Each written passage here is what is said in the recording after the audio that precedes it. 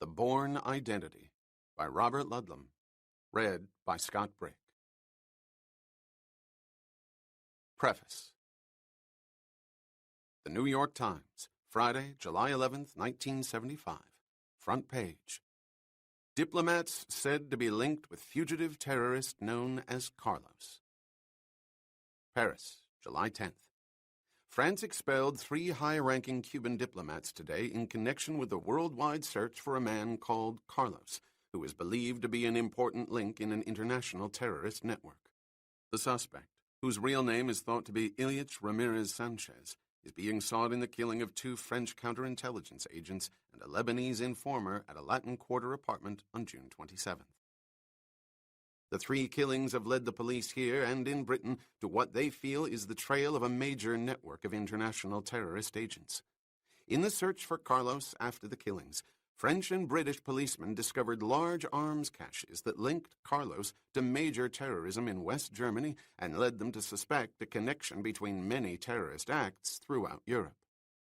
Reported seen in London. Since then, Carlos has been reported seen in London and in Beirut, Lebanon. Associated Press, Monday, July 7th, 1975. Syndicated Dispatch. A dragnet for assassin. London, AP. Guns and girls, grenades and good suits, a fat billfold, airline tickets to romantic places, and nice apartments in a half-dozen world capitals. This is the portrait emerging of a jet-age assassin being sought in an international manhunt. The hunt began when the man answered his doorbell in Paris and shot dead 2 French intelligence agents and a Lebanese informer. It has put 4 women into custody in 2 capitals, accused of offenses in his wake. The assassin himself has vanished, perhaps in Lebanon, the French police believe. In the past few days in London, those acquainted with him have described him to reporters as good-looking, courteous, well-educated, wealthy, and fashionably dressed. But his associates are men and women who have been called the most dangerous in the world. He is said to be linked with the Japanese Red Army, the Organization for the Armed Arab Struggle, the West German Baader-Meinhof Gang, the Quebec Liberation Front, the Turkish Popular Liberation Front, separatists in France and Spain, and the provisional wing of the Irish Republican Army. When the assassin traveled to Paris, to The Hague, to West Berlin, bombs went off, guns cracked, and there were kidnappings. A breakthrough occurred in Paris when a Lebanese terrorist broke under questioning and led 2 intelligence men to the assassin's door in Paris on June 27th. He shot all 3 to death and escaped. Police found his guns and notebooks containing death lists of prominent people. Yesterday, the London Observer said police were hunting for the son of a Venezuelan communist lawyer for questioning in the triple slaying. Scotland Yard said, "We are not denying the report," but added there was no charge against him and he was wanted only for questioning. The Observer identified the hunted man as Ilyich Ramirez Sanchez of Caracas. It said his name was on one of the 4 passports found by French police when they raided the Paris apartment where the slayings took place. The newspaper said Ilyich was named after Vladimir Ilyich Lenin, founder of the Soviet state, and was educated in Moscow and speaks fluent Russian. In Caracas, a spokesman for the Venezuelan Communist Party said Ilyich is the son of a 70-year-old Marxist lawyer living 450 miles west of Caracas, but neither father nor son belonged to our party. He told reporters he did not know where Ilyich was now. Book 1. Chapter 1. The trawler plunged into the angry swells of the dark, furious sea like an awkward animal trying desperately to break out of an impenetrable swamp. The waves rose to Goliathan heights, crashing into the hull with the power of raw tonnage. The white sprays caught in the night sky cascaded downward over the deck under the force of the night wind. Everywhere there were the sounds of inanimate pain, wood straining against wood, ropes twisting, stretched to the breaking point. The animal was dying. 2 abrupt explosions pierced the sounds of the sea and the wind and the vessel's pain. They came from the dimly lit cabin that rose and fell with its host body. A man lunged out of the door, grasping the railing with one hand, holding his stomach with the other. A second man followed, the pursuit cautious, his intent violent. He stood bracing himself in the cabin door. He raised a gun and fired again and again. The man at the railing whipped both his hands up to his head, arching backward under the impact of the fourth bullet. The trawler's bow dipped suddenly into the valley of two giant waves, lifting the wounded man off his feet. He twisted to his left, unable to take his hands away from his head. The boat surged upward, bow and midships more out of the water than in it, sweeping the figure in the doorway back into the cabin. A fifth gunshot fired wildly. The wounded man screamed, his hands now lashing out at anything he could grasp, his eyes blinded by blood and the unceasing spray of the sea. There was nothing he could grab, so he grabbed at nothing. His legs buckled as his body lurched forward.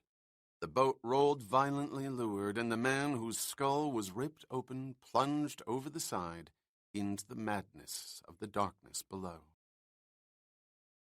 He felt rushing cold water envelop him, swallowing him, sucking him under, and twisting him in circles, then propelling him up to the surface, only to gasp a single breath of air.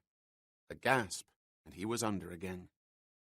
And there was heat, a strange, moist heat at his temple that seared through the freezing water that kept swallowing him, a fire where no fire should burn. There was ice, too, an ice-like throbbing in his stomach and his legs and his chest, oddly warmed by the cold sea around him. He felt these things, acknowledging his own panic as he felt them. He could see his own body turning and twisting, arms and feet working frantically against the pressures of the whirlpool. He could feel, think, see, perceive, panic, and struggle. Yet strangely, there was peace. It was the calm of the observer, the uninvolved observer, separated from the events, knowing of them, but not essentially involved. Then another form of panic spread through him, surging through the heat and the ice and the uninvolved recognition. He could not submit to peace. Not yet. It would happen any second now. He was not sure what it was, but it would happen. He had to be there. He kicked furiously, clawing at the heavy walls of water above, his chest burning. He broke surface, thrashing to stay on top of the black swells. Climb up. Climb up. A monstrous rolling wave accommodated. He was on the crest, surrounded by pockets of foam and darkness. Nothing. Turn! It happened. The explosion was massive. He could hear it through the clashing waters and the wind, the sight and the sound, somehow his doorway to peace. The sky lit up like a fiery diadem, and within that crown of fire, objects of all shapes and sizes were blown through the light into the outer shadows. He had won. Whatever it was, he had won. Suddenly he was plummeting downward again into an abyss again. He could feel the rushing waters crash over his shoulders, cooling the white-hot heat at his temple, warming the ice-cold incisions in his stomach and his legs and his chest. His chest was in agony. He had been struck, the blow crushing, the impact sudden and intolerable. It happened again. Let me alone. Give me peace. And again. And he clawed again and kicked again until he felt it. A thick, oily object that moved only with the movements of the sea. He could not tell what it was, but it was there, and he could feel it. Hold it. Hold it. It will ride you to peace, to the silence of darkness and peace. The rays of the early sun broke through the mists of the eastern sky, lending glitter to the calm waters of the Mediterranean. The skipper of the small fishing boat, his eyes bloodshot, his hands marked with rope burns, sat on the stern gunwale smoking a galwaz, grateful for the sight of the smooth sea. He glanced over at the open wheelhouse. His younger brother was easing the throttle forward to make better time, the single other crewman checking a net several feet away. They were laughing at something, and that was good. There had been nothing to laugh about last night. Where had the storm come from? The weather reports from Marseille had indicated nothing. If they had, he would have stayed in the shelter of the coastline. He wanted to reach the fishing grounds 80 kilometers south of La Seine-sur-Mer by daybreak, but not at the expense of costly repairs. And what repairs were not costly these days? Or at the expense of his life. And there were moments last night when that was a distinct consideration. Tu es fatigué, hein, mon frère? His brother shouted, grinning at him. Va te coucher maintenant. Laissez-moi faire. D'accord, the brother answered, throwing his cigarette over the side and sliding down to the deck on top of a net. A little sleep won't hurt. It was good to have a brother at the wheel. A member of the family should always be the pilot on a family boat. The eyes were sharper. Even a brother who spoke with the smooth tongue of a literate man as opposed to his own coarse words. Crazy. 1 year at the university and his brother wished to start a compagnie. With a single boat that had seen better days many years ago. Crazy. What good did his books do last night, when his compagnie was about to capsize? He closed his eyes, letting his hands soak in the rolling water on the deck. The salt of the sea would be good for the rope burns. Burns received while lashing equipment that did not care to stay put in the storm. Look! Over there! It was his brother. Apparently sleep was to be denied by sharp family eyes. What is it? He yelled. Port bow. There's a man in the water. He's holding on to something. A piece of debris. A plank of some sort. The skipper took the wheel, angling the boat to the right of the figure in the water, cutting the engines to reduce the wake. The man looked as though the slightest motion would send him sliding off the fragment of wood he clung to. His hands were white, gripped around the edge like claws, but the rest of his body was limp as a man fully drowned, passed from this world. Loop the ropes, yelled the skipper to his brother and the crewman. Submerge them around his legs. Easy now. Move them up to his waist. Pull gently. His hands won't let go of the plank. Reach down. Pry them up. It may be the death lock. No, he's alive. But barely, I think. His lips move, but there's no sound. His eyes also, so I doubt he sees us. The hands are free. Lift him up. Grab his shoulders and pull him over. Easy now. Mother of God, look at his head, yelled the crewman. He'd split open. He must have crashed it against the plank in the storm, said the brother. No, disagreed the skipper, staring at the wound. It's a clean slice, razor-like, caused by a bullet. He was shot. You can't be sure of that. In more than one place, added the skipper, his eyes roving over the body. We'll head for Ile de Port-Noir. It's the nearest island. There's a doctor on the waterfront. The Englishman? He practices. When he can, said the skipper's brother. When the wine lets him. He has more success with his patient's animals than with his patients. It won't matter. This will be a corpse by the time we get there.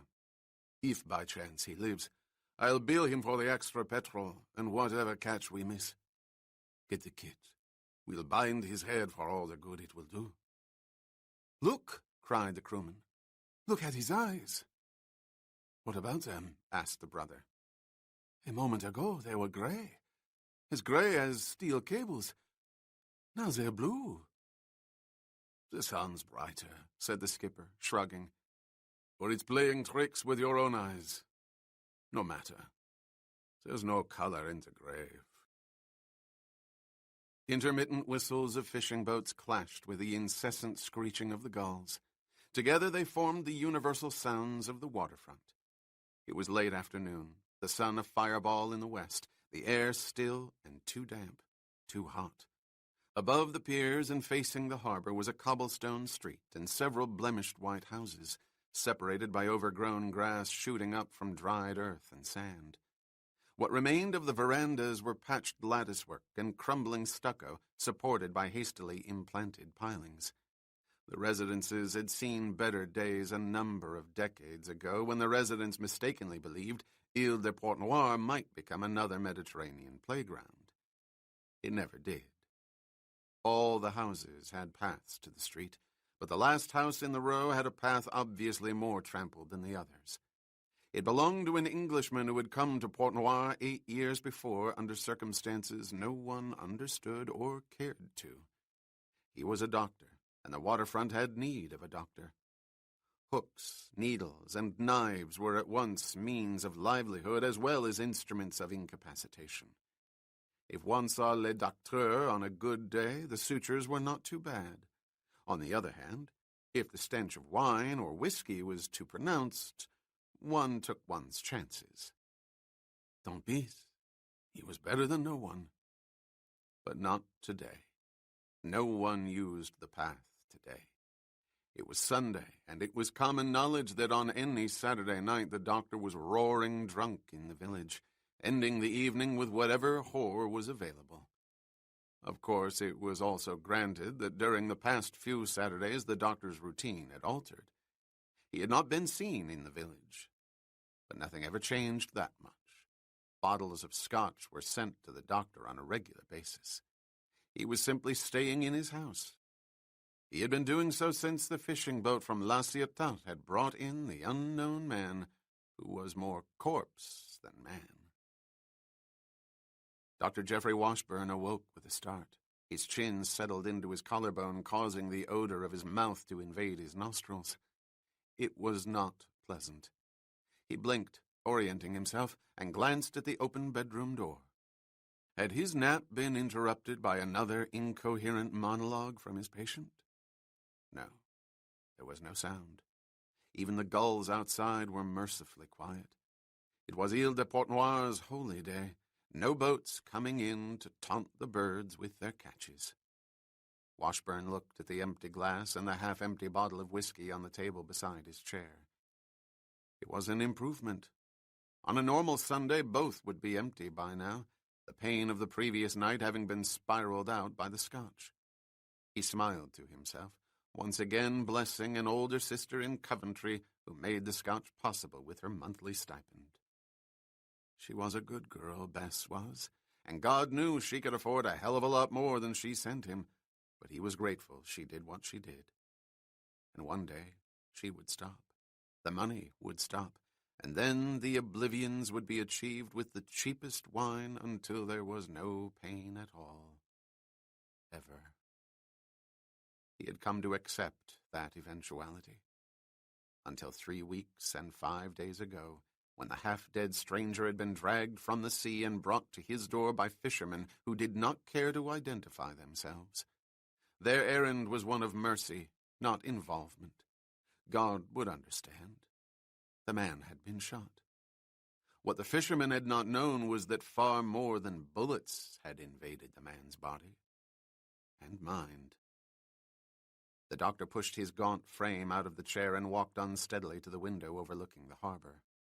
He lowered the blind, closing his eyes to block out the sun, then squinted between the slats to observe the activity in the street below, specifically the reason for the clatter. It was a horse-drawn cart, a fisherman's family out for a Sunday drive. Where the hell else could one see such a sight? And then he remembered the carriages and the finely groomed geldings that threaded through London's Regent Park with tourists during the summer months. He laughed out loud at the comparison, but his laughter was short-lived, replaced by something unthinkable 3 weeks ago. He had given up all hope of seeing England again. It was possible that might be changed now. The stranger could change it. Unless his prognosis was wrong, it would happen any day, any hour or minute. The wounds to the legs, stomach, and chest were deep and severe, quite possibly fatal were it not for the fact the bullets had remained where they had lodged, self-cauterized and continuously cleansed by the sea. Extracting them was nowhere near as dangerous as it might have been. The tissue primed, softened, sterilized, ready for an immediate knife. The cranial wound was the real problem. Not only was the penetration subcutaneous, but it appeared to have bruised the thalamus and hippocampus fibrous regions. Had the bullet entered millimeters away on either side, the vital functions would have ceased. They had not been impeded, and Washburn had made a decision. He went dry for 36 hours, eating as much starch and drinking as much water as was humanly possible. Then he performed the most delicate piece of work he had attempted since his dismissal from Maclean's Hospital in London. Millimeter by agonizing millimeter, he had brush-washed the fibrous areas, then stretched and sutured the skin over the cranial wound, knowing that the slightest error with brush, needle, or clamp would cause the patient's death. He had not wanted this unknown patient to die for any number of reasons, but especially one. When it was over and the vital signs had remained constant, Dr. Geoffrey Washburn went back to his chemical and psychological appendage. His bottle. He had gotten drunk, and he had remained drunk, but he had not gone over the edge. He knew exactly where he was and what he was doing at all times. Definitely an improvement. Any day now, any hour perhaps, the stranger would focus his eyes and intelligible words would emerge from his lips. Even any moment. The words came first. They floated in the air as the early morning breeze off the sea cooled the room. "Who's there? Who's in this room?" Washburn sat up in the cot, moved his legs quietly over the side, and rose slowly to his feet. It was important to make no jarring note, no sudden noise or physical movement that might frighten the patient into a psychological regression. The next few minutes would be as delicate as the surgical procedures he had performed. The doctor in him was prepared for the moment. "A friend," he said softly. "Friend? You speak English. I thought you would. American or Canadian is what I suspected. Your dental work didn't come from the UK or Paris. How do you feel?" "I'm not sure. It will take a while. Do you need to relieve your bowels?" "What?" "Take a crapper, old man. That's what the pan's for beside you. The white one on your left. When we make it in time, of course." "I'm sorry." "Don't be. Perfectly normal function. I'm a doctor. Your doctor. My name is Geoffrey Washburn. What's yours?" "What?" "I asked you what your name was." The stranger moved his head and stared at the white walls streaked with shafts of morning light. Then he turned back, his blue eyes leveled at the doctor. "I don't know." "Oh, my God. I've told you over and over again, it will take time. The more you fight it, the more you crucify yourself, the worse it will be. You're drunk." "Generally. It's not pertinent. But I can give you clues if you'll listen." "I've listened." "No, you don't. You turn away. You lie in your cocoon and pull the cover over your mind. Hear me again." "I'm listening." In your coma, your prolonged coma, you spoke in 3 different languages. English, French, and some goddamn twangy thing I presume was Oriental. That means you're multilingual. You're at home in various parts of the world. Think geographically. What's most comfortable for you?" "Obviously English." "We've agreed to that. So what's most uncomfortable?" "I don't know." "Your eyes are round, not sloped. I'd say, obviously, the Oriental." "Obviously." "Then why do you speak it?" "Now, think in terms of association. I've written down words. Listen to them. I'll say them phonetically. Ma qua, tam quan, qui sa. Say the first thing that comes to mind. Nothing. Good show. What the hell do you want? Something. Anything. You're drunk. We've agreed to that. Consistently. I also saved your bloody life. Drunk or not, I am a doctor. I was once a very good one. What happened? The patient questions the doctor? Why not? Washburn paused, looking out the window at the waterfront. I was drunk, he said. They said I killed 2 patients on the operating table because I was drunk. I could have gotten away with 1. Not 2. They see a pattern very quickly, God bless them.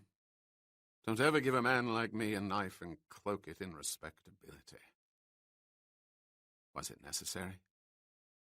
Was what necessary? The bottle. Yes, damn you, said Washburn softly, turning from the window. It was, and it is. And the patient is not permitted to make judgments where the physician is concerned. Sorry. You also have an annoying habit of apologizing. It's an overworked protestation and not at all natural. I don't for a minute believe you're an apologetic person. Then you know something I don't know. About you, yes, a great deal. And very little of it makes sense. The man sat forward in the chair. His open shirt fell away from his taut frame, exposing the bandages on his chest and stomach. He folded his hands in front of him, the veins in his slender, muscular arms pronounced. Other than the things we've talked about? Yes. Things I said while in coma? No, not really. We've discussed most of that gibberish. The languages, your knowledge of geography, cities I've never or barely heard of, your obsession for avoiding the use of names you want to say but won't, your propensity for confrontation, attack, recoil, hide, run, all rather violent, I might add. I frequently strapped your arms down to protect the wounds. But we've covered all that. There are other things. What do you mean? What are they? Why haven't you told me? Because they're physical. The outer shell, as it were. I wasn't sure you were ready to hear. I'm not sure now. The man leaned back in the chair, dark eyebrows below the dark brown hair joined in irritation. Now, it's the physician's judgment that isn't called for. I'm ready. What are you talking about? Shall we begin with that rather acceptable-looking head of yours? The face in particular. What about it? It's not the one you were born with. What do you mean? Under a thick glass, surgery always leaves its mark. You've been altered, old man. Altered? You have a pronounced chin. I dare say there was a cleft in it. It's been removed. Your upper left cheekbone, your cheekbones are also pronounced, conceivably Slavic generations ago, has minute traces of a surgical scar. I would venture to say a mole was eliminated. Your nose is an English nose, at one time slightly more prominent than it is now. It was thinned ever so subtly.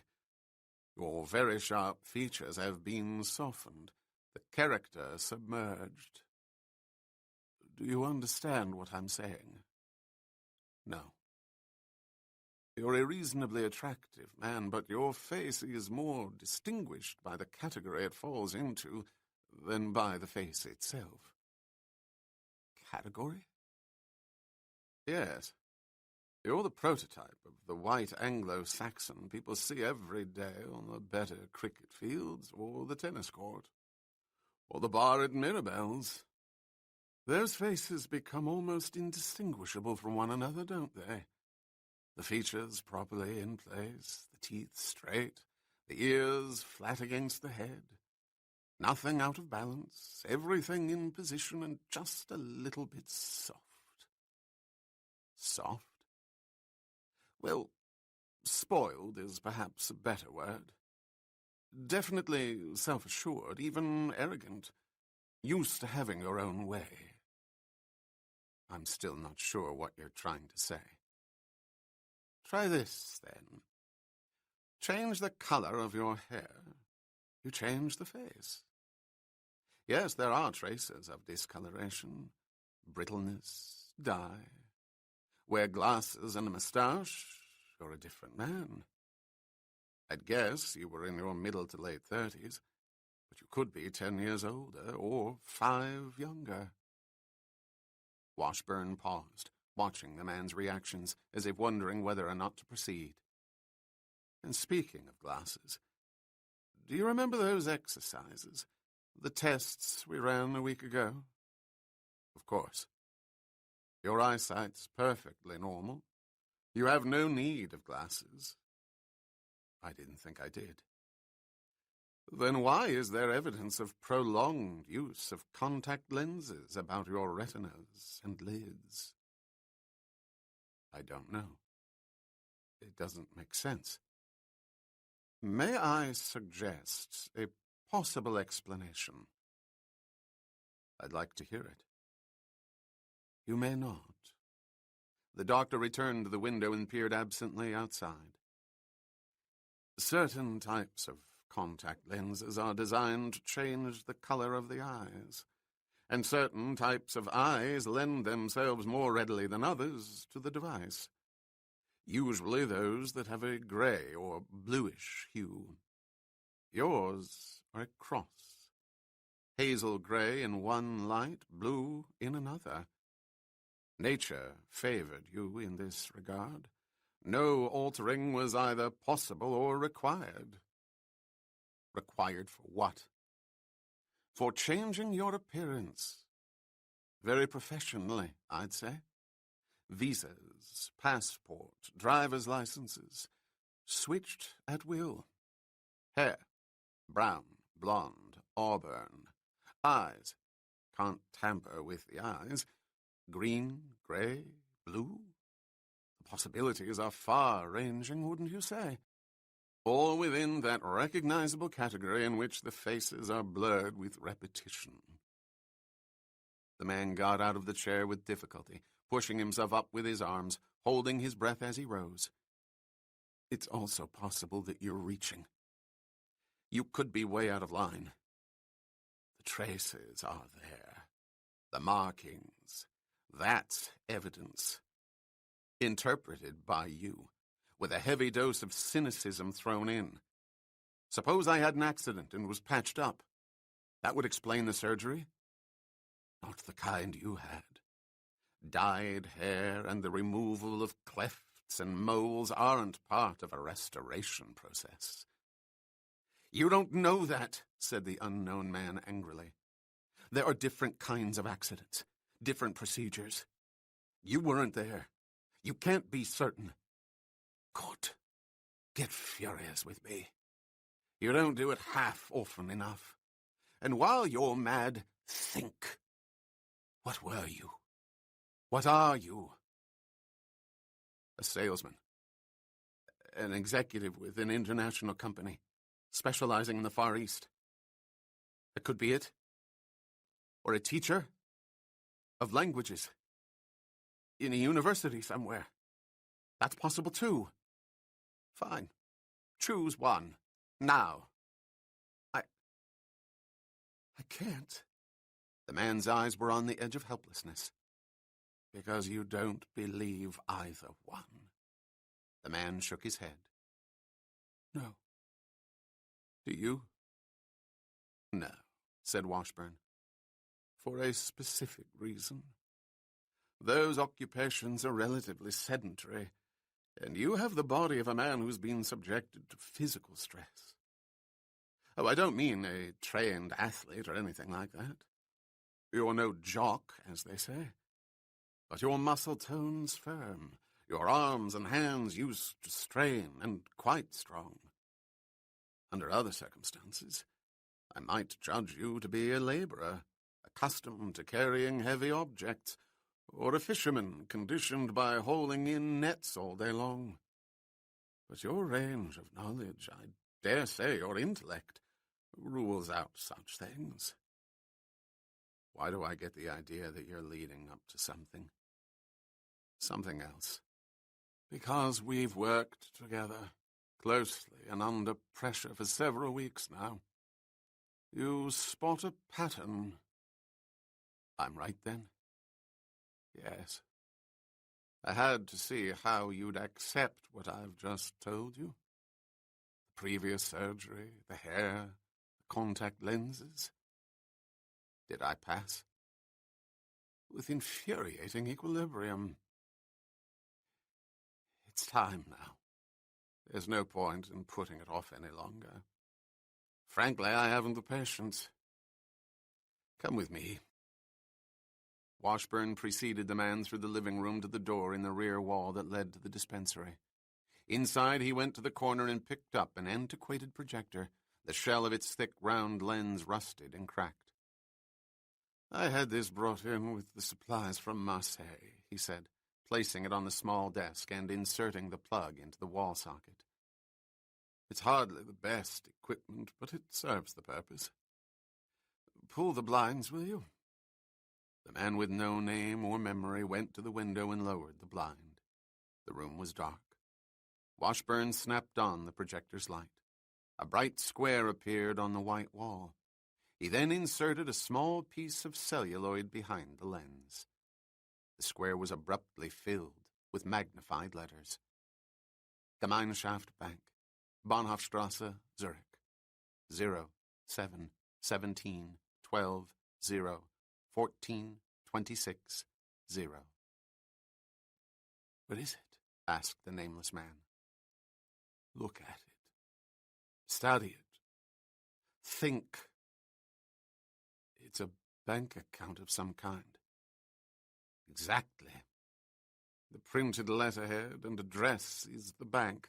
The handwritten numbers take the place of a name, but insofar as they are written out, they constitute the signature of the account holder.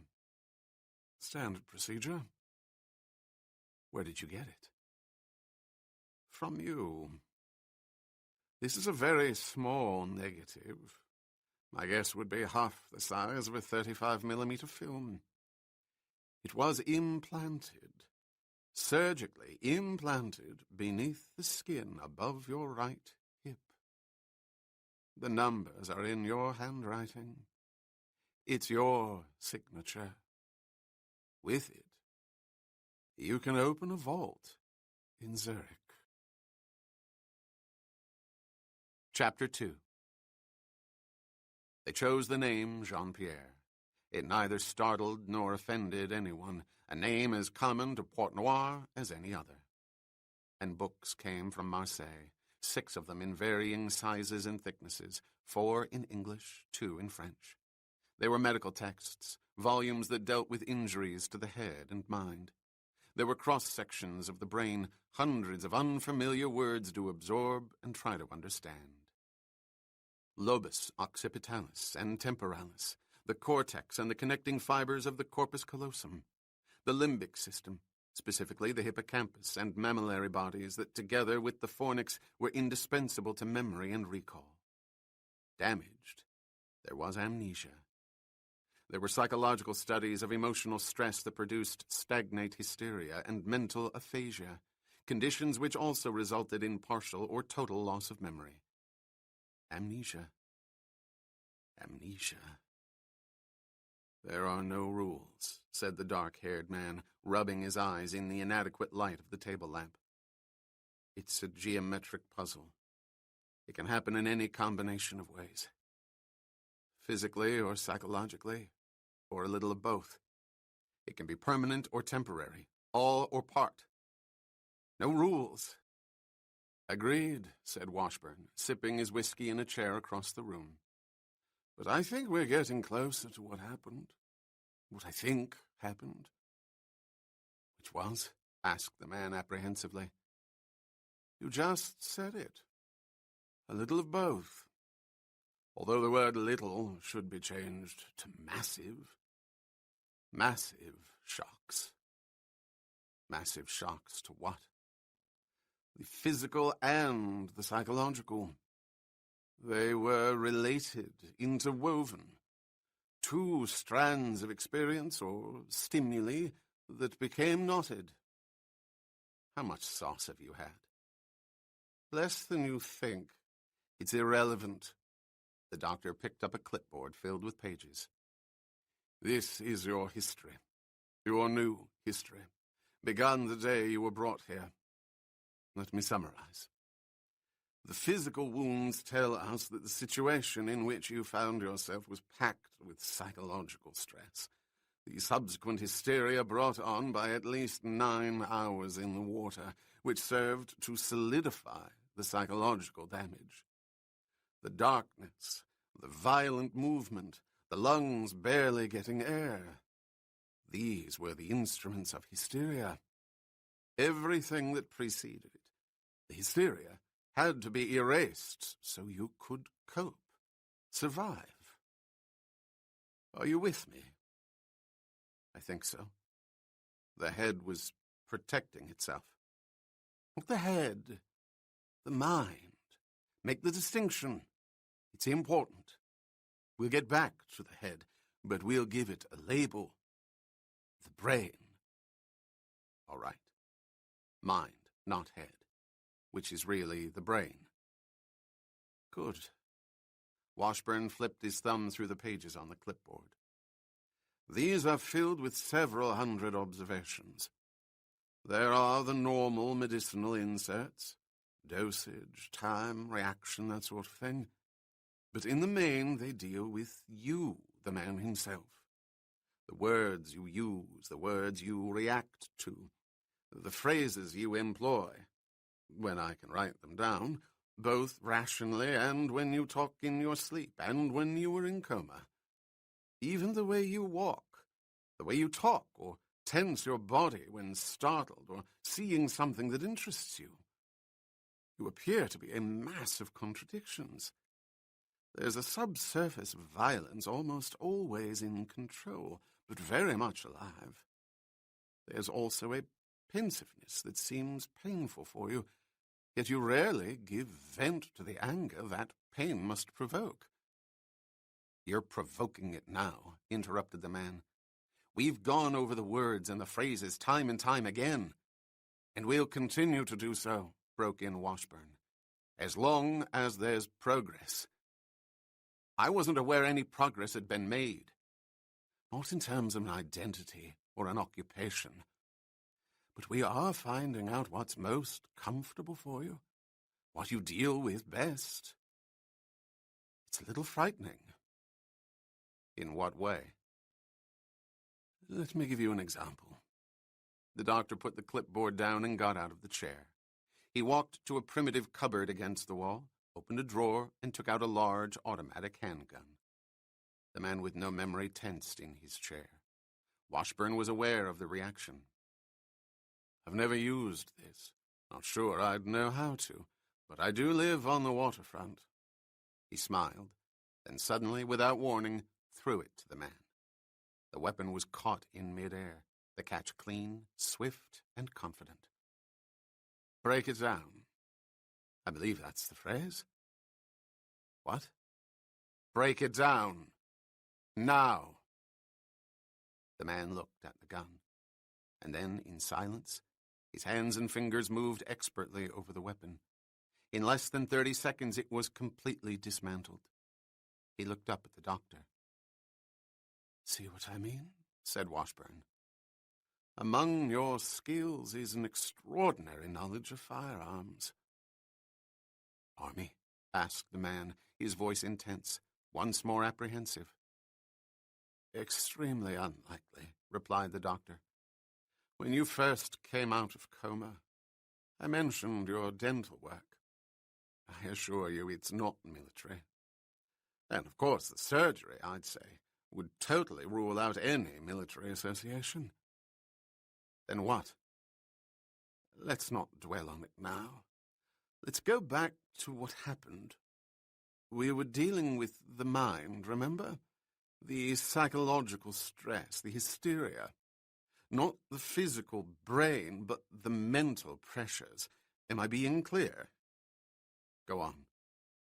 "As the shock recedes, so do the pressures, until there's no fundamental need to protect the psyche.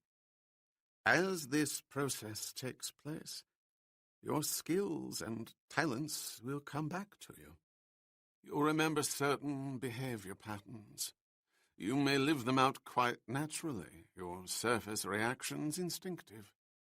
But there's a gap, and everything in those pages tell me it's irreversible." Washburn stopped and went back to his chair and his glass. He sat down and drank, closing his eyes in weariness. "Go on," whispered the man.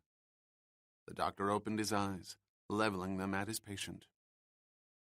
"We return to the head, which we've labeled the brain. The physical brain, with its millions upon millions of cells and interacting components. You've read the books. The fornix and the limbic system, the hippocampus fibers and the thalamus, the callosum, and especially the lobotomic surgical techniques. The slightest alteration can cause dramatic changes. That's what happened to you. The damage was physical. It's as though blocks were rearranged, the physical structure no longer what it was." Again, Washburn stopped. "And," pressed the man, "the recessed psychological pressures will are allowing your skills and talents to come back to you. But I don't think you'll ever be able to relate them to anything in your past." "Why? Why not?" "Because the physical conduits that permit and transmit those memories have been altered, physically rearranged to the point where they no longer function as they once did. For all intents and purposes, they've been destroyed." The man sat motionless. "The answer's in Zurich," he said. "Not yet. You're not ready. You're not strong enough." "I will be." "Yes, you will." The weeks passed. The verbal exercises continued as the pages grew and the man's strength returned. It was mid-morning of the 19th week, the day bright, the Mediterranean calm and glistening. As was the man's habit, he had run for the past hour along the waterfront and up into the hills. He had stretched the distance to something over 12 miles daily, the pace increasing daily, the rests less frequent. He sat in the chair by the bedroom window, breathing heavily, sweat drenching his undershirt. He had come in through the back door, entering the bedroom from the dark hallway that passed the living room. It was simply easier. The living room served as Washburn's waiting area, and there were still a few patients with cuts and gashes to be repaired. They were sitting in chairs looking frightened, wondering what Le Docteur's condition would be that morning. Actually, it wasn't bad. Geoffrey Washburn still drank like a mad Cossack, but these days he stayed on his horse. It was as if a reserve of hope had been found in the recesses of his own destructive fatalism, and the man with no memory understood. That hope was tied to a bank in Zurich's Bahnhofstrasse. Why did the street come so easily to mind?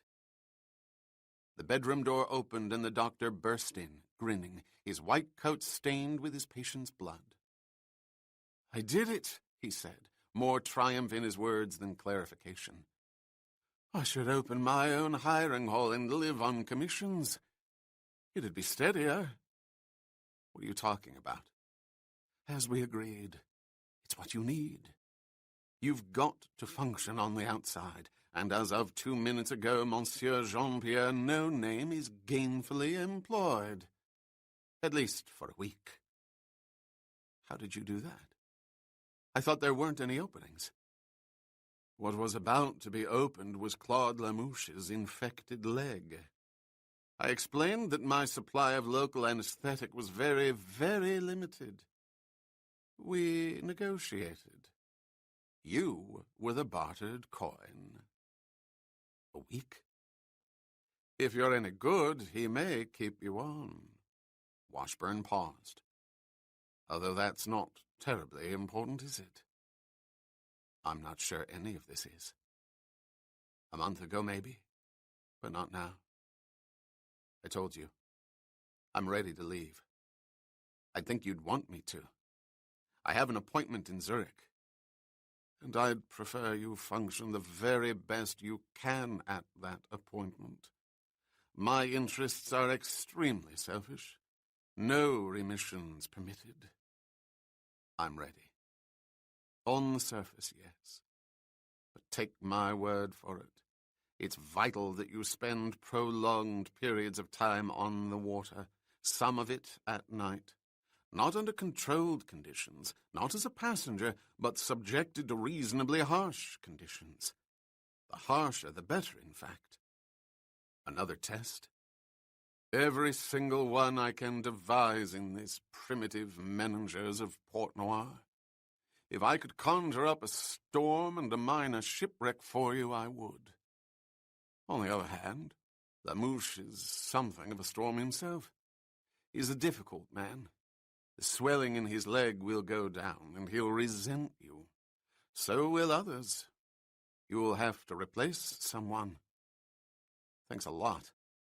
Don't mention it. We're combining two stresses. At least 1 or 2 nights on the water, if Lamouche keeps to schedule. That's the hostile environment which contributed to your hysteria, and exposure to resentment and suspicion from men around you, symbolic of the initial stress situation. Thanks again. Suppose they decide to throw me overboard. That'd be your ultimate test, I suppose. But I don't know how much good it would do if I drowned. Oh, there'll be nothing like that, said Washburn, scoffing. I'm glad you're so confident. I wish I were. You can be. You have the protection of my presence. I may not be Christian Barnard or Michael DeBakey, but I'm all these people have. They need me. They won't risk losing me. But you want to leave. I'm your passport out. In ways unfathomable, my dear patient. Come on now. Lamouche wants you down at the dock so you can familiarize yourself with his equipment. You'll be starting out at 4 o'clock tomorrow morning. Consider how beneficial a week at sea will be. Think of it as a cruise. There had never been a cruise like it. The skipper of the filthy, oil-soaked fishing boat was a foul-mouthed rendering of an insignificant Captain Bligh.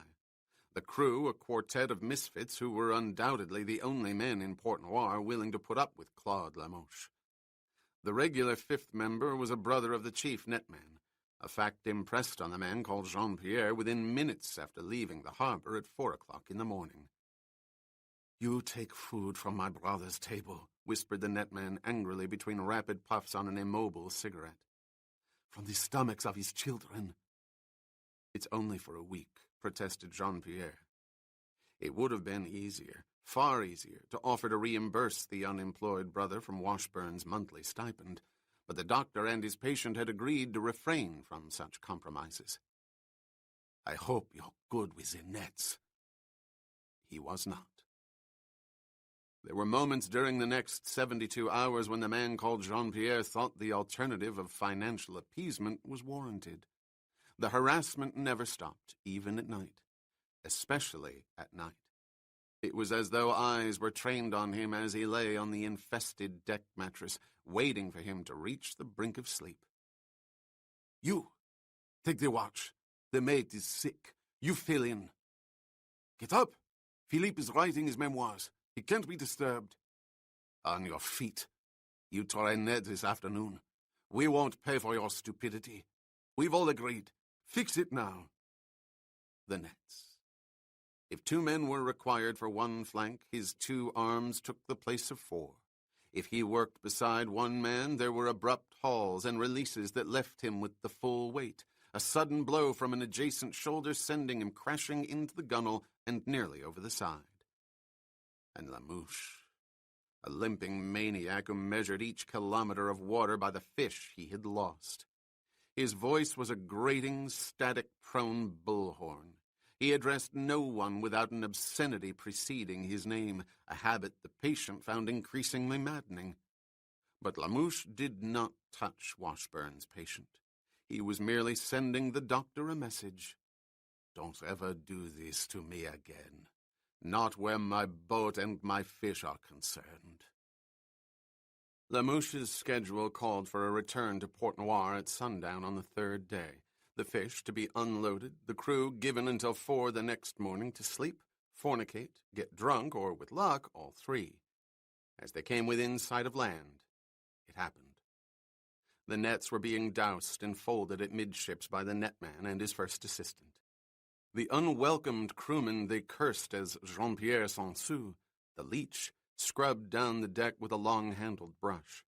The 2 remaining crew heaved buckets of seawater in front of the brush, more often than not drenching the leech with truer aim than the deck.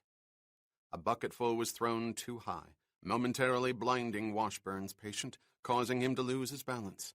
The heavy brush with its metal-like bristles flew out of his hands, its head upended, the sharp bristles making contact with the kneeling netman's thigh. "Merde alors!" "Désolé," said the offender casually, shaking the water from his eyes. "The hell you say?" shouted the netman. "I said I was sorry," replied the man called Jean-Pierre. "Tell your friends to wet the deck, not me. My friends don't make me the object of their stupidity. They were the cause of mine just now." The netman grabbed the handle of the brush, got to his feet, and held it out like a bayonet. "You want to play, Leech?" "Come on, give it to me." "With pleasure, Leech. Here!" The netman shoved the brush forward, downward, the bristles scraping the patient's chest and stomach, penetrating the cloth of his shirt. Whether it was the contact with the scars that covered his previous wounds, or the frustration and anger resulting from 3 days of harassment, the man would never know. He only knew he had to respond, and his response was as alarming to him as anything he could imagine. He gripped the handle with his right hand, jamming it back into the netman's stomach, pulling it forward at the instant of impact. Simultaneously, he shot his left foot high off the deck, ramming it into the man's throat. "Down!" The guttural whisper came from his lips involuntarily. He did not know what it meant. Before he could understand, he had pivoted, his right foot now surging forward like a battering ram, crashing into the netman's left kidney. "Chisa!" he whispered. The netman recoiled, then lunged toward him in pain and fury, his hands outstretched like claws. "Pig!" The patient crouched, shooting his right hand up to grip the netman's left forearm, yanking it downward, then rising, pushing his victim's arm up, twisting it at its highest arc clockwise, yanking again, finally releasing it while jamming his heel into the small of the netman's back. The Frenchman sprawled forward over the nets, his head smashing into the wall of the gunwale. "Misa!" Again, he did not know the meaning of his silent cry. A crewman grabbed his neck from the rear. The patient crashed his left fist into the pelvic area behind him, then bent forward, gripping the elbow to the right of his throat. He lurched to his left. His assailant was lifted off the ground, his legs spiraling in the air as he was thrown across the deck, his face and neck impaled between the wheels of a winch.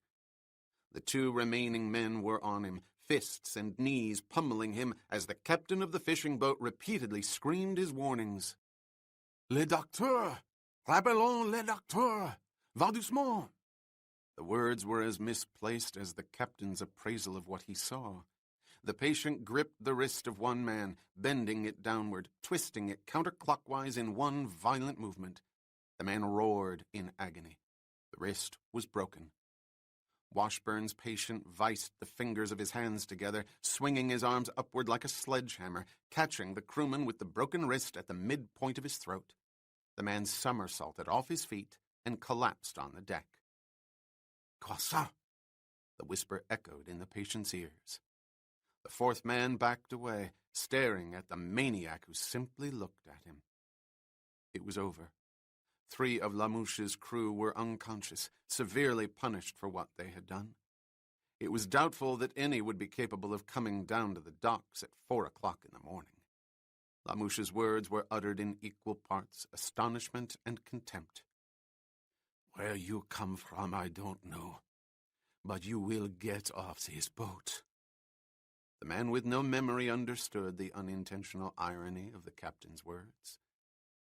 "I don't know where I came from either." "You can't stay here now," said Geoffrey Washburn, coming into the darkened bedroom. "I honestly believed I could prevent any serious assault on you, but I can't protect you when you've done the damage." It was provoked. To the extent it was inflicted. A broken wrist and lacerations requiring sutures on a man's throat and face and another's skull. A severe concussion and an undetermined injury to a kidney. To say nothing of a blow to the groin that's caused a swelling of the testicles. I believe the word is overkill. It would have been just plain kill, and I would have been the dead man if it had happened any other way. The patient paused, but spoke again before the doctor could interrupt. "I think we should talk. Several things happened. Other words came to me. We should talk. We should, but we can't. There isn't time. You've got to leave now. I've made arrangements." "Now?" "Yes. I told them you went into the village, probably to get drunk.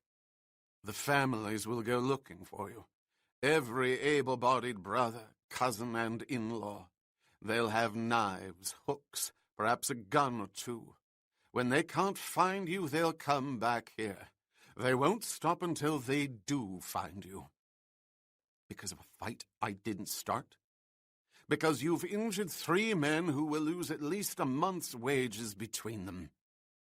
And something else that's infinitely more important." "What's that?" "The insult.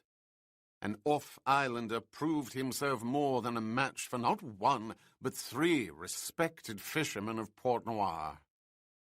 "Respected?" "In the physical sense. Lamouche's crew is considered the roughest on the waterfront." "That's ridiculous." "Not to them. It's their honor. Now hurry. Get your things together. There's a boat in from Marseille. The captain's agreed to stow you and drop you a half-mile offshore north of La Ciotat." The man with no memory held his breath. "Then it's time," he said quietly. "It's time," replied Washburn. "I think I know what's going through your mind. A sense of helplessness, of drifting without a rudder to put you on a course. I've been your rudder, and I won't be with you. There's nothing I can do about that. But believe me when I tell you, you are not helpless. You will find your way." "To Zurich," added the patient. "To Zurich," agreed the doctor. "Here, I've wrapped some things together for you in this oilcloth. Strap it around your waist." "What is it?" "All the money I have. Some 2,000 francs. It's not much, but it will help you get started. And my passport, for whatever good it will do. We're about the same age, and it's 8 years old. People change. Don't let anyone study it. It's merely an official paper." "What will you do?" "I won't ever need it if I don't hear from you." "You're a decent man." "I think you are too, as I've known you. But then I didn't know you before, so I can't vouch for that man. wish I could. There's no way I can. The man leaned against the railing, watching the light of Ile de Port-Noir recede in the distance.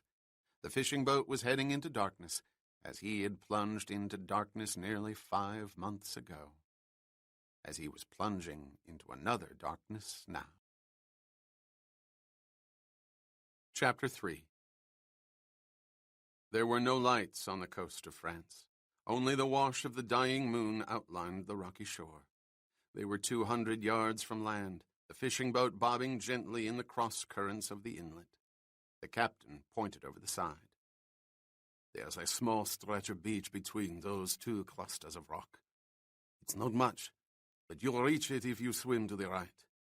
We can drift in another 30, 40 feet, no more than that. Only a minute or 2. You're doing more than I expected. I thank you for that. No need to. I pay my debts. And I'm one? Very much so. The doctor in Port-Noir sewed up 3 of my crew after that madness 5 months ago. You weren't the only one brought in, you know. The storm? You know me? You were chalk white on the table. But I don't know you, and I don't want to know you. I had no money then, no catch. The doctor said I could pay when my circumstances were better. You're my payment. I need papers, said the man, sensing a source of help. I need a passport altered. Why speak to me? Asked the captain. I said I would put a package over the side north of La Ciotat. That's all I said.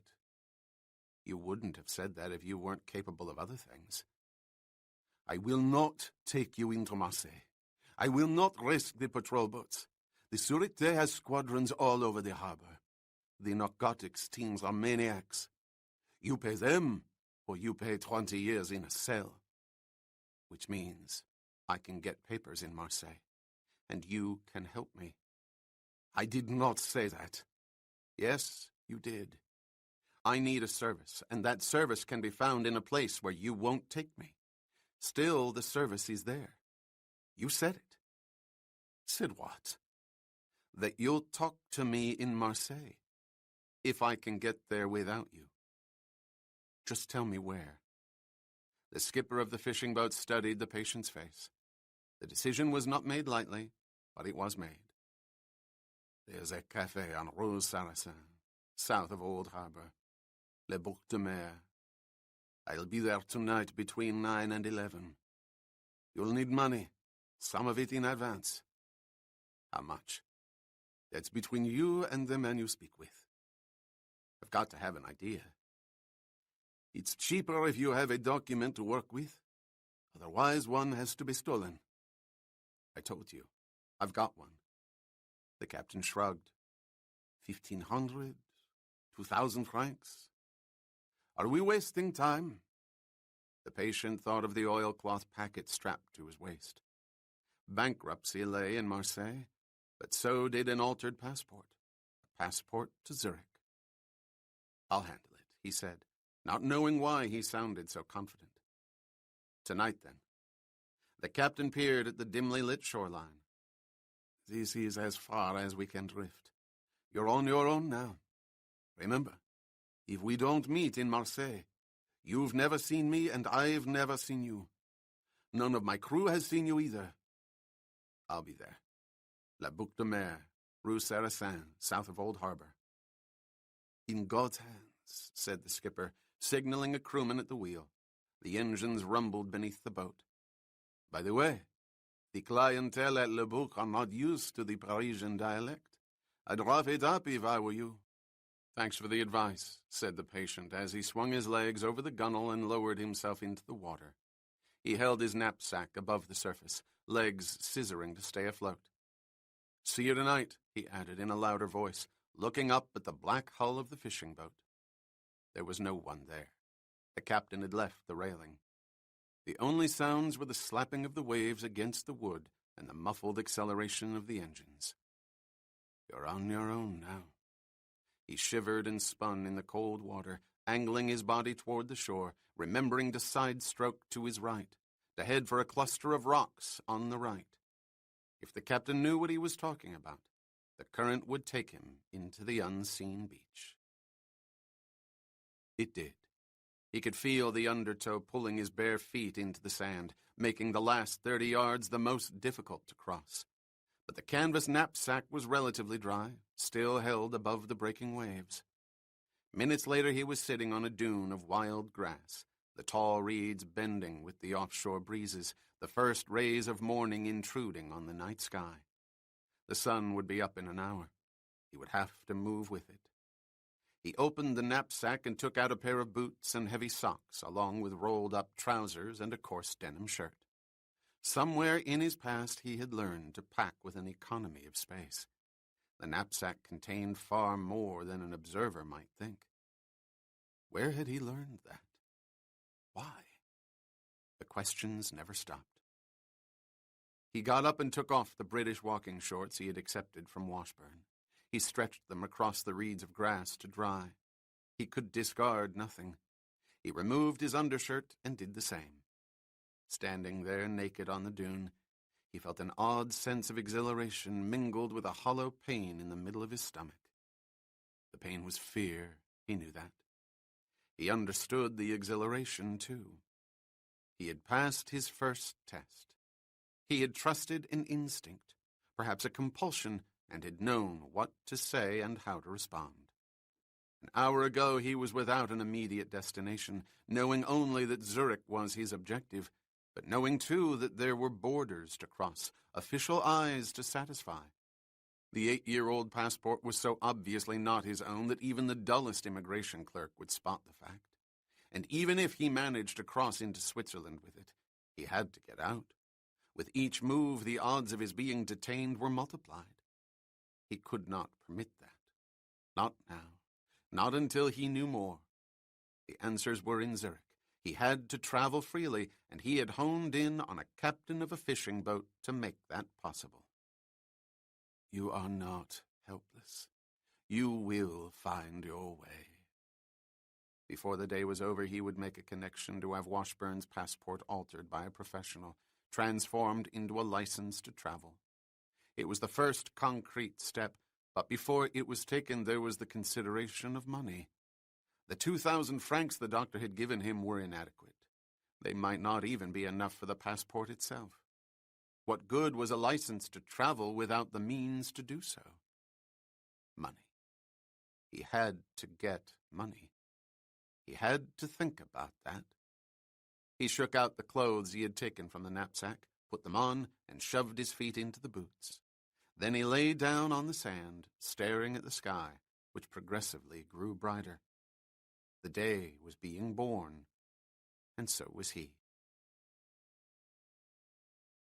He walked the narrow stone streets of La Ciotat, going into the shops as much to converse with the clerks as anything else. It was an odd sensation to be part of the human traffic, not an unknown derelict dragged from the sea. He remembered the captain's advice and gutturalized his French, allowing him to be accepted as an unremarkable stranger passing through town. Money. There was a section of La Ciotat that apparently catered to a wealthy clientele.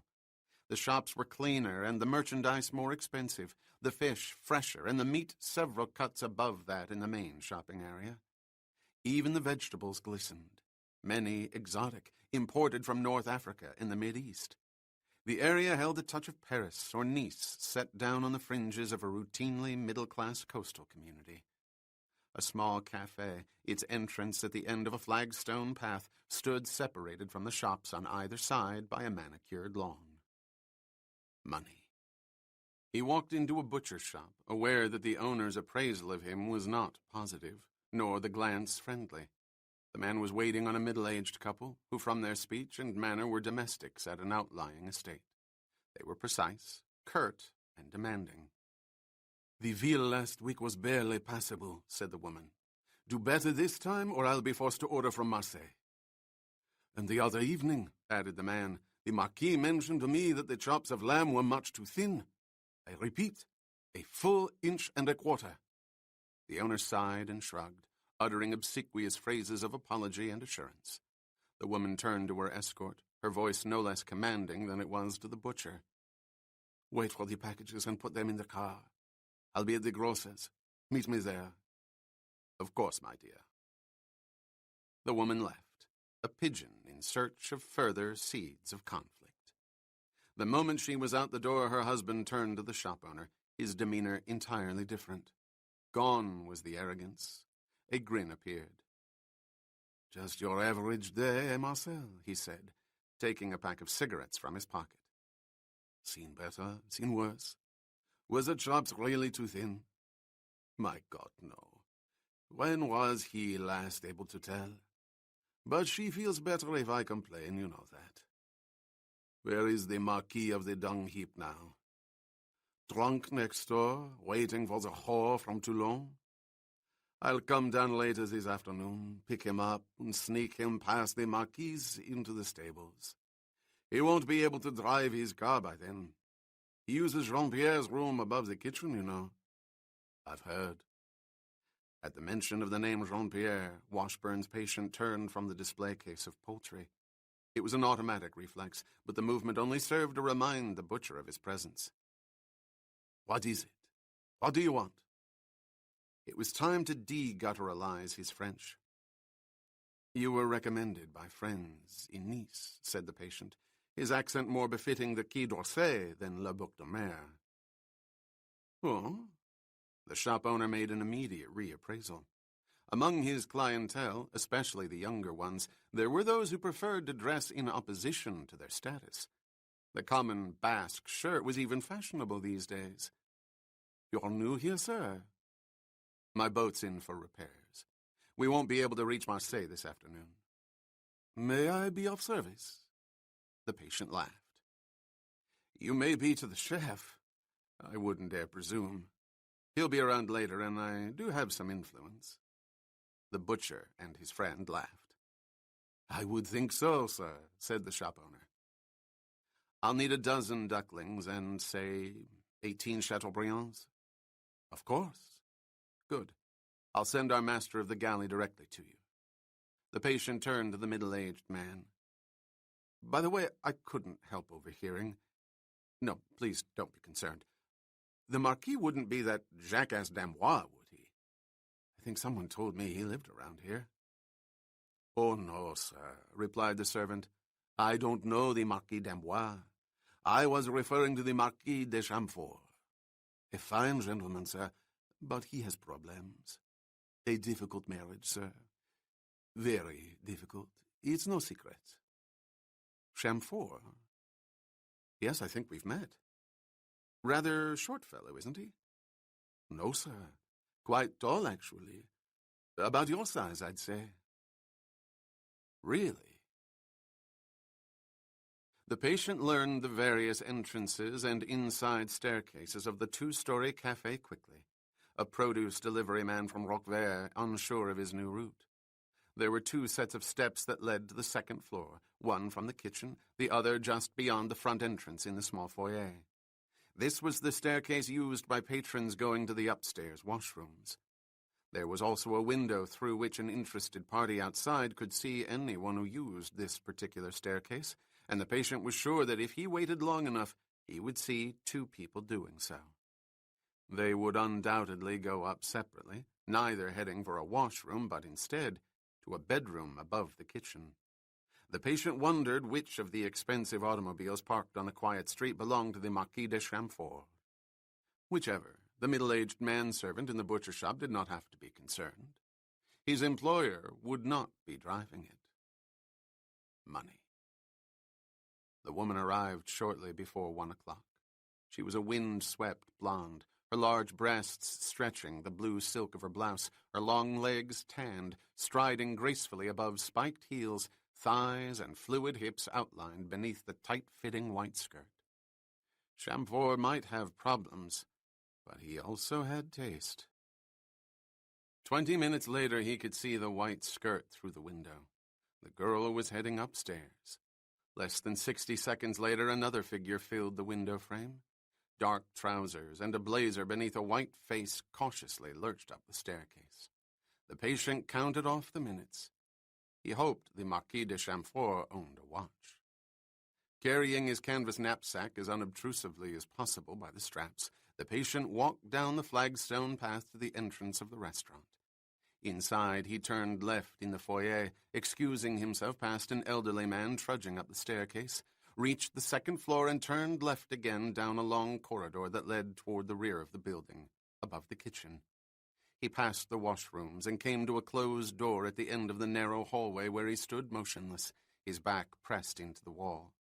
He turned his head and waited for the elderly man to reach the washroom door and push it open while unzipping his trousers.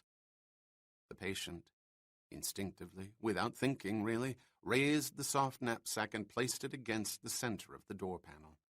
He held it securely in place with his outstretched arms, stepped back, and in one swift movement crashed his left shoulder into the canvas, dropping his right hand as the door sprang open, gripping the edge before the door could smash into a wall.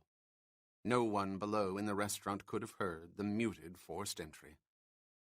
"Nom de Dieu!" she shrieked. "Qui est-ce?" "Silence!" The Marquis de Chamfort spun off the naked body of the blonde woman, sprawling over the edge of the bed onto the floor. He was a sight from a comic opera, still wearing his starched shirt, the tie knotted in place, and on his feet black silk knee-length socks. But that was all he wore. The woman grabbed the covers, doing her best to lessen the indelicacy of the moment. The patient issued his commands swiftly. "Don't raise your voices. No one will be hurt if you do exactly as I say." "My wife hired you," cried Chamfort, his words slurred, his eyes barely in focus. "I'll pay you more." "That's a beginning," answered Dr. Washburn's patient.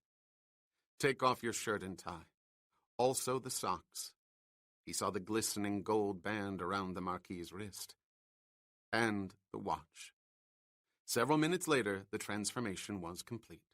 The Marquis's clothes were not a perfect fit, but no one could deny the quality of the cloth or the original tailoring. Too, the watch was a Girard Perregaux, and Chamfort's billfold contained over 13,000 francs. The car keys were also impressive. They were set in monogrammed heads of sterling silver. "For the love of God, give me your clothes," said the Marquis, the implausibility of his predicament penetrating the haze of alcohol. "I'm sorry, but I can't do that," replied the intruder, gathering up both his own clothes and those of the blonde woman. "You can't take mine," she yelled. "I told you to keep your voice down." All right, she continued, "but you can't." "Yes, I can." The patient looked around the room. There was a telephone on a desk by a window. He crossed to it and yanked the cord out of the socket. "Now, no one will disturb you," he added, picking up the knapsack. "You won't go free, you know," snapped Chamfort. "You won't get away with this. The police will find you." "The police?" asked the intruder. "Do you really think you should call the police? A formal report will have to be made, the circumstances described. I'm not so sure that's such a good idea. I think you'd be better off waiting for that fellow to pick you up later this afternoon. I heard him say he was going to get you past the Marquise into the stables. All things considered, I honestly believe that's what you should do. I'm sure you can come up with a better story than what really happened here. I won't contradict you." The unknown thief left the room, closing the damaged door behind him. "You are not helpless. You will find your way." So far he had, and it was a little frightening. What had Washburn said? That his skills and talents would come back? But I don't think you'll ever be able to relate them to anything in your past. The past. What kind of past was it that produced the skills he had displayed during the past 24 hours? Where had he learned to maim and cripple with lunging feet and fingers entwined into hammers? How did he know precisely where to deliver the blows? Who had taught him to play upon the criminal mind, provoking and evoking a reluctant commitment? How did he zero in so quickly on mere implications, convinced beyond doubt that his instincts were right? Where had he learned to discern instant extortion in a casual conversation overheard in a butcher shop? More to the point, perhaps, was the simple decision to carry out the crime. My God, how could he? The more you fight it, the more you crucify yourself, the worse it will be. He concentrated on the road and on the mahogany dashboard of the Marquis de Chamford's Jaguar. The array of instruments was not familiar. His past did not include extensive experience with such cars. He supposed that told him something. In less than an hour he crossed a bridge over a wide canal and knew he had reached Marseille. Small square houses of stone, angling like blocks up from the water. Narrow streets and walls everywhere, the outskirts of the old harbor. He knew it all, and yet he did not know it. High in the distance, silhouetted on one of the surrounding hills, were the outlines of a cathedral, a statue of the Virgin seen clearly atop its steeple. Notre-Dame de la Garde. The name came to him. He had seen it before, and yet he had not seen it. Oh, Christ, stop it. Within minutes he was in the pulsing center of the city, driving along the crowded Canebière, with its proliferation of expensive shops, the rays of the afternoon sun bouncing off expanses of tinted glass on either side, and on either side enormous sidewalk cafes. He turned left toward the harbor, passing warehouses and small factories and fenced-off lots that contained automobiles prepared for transport north to the showrooms of Saint-Étienne, Lyon, and Paris, and to points south across the Mediterranean. Instinct. Follow instinct. For nothing could be disregarded. Every resource had an immediate use. There was value in a rock if it could be thrown, or a vehicle if someone wanted it. He chose a lot where the cars were both new and used, but all expensive. He parked at the curb and got out. Beyond the fence was a small cavern of a garage, mechanics in overalls laconically wandering about carrying tools. He walked casually around inside until he spotted a man in a thin pinstriped suit whom instinct told him to approach. It took less than 10 minutes. Explanations kept to a minimum, a Jaguar's disappearance to North Africa guaranteed with the filing of engine numbers. The silver monogrammed keys were exchanged for 6,000 francs, roughly 1/5 the value of Chamford's automobile. Then Dr. Washburn's patient found a taxi and asked to be taken to a pawnbroker, but not an establishment that asked too many questions. The message was clear. This was Marseille. And a half hour later the gold Girard Perregaux was no longer on his wrist, having been replaced by a Seiko chronograph and 800 francs. Everything had a value in relationship to its practicality. The chronograph was shockproof. The next stop was a medium-sized department store in the southeast section of La Canebière. Clothes were chosen off the racks and shelves, paid for and worn out of the fitting rooms, an ill-fitting dark blazer and trousers left behind. From a display on the floor, he selected a soft leather suitcase, additional garments placed inside with the knapsack. The patient glanced at his new watch. It was nearly 5 o'clock. Time to find a comfortable hotel. He had not really slept for several days. He needed to rest before his appointment in the Rue Sarrazin at a café called Le Bouc de Mer, where arrangements could be made for a more important appointment in Zurich. He lay back on the bed and stared at the ceiling, the wash of the street lamps below causing irregular patterns of light to dance across the smooth white surface. Night had come rapidly to Marseille, and with its arrival a certain sense of freedom came to the patient. It was as if the darkness were a gigantic blanket, blocking out the harsh glare of daylight that revealed too much too quickly. He was learning something else about himself.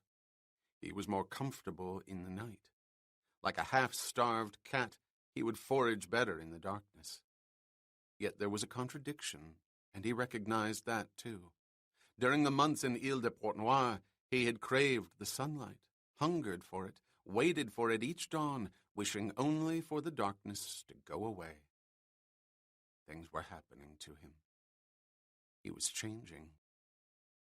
Things had happened. events that gave a certain lie to the concept of foraging more successfully at night.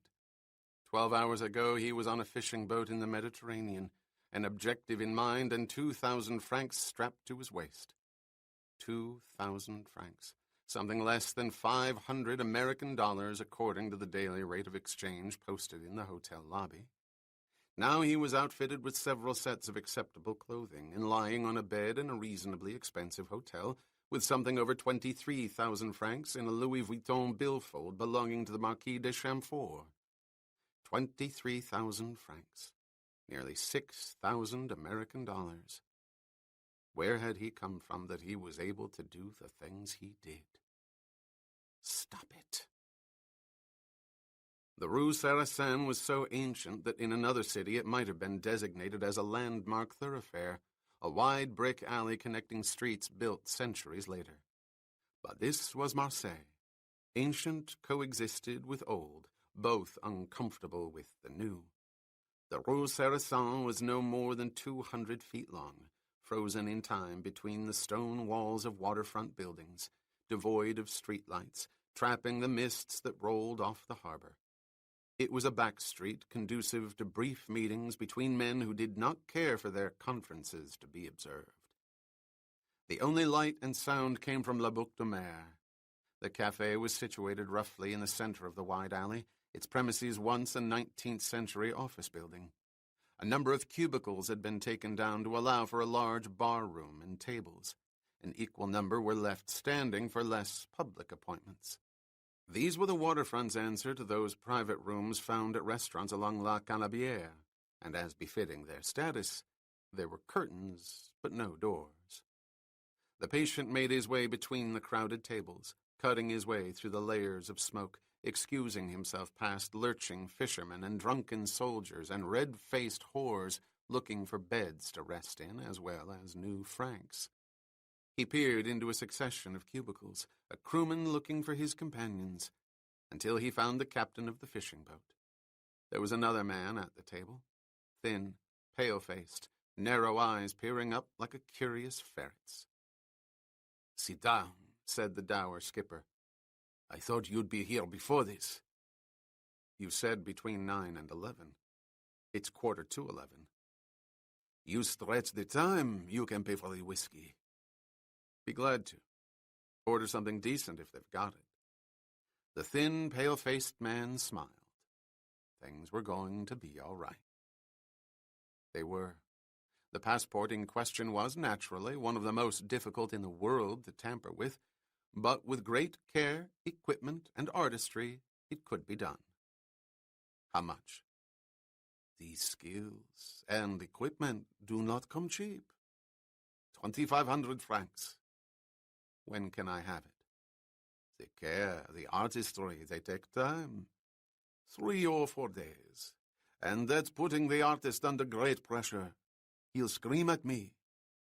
There's an additional 1,000 francs if I can have it tomorrow. "By 10 in the morning," said the pale-faced man quickly. "I'll take the abuse." "And the 1,000?" interrupted the scowling captain. "What did you bring out of Portois? Diamonds?" "Talent," answered the patient, meaning it, but not understanding it. "I'll need a photograph," said the connection. "I stopped at an arcade and had this made," replied the patient, taking a small square photograph out of his shirt pocket. "With all that expensive equipment, I'm sure you can sharpen it up." "Nice clothes," said the captain, passing the print to the pale-faced man. "Well tailored," agreed the patient. The location of the morning rendezvous was agreed upon, the drinks paid for, and the captain slipped 500 francs under the table. The conference was over. The buyer left the cubicle and started across the crowded, raucous, smoke-layered bar-room toward the door. It happened so rapidly, so suddenly, so completely unexpectedly, there was no time to think, only react. The collision was abrupt, casual, but the eyes that stared at him were not casual. They seemed to burst out of their sockets, widening in disbelief, on the edge of hysteria. Oh my God, no. It cannot. The man spun in the crowd. The patient lurched forward, clamping his hand down on the man's shoulder.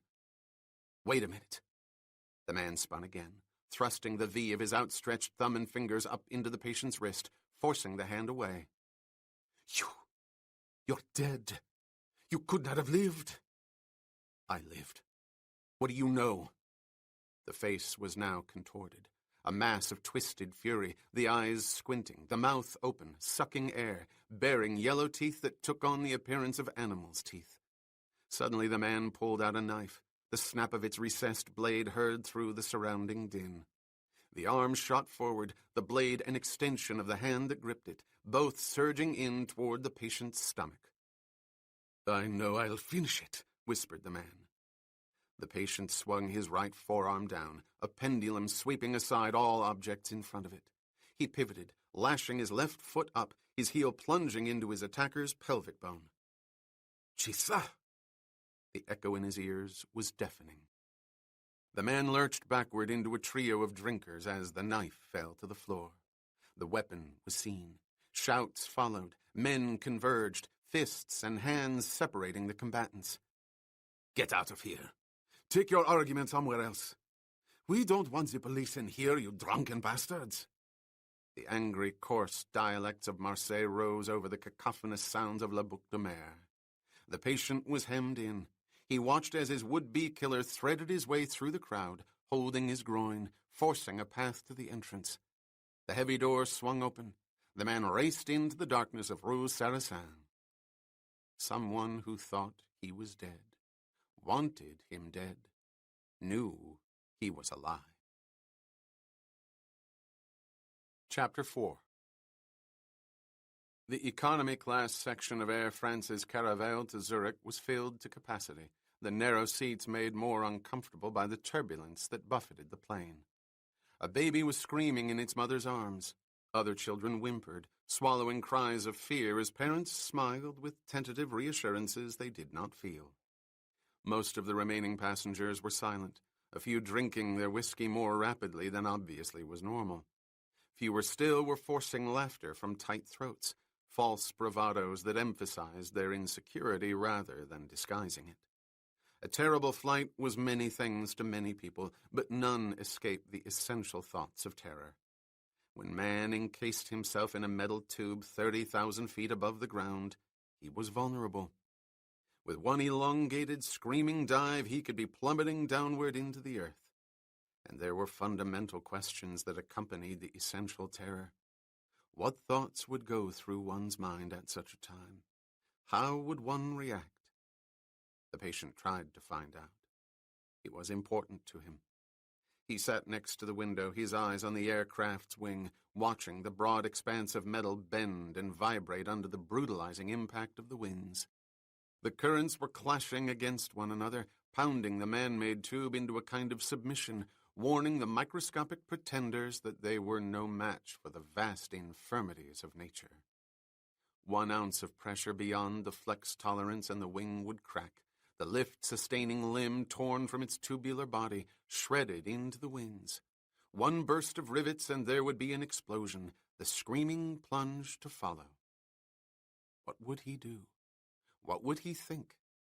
Other than the uncontrollable fear of dying and oblivion, would there be anything else? That's what he had to concentrate on. That was the projection Washburn kept emphasizing in Port Noir. The doctor's words came back to him. Whenever you observe a stress situation, and you have the time, do your damnedest to project yourself into it. Associate as freely as you can. Let words and images fill your mind.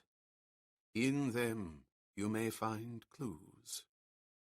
The patient continued to stare out the window, consciously trying to raise his unconscious, fixing his eyes on the natural violence beyond the glass, distilling the movement, silently doing his damnedest to let his reactions give rise to words and images.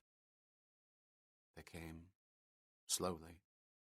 There was the darkness again, and the sound of rushing wind, ear-shattering, continuous, growing in volume until he thought his head would burst. His head. The winds were lashing the left side of his head and face, burning his skin, forcing him to raise his left shoulder for protection. Left shoulder. Left arm. His arm was raised, the gloved fingers of his left hand gripping a straight edge of metal, his right holding a strap. He was holding on to a strap, waiting for something. A signal. A flashing light, or a tap on the shoulder, or both. A signal. It came. He plunged into the darkness, into the void, his body tumbling, twisting, swept away into the night sky. He had parachuted. Êtes-vous malade? His insane reverie was broken. The nervous passenger next to him had touched his left arm, which was raised, the fingers of his hand spread as if resisting, rigid in their locked position. Across his chest, his right forearm was pressed into the cloth of his jacket, his right hand gripping the lapel, bunching the fabric, and on his forehead were rivulets of sweat. It had happened. The something else had come briefly, insanely into focus. Pardon, he said, lowering his arms. Un mauvais rêve, he added meaninglessly. There was a break in the weather. The caravel stabilized. The smiles on the harried stewardesses' faces became genuine again. Full service was resumed as embarrassed passengers glanced at one another. The patient observed his surroundings but reached no conclusions. He was consumed by the images and the sounds that had been so clearly defined in his mind's eye and ear. He had hurled himself from a plane, at night, signals and metal and straps intrinsic to his leap. He had parachuted. Where? Why? Stop crucifying yourself. If for no other reason than to take his thoughts away from the madness, he reached into his breast pocket, pulled out the altered passport, and opened it. As might be expected, the name Washburn had been retained. It was common enough, and its owner had explained that there were no flags out for it. The Jeffrey R., however, had been changed to George P., the eliminations and spaceline blockage expertly accomplished. The photographic insertion was expert, too. It no longer resembled a cheap print from a machine in an amusement arcade. The identification numbers, of course, were entirely different, guaranteed not to cause an alarm in an immigration computer. At least, up until the moment the bearer submitted the passport for its first inspection. From that time on, it was the buyer's responsibility. One paid as much for this guarantee as he did for the artistry and the equipment, for it required connections within Interpol and the immigration clearinghouses. Customs officials, computer specialists, and clerks throughout the European border networks were paid on a regular basis for this vital information. They rarely made mistakes. If and when they did, the loss of an eye or an arm was not out of the question. Such were the brokers of false papers. George P. Washburn. He was not comfortable with the name. The owner of the unaltered original had instructed him too well in the basics of projection and association. George P. was a sidestep from Jeffrey R., a man who had been eaten away by a compulsion that had its roots in escape. Escape from identity. That was the last thing the patient wanted. He wanted more than his life to know who he was. Or did he? No matter. The answer was in Zurich. In Zurich, there was, Mesdames et Messieurs, nous commençons notre descente pour l'aéroport de Zurich. He knew the name of the hotel, Carillon du Lac. He had given it to the taxi driver without thinking.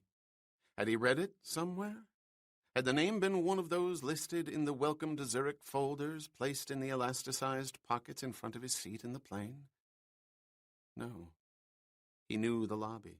The heavy, dark, polished wood was familiar, somehow, and the huge plate glass windows that looked out over Lake Zurich. He had been here before.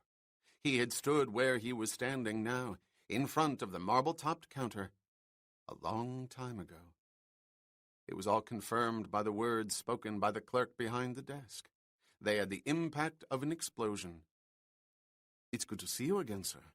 It's been quite a while since your last visit. Has it? How long? Why don't you call me by my name? For God's sake, I don't know you. I don't know me. Help me. Please help me. I guess it has, he said. Do me a favor, will you? I sprained my hand. It's difficult to write. Could you fill in the registration and I'll do my damnedest to sign it? The patient held his breath. Suppose the polite man behind the counter asked him to repeat his name, or the spelling of his name. Of course. The clerk turned the card around and wrote, Would you care to see the hotel doctor? Later, perhaps. Not now.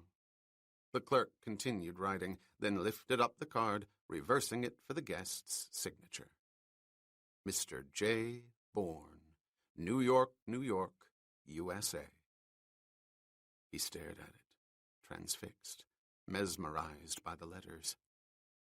He had a name, part of a name, and a country as well as a city of residence. J. Bourne. John, James, Joseph? What did the J stand for? Is something wrong, Herr Bourne? Asked the clerk. Wrong? No, not at all. He picked up the pen, remembering to feign discomfort. Would he be expected to write out a first name? No. He would sign exactly as the clerk had printed. Mr. J. Bourne. He wrote the name as naturally as he could, letting his mind fall free, allowing whatever thoughts or images that might be triggered come through. None did. He was merely signing an unfamiliar name. He felt nothing. You had me worried, mein Herr, said the clerk. I thought perhaps I'd made a mistake. It's been a busy week, a busier day. But then I was quite certain. And if he had made a mistake, Mr. J. Bourne of New York City, USA, did not care to think about the possibility. It never occurred to me to question your memory. Herr Stossel, replied the patient, glancing up at the on-duty sign on the left wall of the counter. The man behind the desk was the Carillon du Lac's assistant manager. You're most kind. The assistant manager leaned forward. I assume you'll require the usual conditions of your stay with us. Some may have changed, said J. Bourne. How did you understand them before? Whoever telephones or inquires at the desk is to be told you're out of the hotel, whereupon you're to be informed immediately. The only exception is your firm in New York, the Treadstone 71 Corporation, if I remember correctly. Another name, one he could trace with an overseas call. Fragmentary shapes were falling into place. The exhilaration began to return. That'll do. I won't forget your efficiency. This is Zurich, replied the polite man, shrugging. You've always been exceedingly generous, Herr Bourne. Paja, hierher bitte. As the patient followed the page into the elevator, several things were clearer. He had a name, and he understood why that name came so quickly to the Carillon du Lac's assistant manager. He had a country and a city and a firm that employed him. Had employed him at any rate. And whenever he came to Zurich, certain precautions were implemented to protect him from unexpected or unwanted visitors. That was what he could not understand. One either protected oneself thoroughly or one did not bother to protect oneself at all. Where was any real advantage in a screening process that was so loose, so vulnerable to penetration? It struck him as second-rate, without value, as if a small child were playing hide-and-seek. Where am I? Try and find me. I'll say something out loud and give you a hint. It was not professional, and if he had learned anything about himself during the past 48 hours, it was that he was a professional. Of what, he had no idea, but the status was not debatable. The voice of the New York operator faded sporadically over the line. Her conclusion, however, was irritatingly clear and final. There's no listing for any such company, sir. I've checked the latest directories as well as the private telephones, and there's no Treadstone Corporation, and nothing even resembling Treadstone with numbers following the name. Perhaps they were dropped to shorten. There's no firm or company with that name, sir.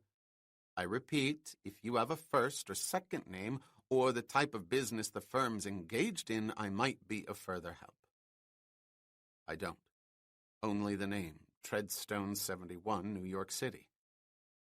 It's an odd name, sir.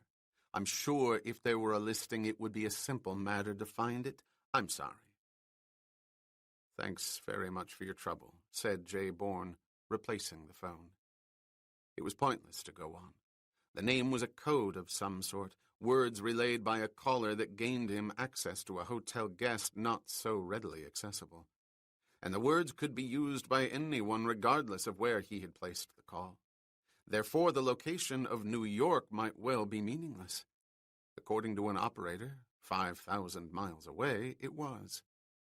The patient walked to the bureau where he had placed the Louis Vuitton billfold and the Seiko chronograph. He put the billfold in his pocket and the watch on his wrist.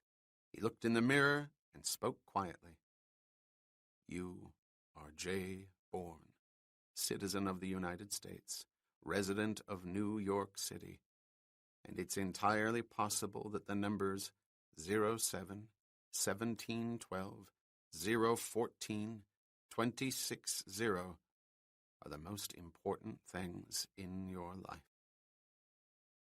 The sun was bright, filtering through the trees along the elegant Bahnhofstrasse, bouncing off the windows of the shops and creating blocks of shadows where the great banks intruded on its rays.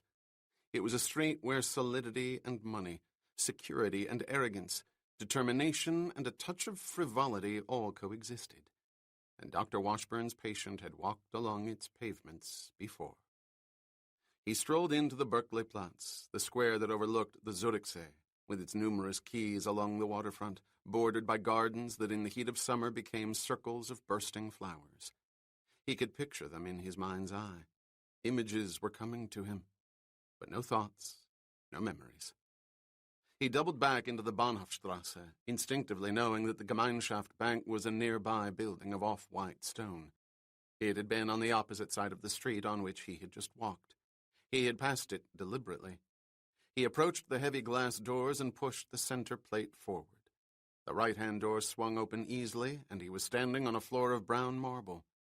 He had stood on it before, but the image was not as strong as others. He had the uncomfortable feeling that the Gemeinschaft was to be avoided. It was not to be avoided now. Bonjour, monsieur. Vous désirez? The man asking the question was dressed in a cutaway, the red boutonniere his symbol of authority. The use of French was explained by the client's clothes. Even the subordinate gnomes of Zurich were observant. I have personal and confidential business to discuss, replied J. Bourne in English, once again mildly startled by the words he spoke so naturally. The reason for the English was twofold. He wanted to watch the gnome's expression at his error, and he wanted no possible misinterpretation of anything said during the next hour. Pardon, sir, said the man, his eyebrows arched slightly, studying the client's topcoat. The elevator to your left, second floor. The receptionist will assist you. The receptionist referred to was a middle-aged man with close-cropped hair and tortoiseshell glasses. His expression was set, his eyes rigidly curious. Do you currently have personal and confidential business with us, sir? He asked, repeating the new arrival's words. I do. Your signature, please, said the official, holding out a sheet of Gemeinschaft stationery with 2 blank lines centered in the middle of the page. The client understood.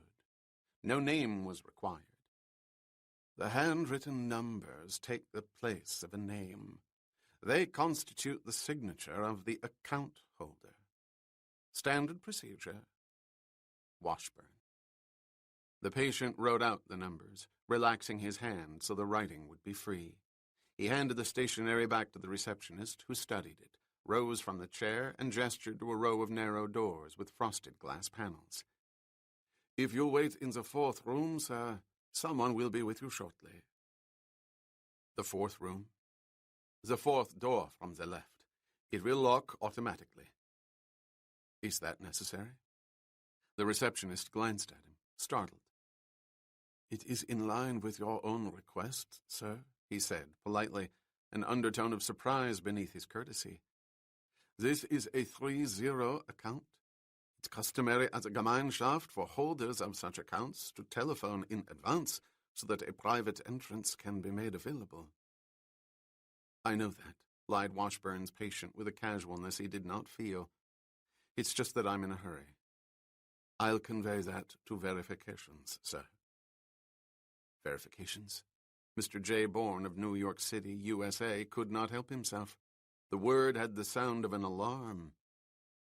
Signature verifications, sir. The man adjusted his glasses.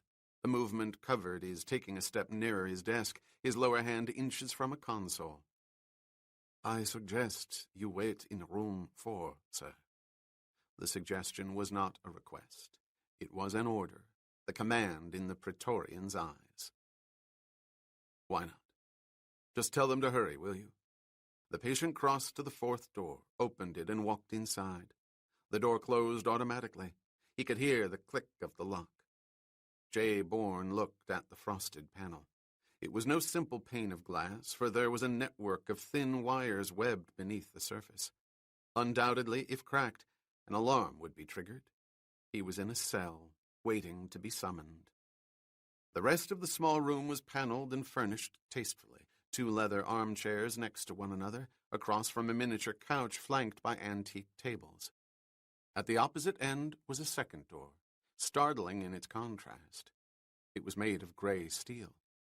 Up-to-date magazines and newspapers in 3 languages were on the tables. The patient sat down and picked up the Paris edition of the Herald Tribune. He read the printed words but absorbed nothing. The summons would come any moment now. His mind was consumed by thoughts of maneuver. Maneuver without memory, only by instinct. Finally, the steel door opened, revealing a tall, slender man with aquiline features and meticulously groomed gray hair.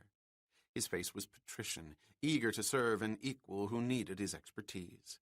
He extended his hand, his English refined, mellifluous under his Swiss intonation. So very pleased to meet you. Forgive the delay. It was rather humorous, in fact. In what way? I'm afraid you're rather startled, Herr König. It's not often a 3-0 account arrives without prior notice. He's quite set in his ways, you know. The unusual ruins his day. On the other hand, it generally makes mine more pleasant. I'm Walter Apfel. Please, come in. The bank officer released the patient's hand and gestured toward the steel door. The room beyond was a V-shaped extension of the cell. Dark paneling, heavy, comfortable furniture, and a wide desk that stood in front of a wider window overlooking the Bahnhofstrasse. I'm sorry I upset him, said J. Bourne. It's just that I have very little time. Yes, he relayed that. Apfel walked around the desk, nodding at the leather armchair in front. Do sit down. 1 or 2 formalities, and we can discuss the business at hand. Both men sat. The instant they did so, the bank officer picked up a white clipboard and leaned across his desk, handing it to the Gemeinschaft client. Secured in place was another sheet of stationery, but instead of 2 blank lines, there were 10, starting below the letterhead and extending to within an inch of the bottom border. Your signature, please. A minimum of 5 will be sufficient. I don't understand. I just did this. And very successfully. Verification confirmed it. Then why again? A signature can be practiced to the point where a single rendition is acceptable. However, successive repetitions will result in flaws if it's not authentic. A graphological scanner will pick them up instantly. But then I'm sure that's no concern of yours. Apfel smiled as he placed a pen at the edge of the desk. Nor of mine, frankly, but König insists. He's a cautious man, said the patient, taking the pen and starting to write. He had begun the 4th set when the banker stopped him. That will do. The rest really is a waste of time. Apfel held out his hand for the clipboard. Verifications said you weren't even a borderline case. Upon receipt of this, the account will be delivered. He inserted the sheet of paper into the slot of a metal case on the right side of his desk and pressed a button. A shaft of bright light flared and then went out. This transmits the signatures directly to the scanner, continued the banker, which, of course, is programmed. Again, frankly, it's all a bit foolish. No one, forewarned of our precautions, would consent to the additional signatures if he were an impostor. Why not? As long as he'd gone this far, why not chance it? There is only one entrance to this office. Conversely, one exit. I'm sure you heard the lock snap shut in the waiting room. And saw the wire mesh in the glass, added the patient. Then you understand. A certified impostor would be trapped. Suppose he had a gun. You don't. No one searched me. The elevator did. From 4 different angles. If you had been armed, the machinery would have stopped between the 1st and 2nd floors. You're all cautious. We try to be of service. The telephone rang. Apfel answered. Yes? Come in. The banker glanced at his client. Your account file's here. That was quick. Herr Koenig signed for it several minutes ago. He was merely waiting for the scanner release. Apfel opened a drawer and took out a ring of keys. I'm sure he's disappointed. He was quite certain something was amiss. The steel door opened and the receptionist entered, carrying a black metal container, which he placed on the desk next to a tray that held a bottle of Perrier and 2 glasses. Are you enjoying your stay in Zurich? Asked the banker, obviously to fill in the silence. Very much so. My room overlooks the lake. It's a nice view. Very peaceful, quiet. Splendid, said Apfel, pouring a glass of Perrier for his client. Herr Koenig left. The door was closed, and the banker returned to business. Your account, sir, he said, selecting a key from the ring. May I unlock the case, or would you prefer doing so yourself? Go ahead. Open it. The banker looked up. I said unlock, not open. That's not my privilege, nor would I care for the responsibility. Why not? In the event your identity is listed, it's not my position to be aware of it. Suppose I wanted business transacted, money transferred, sent to someone else. It could be accomplished with your numerical signature on a withdrawal form, or sent to another bank outside of Switzerland. For me. Then a name would be required. Under those circumstances, an identity would be both my responsibility and my privilege. Open it. The bank officer did so. Dr. Washburn's patient held his breath, a sharp pain forming in the pit of his stomach. Apfel took out a sheaf of statements held together by an outsized paperclip. His banker's eyes strayed to the right-hand column of the top pages, his banker's expression unchanged, but not totally. His lower lip stretched ever so slightly, creasing the corner of his mouth. He leaned forward and handed the pages to their owner. Beneath the Gemeinschaft letterhead, the typewritten words were in English, the obvious language of the client. Account 07-17-12-0-14-26-0. Name restricted to legal instructions and owner. Access sealed under separate cover. Current funds on deposit 7,500,000 francs. The patient exhaled slowly, staring at the figure. Whatever he thought he was prepared for, nothing prepared him for this. It was as frightening as anything he had experienced during the past 5 months. Roughly calculated, the amount was over 5 million American dollars. $5 million? How? Why? Controlling the start of a tremble in his hand, he leafed through the statements of entry. They were numerous, the sums extraordinary, none less than 300,000 francs, the deposits spaced every 5 to 8 weeks apart, going back 23 months. He reached the bottom statement, the first. It was a transfer from a bank in Singapore and the largest single entry. 2,700,000 Malaysian dollars converted into 5,175,000 Swiss francs. Beneath the statement, he could feel the outline of a separate envelope, far shorter than the page itself. He lifted up the paper. The envelope was rimmed with a black border, typewritten words on the front. Identity, owner access. Legal restrictions. Access. Registered officer. Treadstone 71 Corporation. Bearer will produce written instructions from owner, subject to verifications. I'd like to check this, said the client. It's your property, replied Apfel. I can assure you it has remained intact. The patient removed the envelope and turned it over. A Gemeinschaft seal was pressed over the borders of the flap. None of the raised letters had been disturbed. He tore the flap open, took out the card, and read, Owner, Jason Charles Bourne. Address, unlisted. Citizenship, USA. Jason Charles Bourne. Jason. The J was for Jason. His name was Jason Bourne. The Bourne had meant nothing. The J Bourne still meaningless, but in the combination Jason and Bourne, obscure tumblers locked into place. He could accept it. He did accept it.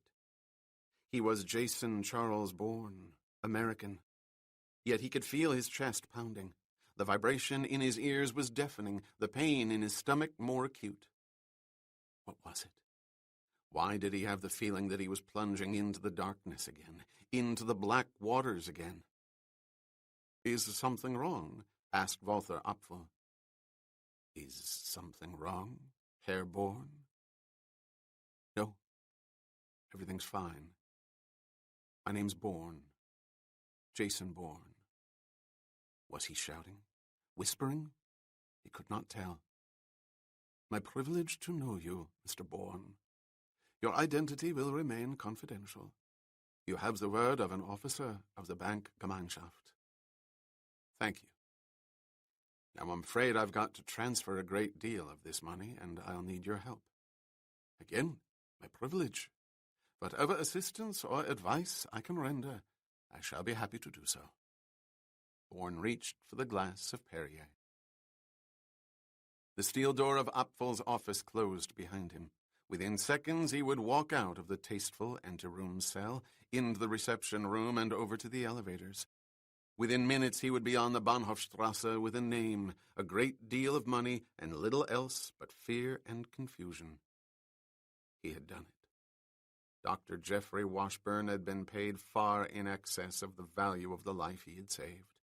A teletype transfer in the amount of 1,500,000 Swiss francs had been sent to a bank in Marseille, deposited to a coded account that would find its way to Ile-de-Portnoir's only doctor, without Washburn's name ever being used or revealed.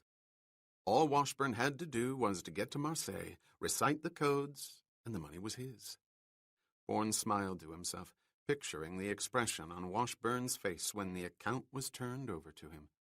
The eccentric, alcoholic doctor would have been overjoyed with 10 or 15,000 pounds. He had more than $1 million. It would either ensure his recovery or his destruction. That was his choice, his problem. A second transfer of 4,500,000 francs was sent to a bank in Paris on the Rue Madeleine, deposited in the name of Jason C. Bourne.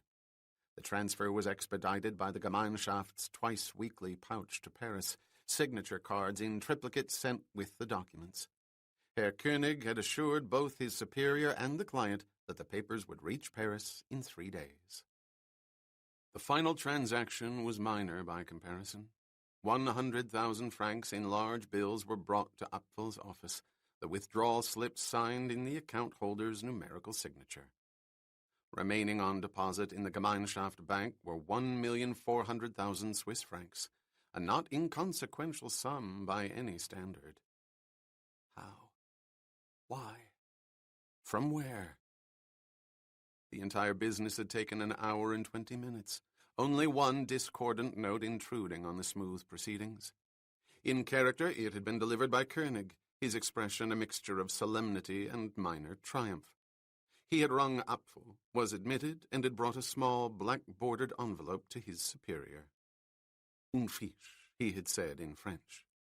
The banker had opened the envelope, removed a card, studied the contents, and had returned both to Koenig. "Procedures will be followed," he had said.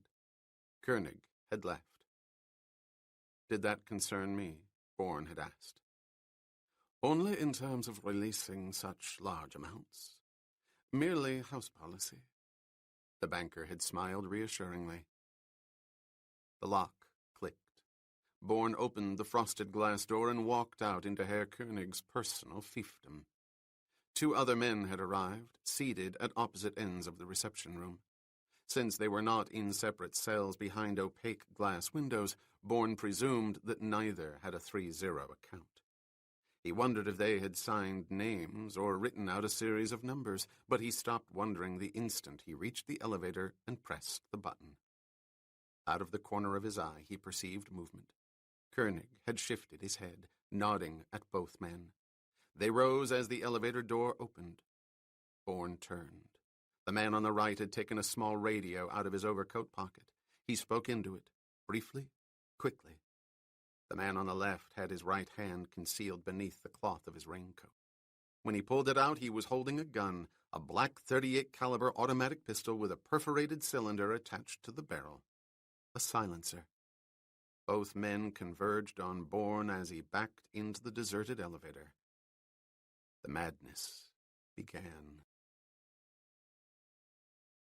Chapter 5. The elevator doors started to close.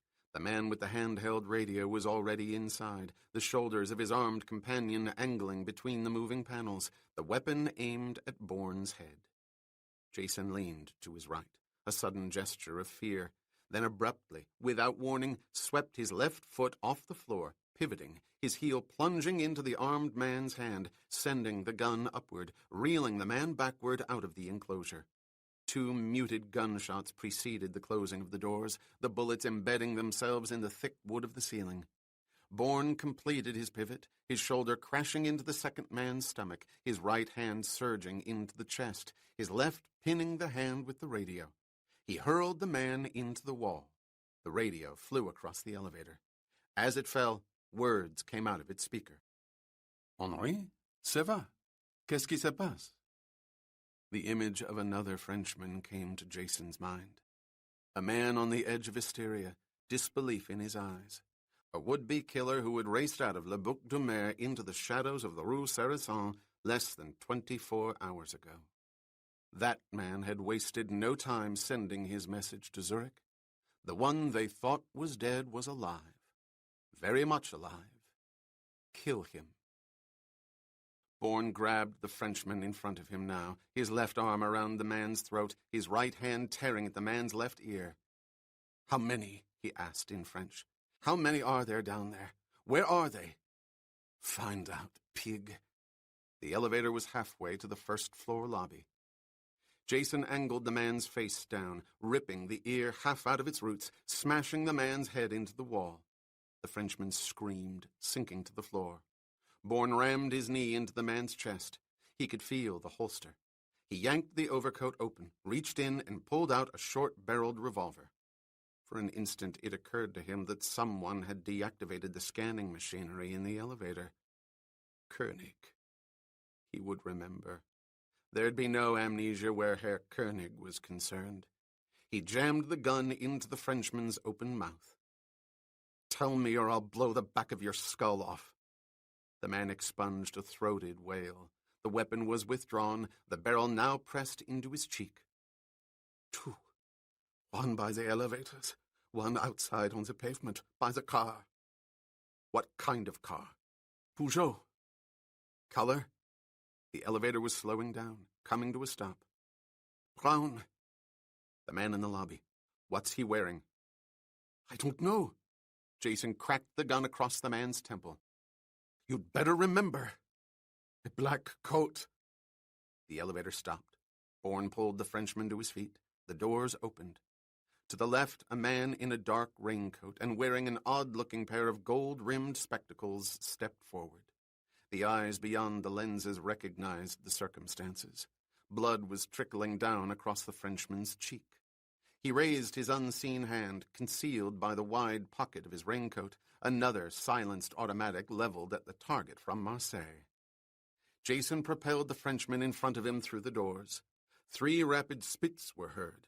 The Frenchman shouted, his arms raised in a final guttural protest.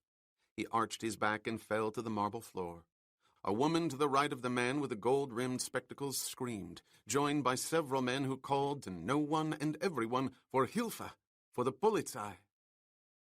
Bourne knew he could not use the revolver he had taken from the Frenchman. It had no silencer. The sound of a gunshot would mark him. He shoved it into his topcoat pocket, sidestepped the screaming woman, and grabbed the uniformed shoulders of the elevator starter, whipping the bewildered man around, throwing him into the figure of the killer in the dark raincoat.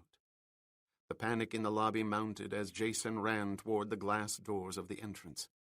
The boutonniered greeter who had mistaken his language an hour and a half ago was shouting into a wall telephone, a uniformed guard at his side, weapon drawn, barricading the exit, eyes riveted on the chaos, riveted suddenly on him. Getting out was instantly a problem. Bourne avoided the guard's eyes, directing his words to the guard's associate on the telephone. "The man wearing gold-rimmed glasses," he shouted. "He's the one. I saw him." "What? Who are you?" "I'm a friend of Walther Apfel. Listen to me. The man wearing gold-rimmed glasses in a black raincoat. Over there." Bureaucratic mentality had not changed in several millenniums. At the mention of a superior officer's name, one followed orders. "Herr Apfel?" The Gemeinschaft greeter turned to the guard. "You heard him. The man wearing glasses. Gold-rimmed glasses." "Yes, sir." The guard raced forward. Jason edged past the greeter to the glass doors. He shoved the door on the right open, glancing behind him, knowing he had to run again, but not knowing if a man outside on the pavement, waiting by a brown Peugeot, would recognize him and fire a bullet into his head. The guard had run past a man in a black raincoat, a man walking more slowly than the panicked figures around him, a man wearing no glasses at all. He accelerated his pace toward the entrance, toward Bourne. Out on the sidewalk, the growing chaos was Jason's protection. Word had gone out of the bank. Wailing sirens grew louder as police cars raced up the Bahnhofstrasse. He walked several yards to the right, flanked by pedestrians, then suddenly ran, wedging his way into a curious crowd taking refuge in a storefront, his attention on the automobiles at the curb. He saw the Peugeot, saw the man standing beside it, his hand ominously in his overcoat pocket. In less than 15 seconds, the driver of the Peugeot was joined by the man in the black raincoat, now replacing his gold-rimmed glasses, adjusting his eyes to his restored vision. The 2 men conferred rapidly, their eyes scanning the Bahnhofstrasse.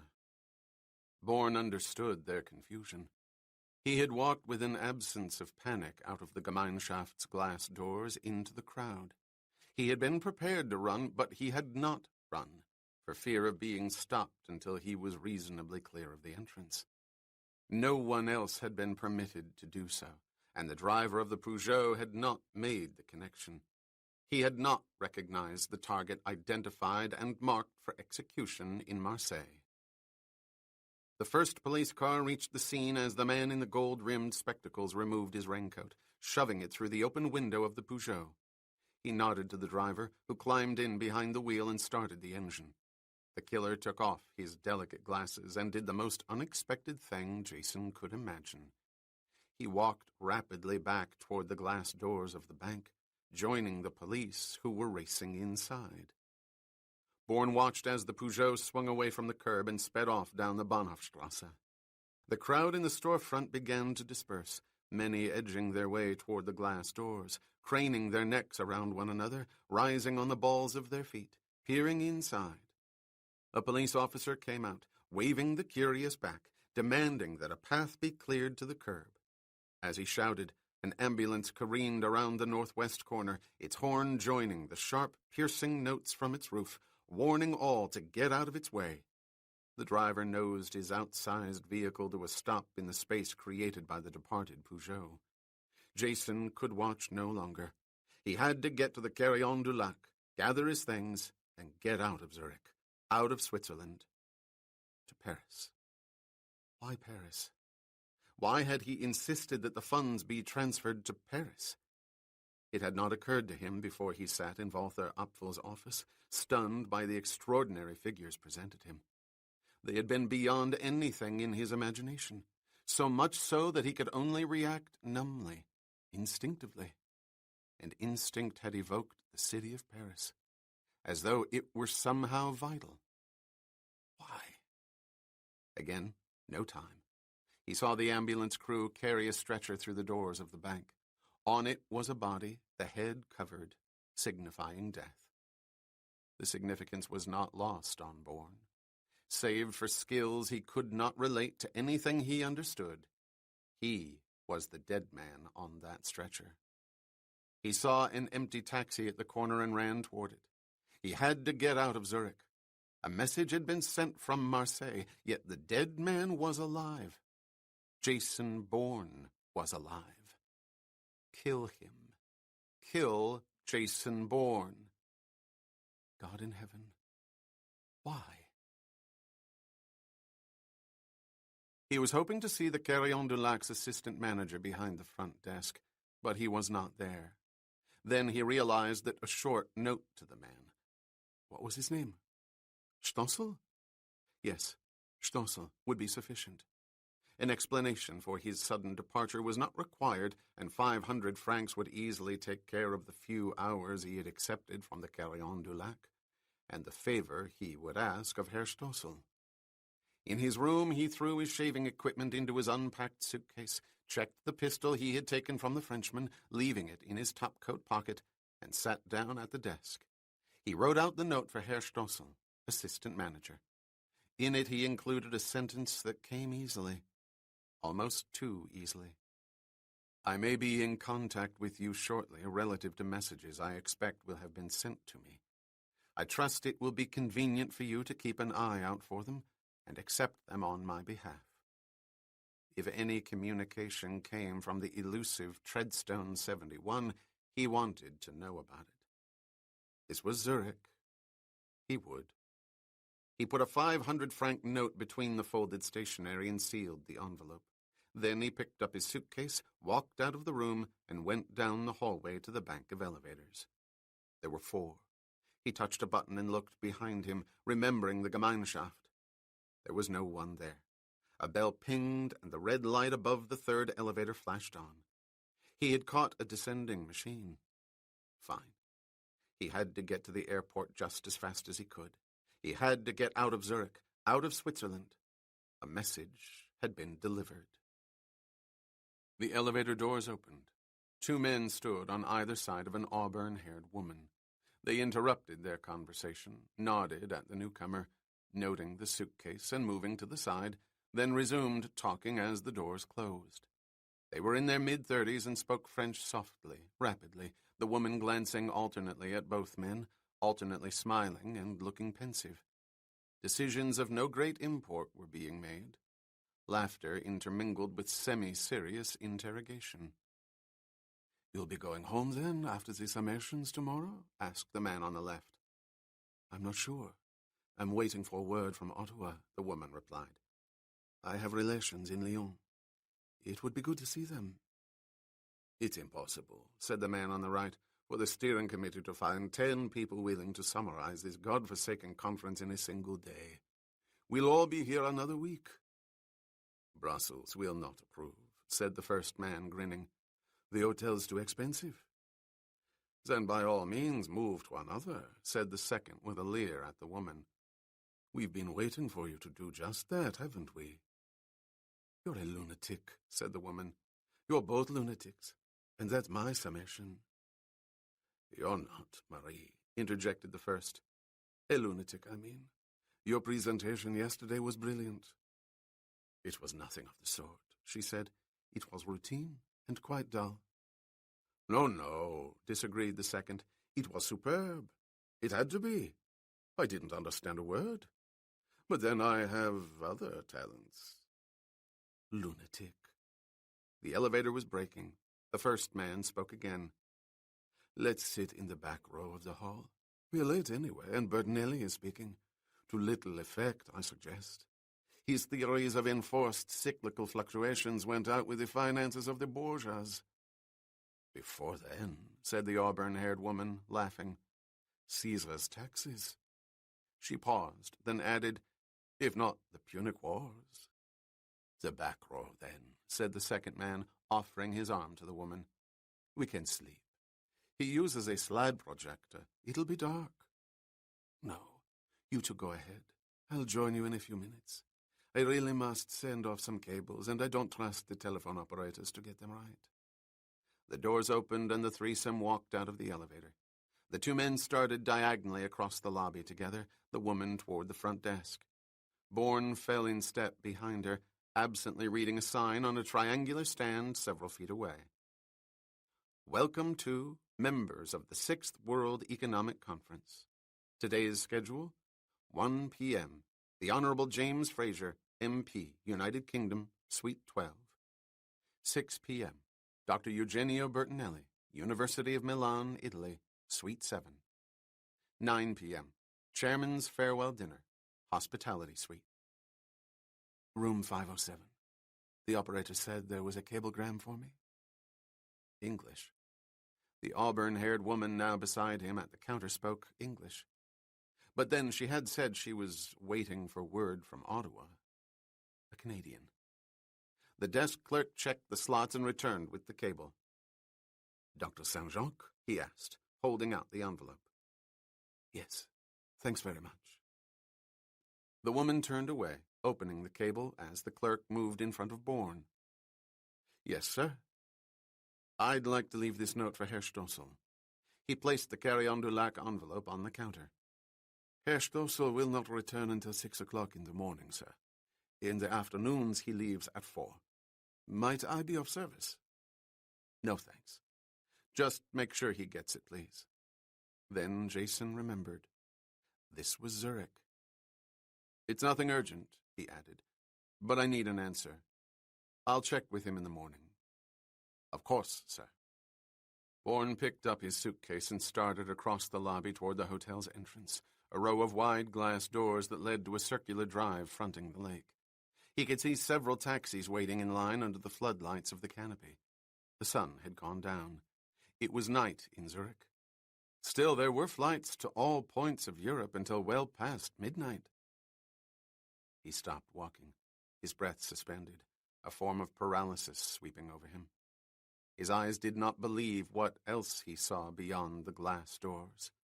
A brown Peugeot pulled up in the circular drive in front of the first taxi. Its door opened and a man stepped out. A killer in a black raincoat, wearing thin, gold-rimmed spectacles. Then from the other door another figure emerged, but it was not the driver who had been at the curb on the Bahnhofstrasse, waiting for a target he did not recognize. Instead, it was another killer, in another raincoat, its wide pockets recessed for powerful weapons. It was the man who had sat in the reception room on the second floor of the Gemeinschaft Bank, the same man who had pulled a .38 caliber pistol from a holster beneath his coat. A pistol with a perforated cylinder on its barrel that silenced 2 bullets meant for the skull of the quarry he had followed into an elevator. How could they have found him? Then he remembered and felt sick. It had been so innocuous, so casual. Are you enjoying your stay in Zurich? Walther Apfel had asked while they were waiting for a minion to leave and be alone again. Very much. My room overlooks the lake. It's a nice view. Very peaceful. Quiet. Koenig had heard him say his room looked over the lake. How many hotels had rooms overlooking the lake? Especially hotels a man with a 30 account might frequent. 2, 3. From unremembered memory, names came to him. Carrion du Lac, Bar au Lac, Eden au Lac. Were there others? No further names came. How easy it must have been to narrow them down. How easy it had been for him to say the words. How stupid. No time. Too late. He could see through the row of glass doors. So too could the killers. The second man had spotted him. Words were exchanged over the hood of the Peugeot, gold-rimmed spectacles adjusted, hands placed in outsized pockets, unseen weapons gripped. The two men converged on the entrance, separating at the last moment, one on either end of the row of clear glass panels. The flanks were covered, the trap set. He could not race outside. Did they think they could walk into a crowded hotel lobby and simply kill a man? Of course they could. The crowds and the noise were their cover. 2, 3, 4 muted gunshots fired at close range would be as effective as an ambush in a crowded square in daylight. Escape easily found in the resulting chaos. He could not let them get near him. He backed away, thoughts racing through his mind, outrage paramount. How dared they? What made them think he would not run for protection, scream for the police? And then the answer was clear, as numbing as the question itself. The killers knew with certainty that which he could only surmise. He could not seek that kind of protection. He could not seek the police. For Jason Bourne, all the authorities had to be avoided. Why? Were they seeking him? Jesus Christ, why?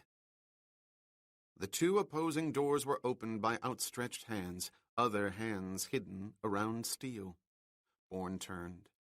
There were elevators, doorways, corridors, a roof and cellars.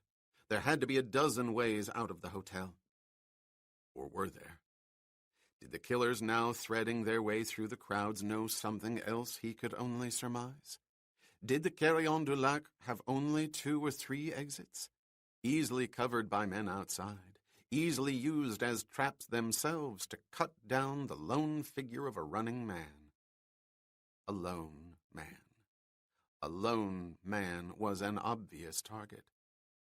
But suppose he were not alone. Suppose someone was with him.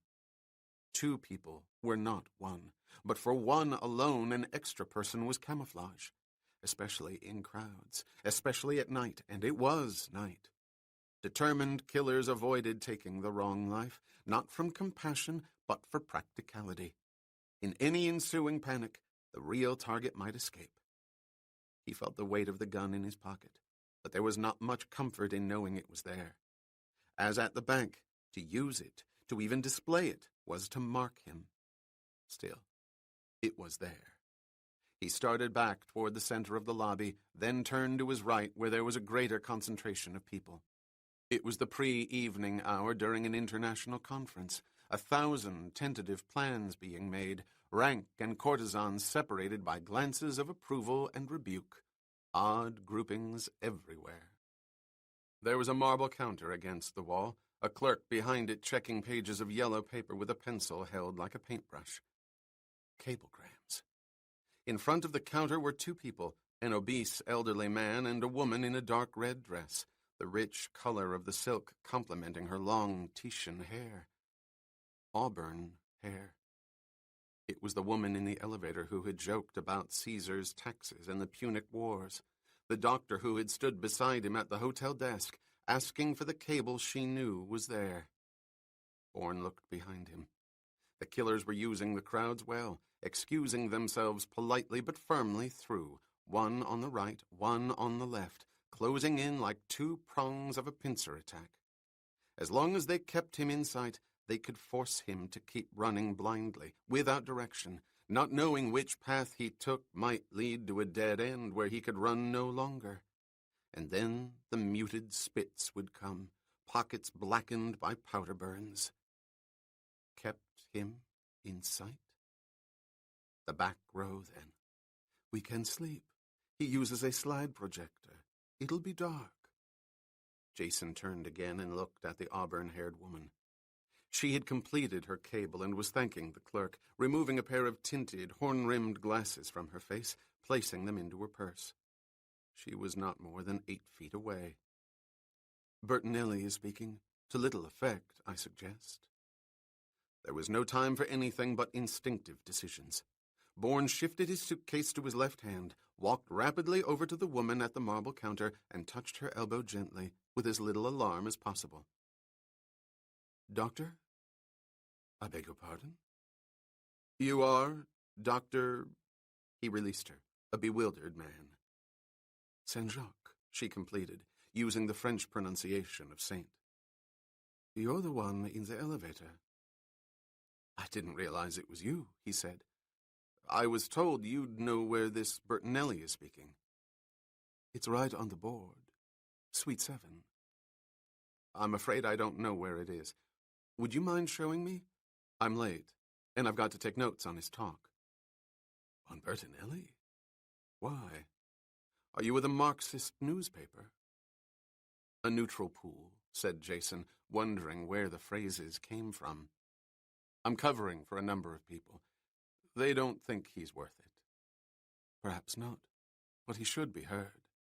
There are a few brutal truths in what he says." "I lost, so I've got to find him. Maybe you can point him out." "I'm afraid not. I'll show you the room, but I've a phone call to make." She snapped her purse shut. "Please, hurry." "What?" She looked at him, not kindly. "Sorry, but I am in a hurry." He glanced to his right. The 2 men were no more than 20 feet away. "You're all so rude," said the Saint-Jacques woman coldly. "Please." He restrained his desire to propel her forward, away from the moving trap that was closing in. "It's this way." She started across the floor toward a wide corridor carved out of the left rear wall. The crowds were thinner, prominence less apparent in the back regions of the lobby. They reached what looked like a velvet-covered tunnel of deep red, doors on opposite sides, lighted signs above them identifying Conference Room 1, Conference Room 2. At the end of the hallway were double doors, the gold letters to the right proclaiming them to be the entrance to Suite 7. "There you are," said Marie Saint-Jacques. "Be careful when you go in. It's probably dark. Bertinelli lectures with slides." "Like a movie," commented Bourne, looking behind him at the crowds at the far end of the corridor. He was there. The man with gold-rimmed spectacles was excusing himself past an animated trio in the lobby. He was walking into the hallway, his companion right behind him. "A considerable difference. He sits below the stage and pontificates." The Saint-Jacques woman had said something and was now leaving him. "What did you say? A stage?" "Well, a raised platform. For exhibits, usually." "They have to be brought in," he said. "What does?" "Exhibits." "Is there an exit in there? Another door?" "I have no idea, and I really must make my call. Enjoy the professore." She turned away. He dropped the suitcase and took her arm. At the touch, she glared at him. "Take your hand off me, please." "I don't want to frighten you, but I have no choice." He spoke quietly, his eyes over her shoulder. The killers had slowed their pace, the trap, sure, about to close. "You have to come with me." "Don't be ridiculous." He viced the grip around her arm, moving her in front of him.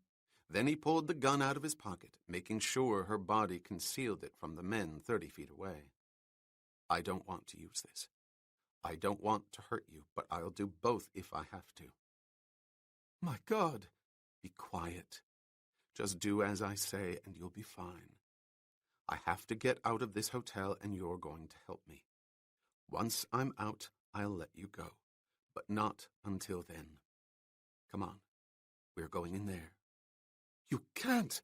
"Yes, I can." He pushed the barrel of the gun into her stomach, into the dark silk that creased under the force of his thrust. She was terrified into silence, into submission. "Let's go." He stepped to her left, his hand still gripping her arm, the pistol held across his chest inches from her own. Her eyes were riveted on it, her lips parted, her breath erratic. Bourne opened the door, propelling her through it in front of him. He could hear a single word shouted from the corridor. Schnell! They were in darkness, but it was brief. A shaft of white light shot across the room, over the rows of chairs, illuminating the heads of the audience. The projection on the faraway screen on the stage was that of a graph, the grids marked numerically, a heavy black line starting at the left, extending in a jagged pattern through the lines to the right. A heavily accented voice was speaking, amplified by a loudspeaker. You will note that during the years of 70 and 71, when specific restraints in production were self-imposed, I repeat, self-imposed, by these leaders of industry, the resulting economic recession was far less severe than in... Slide 12, please. The so-called paternalistic regulation of the marketplace by government interventionists. The next slide, please. The room went dark again. There was a problem with the projector. No second shaft of light replaced the first. Slide 12, please.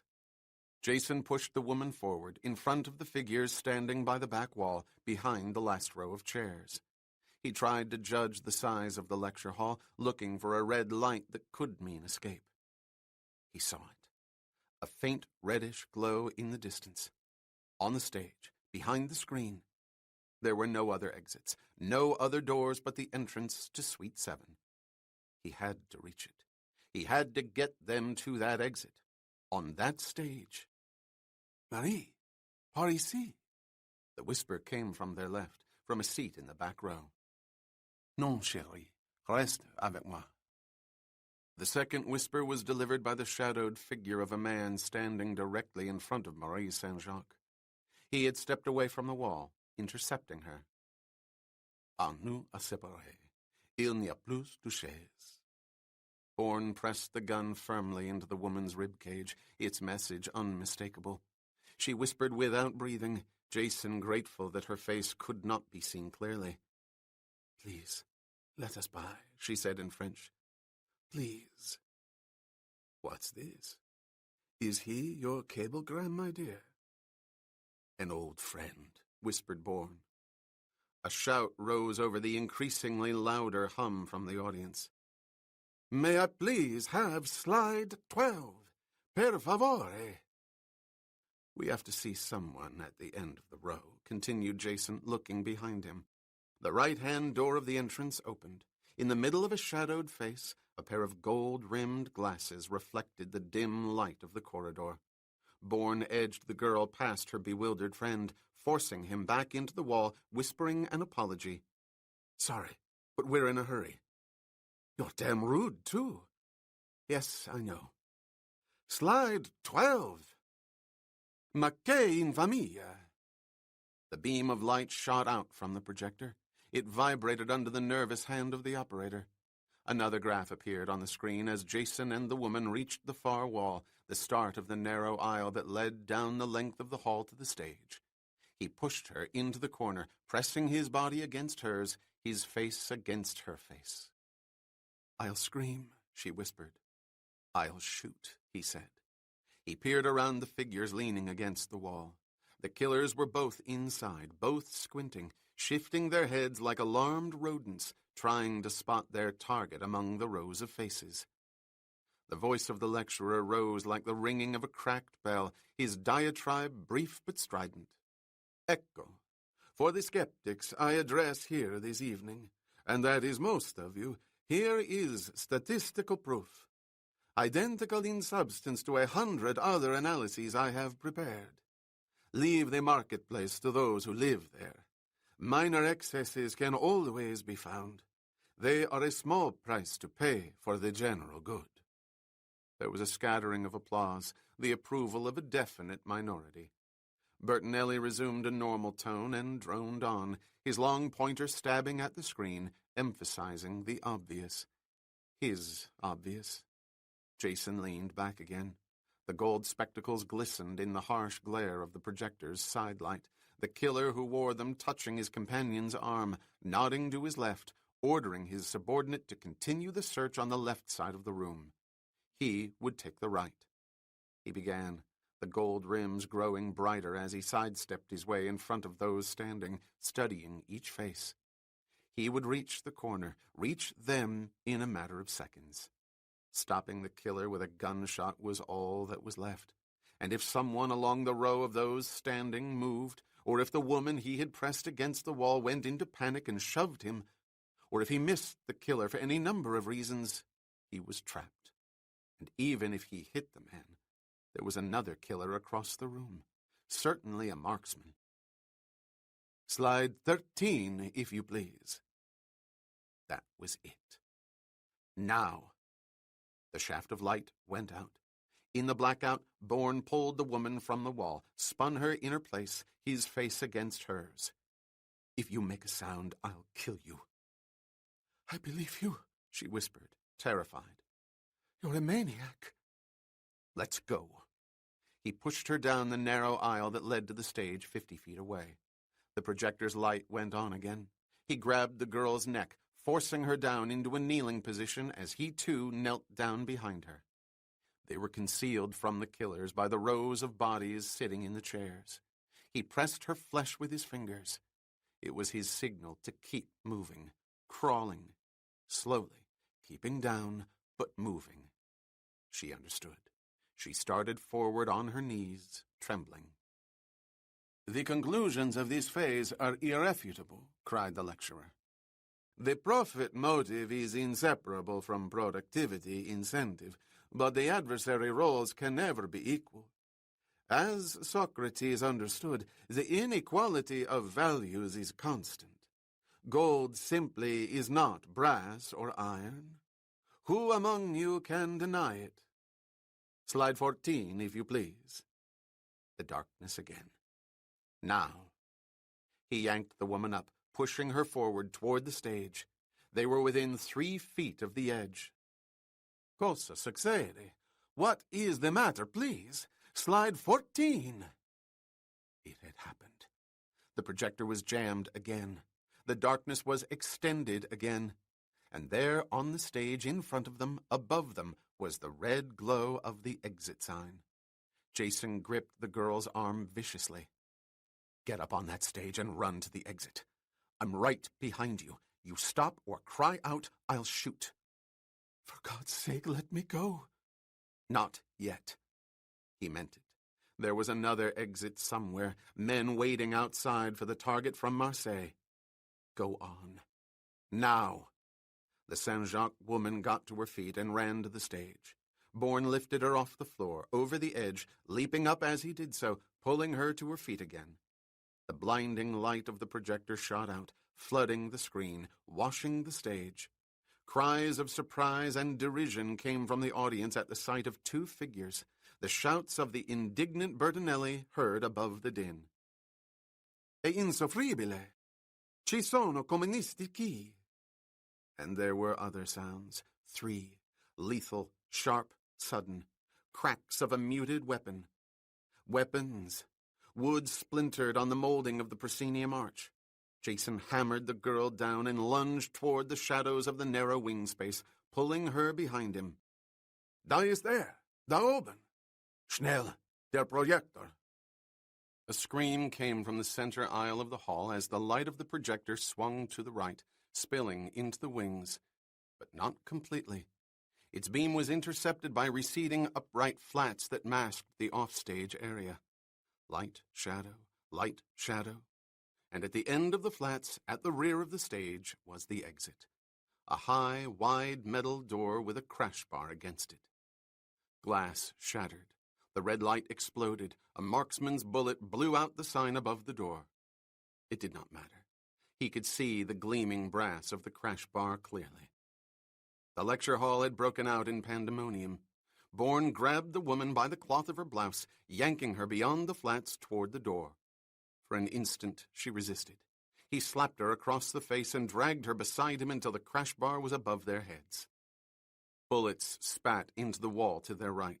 The killers were racing down the aisles for accurate sightlines. They would reach them in seconds, and in seconds other bullets, or a single bullet, would find its mark. There were enough shells left, he knew that. He had no idea how or why he knew, but he knew. By sound he could visualize the weapons, extract the clips, count the shells. He smashed his forearm into the crash bar of the exit door. It flew open, and he lunged through the opening, dragging the kicking Saint-Jacques woman with him. "Stop it," she screamed. "I won't go any farther. You're insane. Those were gunshots." Jason slammed the large metal door shut with his foot. "Get up." "No." He lashed the back of his hand across her face. "Sorry, but you're coming with me. Get up. Once we're outside, you have my word. I'll let you go." But where was he going now? They were in another tunnel, but there was no carpet, no polished doors with lighted signs above them.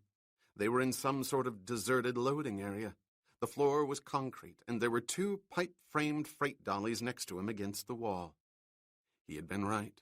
Exhibits used on the stage of Suite 7 had to be trucked in, the exit door high enough and wide enough to accommodate large displays. The door. He had to block the door. Marie Saint-Jacques was on her feet. He held her as he grabbed the first dolly, pulling it by its frame in front of the exit door, slamming it with his shoulder and knee until it was lodged against the metal. He looked down. Beneath the thick wooden base were footlocks on the wheels. He jammed his heel down on the front lever lock and then the back one. The girl spun, trying to break his grip as he stretched his leg to the end of the dolly. He slid his hand down her arm, gripped her wrist, and twisted it inward. She screamed, tears in her eyes, her lips trembling. He pulled her alongside him, forcing her to the left, breaking into a run, assuming the direction was toward the rear of the Carillon du Lac, hoping he'd find the exit. For there, and only there, he might need the woman. A brief few seconds when a couple emerged, not a lone man running. There was a series of loud crashes. The killers were trying to force the stage door open, but the locked freight dolly was too heavy a barrier. He yanked the girl along the cement floor. She tried to pull away, kicking again, twisting her body again from one side to the other. She was over the edge of hysteria. He had no choice. He gripped her elbow, his thumb on the inner flesh, and pressed as hard as he could. She gasped, the pain sudden and excruciating. She sobbed, expelling breath, allowing him to propel her forward. They reached a cement staircase, the 4 steps edged in steel, leading to a pair of metal doors below. It was the loading dock. Beyond the doors was the Carillon du Lac's rear parking area. He was almost there.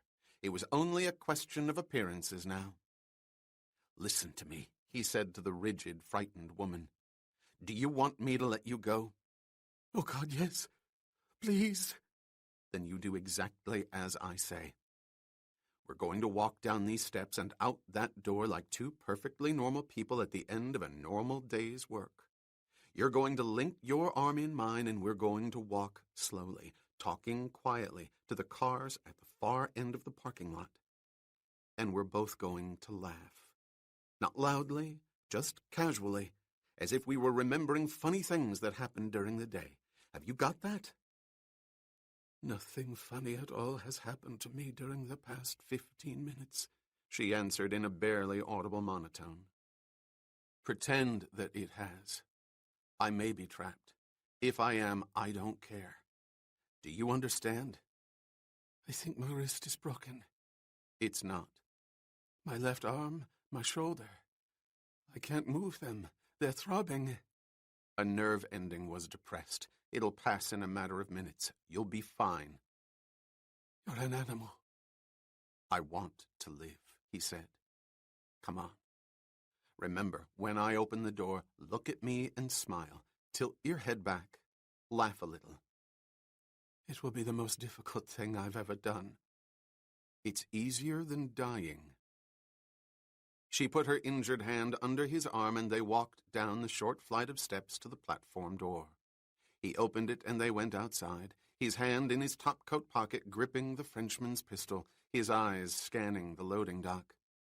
There was a single bulb encased in wire mesh above the door, its spill defining the concrete steps to the left that led to the pavement below. He led his hostage toward them. She performed as he had ordered, the effect macabre. As they walked down the steps, her face was turned to his, her terrified features caught in the light. Her generous lips were parted, stretched over her white teeth in a false, tense smile. Her wide eyes were two dark orbs, reflecting primordial fear, her tear-stained skin taut and pale, marred by the reddish splotches where he had hit her. He was looking at a face of chiseled stone, a mask framed by dark red hair that cascaded over her shoulders, swept back by the night breezes, moving, the only living thing about the mask. Choked laughter came from her throat, the veins in her long neck pronounced. She was not far from collapsing, but he could not think about that. He had to concentrate on the space around them, at whatever movement, however slight, he might discern in the shadows of the large parking lot. It was obvious that these back, unlit regions were used by the Carillon du Lac's employees. It was nearly 6:30, the night shift well immersed in its duties. Everything was still, a smooth black field broken up by rows of silent automobiles, ranks of huge insects, the dull glass of the headlamps, 100 eyes staring at nothing. A scratch. Metal had scraped against metal. It came from the right, from one of the cars in a nearby row. Which row? Which car? He tilted his head back as if responding to a joke made by his companion, letting his eyes roam across the windows of the cars nearest to them. Nothing. Something? It was there, but it was so small, barely seen, so bewildering. A tiny circle of green, an infinitesimal glow of green light. It moved as they moved. Green. Small. Light? Suddenly, from somewhere in a forgotten past, the image of crosshairs burst across his eyes. His eyes were looking at two thin, intersecting lines. Crosshairs. A scope. An infrared scope of a rifle. How did the killers know? Any number of answers. A handheld radio had been used at the Gemeinschaft. One could be in use now. He wore a topcoat. His hostage wore a thin silk dress, and the night was cool. No woman would go out like that. He swung to his left, crouching, lunging into Marie Saint-Jacques, his shoulder crashing into her stomach, sending her reeling back toward the steps. The muffled cracks came in staccato repetition. Stone and asphalt exploded all around them.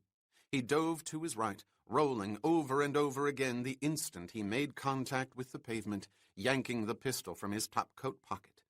Then he sprang again, now straight forward, his left hand steadying his right wrist, the gun centered, aimed at the window with the rifle. He fired 3 shots. A scream came from the dark open space of the stationary car.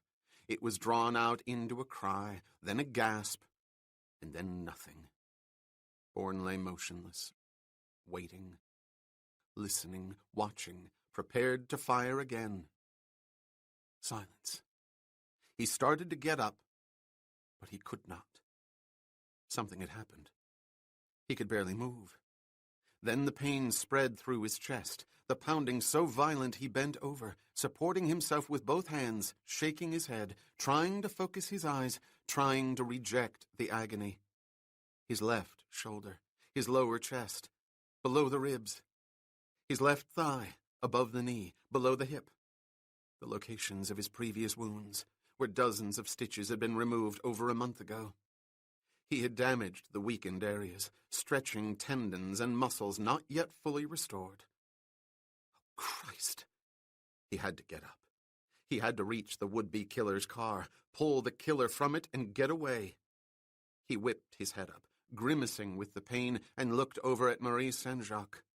She was getting slowly to her feet, first on one knee, then on one foot, supporting herself on the outside wall of the hotel.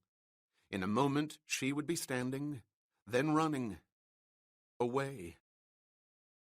He could not let her go. She would race screaming into the Carillon du Lac. Men would come, some to take him, some to kill him. He had to stop her. He let his body fall forward and started rolling to his left, spinning like a wildly out-of-control mannequin until he was within 4 feet of the wall, 4 feet from her. He raised his gun, aiming at her head. "Help me up," he said, hearing the strain in his voice. "What?" "You heard me. Help me up. You said I could go. You gave me your word. I have to take it back." "No, please."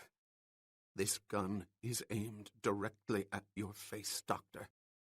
You come here and help me get up, or I'll blow it off." He pulled the dead man from the car and ordered her to get behind the wheel. Then he opened the rear door and crawled into the back seat, out of sight. "Drive," he said. "Drive where I tell you." Chapter 6. Whenever you're in a stress situation yourself, and there's time, of course, do exactly as you would do when you project yourself into one you're observing. Let your mind fall free. Let whatever thoughts and images that surface come cleanly. Try not to exercise any mental discipline. Be a sponge. Concentrate on everything and nothing. Specifics may come to you, certain repressed conduits electrically prodded into functioning. Bourne thought of Washburn's words as he adjusted his body into the corner of the seat, trying to restore some control. He massaged his chest, gently rubbing the bruised muscles around his previous wound. The pain was still there, but not as acute as it had been minutes ago. "You can't just tell me to drive," cried the Saint-Jacques woman. "I don't know where I'm going." "Neither do I," said Jason. He had told her to stay on the lakeshore drive. It was dark, and he had to have time to think. If only to be a sponge. "People will be looking for me," she exclaimed. "They're looking for me, too." "You've taken me against my will. You struck me. Repeatedly." She spoke more softly now, imposing a control on herself. "That's kidnapping, assault. Those are serious crimes. You're out of the hotel. That's what you said you wanted. Let me go, and I won't say anything. I promise you." "You mean you'll give me your word?" "Yes." "I gave you mine and took it back. So could you." "You're different. I won't. No one's trying to kill me. Oh, God, please." "Keep driving." One thing was clear to him. The killers had seen him drop his suitcase and leave it behind in his race for escape. That suitcase told them the obvious. He was getting out of Zurich, undoubtedly out of Switzerland. The airport and the train station would be watched, and the car he had taken from the man he had killed, who had tried to kill him, would be the object of a search. He could not go to the airport or to the train station. He had to get rid of the car and find another. Yet he was not without resources. He was carrying 100,000 Swiss francs and more than 16,000 French francs, the Swiss currency in his passport case, the French in the billfold he had stolen from the Marquis de Chamfort. It was more than enough to buy him secretly to Paris. Why Paris? It was as though the city were a magnet, pulling him to her without explanation. You are not helpless. You will find your way. Follow your instincts, reasonably, of course, to Paris. Have you been to Zurich before? He asked his hostage. Never. You wouldn't lie to me, would you? I've no reason to. Please, let me stop. Let me go. How long have you been here? A week. The conference was for a week. Then you've had time to get around, do some sightseeing. I barely left the hotel. There wasn't time. The schedule I saw on the board didn't seem very crowded. Only 2 lectures for the entire day. They were guest speakers. There were never more than 2 a day, The majority of our work was done in conference. Small conferences. 10 to 15 people from different countries, different interests. You're from Canada? I work for the Canadian Government Treasury Board, Department of National Revenue. The doctor's not medical, then. Economics. McGill University. Pembroke College, Oxford. I'm impressed. Suddenly, with controlled stridency, she added, "My superiors expect me to be in contact with them. Tonight. If they don't hear from me, they'll be alarmed. They'll make inquiries. They'll call the Zurich police." "I see," he said. "That's something to think about, isn't it?" It occurred to Bourne that throughout the shock and the violence of the last half hour, the Saint-Jacques woman had not let her purse out of her hand. He leaned forward, wincing as he did so, the pain in his chest suddenly acute again. "Give me your purse." "What?" She moved her hand quickly from the wheel, grabbing the purse in a futile attempt to keep it from him. He thrust his right hand over the seat, his fingers grasping the leather. "Just drive, Doctor," he said, as he lifted the purse off the seat and leaned back again. "You have no right." She stopped, the foolishness of her remark apparent. "I know that," he replied, opening the purse, turning on the sedan's reading lamp, moving the handbag into its spill. As befitted the owner, the purse was well organized. Passport, wallet, a change purse, keys, and assorted notes and messages in the rear pockets. He looked for a specific message. It was in a yellow envelope given her by the clerk at the Carillon du Lac's front desk. He found it, lifted the flap, and took out the folded paper. It was a cablegram from Ottawa. "Daily reports first rate. Leave granted. Will meet you at airport Wednesday 26. Call or cable flight. In Lyon, do not miss Belle Meunière. Cuisine superbe. Love, Peter." Jason put the cable back in the purse. He saw a small book of matches, the cover a glossy white, scroll writing on the front. He picked it out and read the name. Kronenhalle. A restaurant. A restaurant. Something bothered him. He did not know what it was, but it was there. Something about a restaurant. He kept the matches, closed the purse, and leaned forward, dropping it on the front seat. "That's all I wanted to see," he said, settling back into the corner, staring at the matches. "I seem to remember your saying something about word from Ottawa." "You got it. The 26th is over a week away." "Please." The supplication was a cry for help. He heard it for what it was, but could not respond. For the next hour or so, he needed this woman, needed her as a lame man needed a crutch, or more aptly, as one who could not function behind a wheel needed a driver. But not in this car. "Turn around," he ordered. "Head back to the Carillon." "To the hotel?" "Yes," he said, his eyes on the matches, turning them over and over in his hand under the light of the reading lamp. "We need another car." "We?" "No, you can't. I won't go any—" Again she stopped before the statement was made, before the thought was completed. Another thought had obviously struck her. She was abruptly silent as she swung the wheel until the sedan was facing the opposite direction on the dark lakeshore road. She pressed the accelerator down with such force that the car bolted. The tires spun under the sudden burst of speed. She depressed the pedal instantly, gripping the wheel, trying to control herself. Bourne looked up from the matches at the back of her head, at the long, dark red hair that shone in the light. He took the gun from his pocket and once more leaned forward directly behind her. He raised the weapon, moving his hand over her shoulder, turning the barrel and pressing it against her cheek. "Understand me clearly. You're going to do exactly as I tell you. You're going to be right at my side, and this gun will be in my pocket. It will be aimed at your stomach, just as it's aimed at your head right now. As you've seen, I'm running for my life, and I won't hesitate to pull the trigger. I want you to understand." "I understand." Her reply was a whisper. She breathed through her parted lips, her terror complete. Jason removed the barrel of the gun from her cheek. He was satisfied. Satisfied and revolted.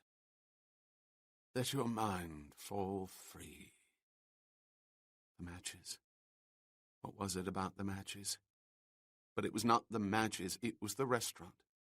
Not the Kronenhalle, but a restaurant. Heavy beams, candlelight, black triangles on the outside. White stone and black triangles. 3? 3 black triangles. Someone was there, at a restaurant with 3 triangles in front. The image was so clear, so vivid, so disturbing. What was it? Did such a place even exist? Specifics may come to you. Certain repressed conduits, prodded into functioning. Was it happening now? Oh, Christ, I can't stand it. He could see the lights of the Carillon du Lac several hundred yards down the road. He had not fully thought out his moves, but was operating on 2 assumptions. The first was that the killers had not remained on the premises. On the other hand, Bourne was not about to walk into a trap of his own making. He knew 2 of the killers.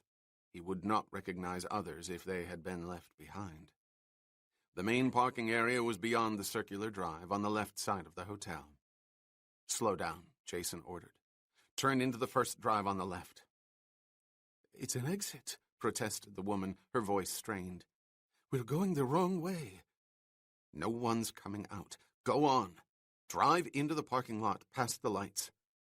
The scene at the hotel's canopied entrance explained why no one paid attention to them. There were 4 police cars lined up in the circular drive, their roof lights revolving, conveying the aura of emergency. He could see uniformed police, tuxedoed hotel clerks at their sides, among the crowds of excited hotel guests. They were asking questions as well as answering them, checking off names of those leaving in automobiles. Marie Saint-Jacques drove across the parking area beyond the floodlights and into an open space on the right. She turned off the engine and sat motionless, staring straight ahead. Be very careful, said Bourne, rolling down his window. And move slowly. Open your door and get out, then stand by mine and help me. Remember, the window's open and the gun's in my hand. You're only 2 or 3 feet in front of me. There's no way I could miss if I fired. She did as she was told, a terrified automaton. Jason supported himself on the frame of the window and pulled himself to the pavement. He shifted his weight from one foot to another. Mobility was returning. He could walk. Not well, and with a limp, but he could walk. What are you going to do? Asked the Saint-Jacques woman, as if she were afraid to hear his answer. Wait. Sooner or later, someone will drive a car back here and park it. No matter what happened in there, it's still dinner time. Reservations were made, parties arranged. A lot of it business. Those people won't change their plans. And when a car does come, how will you take it? She paused, then answered her own question. Oh my God, you're going to kill whoever's driving it. He gripped her arm, her frightened, chalk-white face inches away. He had to control her by fear, but not to the point where she might slip into hysterics. If I have to, I will, but I don't think it'll be necessary. Parking attendants bring the cars back here.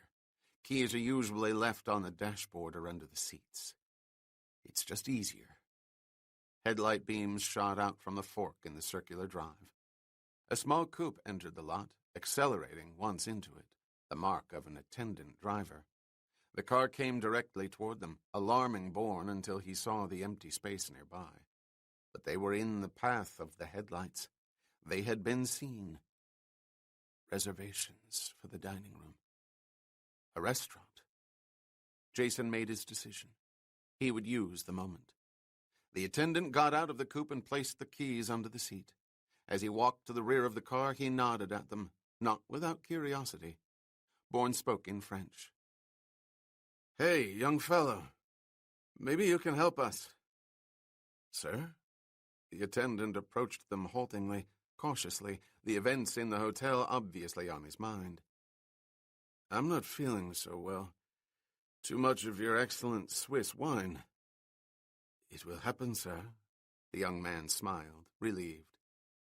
"My wife thought it would be a good idea to get some air before we left for town." "A good idea, sir." "Is everything still crazy inside?" "I didn't think the police officer would let us out until he saw that I might be sick all over his uniform." "Crazy, sir. They're everywhere. We've been told not to discuss it." "Of course. But we've got a problem. An associate flew in this afternoon and we agreed to meet at a restaurant, only I've forgotten the name.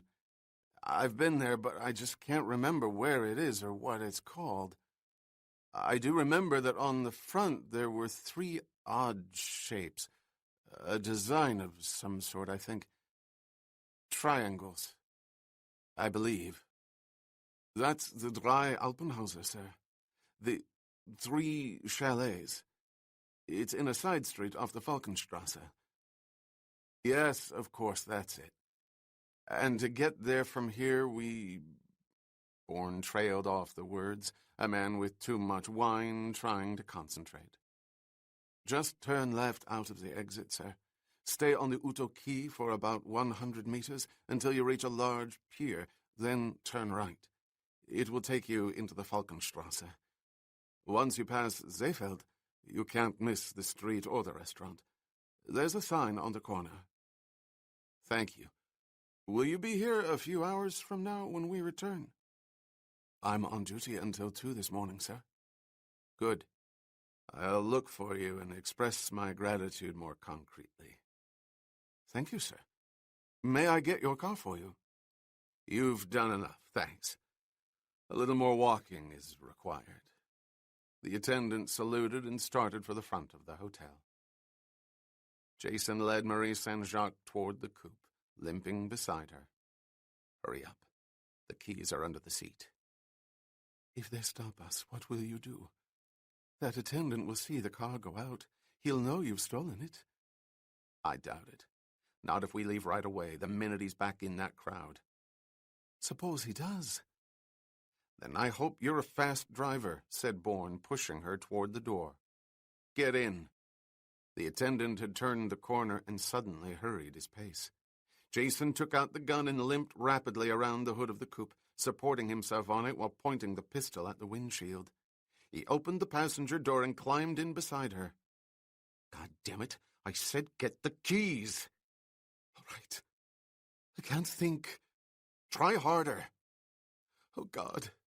She reached below the seat, stabbing her hand around the carpet until she found the small leather case.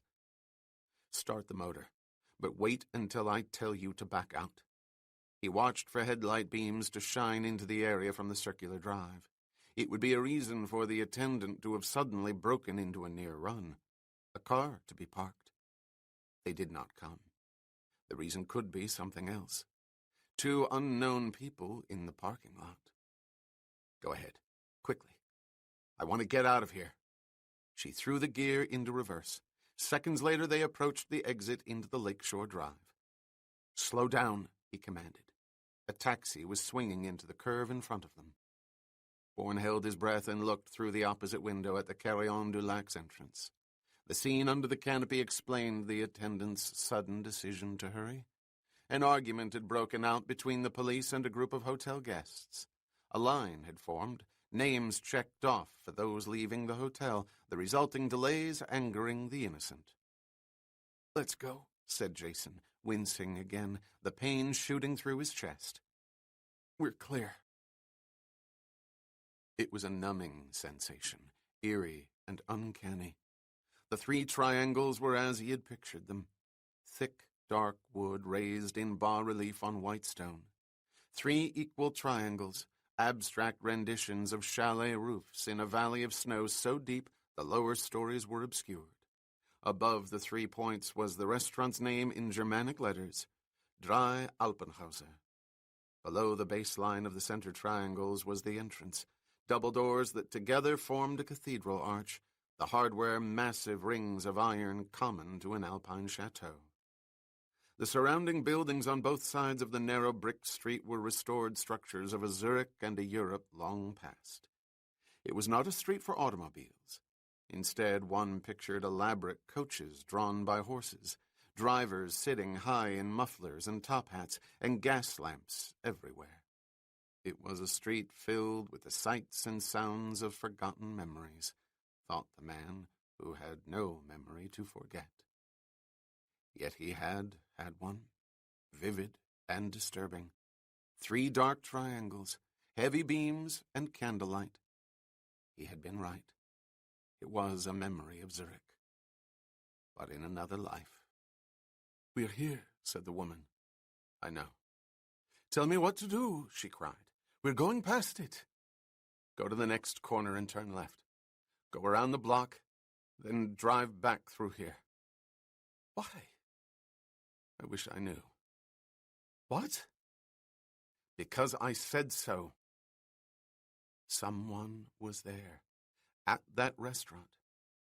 Why didn't other images come? Another image. A face. They drove down the street past the restaurant twice more. 2 separate couples and a foursome went inside. A single man came out, heading for the Falkenstrasse. To judge from the cars parked on the curb, there was a medium-sized crowd at the Drei Alpenhauser. It would grow in number as the next 2 hours passed, most of Zurich preferring its evening meal nearer 10:30 than 8. There was no point in delaying any longer. Nothing further came to Bourne. He could only sit and watch and hope something would come. Something. For something had. A book of matches had evoked an image of reality. Within that reality there was a truth he had to discover. "Pull over to your right, in front of the last car. We'll walk back." Silently, without comment or protest, the Saint-Jacques woman did as she was told. Jason looked at her. Her reaction was too docile, inconsistent with her previous behavior. He understood. A lesson had to be taught. Regardless of what might happen inside the Drei Alpenhauser, he needed her for a final contribution. She had to drive him out of Zurich. The car came to a stop, tires scraping the curb. She turned off the motor and began to remove the keys, her movement slow, too slow. He reached over and held her wrist. She stared at him in the shadows without breathing. He slid his fingers over her hand until he felt the key case. "I'll take those," he said. "Naturally," she replied, her left hand unnaturally at her side, poised by the panel of the door. "Now get out and stand by the hood," he continued. "Don't do anything foolish." "Why should I? You'd kill me." "Good." He reached for the handle of the door, exaggerating the difficulty. The back of his head was to her. He snapped the handle down. The rustle of fabric was sudden, the rush of air more sudden still. Her door crashed open, the woman half out into the street. But Bourne was ready. A lesson had to be taught.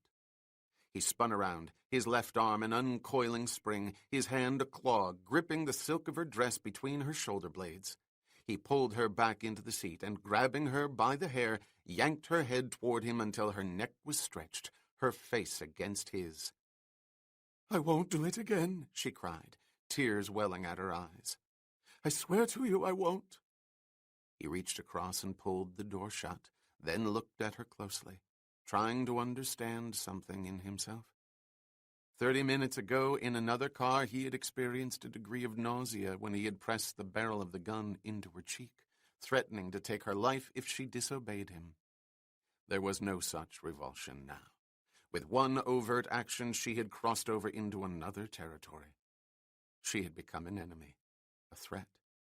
He could kill her if he had to, kill her without emotion because it was the practical thing to do. "Say something," she whispered. Her body went into a brief spasm, her breasts pressing against the dark silk of her dress, rising and falling with the agitated movement. She gripped her own wrist in an attempt to control herself. She partially succeeded. She spoke again, the whisper replaced by a monotone. I said I wouldn't do it again, and I won't. You'll try, he replied quietly.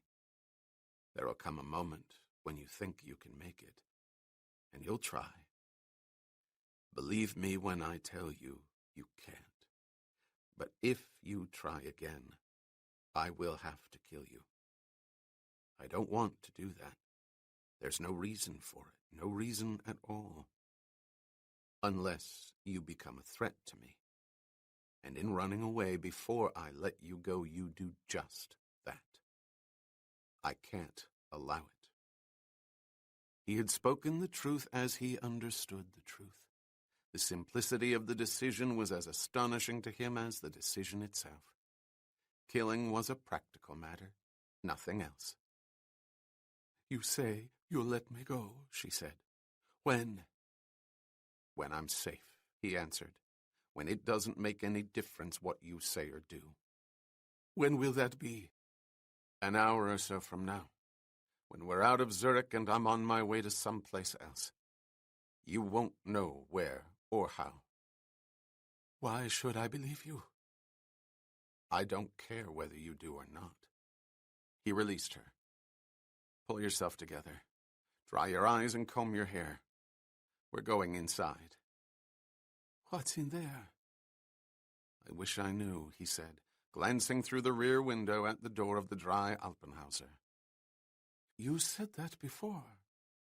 He looked at her, at the wide brown eyes that were searching his, searching in fear, in bewilderment.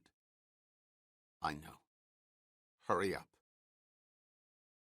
There were thick beams running across the high alpine ceiling, tables and chairs of heavy wood, deep booths and candlelight everywhere. An accordion player moved through the crowd, muted strains of Bavarian music coming from his instrument. He had seen the large room before, the beams and the candlelight printed somewhere in his mind, the sounds recorded also. He had come here in another life. They stood in the shallow foyer in front of the Maitre D's station. The tuxedoed man greeted them. Haben Sie einen Tisch schon reserviert, mein Herr? If you mean reservations, I'm afraid not. But you were highly recommended. I hope you can fit us in. A booth, if possible. Certainly, sir. It's the early sitting. We're not yet crowded. This way, please. They were taken to a booth in the nearest corner, a flickering candle in the center of the table. Bourne's limp and the fact that he held on to the woman dictated the closest available location. Jason nodded to Marie Saint-Jacques. She sat down, and he slid into the booth opposite her. Move against the wall, he said after the Maitre D' had left. Remember, the gun's in my pocket, and all I have to do is raise my foot, and you're trapped. I said I wouldn't try. I hope you don't. Order a drink. There's no time to eat. I couldn't eat. She gripped her wrist again, her hands visibly trembling. Why isn't there time? What are you waiting for? I don't know. Why do you keep saying that? I don't know. I wish I knew. Why did you come here? Because I've been here before. That's no answer. There's no reason for me to give you one. A waiter approached. The Saint-Jacques woman asked for wine. Bourne ordered scotch, needing the stronger drink. He looked around the restaurant, trying to concentrate on everything and nothing. A sponge. But there was only nothing. No images filled his mind. No thoughts intruded on his absence of thought. Nothing. And then he saw the face across the room. It was a large face set in a large head, above an obese body pressed against the wall of an end booth, next to a closed door. The fat man stayed in the shadows of his observation point as if they were his protection, the unlit section of the floor his sanctuary. His eyes were riveted on Jason, equal parts fear and disbelief in his stare. Bourne did not know the face, but the face knew him. The man brought his fingers to his lips and wiped the corners of his mouth, then shifted his eyes, taking in each diner at every table. Only then did he begin what was obviously a painful journey around the room toward their booth. "A man's coming over here," Jason said over the flame of the candle. "A fat man, and he's afraid. Don't say anything. No matter what he says, keep your mouth shut. And don't look at him. Raise your hand. Rest your head on your elbow casually. Look at the wall, not him." The woman frowned, bringing her right hand to her face. Her fingers trembled. Her lips formed a question, but no words came. Jason answered the unspoken. "For your own good," he said. "There's no point in his being able to identify you." The fat man edged around the corner of the booth. Bourne blew out the candle, throwing the table into relative darkness. The man stared down at him and spoke in a low, strained voice. "Du lieber Gott, why did you come here? What have I done that you should do this to me?" "I enjoy the food. You know that." "Have you no feelings? I have a family, a wife and children. I did only as I was told. I gave you the envelope. I did not look inside. I know nothing." "But you were paid, weren't you?" asked Jason instinctively. "Yes, but I said nothing. We never met. I never described you. I spoke to no one." "Then why are you afraid? I'm just an ordinary patron about to order dinner." "I beg you, leave." Now I'm angry. "You'd better tell me why." The fat man brought his hand to his face, his fingers again wiping the moisture that had formed around his mouth. He angled his head, glancing at the door, then turned back to Bourne. "Others may have spoken. Others may know who you are. I've had my share of trouble with the police. They would come directly to me." The Saint-Jacques woman lost control. She looked at Jason, the words escaping. "The police? They were the police." Bourne glared at her, then turned back to the nervous fat man. "Are you saying the police would harm your wife and children?" "Not in themselves, as you well know, but their interest would lead others to me, to my family. How many are there that look for you, mein Herr? And what are they that do? You need no answer from me. They stop at nothing. The death of a wife or a child is nothing. Please, on my life, I've said nothing. Leave." "You're exaggerating." Jason brought the drink to his lips, a prelude to dismissal. "In the name of Christ, don't do this." The man leaned over, gripping the edge of the table. "You wish proof of my silence? I give it to you. Word was spread throughout the Verbrecherwelt. Anyone with any information whatsoever should call a number set up by the Zurich police. Everything would be kept in the strictest confidence. They would not lie in the Verbrecherwelt about that. Rewards were ample. The police in several countries sending funds through Interpol.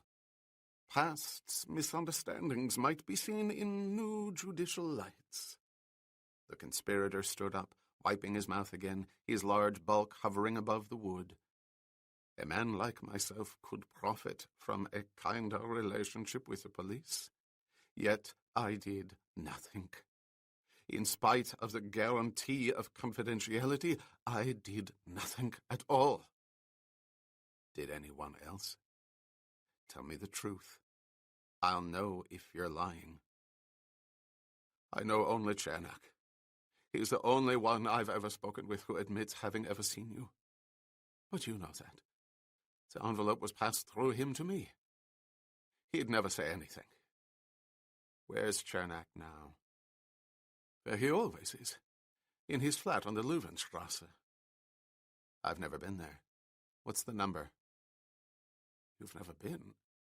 The fat man paused, his lips pressed together, alarm in his eyes. "Are you testing me?" "Answer the question." "Number 37. You know it as well as I do." Then I'm testing you.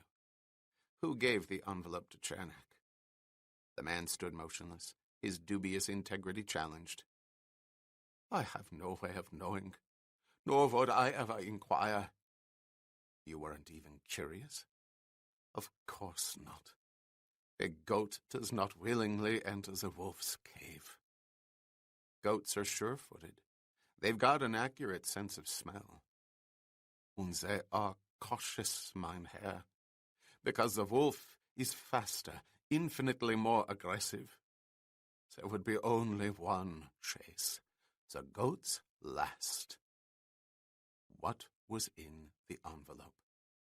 I told you I did not open it. But you know what was in it. Money, I presume. You presume? Very well. Money. A great deal of money. If there was any discrepancy, it had nothing to do with me. Now, please, I beg you, get out of here. One last question. Anything. Just leave. What was the money for? The obese man stared down at Bourne, his breathing audible, sweat glistening on his chin.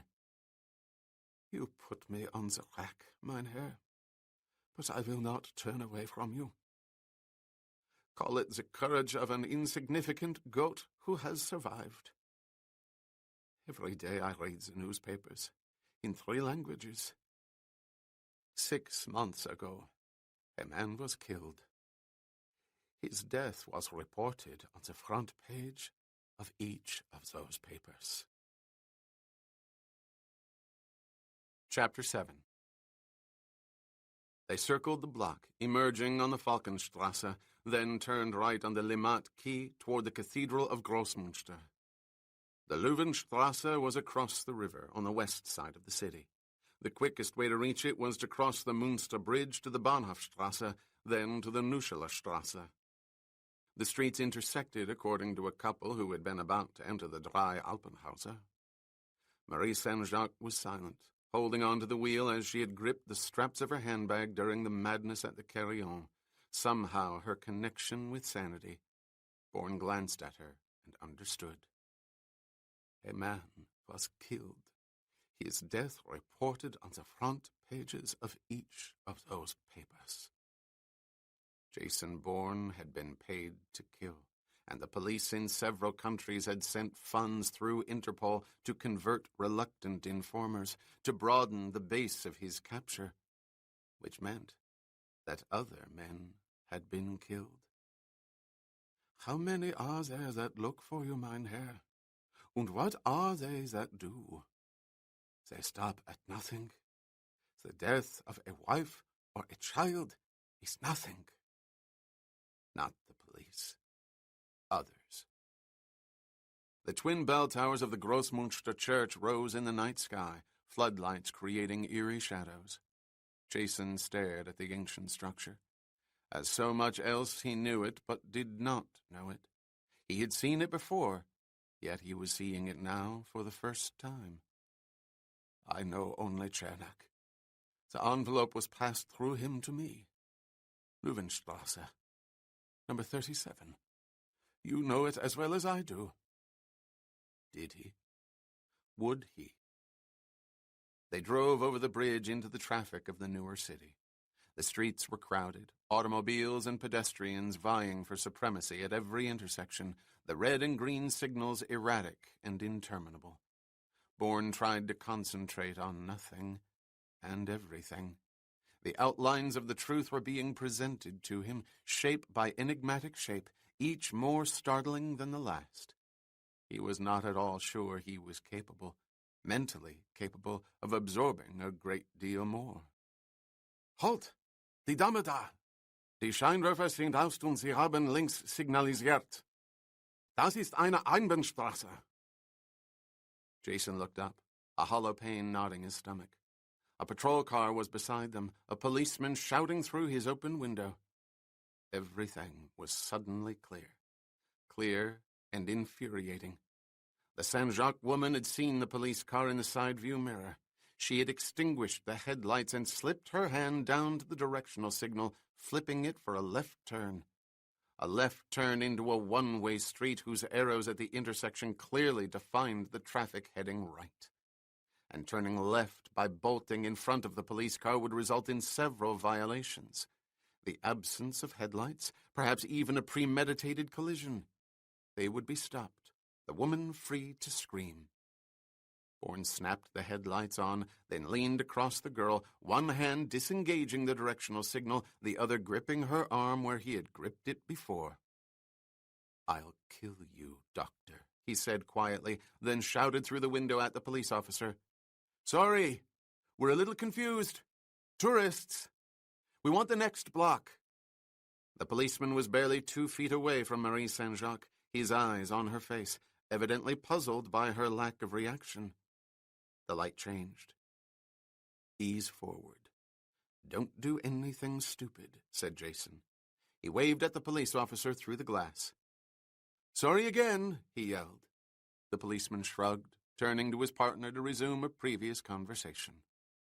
"I was confused," said the girl, her soft voice trembling. "There's so much traffic. Oh, God, you've broken my arm. You bastard." Bourne released her, disturbed by her anger. He preferred fear. "You don't expect me to believe you, do you?" "My arm?" "Your confusion." "You said we were going to turn left soon. That's all I was thinking about." "Next time, look at the traffic." He moved away from her but did not take his eyes off her face. "You are an animal," she whispered, briefly closing her eyes, opening them in fear. It had come back. They reached the Löwenstrasse, a wide avenue where low buildings of brick and heavy wood stood sandwiched between modern examples of smooth concrete and glass.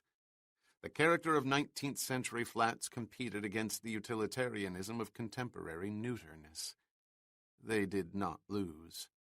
Jason watched the numbers. They were descending from the middle 80s, with each block the old houses more in evidence than the high-rise apartments, until the street had returned in time to that other era. There was a row of neat 4-story flats, roofs and windows framed in wood, stone steps and railings leading up to recessed doorways washed in the light of carriage lamps. Bourne recognized the unremembered. The fact that he did so was not startling, but something else was. The row of houses evoked another image, a very strong image of another row of flats, similar in outlines, but oddly different. Weathered, older, nowhere near as neat or scrubbed. Cracked windows, broken steps, incomplete railings, jagged ends of rusted iron.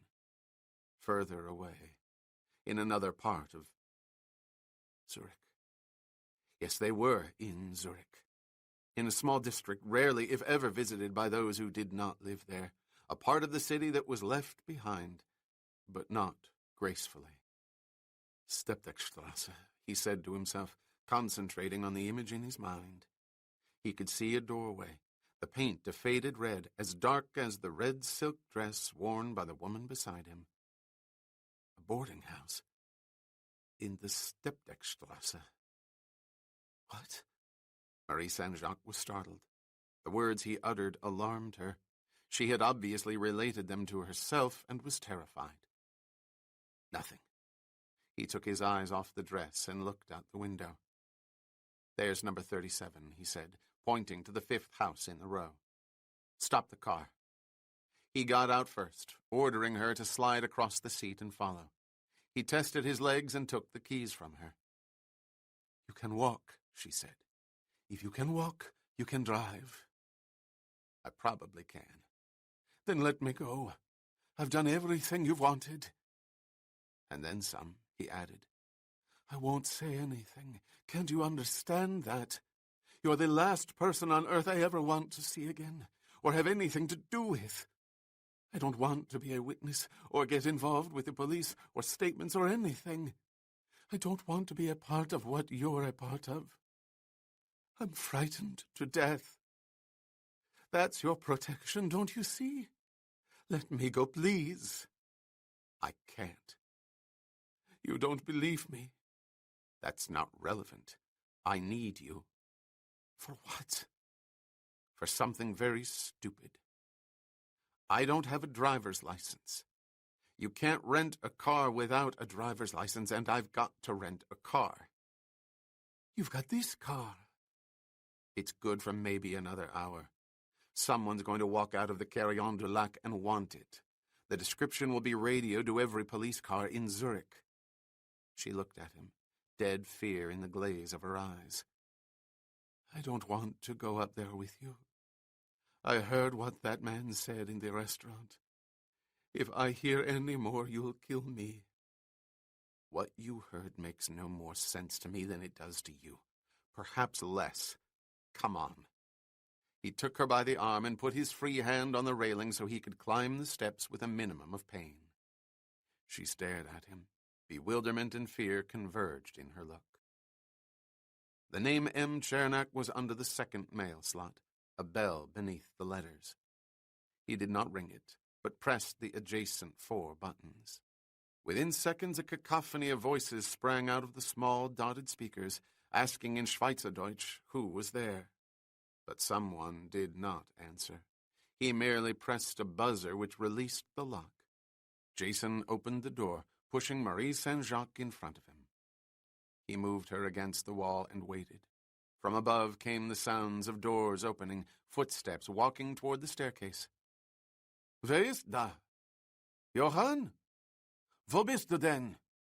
Silence, followed by words of irritation. Footsteps were heard again. Doors closed. M. Chernak was on the second floor, flat 2C. Bourne took the girl's arm, limped with her to the staircase, and started the climb. She was right, of course. It would be far better if he were alone, but there was nothing he could do about that. He did need her. He had studied road maps during the weeks in Port-Noir. Lucerne was no more than an hour away, Bern 2.5 or 3. He could head for either one, dropping her off in some deserted spot along the way and then disappear. It was simply a matter of timing. He had the resources to buy 100 connections. He needed only a conduit out of Zurich, and she was it. But before he left Zurich, he had to know. He had to talk to a man named M. Chernak. The name was to the right of the doorbell. He sidestepped away from the door, pulling the woman with him. Do you speak German? Jason asked. No. Don't lie. I'm not. Bourne thought, glancing up and down the short hallway. Then, ring the bell. If the door opens, just stand there. If someone answers from inside, say you have a message, an urgent message, from a friend at the Drei Alpenhauser. Suppose he or she says to slide it under the door. Jason looked at her. Very good. I just don't want any more violence. I don't want to know anything or see anything. I just want to... I know, he interrupted. Go back to Caesar's taxes and the Punic Wars. If he or she says something like that, explain in a couple of words that the message is verbal and can only be delivered to the man who is described to you. If he asks for that description, said Marie Saint-Jacques icily, analysis momentarily preempting fear. You've got a good mind, Doctor, he said. I'm precise. I'm frightened, I told you that. What do I do? Say to hell with them, someone else can deliver it, and start to walk away. She moved to the door and rang the bell. There was an odd sound from within, a scratching, growing louder, constant. Then it stopped, and a deep voice was heard through the wood. Ja? I'm afraid I don't speak German. English. What is it?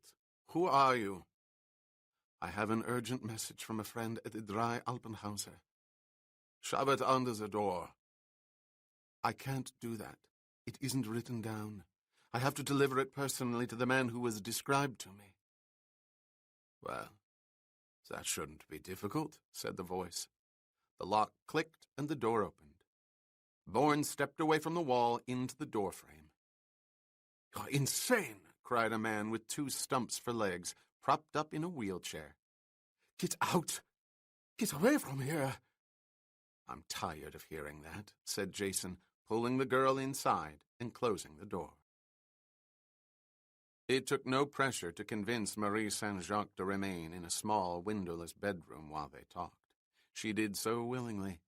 The legless Chernak was close to panic, his ravaged face chalk white, his unkempt gray hair matted about his neck and forehead.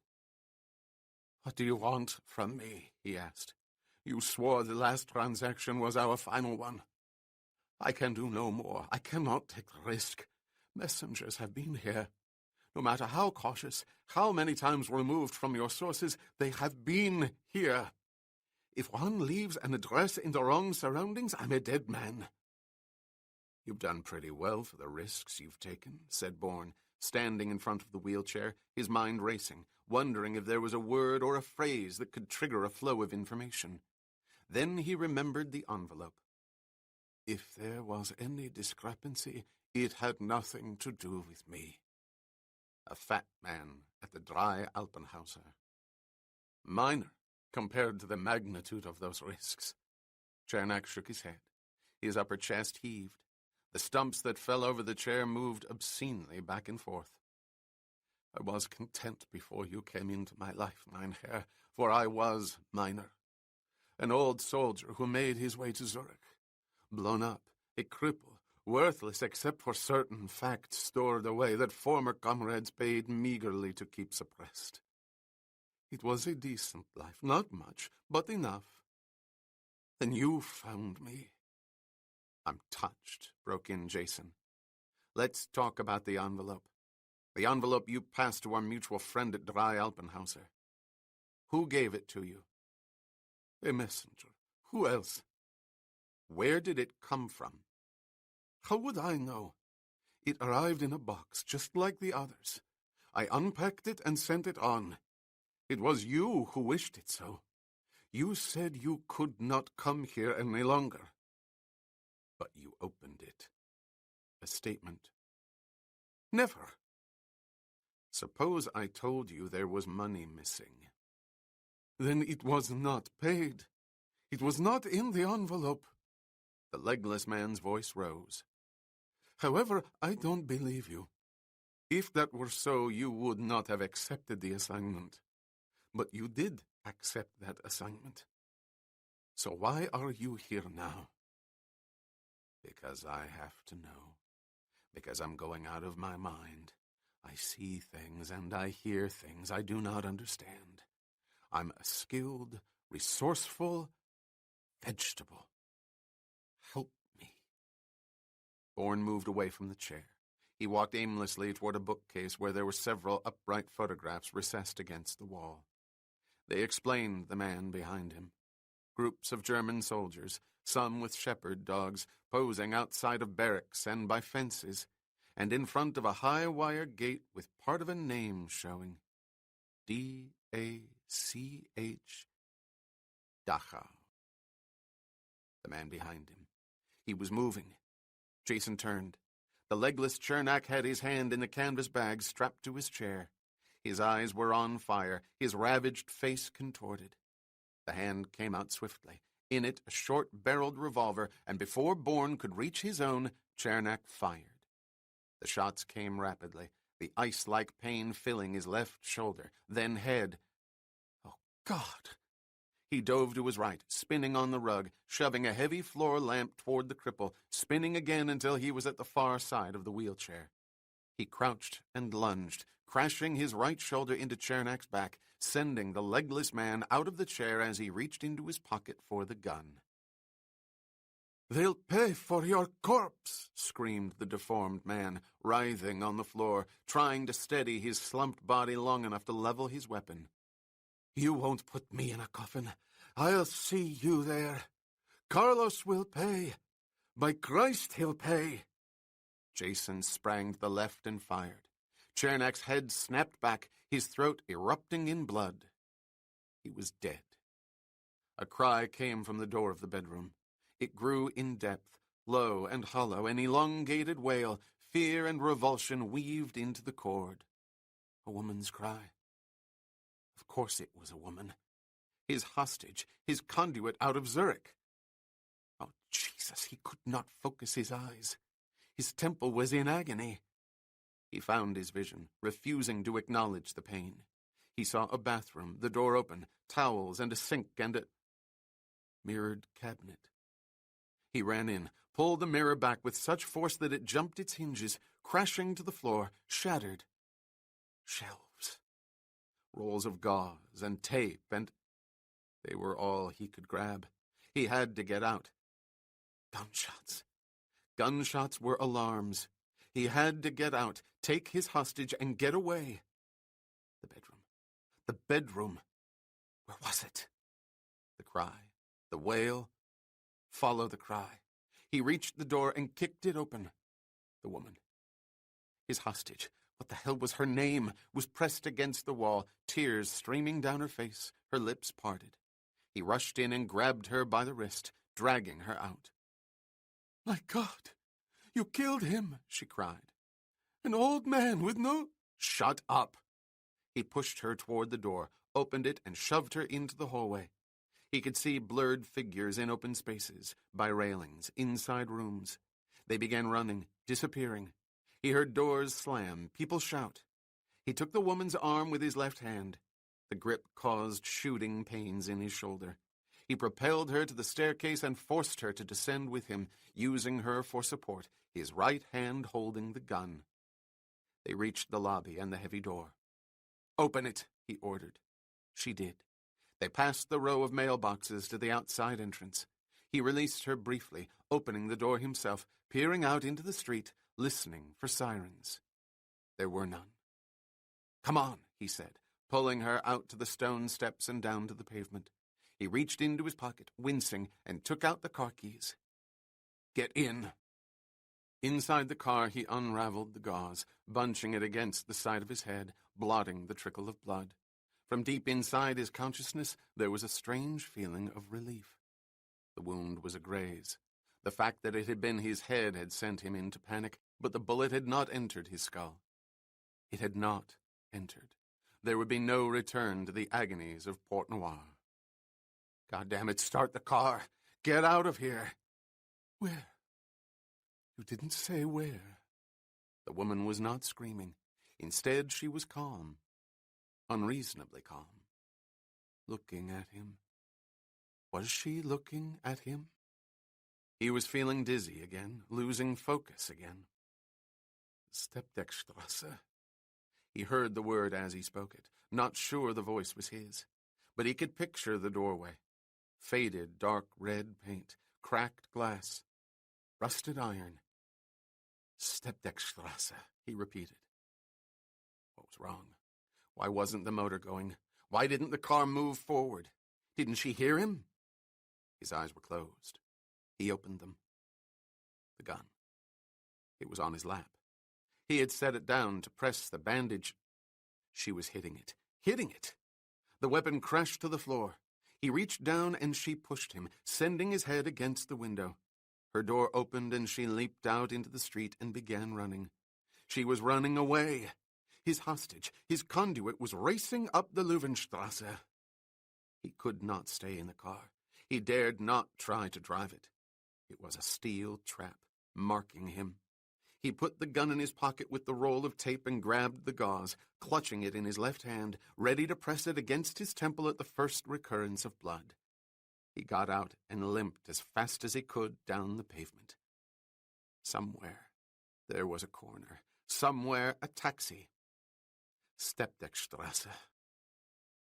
Marie Saint-Jacques kept running in the middle of the wide, deserted avenue, in and out of the spills of the street lamps, waving her arms at the automobiles in the Löwenstrasse. They sped by her.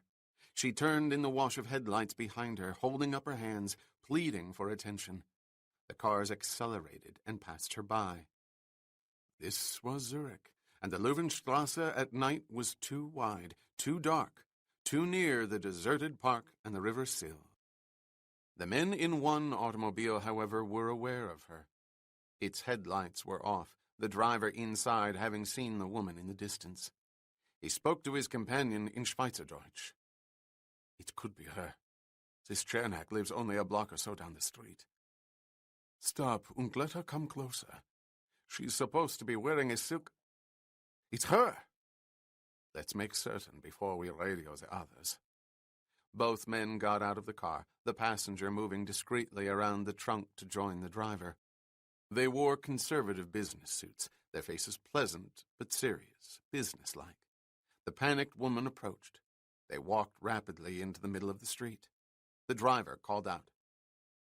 Was ist passiert, Fräulein? Help me, she screamed.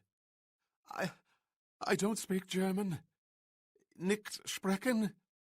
Call the police. The Polizei. The driver's companion spoke with authority, calming her with his voice. We are with the police, he said in English. Zurich Sicherheitspolizei. We weren't sure, miss. You are the woman from the Carillon du Lac? Yes, she cried. He wouldn't let me go. He kept hitting me, threatening me with his gun. It was horrible. Where is he now? He's hurt. He was shot. I ran from the car. He was in the car when I ran. She pointed down the Löwenstrasse. Over there. 2 blocks, I think. In the middle of the block. A coupe. A grey coupe. He has a gun. So do we, miss, said the driver. Come along. Get in the back of the car. You'll be perfectly safe. We'll be very careful. Quickly now.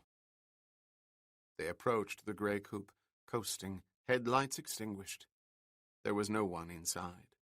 There were, however, people talking excitedly on the pavement and up the stone steps of number 37. The driver's associate turned and spoke to the frightened woman pressed into the corner of the rear seat. This is the residence of a man named Chernak. Did he mention him? Did he say anything about going in to see him? He did go. He made me come with him. He killed him.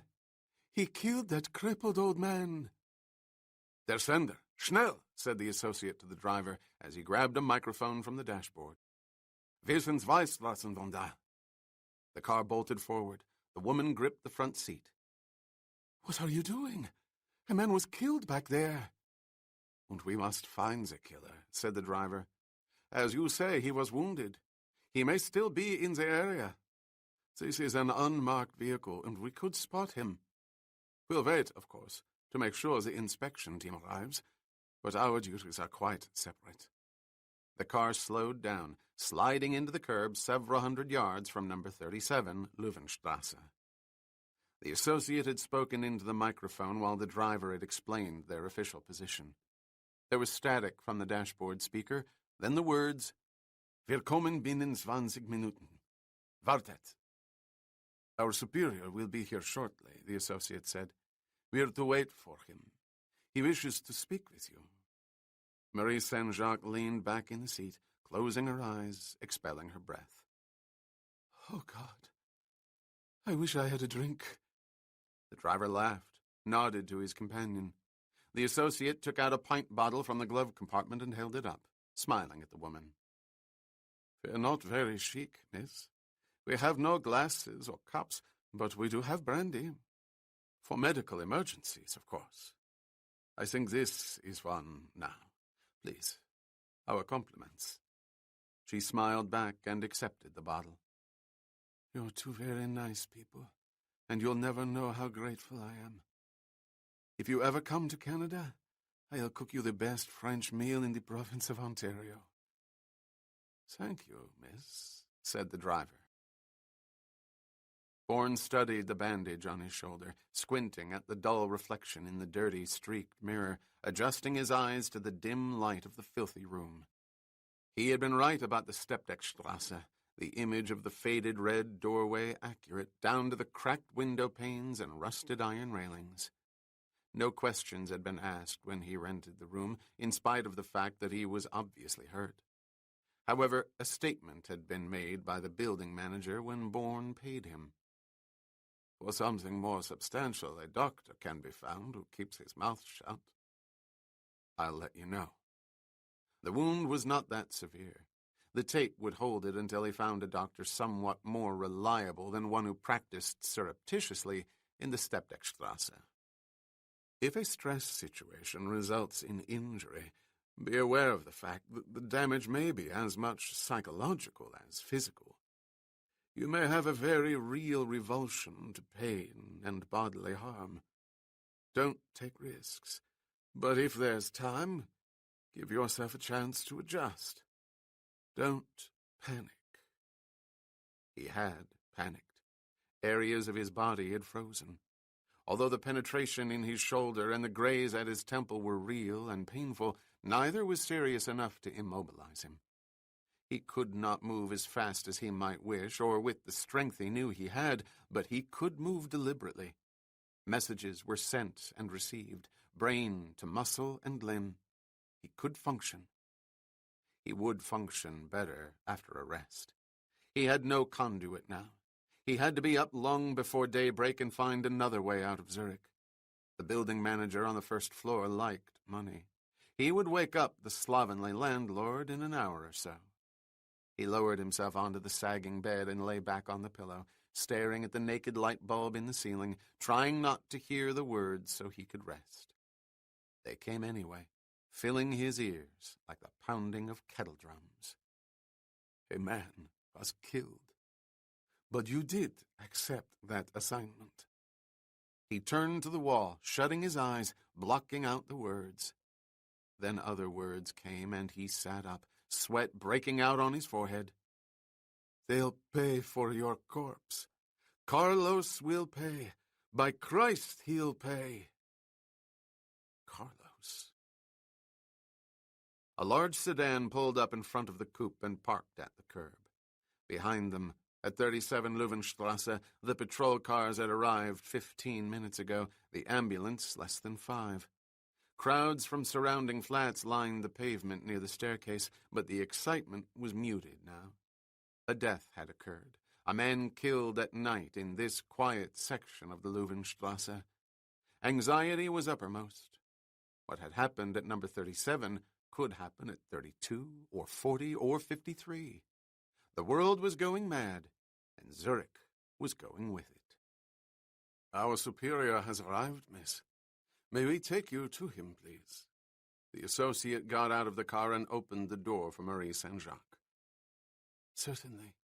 She stepped out on the pavement and felt the man's hand on her arm. It was so much gentler than the hard grip of the animal who had held the barrel of a gun to her cheek. She shuddered at the memory. They approached the rear of the sedan, and she climbed inside.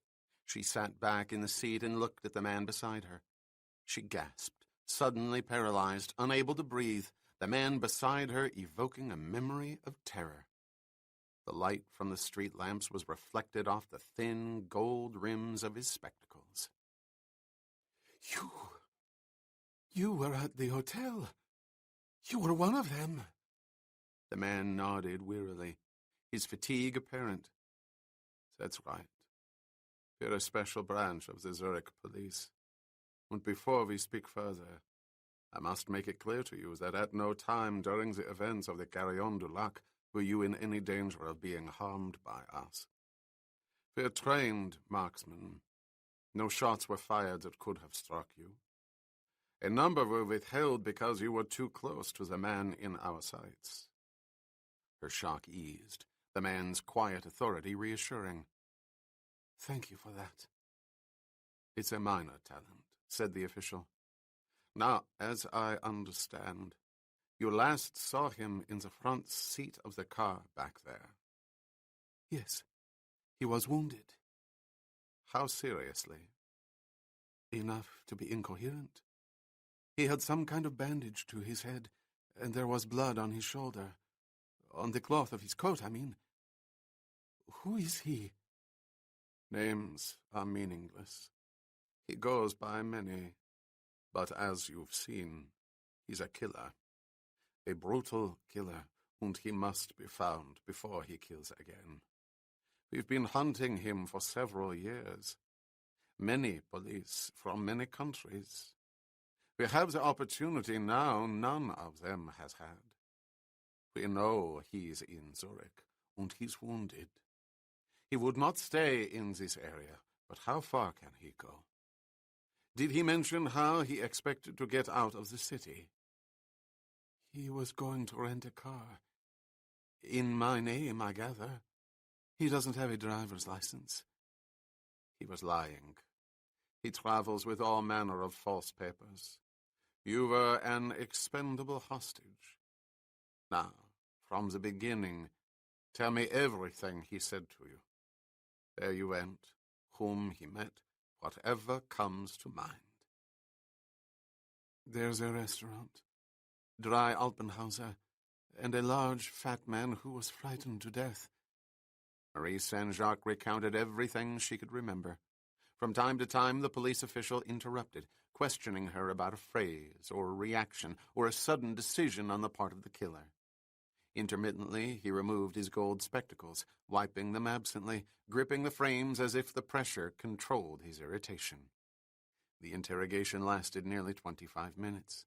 Then the official made his decision. He spoke to his driver. Drei Alpenhauser. Schnell! He turned to Marie Saint-Jacques. He'll confront that man with his own words. His incoherence was quite intentional. He knows far more than he said at the table. Incoherence. She said the word softly, remembering her own use of it. Steppdeckstrasse. Cracked windows, rooms. What? A boarding house in the Steppdeckstrasse. That's what he said. Everything was happening so fast, but he said it. And just before I jumped out of the car, he said it again. Steppdeckstrasse. The driver spoke. Ich kenne diese Strasse. Früher gab es Textilfabriken da. I don't understand, said Marie Saint-Jacques. It's a run-down section that has not kept up with the times, replied the official. The old fabric mills used to be there. A haven for the less fortunate. And others. Los, he ordered.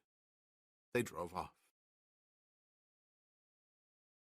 Chapter 8. A crack. Outside the room. Snap-like, echoing off into a sharp coda, the sound penetrating, diminishing in the distance. Bourne opened his eyes. The staircase. The staircase in the filthy hallway outside his room. Someone had been walking up the steps and had stopped, aware of the noise his weight had caused on the warped, cracked wood. A normal boarder at the Steppdeckstrasse rooming house would have no such concerns. Silence. Crack. Now closer. A risk was taken, timing paramount, speed the cover. Jason spun off the bed, grabbing the gun that was by his head, and lunged to the wall by the door. He crouched, hearing the footsteps. One man, the runner, no longer concerned with sound, only with reaching his destination. Bourne had no doubt what it was. He was right. The door crashed open. He smashed it back, then threw his full weight into the wood, pinning the intruder against the doorframe, pummeling the man's stomach, chest, and arm into the recessed edge of the wall. He pulled the door back and lashed the toe of his right foot into the throat below him, reaching down with his left hand, grabbing blonde hair and yanking the figure inside. The man's hand went limp. The gun in it fell to the floor, a long-barreled revolver with a silencer attached. Jason closed the door and listened for sounds on the staircase. There were none. He looked down at the unconscious man. Thief? Killer? What was he? Police? Had the manager of the boarding house decided to overlook the code of the Steppdeckstrasse in search of a reward? Bourne rolled the intruder over and took out a billfold. Second nature made him remove the money, knowing it was ludicrous to do so. He had a small fortune on him. He looked at the various credit cards and the driver's license. He smiled, but then his smile disappeared. There was nothing funny. The names on the cards were different ones, the name on the license matching none. The unconscious man was no police officer. He was a professional, come to kill a wounded man in the Steppdeckstrasse. Someone had hired him. Who? Who could possibly know he was there? The woman? Had he mentioned the Steppdeckstrasse when he had seen the row of neat houses, looking for number 37? No, it was not she. He may have said something, but she would not have understood. And if she had, there'd be no professional killer in his room. Instead, the run-down boarding house would be surrounded by police. The image of a large, fat man perspiring above a table came to Bourne. That same man had wiped the sweat from his protruding lips and had spoken of the courage of an insignificant goat who had survived. Was this an example of his survival technique? Had he known about the Steppdeckstrasse? Was he aware of the habits of the patron whose sight terrified him? Had he been to the filthy rooming house, delivered an envelope there? Jason pressed his hand to his forehead and shut his eyes. Why can't I remember? When will the mists clear? Will they ever clear? Don't crucify yourself. Bourne opened his eyes, fixing them on the blond man. For the briefest of moments, he nearly burst out laughing. He had been presented with his exit visa from Zurich, and instead of recognizing it, he was wasting time tormenting himself. He put the billfold in his pocket, wedging it behind the Marquis de Chamfort's, picked up the gun and shoved it into his belt, then dragged the unconscious figure over to the bed.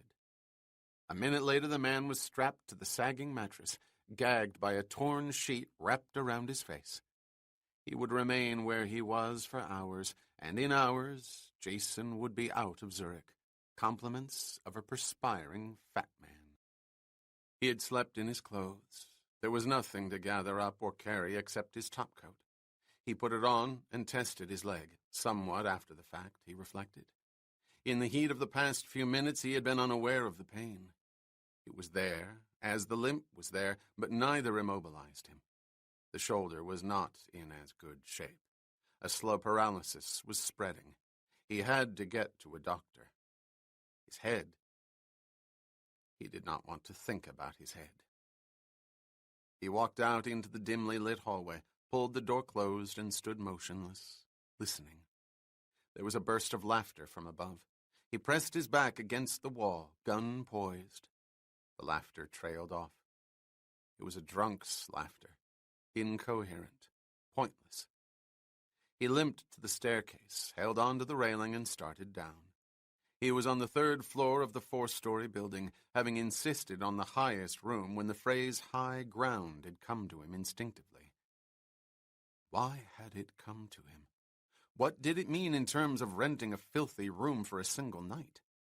Sanctuary? Stop it. He reached the 2nd-floor landing, creaks in the wooden staircase accompanying each step.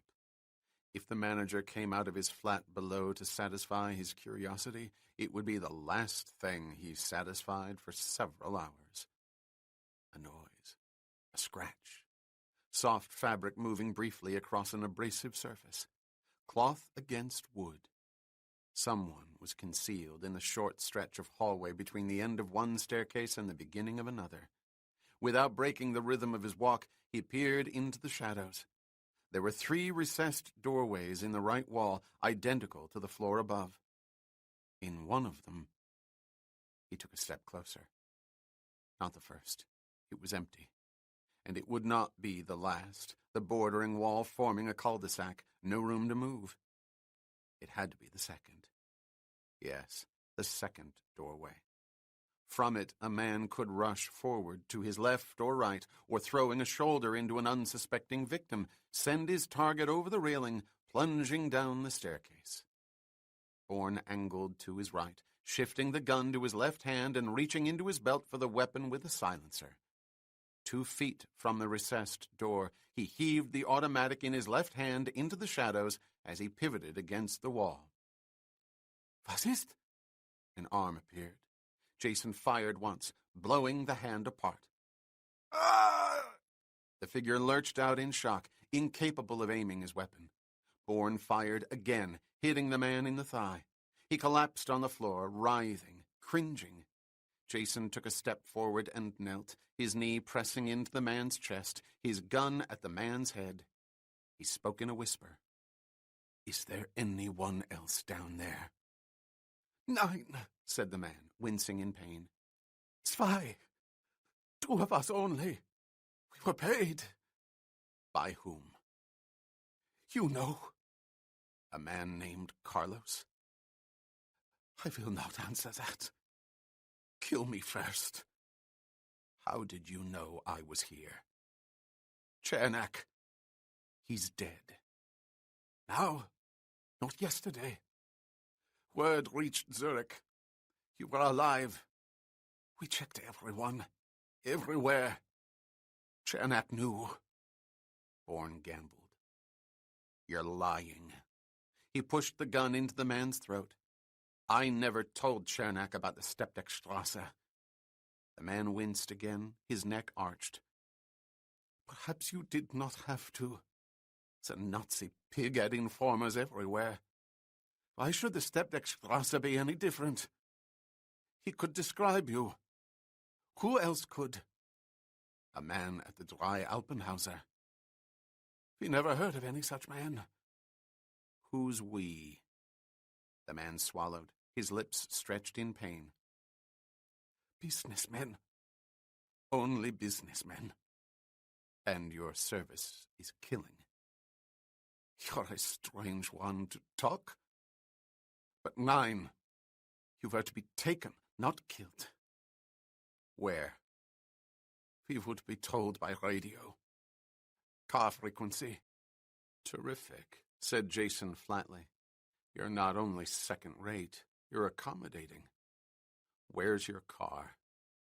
"Outside." "Give me the keys." The radio would identify it. The man tried to resist. He pushed Bourne's knee away and started to roll into the wall. "Nein!" "You haven't got a choice." Jason brought the handle of the pistol down on the man's skull. The Swiss collapsed.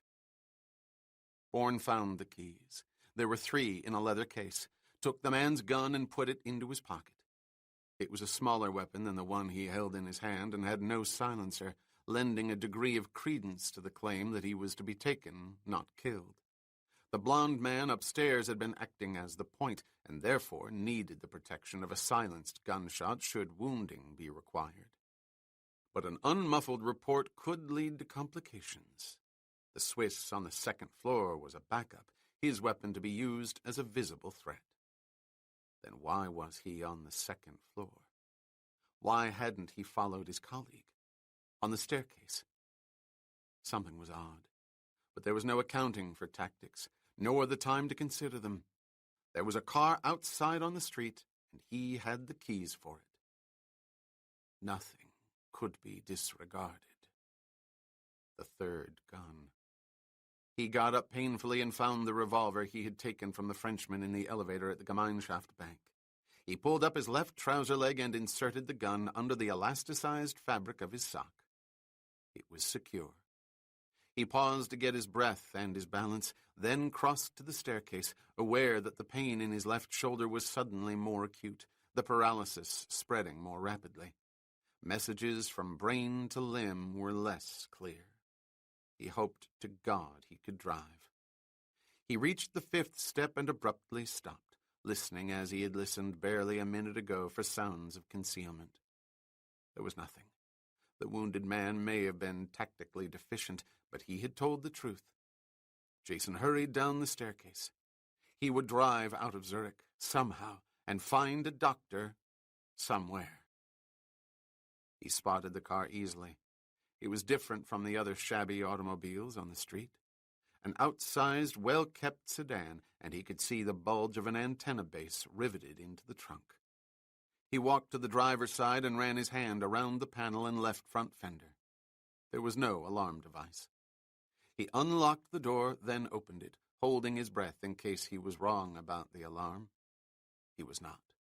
He climbed in behind the wheel, adjusting his position until he was as comfortable as he could be, grateful that the car had an automatic shift. The large weapon in his belt inhibited him. He placed it on the seat beside him, then reached for the ignition. assuming the key that had unlocked the door was the proper one. It was not. He tried the one next to it, but it too would not fit. For the trunk, he assumed. It was the third key. Or was it? He kept stabbing at the opening. The key would not enter. He tried the second again. It was blocked. Then the first. None of the keys would fit into the ignition. Or were the messages from brain to limb to fingers too garbled, his coordination too inadequate? God damn it! Try again! A powerful light came from his left, burning his eyes, blinding him.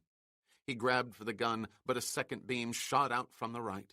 The door was yanked open, and a heavy flashlight crashed down on his hand, another hand taking the weapon from the seat. Get out! The order came from his left, the barrel of a gun pressed into his neck. He climbed out, 1,000 coruscating circles of white in his eyes. As vision slowly came back to him, the first thing he saw was the outline of 2 circles. Gold circles.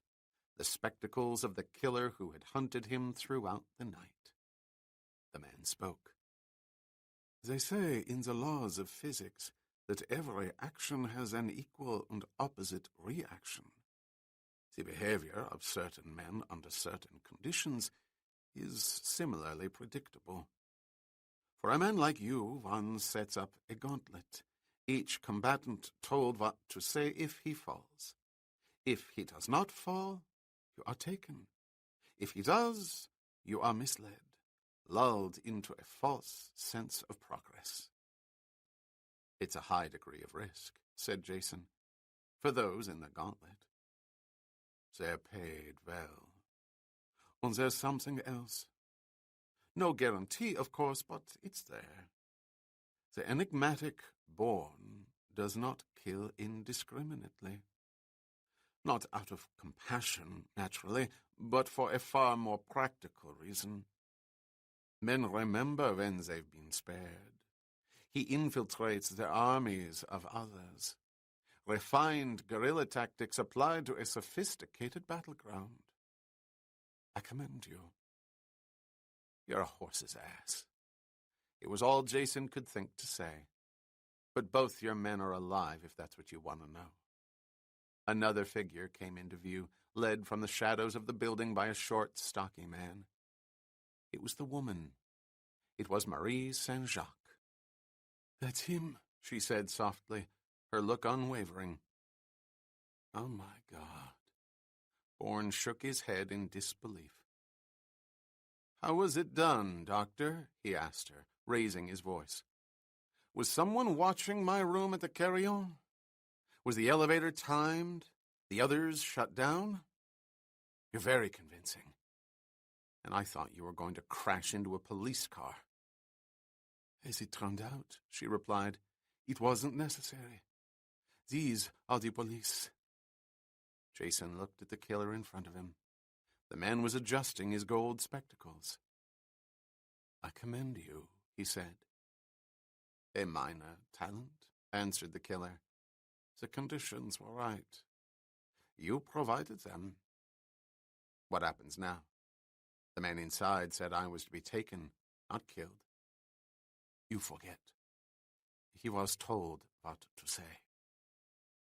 The Swiss paused. So this is what you look like.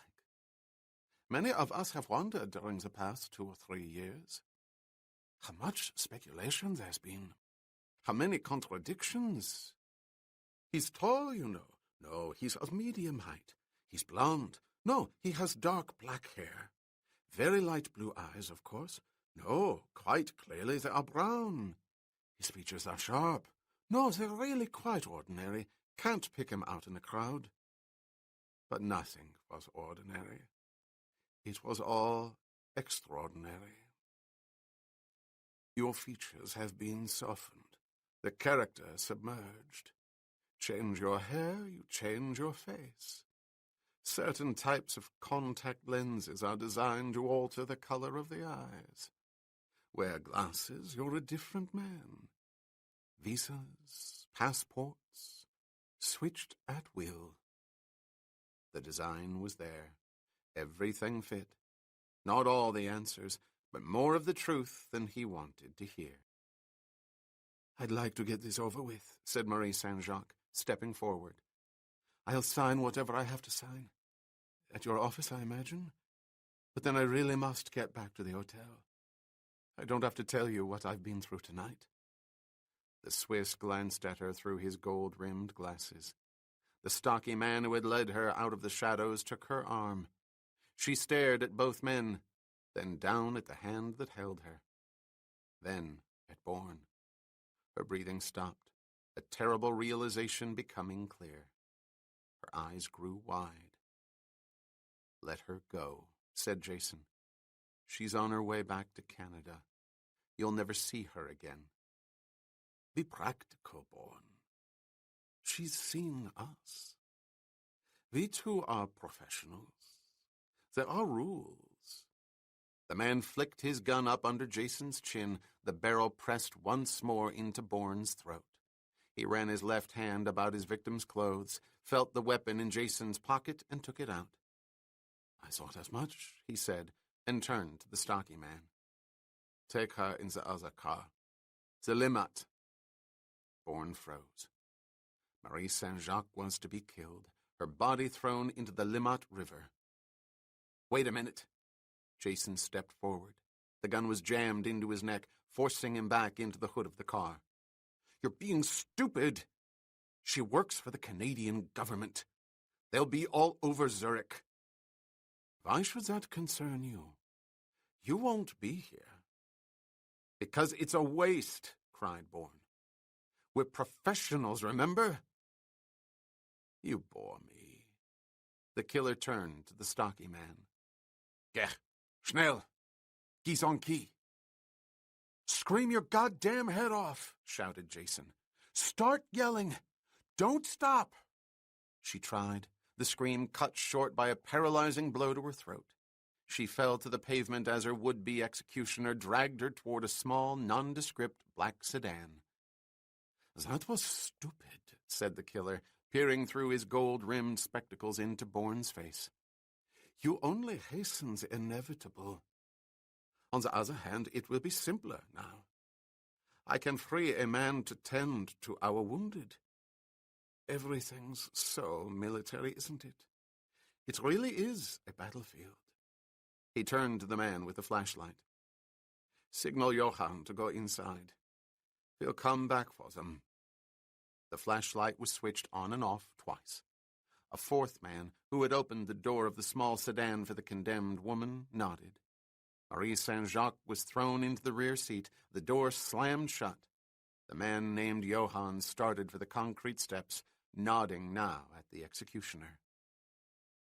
Jason felt sick as the engine of the small sedan was gunned and the car bolted away from the curb into the Steppdeckstrasse, the twisted chrome bumper disappearing into the shadows of the street.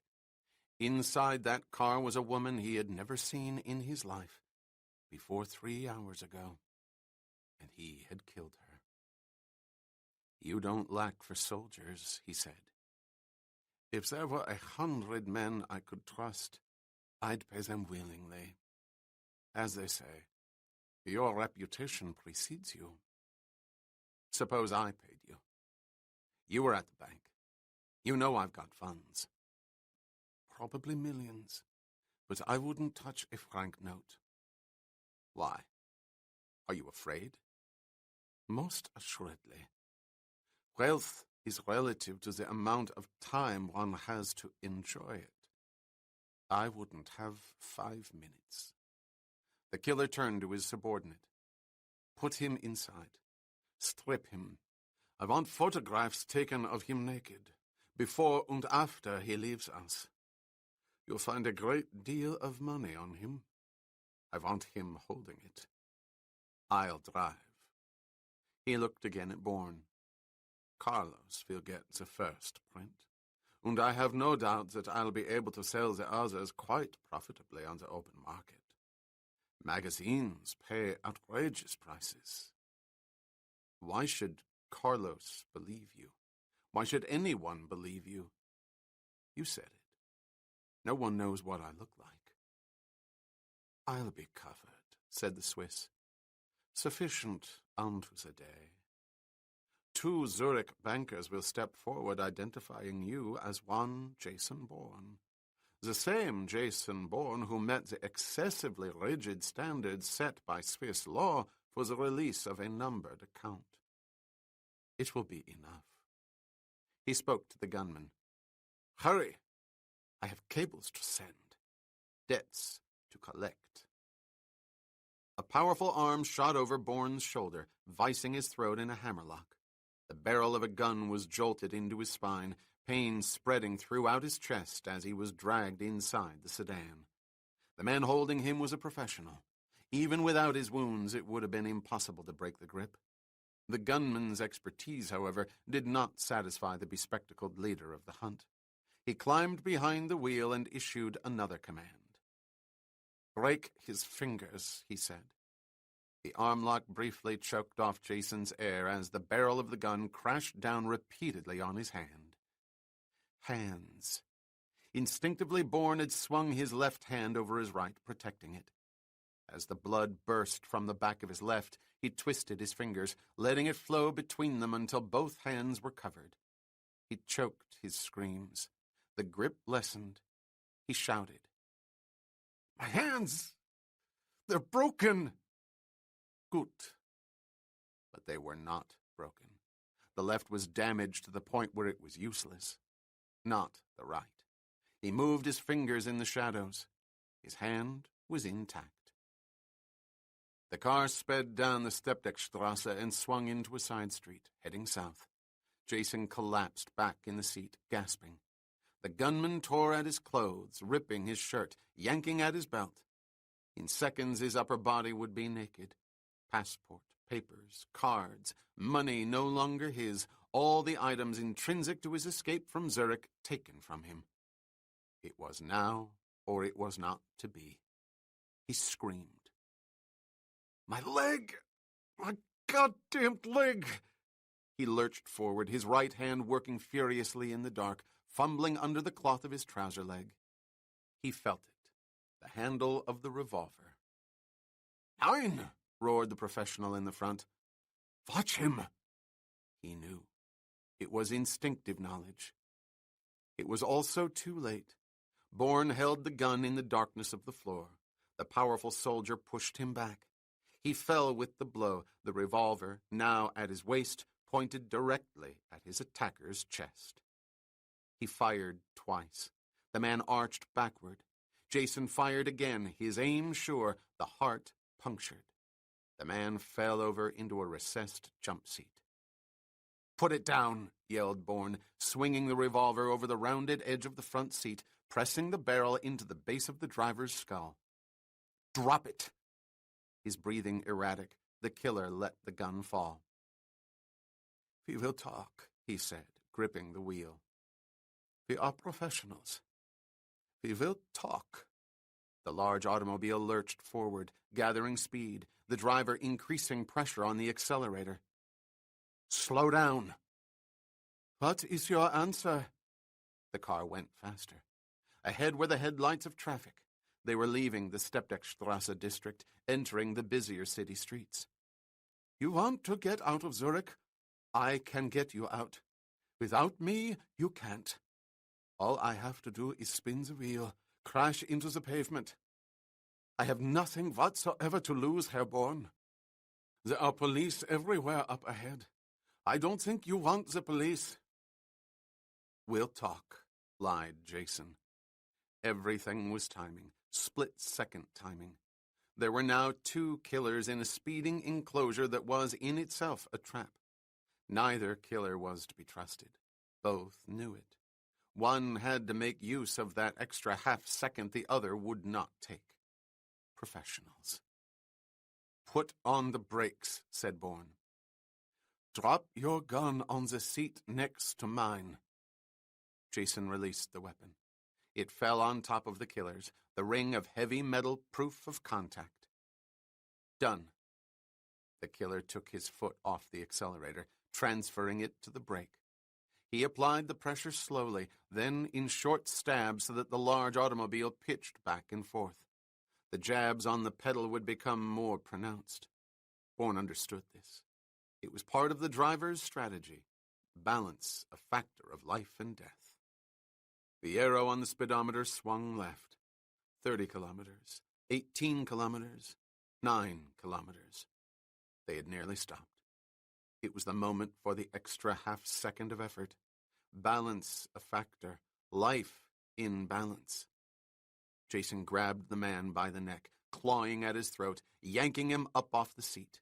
Then he raised his bloody left hand and thrust it forward, smearing the area of the killer's eyes. He released the throat, surging his right hand down toward the guns on the seat. Bourne gripped a handle, shoving the killer's hand away. The man screamed, his vision blurred, the gun out of reach. Jason lunged across the man's chest, pushing him down against the door, elbowing the killer's throat with his left arm, grabbing the wheel with his bloody palm.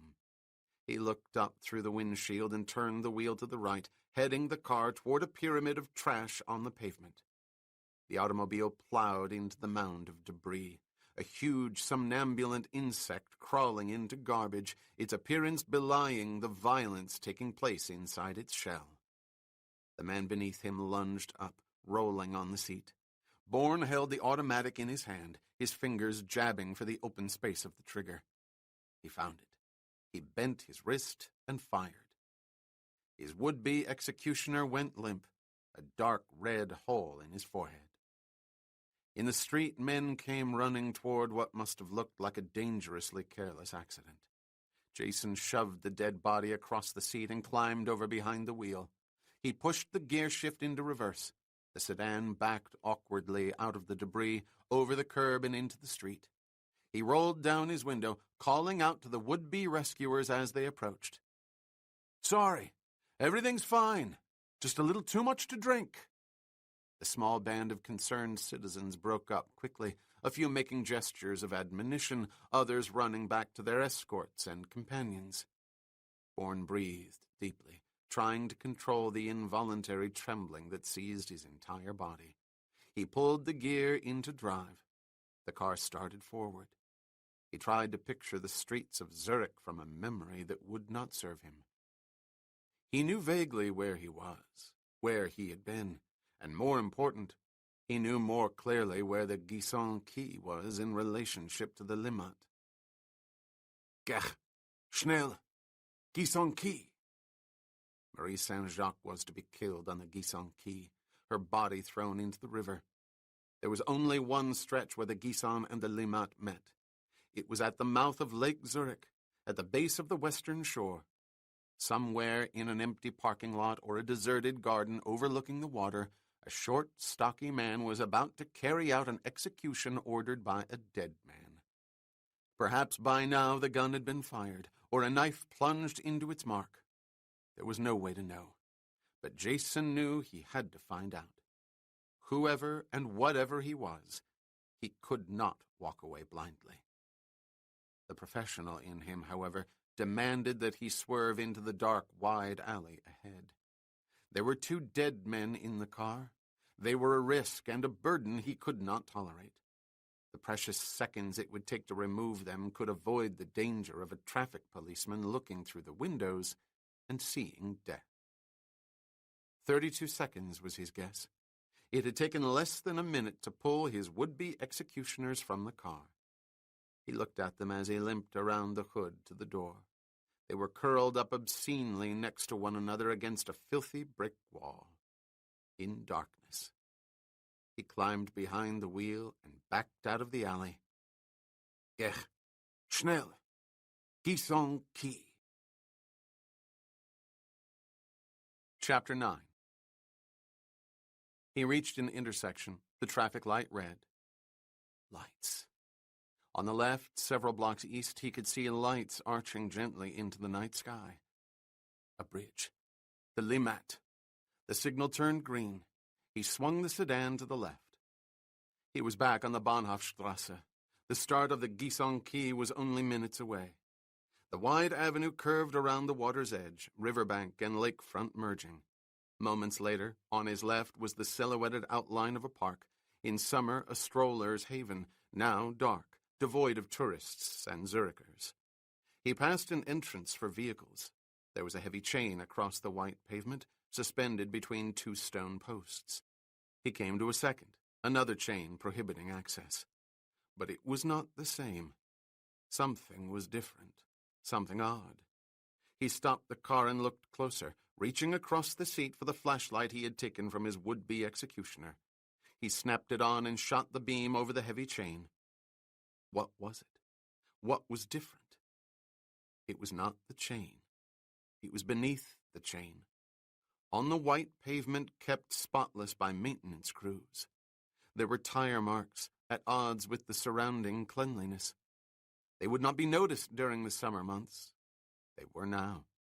It was as if the filth of the Steppdeckstrasse had traveled too well. Bourne switched off the flashlight and dropped it on the seat. The pain in his battered left hand suddenly fused with the agony in his shoulder and his arm. He had to push all pain out of his mind. He had to curtail the bleeding as best he could. His shirt had been ripped. He reached inside and ripped it further, pulling out a strip of cloth which he proceeded to wrap around his left hand, knotting it with teeth and fingers. He was as ready as he would ever be. He picked up the gun, his would-be executioner's gun, and checked the clip. Full. He waited until two cars had passed him, then extinguished the headlights and made a U-turn, parking next to the chain. He got out, instinctively testing his leg on the pavement, then favoring it as he limped to the nearest post and lifted the hook off the iron circle protruding from the stone. He lowered the chain, making as little noise as possible, and returned to the car. He pulled at the gear shift, gently pressed the accelerator, then released it. He was now coasting into the wide expanse of an unlit parking area, made darker by the abrupt end of the white entrance road and the start of a field of black asphalt. Beyond, 200-odd yards in the distance, was the straight dark line of the seawall, a wall that contained no sea, but instead the currents of the Limmat as they poured into the waters of Lake Zurich. Farther away were the lights of the boats, bobbing in stately splendor. Beyond these were the stationary lights of the old city, the blurred floodlights of darkened piers. Jason's eyes took everything in, for the distance was his backdrop. He was looking for shapes in front of it. To the right. The right. A dark outline darker than the wall, an intrusion of black on lesser black. Obscure, faint, barely discernible, but there, 100 yards away. Now 90, 85. He cut off the engine and brought the car to a stop. He sat motionless by the open window, staring into the darkness, trying to see more clearly. He heard the wind coming off the water. It covered any sound the car had made. Sound. A cry. Low, throated, delivered in fear. A harsh slap followed, then another, and another. A scream was formed, then swallowed, broken, echoing off into silence. Bourne got out of the car silently, the gun in his right hand, the flashlight awkward in the bloody fingers of his left. He walked toward the obscure black shape, each step, each limp a study in silence. What he saw first was what he had seen last when the small sedan had disappeared in the shadows of the Steppdeckstrasse. The shining metal of the twisted chrome bumper. It glistened now in the night light. 4 slaps in rapid succession, flesh against flesh, blows maniacally administered, received with muted screams of terror. Cries terminated, gasps permitted, thrashing movement part of it all. Inside the car. Jason crouched as best he could, sidestepping around the trunk toward the right rear window. He rose slowly, then suddenly, using sound as a weapon of shock, shouted as he switched on the powerful flashlight. "You move, you're dead!" What he saw inside filled him with revulsion and fury. Marie Saint-Jacques' clothes were torn away, shredded into strips. Hands were poised like claws on her half-naked body, kneading her breasts, separating her legs. The executioner's organ protruded from the cloth of his trousers. He was inflicting the final indignity before he carried out the sentence of death. Get out, you son of a bitch! There was a massive shattering of glass. The man raping Marie Saint-Jacques saw the obvious. Bourne could not fire the gun for fear of killing the woman. He had spun off her, crashing the heel of his shoe into the window of the small car. Glass flew out, sharp fragments blanketing Jason's face. He closed his eyes, limping backward to avoid the spray. The door swung open. A blinding spit of light accompanied the explosion. Hot, searing pain spread through Bourne's right side. The fabric of his coat was blown away, blood matting what remained of his shirt. He squeezed the trigger, only vaguely able to see the figure rolling on the ground. He fired again, the bullet detonating the surface of the asphalt. The executioner had rolled and lurched out of sight, into the darker blackness, unseen. Jason knew he could not stay where he was. To do so was his own execution. He raced, dragging his leg to the cover of the open door. "Stay inside," he yelled to Marie Saint-Jacques. The woman had started to move in panic. "God damn it! Stay in there!" A gunshot. The bullet embedded in the metal of the door. A running figure was silhouetted above the wall. Bourne fired twice, grateful for an expulsion of breath in the distance. He had wounded the man. He had not killed him.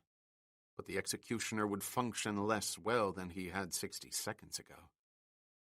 Lights. Dim lights. Squared. Frames.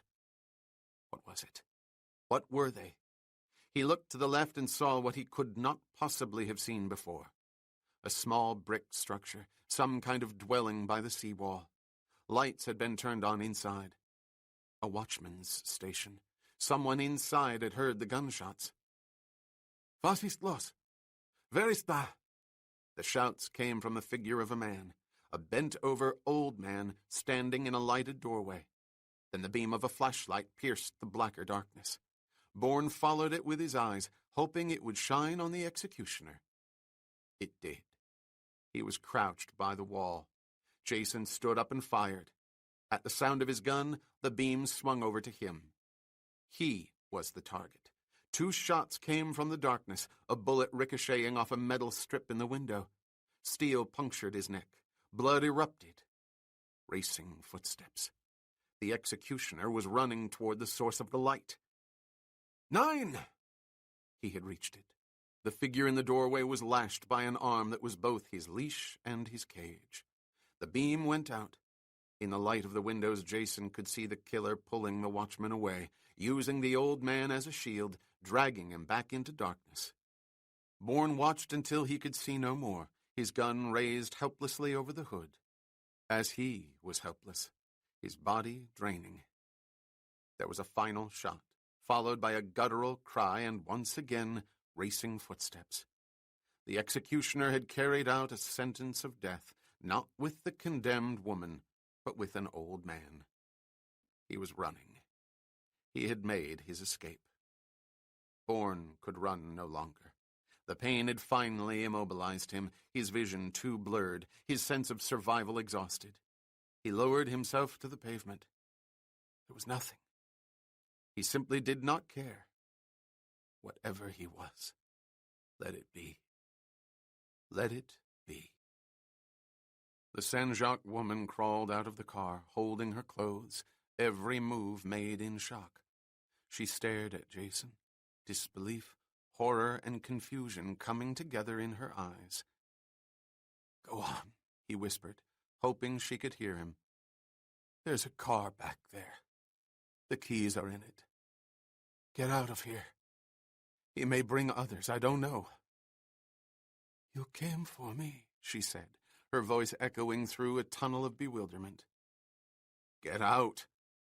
Get in that car and go like hell, Doctor. If anyone tries to stop you, run him down. Reach the police. Real ones. With uniforms, you damn fool." His throat was so hot, his stomach so cold. Fire and ice. He'd felt them before, together. Where was it? "You saved my life," she continued in that hollow tone, the words floating in the air. "You came for me. You came back for me and saved my life. Don't make it what it wasn't. You are incidental, Doctor. You are a reflex, an instinct born of forgotten memories, conduits electrically prodded by stress. You see, I know the words. I don't care anymore. I hurt. Oh, my God, I hurt. You were free. You could have kept going, but you didn't. You came back for me. He heard her through mists of pain. He saw her, and what he saw was unreasonable as the pain. She was kneeling beside him, touching his face, touching his head. Stop it. Do not touch my head. Leave me. Why did you do that? It was her voice, not his. She was asking him a question. Didn't she understand? He could not answer her. What was she doing? She had torn a piece of cloth and was wrapping it around his neck. And now another, this larger, part of her dress. She had loosened his belt and was pushing the soft, smooth cloth down into the boiling hot skin on his right hip. It wasn't you. He found words and used them quickly. He wanted the peace of darkness, as he had wanted it before but could not remember when. He could find it if she left him. That man. He'd seen me. He could identify me. It was him. I wanted him. Now get out. So could half a dozen others, she replied, another note in her voice. I don't believe you. Believe me. She was standing above him now. Then she was not there. She was gone. She had left him. The peace would come quickly now. He would be swallowed up in the dark, crashing waters, and the pain would be washed away. He leaned back against the car and let himself drift with the currents of his mind. A noise intruded. A motor, rolling and disruptive. He did not care for it. It interfered with the freedom of his own particular sea.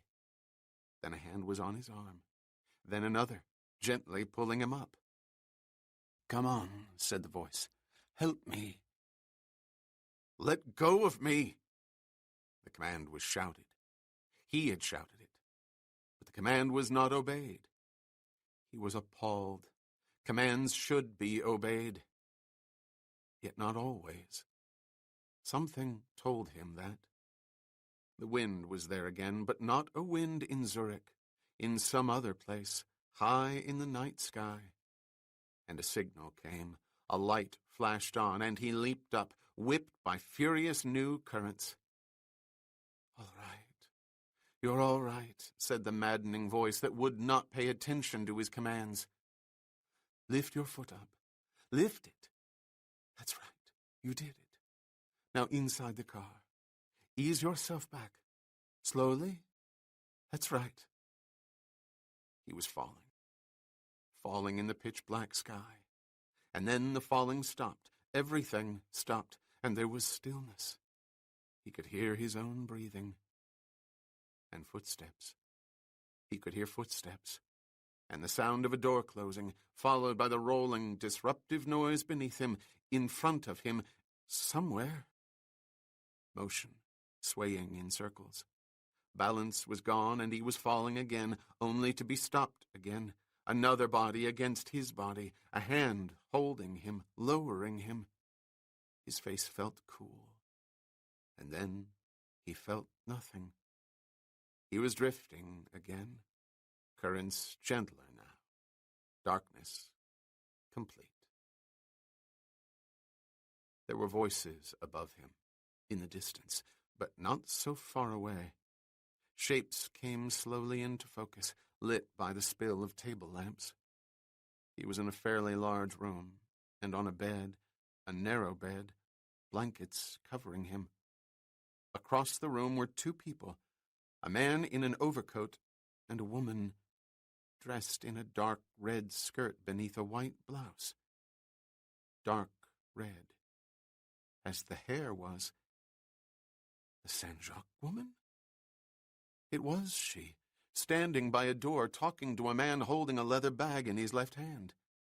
They were speaking French. "Rests, mainly," the man was saying. "If you're not accessible to me, anyone can remove the sutures. They can be taken out in a week, I'd guess." "Thank you, Doctor." "Thank you. You've been most generous. I'll go now. Perhaps I'll hear from you. Perhaps not." The doctor opened the door and let himself out. When he was gone, the woman reached down and slid the bolt in place. She turned and saw Bourne looking at her. She walked slowly, cautiously toward the bed. "Can you hear me?" she asked. He nodded. "You're hurt," she said. "Quite badly. But if you stay quiet, it won't be necessary for you to get to a hospital." "That was a doctor." "Obviously. I paid him out of the money I found on you. Quite a bit more than might seem usual, but I was told he could be trusted. It was your idea, incidentally. While we were driving, you kept saying you had to find a doctor, one you could pay to keep quiet. You were right. It wasn't difficult." "Where are we?" He could hear his voice. It was weak, but he could hear it. "A village called Lenzburg, about 20 miles outside of Zurich. The doctor's from Fohlen. It's a nearby town. He'll see you in a week, if you're here." "How?" He tried to raise himself, but the strength wasn't there. She touched his shoulder. It was an order to lie back down. "I'll tell you what happened, and perhaps that will answer your questions. At least I hope so, because if it doesn't, I'm not sure I can." She stood motionless, looking down at him, her tone controlled. "An animal was raping me, after which he had orders to kill me. There was no way I was going to live. In the Steppdeckstrasse, you tried to stop them, and when you couldn't, you told me to scream, to keep screaming. It was all you could do, and by shouting to me, you risked being killed at that moment yourself. Later, you somehow got free. I don't know how, but I know you were hurt very badly doing so. And you came back to find me." "Him," interrupted Jason. "I wanted him." "You told me that, and I'll say what I said before. I don't believe you. Not because you're a poor liar, but because it doesn't conform with the facts. I work with statistics, Mr. Washburn or Mr. Bourne or whatever your name is. I respect observable data, and I can spot inaccuracies. I'm trained to do that. 2 men went in that building to find you, and I heard you say they were both alive. They could identify you. And there's the owner of the Drei Alpenhauser. He could too. Those are the facts, and you know them as well as I do. No. You came back to find me. You came back and saved my life." "Go on," he said, his voice gaining strength. "What happened?" "I made a decision. It was the most difficult decision I've ever made in my life. I think a person can only make a decision like that if he's nearly lost his life by an act of violence. His life saved by someone else. I decided to help you. Only for a while. For just a few hours, perhaps. But I would help you get away." "Why didn't you go to the police?" "I almost did. And I'm not sure I can tell you why I didn't. Maybe it was the rape, I don't know. I'm being honest with you. I've always been told it's the most horrible experience a woman can go through. I believe it now. And I heard the anger, the disgust in your own voice when you shouted at him. I'll never forget that moment as long as I live. as much as I may want to. The police, he repeated. That man at the Drei Alpenhauser said the police were looking for you, that a telephone number had been set up in Zurich. She paused. I couldn't give you to the police. Not then. Not after what you did. Knowing what I am, he asked.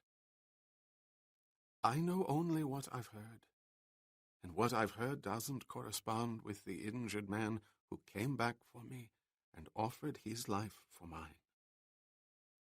That's not very bright. That's the one thing I am, Mr. Bourne. I assume it's Bourne, it's what he called you. Very bright. I hit you. I threatened to kill you.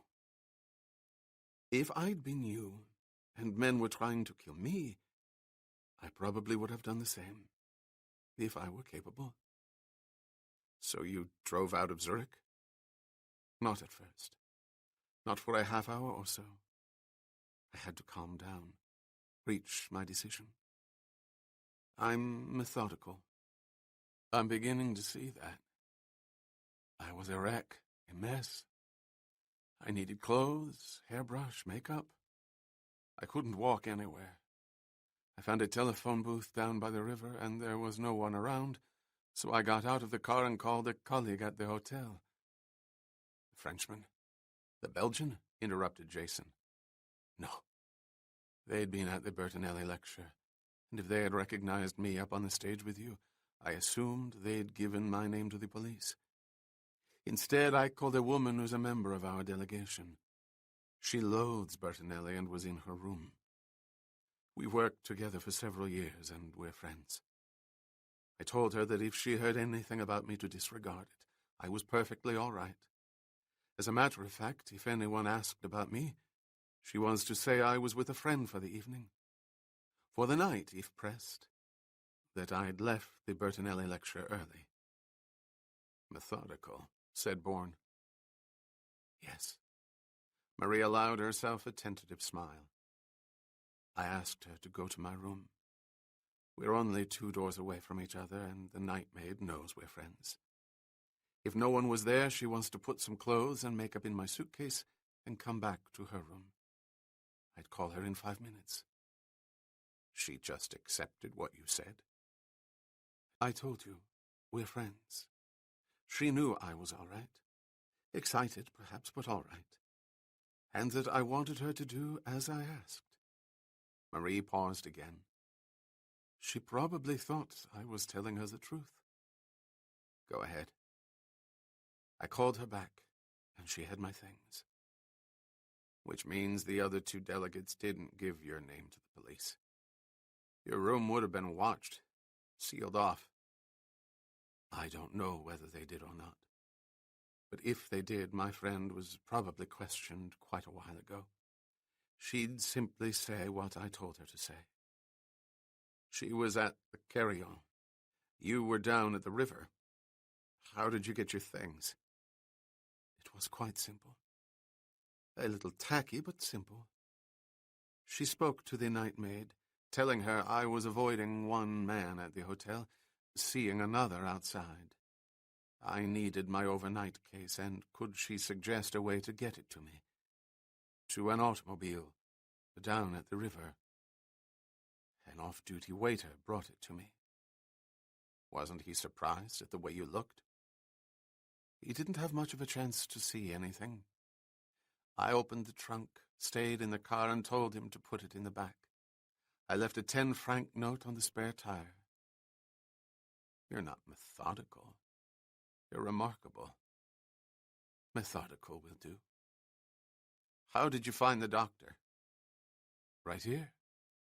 The concierge, or whatever he's called in Switzerland. Remember, I'd wrapped you up as best I could, reduced the bleeding as much as possible. Like most people, I have a working knowledge of first aid. That meant I had to remove some of your clothing. I found the money, and then I understood what you meant by finding a doctor you could pay. You have thousands and thousands of dollars on you. I know the rates of exchange. That's only the beginning. What? Never mind. He tried to rise again. It was too difficult. Aren't you afraid of me? Afraid of what you've done? Of course I am. But I know what you did for me. You're more trusting than I'd be under the circumstances. Then perhaps you're not that aware of the circumstances.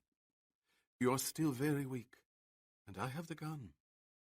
Besides, you don't have any clothes. None? Not even a pair of shorts. I've thrown everything away. You'd look a little foolish running down the street in a plastic money belt. Bourne laughed through his pain, remembering La Ciotat and the Marquis de Chamfort. Methodical, he said. Very. What happens now? I've written out the name of the doctor and paid a week's rent for the room. The concierge will bring you meals starting at noon today. I'll stay here until mid-morning. It's nearly 6 o'clock. It should be light soon. Then I'll return to the hotel for the rest of my things and my airline tickets, and do my best to avoid any mention of you. Suppose you can't. Suppose you were identified. I'll deny it. It was dark. The whole place was in panic. Now you're not being methodical. At least not as methodical as the Zurich police would be. I've got a better way.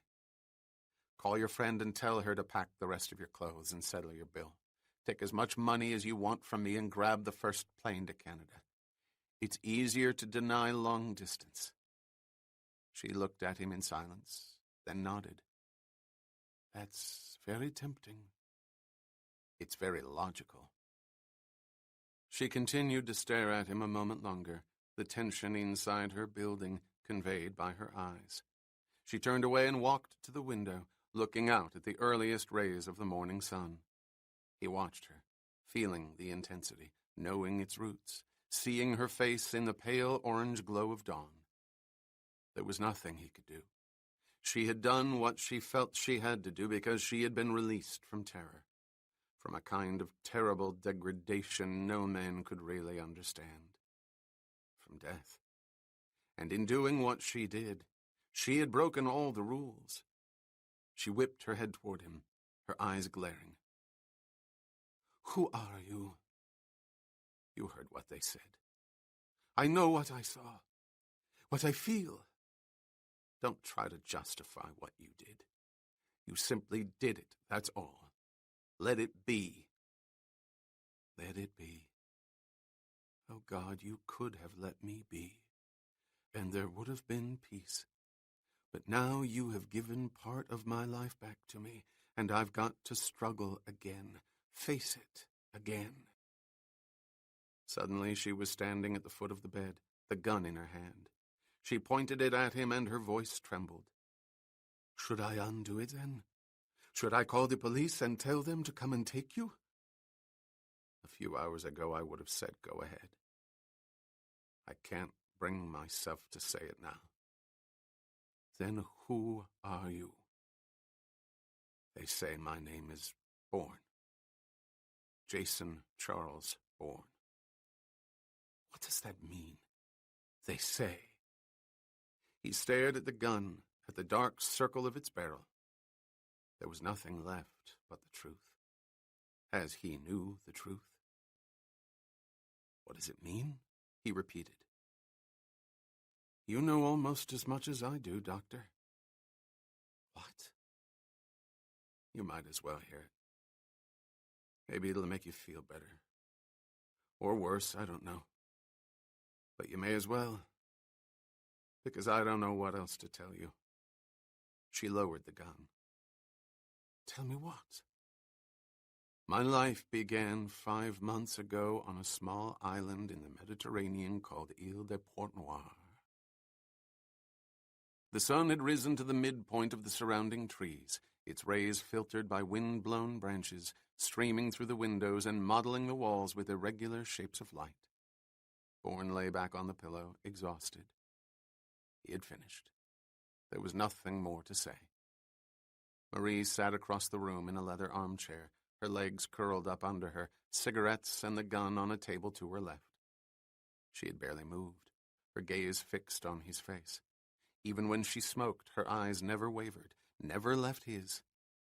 She was a technical analyst, evaluating data, filtering facts as the trees filtered the sunlight. "You kept saying it," she said softly, spacing out her next words. "I don't know. I wish I knew. You'd stare at something, and I was frightened. I'd ask you, what was it? What were you going to do? And you'd say it again. I wish I knew. My God, what you've been through. What you're going through. After what I've done to you, you can even think about what's happened to me." "They're two separate lines of occurrence," she said absently, frowning in thought. "Separate.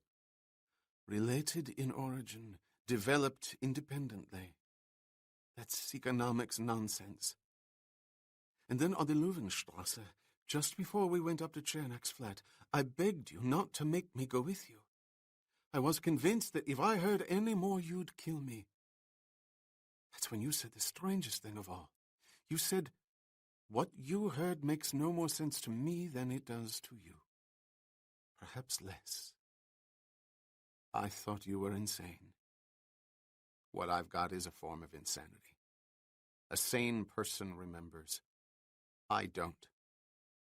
Why didn't you tell me Czernak tried to kill you? There wasn't time, and I didn't think it mattered. It didn't at that moment. To you. It did to me. Why? Because I was holding on to an outside hope that you wouldn't fire your gun at someone who hadn't tried to kill you first. But he did. I was wounded. I didn't know the sequence. You didn't tell me. I don't understand." Marie lit a cigarette. "It's hard to explain, but during all the time you kept me hostage, even when you hit me and dragged me and pressed the gun into my stomach and held it against my head. God knows I was terrified. But I thought I saw something in your eyes. Call it reluctance. It's the best I can come up with." "It'll do. What's your point?" "I'm not sure. Perhaps it goes back to something else you said in the booth at the Dry Alpenhauser. That fat man was coming over and you told me to stay against the wall, cover my face with my hand. For your own good, you said. There's no point in his being able to identify you. There wasn't. For your own good. That's not the reasoning of a pathological killer. I think I held on to that. For my own sanity, maybe.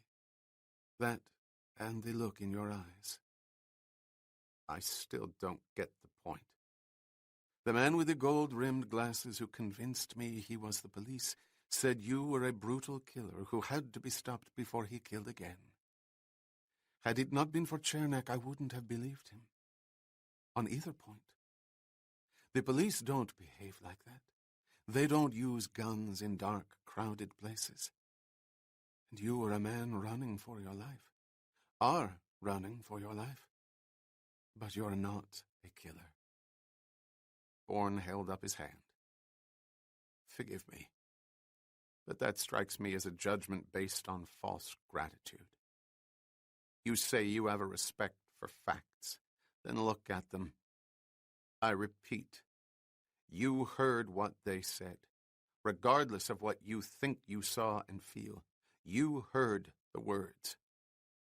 Boiled down, envelopes were filled with money and delivered to me to fulfill certain obligations. I'd say those obligations were pretty clear, and I accepted them. I had a numbered account at the Gemeinschaft Bank totaling about $5 million. Where did I get it? Where does a man like me, with the obvious skills I have, get that kind of money? Jason stared at the ceiling. The pain was returning, the sense of futility also. Those are the facts, Dr. Saint-Jacques. It's time you left. Marie rose from the chair and crushed out her cigarette. Then she picked up the gun and walked toward the bed. You're very anxious to condemn yourself, aren't you? I respect facts. Then if what you say is true, I have an obligation too, don't I? As a law-abiding member of the social order, I must call the Zurich police and tell them where you are. She raised the gun. Bourne looked at her. I thought, why not? She broke in. You're a condemned man who wants to get it over with, aren't you? You lie there talking with such finality, with, if you'll forgive me, not a little self-pity, expecting to appeal to my... What was it? False gratitude? Well, I think you'd better understand something. I'm not a fool. If I thought for a minute you're what you say you are, I wouldn't be here, and neither would you. Facts that cannot be documented aren't facts at all. You don't have facts, you have conclusions. Your own conclusions based on statements made by men you know are garbage. And an unexplained bank account with $5 million in it. Don't forget that. How could I? I'm supposed to be a financial whiz. That account may not be explained in ways that you'd like, but there's a proviso attached that lends a considerable degree of legitimacy to it. It can be inspected, probably invaded by any certified director of a corporation called something or other 71. That's hardly an affiliation for a hired killer. The corporation may be named. It isn't listed. In a telephone book? You are naive. But let's get back to you. Right now. Shall I really call the police? You know my answer. I can't stop you, but I don't want you to. Marie lowered the gun. And I won't. For the same reason you don't want me to. I don't believe what they say you are any more than you do. Then what do you believe? I told you. I'm not sure. All I really know is that 7 hours ago, I was underneath an animal, his mouth all over me, his hands clawing me, and I knew I was going to die. And then a man came back for me, a man who could have kept running, but who came back for me and offered to die in my place. I guess I believe in him. Suppose you're wrong. Then I'll have made a terrible mistake. Thank you. Where's the money? On the bureau, in your passport case and billfold. Also the name of the doctor and the receipt for the room. May I have the passport, please? That's the Swiss currency. I know. Marie brought them to him. I gave the concierge 300 francs for the room and 200 for the name of the doctor. The doctor's services came to 450, to which I added another 150 for his cooperation. Altogether, I paid out 1,100 francs. You don't have to give me an accounting, he said. You should know. What are you going to do? Give you money so you can get back to Canada. I mean afterwards. See how I feel later on. Probably pay the concierge to buy me some clothes. Ask him a few questions. I'll be all right. He took out a number of large bills and held them out for her. That's over 50,000 francs. I've put you through a great deal. Marie Saint-Jacques looked at the money, then down at the gun in her left hand. I don't want your money, she said, placing the weapon on the bedside table. What do you mean? She turned and walked back to the armchair, turning again to look at him as she sat down. I think I want to help you. Now, wait a minute. Please, she interrupted. Please don't ask me any questions. Don't say anything for a while. Book 2. Chapter 10. Neither of them knew when it happened, or in truth whether it had happened, or if it had, to what lengths either would go to preserve it or deepen it. There was no essential drama, no conflicts to overcome or barriers to surmount. All that was required was communication, by words and looks, and perhaps as vital as either of these, the frequent accompaniment of quiet laughter. The living arrangements in the room at the village inn were as clinical as they might have been in the hospital ward it replaced. During the daylight hours, Marie took care of various practical matters such as clothes, meals, maps, and newspapers. On her own, she had driven the stolen car 10 miles south to the town of Reinach, where she had abandoned it, taking a taxi back to Lenzburg. When she was out, Bourne concentrated on rest and mobility. From somewhere in his forgotten past, he understood that recovery depended upon both, and he applied rigid discipline to both. He had been there before Port Noir. When they were together, they talked, at first awkwardly, the thrusts and parries of strangers thrown together and surviving the shock waves of cataclysm. They tried to insert normalcy where none could exist, but it was easier when they both accepted the essential abnormality. There was nothing to say not related to what had happened. And if there was, it would begin to appear only during those moments when the probing of what had happened was temporarily exhausted. The silences, springboards to relief, to other words and thoughts. It was during such moments that Jason learned the salient facts about the woman who had saved his life. He protested that she knew as much about him as he did, but he knew nothing about her. Where had she sprung from? Why was an attractive woman with dark red hair and skin obviously nurtured on a farm somewhere pretending to be a doctor of economics? Because she was sick of the farm, Marie replied. No kidding. A farm? Really? Well, a small ranch would be more like it. Small in comparison to the king-sized ones in Alberta. In my father's time, when a Canuck went west to buy land, there were unwritten restrictions. Don't compete in size with your betters. He often said that if he'd used the name St. James rather than Saint Jacques, he'd be a far wealthier man today. He was a rancher? Marie had laughed.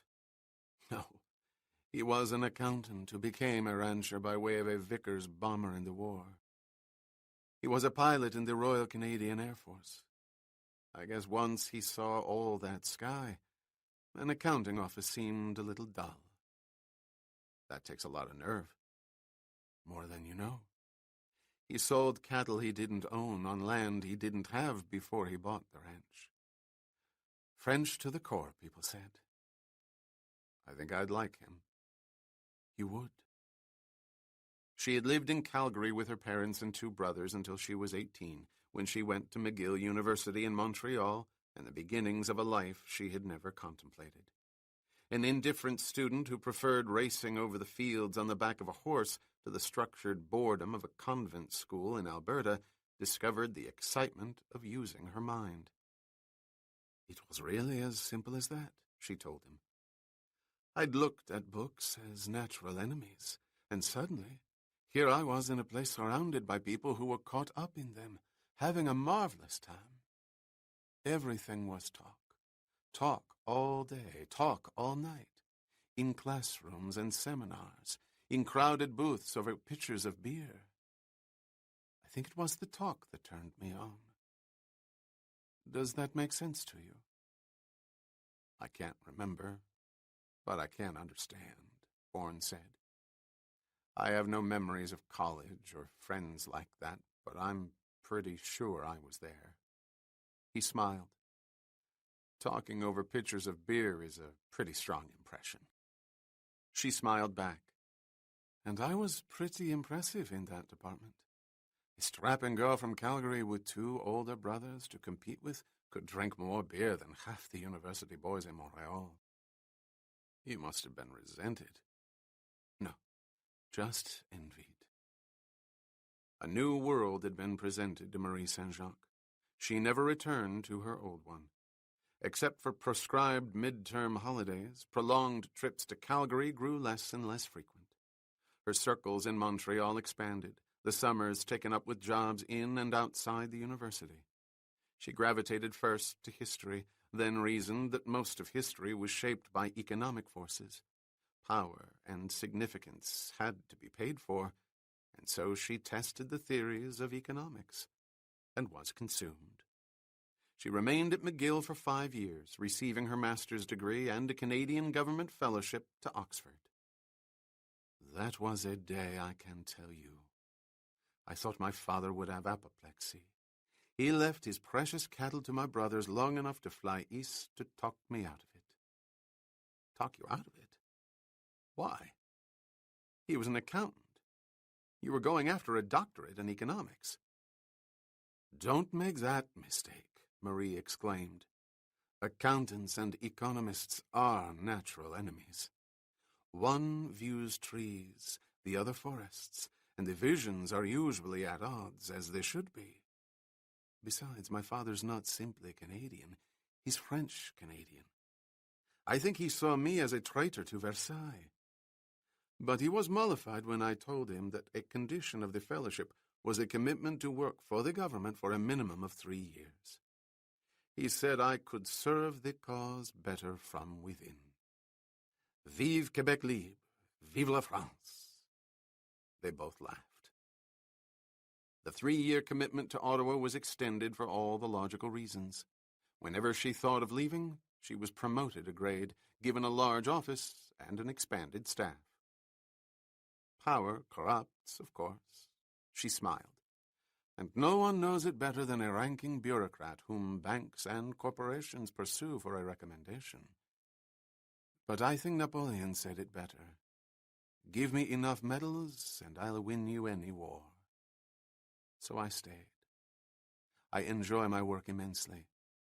But then it's work I'm good at, and that helps. Jason watched her as she talked.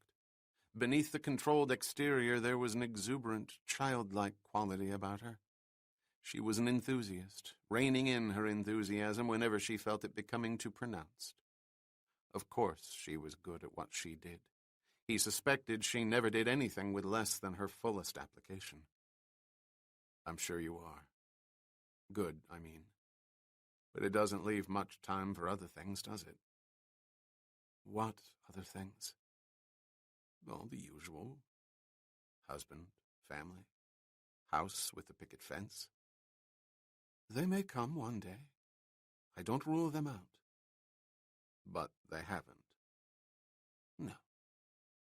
There were a couple of close calls, but no brass ring. Or diamond either. Who's Peter? The smile faded. I'd forgotten. You read the cable. I'm sorry. Don't be. We've covered that. Peter? I adore Peter. We lived together for nearly 2 years, but it didn't work out. Apparently, he doesn't hold any grudges. He'd better not. She laughed again. He's director of the section. Hopes for a cabinet appointment soon. If he doesn't behave himself, I'll tell the Treasury Board what he doesn't know, and he'll be back as an SX too. He said he was going to pick you up at the airport on the 26th.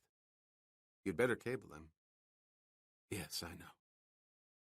Her leaving was what they had not talked about. They had avoided the subject as though it were a distant eventuality. It was not related to what had happened. It was something that was going to be. Marie had said she wanted to help him. He had accepted, assuming she was driven by false gratitude into staying with him for a day or so, and he was grateful for that. But anything else was unthinkable. which was why they did not talk about it. Words and looks had passed between them, quiet laughter evoked, comfort established. At odd moments there were tentative rushes of warmth, and they both understood and backed away. Anything else was unthinkable. So they kept returning to the abnormality, to what had happened. To him more than to them, for he was the irrational reason for their being together. Together in a room at a small village inn in Switzerland. Abnormality. It was not part of the reasonable, ordered world of Marie Saint-Jacques, and because it was not, her orderly, analytical mind was provoked. Unreasonable things were to be examined, unraveled, explained. She became relentless in her probing, as insistent as Geoffrey Washburn had been on the Ile de Port-Noir, but without the doctor's patience. For she did not have the time. She knew it, and it drove her to the edges of stridency. When you read the newspapers, what strikes you? The mess. Seems it's universal. Be serious. What's familiar to you? Most everything, but I can't tell you why. Give me an example. This morning, there was a story about an American arms shipment to Greece and the subsequent debate in the United Nations. The Soviets protested. I understand the significance, the Mediterranean power struggle, the Mideast spillover. Give me another. There was an article about East German interference with the Bonn government's liaison office in Warsaw. Eastern Bloc, Western Bloc. Again, I understood. You see the relationship, don't you? You're geopolitically receptive. Or I have a perfectly normal working knowledge of current events. I don't think I was ever a diplomat. The money at the Gemeinschaft would rule out any kind of government employment. I agree. Still, you're politically aware. What about maps? You asked me to buy you maps. What comes to mind when you look at them? In some cases, names trigger images, just as they did in Zurich. Buildings, hotels, streets, sometimes faces, but never names. The faces don't have any. Still, you've traveled a great deal. I guess I have. You know you have. All right, I've traveled. How did you travel? What do you mean, how? Was it usually by plane or by car? Not taxis, but driving yourself. Both, I think. Why? Planes would mean greater distances more frequently. Did people meet you? Are there faces at airports, hotels? Streets, he replied involuntarily. Streets? Why streets? I don't know. Faces met me in the streets, and in quiet places, dark places. Restaurants? Cafes? Yes. And rooms. Hotel rooms? Yes. Not offices. Business offices. Sometimes. Not usually. All right. People met you. Faces. Men, women, both? Men, mostly. Some women, but mostly men. What did they talk about? I don't know. Try to remember. I can't. There aren't any voices. There aren't any words. Were there schedules? You met with people. That means you had appointments. They expected to meet with you, and you expected to meet with them. Who scheduled those appointments? Someone had to. Cables. Telephone calls. From whom? From where? I don't know. They would reach me. At hotels? Mostly, I imagine. You told me the assistant manager at the Carillon said you did receive messages. Then they came to hotels. Something or other, 71? Treadstone. Treadstone. That's your company, isn't it? It doesn't mean anything. I couldn't find it. Concentrate. I am. It wasn't listed. I called New York. You seem to think that's so unusual. It's not. Why not? It could be a separate in-house division, or a blind subsidiary. A corporation set up to make purchases for a parent company whose name would push up a negotiating price. It's done every day. Whom are you trying to convince? You. It's entirely possible that you're a roving negotiator for American financial interests. Everything points to it. Funds set up for immediate capital. Confidentiality open for corporate approval, which was never exercised. These facts, plus your own antenna for political shifts, point to a trusted purchasing agent and quite probably a large shareholder or part owner of the parent company. You talk awfully fast. I've said nothing that isn't logical. There's a hole or two. Where? That account didn't show any withdrawals, only deposits. I wasn't buying, I was selling. You don't know that. You can't remember. Payments can be made with shortfall deposits. I don't even know what that means. A treasurer aware of certain tax strategies would. What's the other hole? Men don't try to kill someone for buying something at a lower price. They may expose him. They don't kill him. They do if a gargantuan error has been made, or if that person has been mistaken for someone else.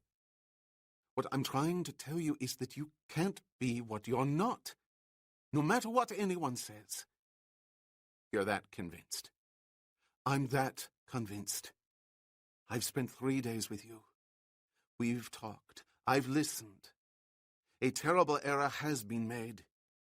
Or it's some kind of conspiracy. Involving what? Against what? That's what you have to find out. Thanks. Tell me something. What comes to mind when you think of money? Stop it. Don't do this. Can't you understand? You're wrong. When I think of money, I think of killing. I don't know, he said. I'm tired. I want to sleep. Send your cable in the morning. Tell Peter you're flying back. It was well past midnight, the beginning of the 4th day, and still sleep would not come. Bourne stared at the ceiling, at the dark wood that reflected the light of the table lamp across the room. The light remained on during the nights. Marie simply left it on, no explanation sought, none offered. In the morning she would be gone, and his own plans had to crystallize. He would stay at the inn for a few more days, call the doctor in Volin, and arrange to have the stitches removed. After that, Paris. The money was in Paris, and so was something else. He knew it. He felt it. A final answer. It was in Paris. You are not helpless. You will find your way. What would he find? A man named Carlos? Who was Carlos, and what was he to Jason Bourne? He heard the rustle of cloth from the couch against the wall. He glanced over, startled to see that Marie was not asleep. Instead, she was looking at him, staring at him, really.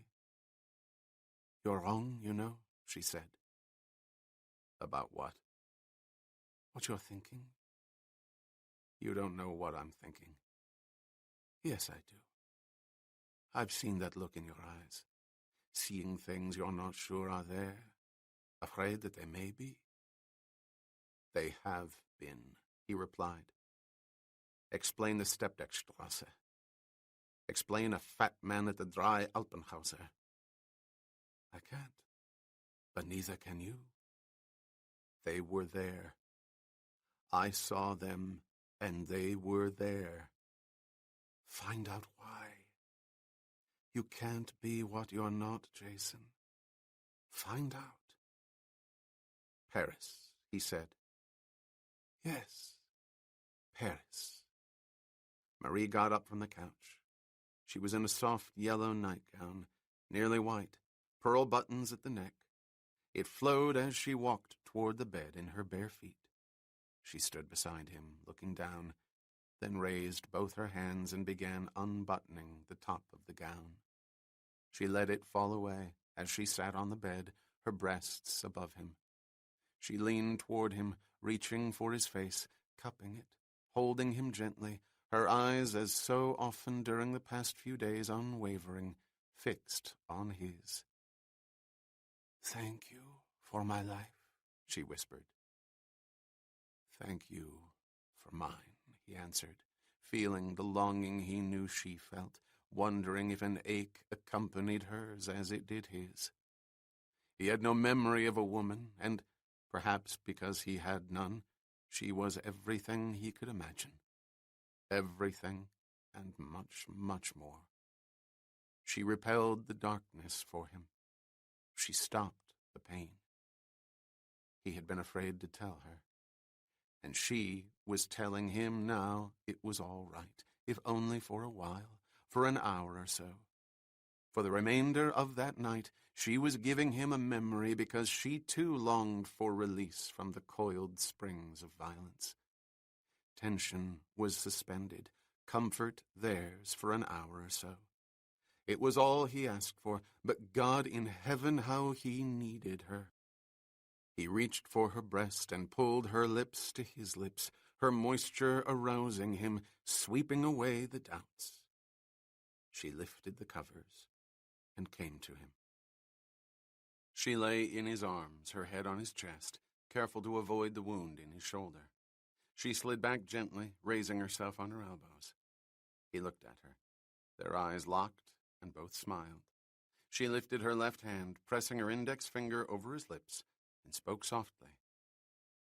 "I have something to say, and I don't want you to interrupt. I'm not sending the cable to Peter. Not yet." "Now, just a minute." He took her hand from his face. "Please don't interrupt me. I said not yet. That doesn't mean I won't send it. But not for a while. I'm staying with you. I'm going to Paris with you." He forced the words. "Suppose I don't want you to." She leaned forward, brushing her lips against his cheek. "That won't wash. The computer just rejected it. I wouldn't be so certain if I were you. But you're not me. I'm me. And I know the way you held me and tried to say so many things you couldn't say. Things I think we both wanted to say to each other for the past several days. I can't explain what's happened. Oh, I suppose it's there in some obscure psychological theory somewhere, two reasonably intelligent people thrown into hell together and crawling out together. And maybe that's all it is. But it's there right now, and I can't run away from it. I can't run away from you, because you need me, and you gave me my life." "What makes you think I need you?" "I can do things for you that you can't do for yourself. It's all I've thought about for the past 2 hours." She raised herself further, naked beside him. "You're somehow involved with a great deal of money, but I don't think you know a debit from an asset. You may have before, but you don't now. I do. And there's something else. I have a ranking position with the Canadian government. I have clearance and access to all manner of inquiries. And protection. International finance is rotten and Canada has been raped. We've mounted our own protection, and I'm part of it. It's why I was in Zurich, to observe and report alliances, not to discuss abstract theories. And the fact that you have this clearance, this access, can help me? I think it can. And embassy protection, that may be the most important. But I give you my word that at the first sign of violence, I'll send the cable and get out. My own fears aside, I won't be a burden to you under those conditions. At the first sign, repeated Bourne, studying her. And I determine when and where that is? If you like. My experience is limited. I won't argue. He continued to hold her eyes, the moment long, magnified by silence. Finally he asked, "Why are you doing this?" "You just said it. We're two reasonably intelligent people who crawled out of some kind of hell. That may be all we are. Is it worth it?" She sat motionless. "I also said something else. Maybe you've forgotten. 4 nights ago, a man who could have kept running came back for me and offered to die in my place. I believe in that man. More than he does, I think. That's really what I have to offer." "I accept," he said, reaching for her. "I shouldn't, but I do. I need that belief very badly." "You may interrupt now," she whispered, lowering the sheet, her body coming to his. "Make love to me. I have needs too." 3 more days and nights went by, filled by the warmth of their comfort, the excitement of discovery. They lived with the intensity of 2 people aware that change would come, and when it came, it would come quickly. So there were things to talk about which could not be avoided any longer.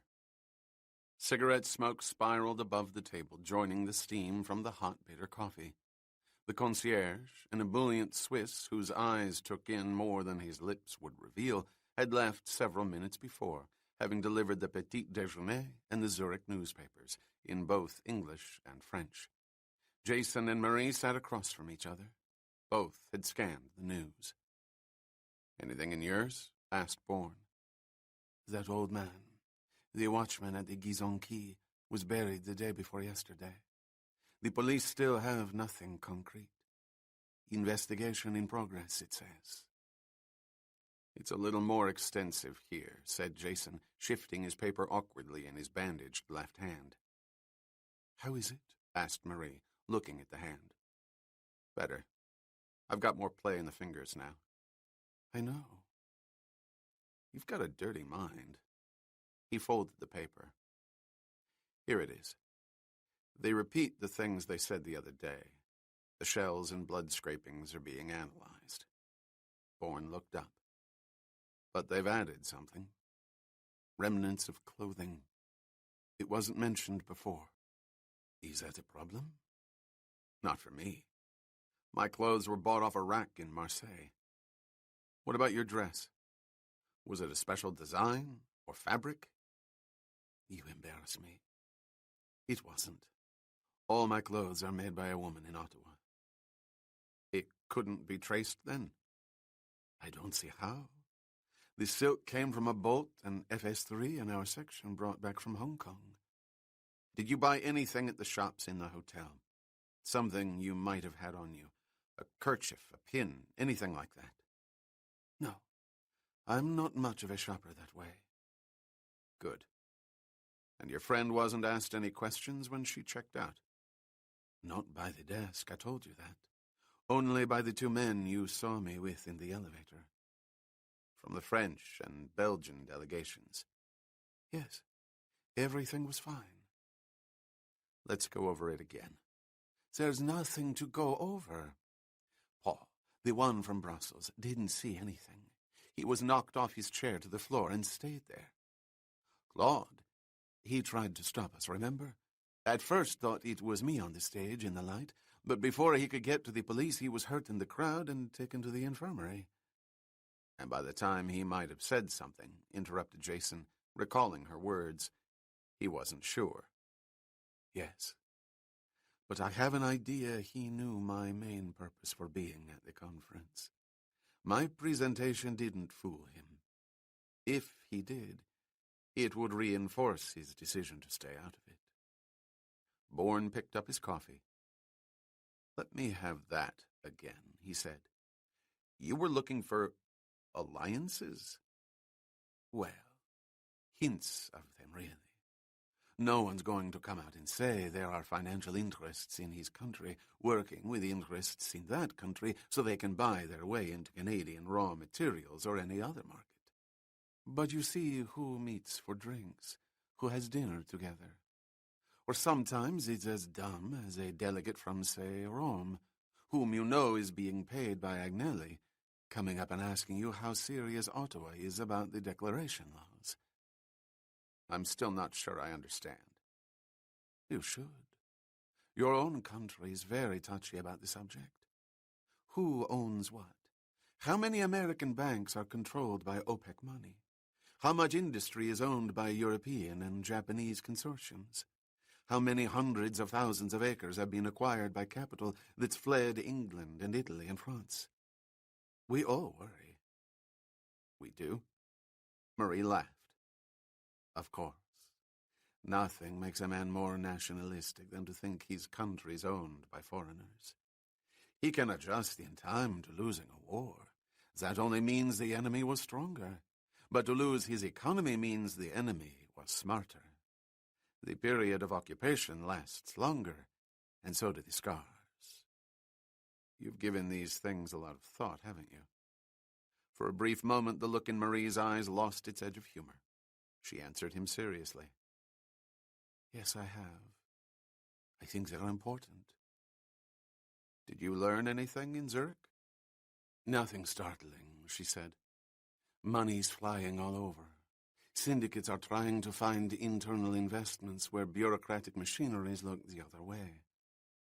That cablegram from Peter said your daily reports were first-rate. What did he mean? I found a number of odd economic bedfellows who I think may be using Canadian figureheads to buy up Canadian properties. I'm not being elusive. It's just that they wouldn't mean anything to you. I'm not trying to pry, countered Jason, but I think you put me in one of those beds. Not with respect to Canada, but in general. I don't rule you out. The structure's there. You could be part of a financial combine that's looking for all manner of illegal purchases. It's one thing I can put a quiet trace on, but I want to do it over a telephone, not words written out in a cable. Now I am prying. What do you mean, and how? If there's a Treadstone 71 behind a multinational corporate door somewhere, there are ways to find which company, which door. I want to call Peter from one of those public telephone stations in Paris. I'll tell him that I ran across the name Treadstone 71 in Zurich, and it's been bothering me. I'll ask him to make a CS, a covert search, and say that I'll call him back. And if he finds it, if it's there, he'll find it. Then I get in touch with whoever's listed as the certified directors and surface. Very cautiously, added Marie, through intermediaries. Myself, if you like. Why? Because of what they've done. Or not done, really. Which is, they haven't tried to reach you in nearly 6 months. You don't know that. I don't know that. The bank knows it. Millions of dollars left untouched, unaccounted for, and no one has bothered to find out why. That's what I can't understand. It's as though you were being abandoned. It's where the mistake could have been made. Bourne leaned back in the chair, looking at his bandaged left hand, remembering the sight of the weapon smashing repeatedly downward in the shadows of a racing car in the Steppdeckstrasse. He raised his eyes and looked at Marie. What you're saying is that if I was abandoned, it's because that mistake is thought to be the truth by the directors at Treadstone. Possibly. They might think you've involved them in illegal transactions with criminal elements that could cost them millions more, conceivably risking expropriation of entire companies by angry governments. Or that you joined forces with an international crime syndicate, probably not knowing it. Anything. It would account for their not going near the bank. They'd want no guilt by association. So in a sense, no matter what your friend Peter learns, I'm still back at square one. We're back. But it's not square one. More like 4.5 to 5 on a scale of 10. Even if it were 9, nothing's really changed. Men want to kill me, and I don't know why. Others could stop them, but they won't. That man at the Dry Alpenhauser said Interpol has its nets out for me, and if I walk into one, I don't have any answers. I'm guilty as charged because I don't know what I'm guilty of. Having no memory isn't much of a defense. And it's possible that I have no defense, period. I refuse to believe that, and so must you. Thanks. I mean it, Jason. Stop it. Stop it. How many times do I say that to myself? You are my love, the only woman I have ever known, and you believe in me. Why can't I believe in myself? Bourne got up, as always testing his legs. Mobility was coming back to him, the wounds less severe than his imagination had permitted him to believe. He had made an appointment that night with the doctor in Volan to remove the stitches. Tomorrow, change would come.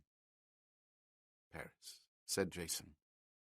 The answer's in Paris. I know it as surely as I saw the outline of those triangles in Zurich. I just don't know where to begin. It's crazy. I'm a man waiting for an image, for a word or a phrase, or a book of matches to tell me something, to send me somewhere else. Why not wait until I hear from Peter? I can call him tomorrow. We can be in Paris tomorrow. Because it wouldn't make any difference, don't you see? No matter what he came up with, the one thing I need to know wouldn't be there. For the same reason Treadstone hasn't gone near the bank. Me.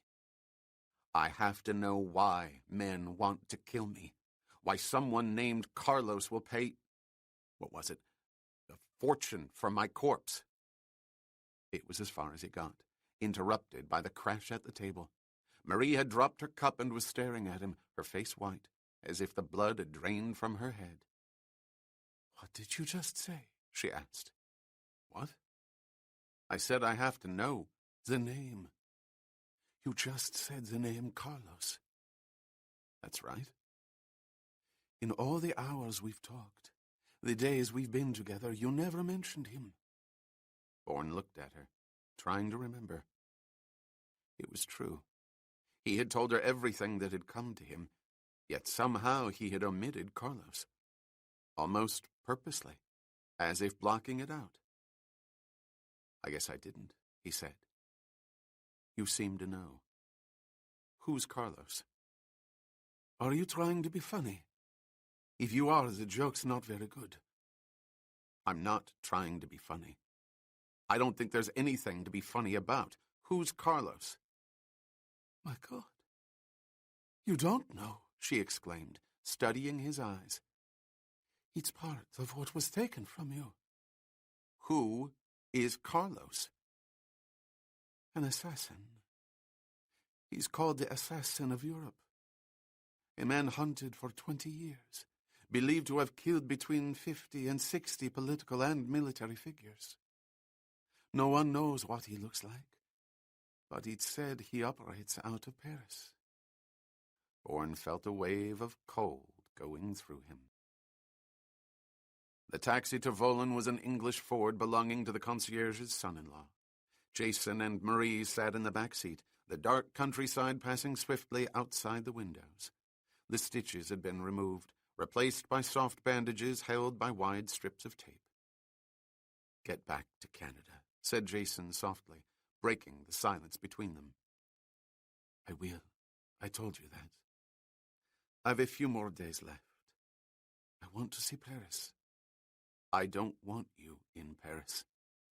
I'll call you in Ottawa. You can make the Treadstone search yourself and give me the information over the phone." I thought you said it wouldn't make any difference. You had to know the why. The who was meaningless until you understood. I'll find a way. I just need one man. I'll find him. But you don't know where to begin. You're a man waiting for an image, for a phrase, or a book of matches.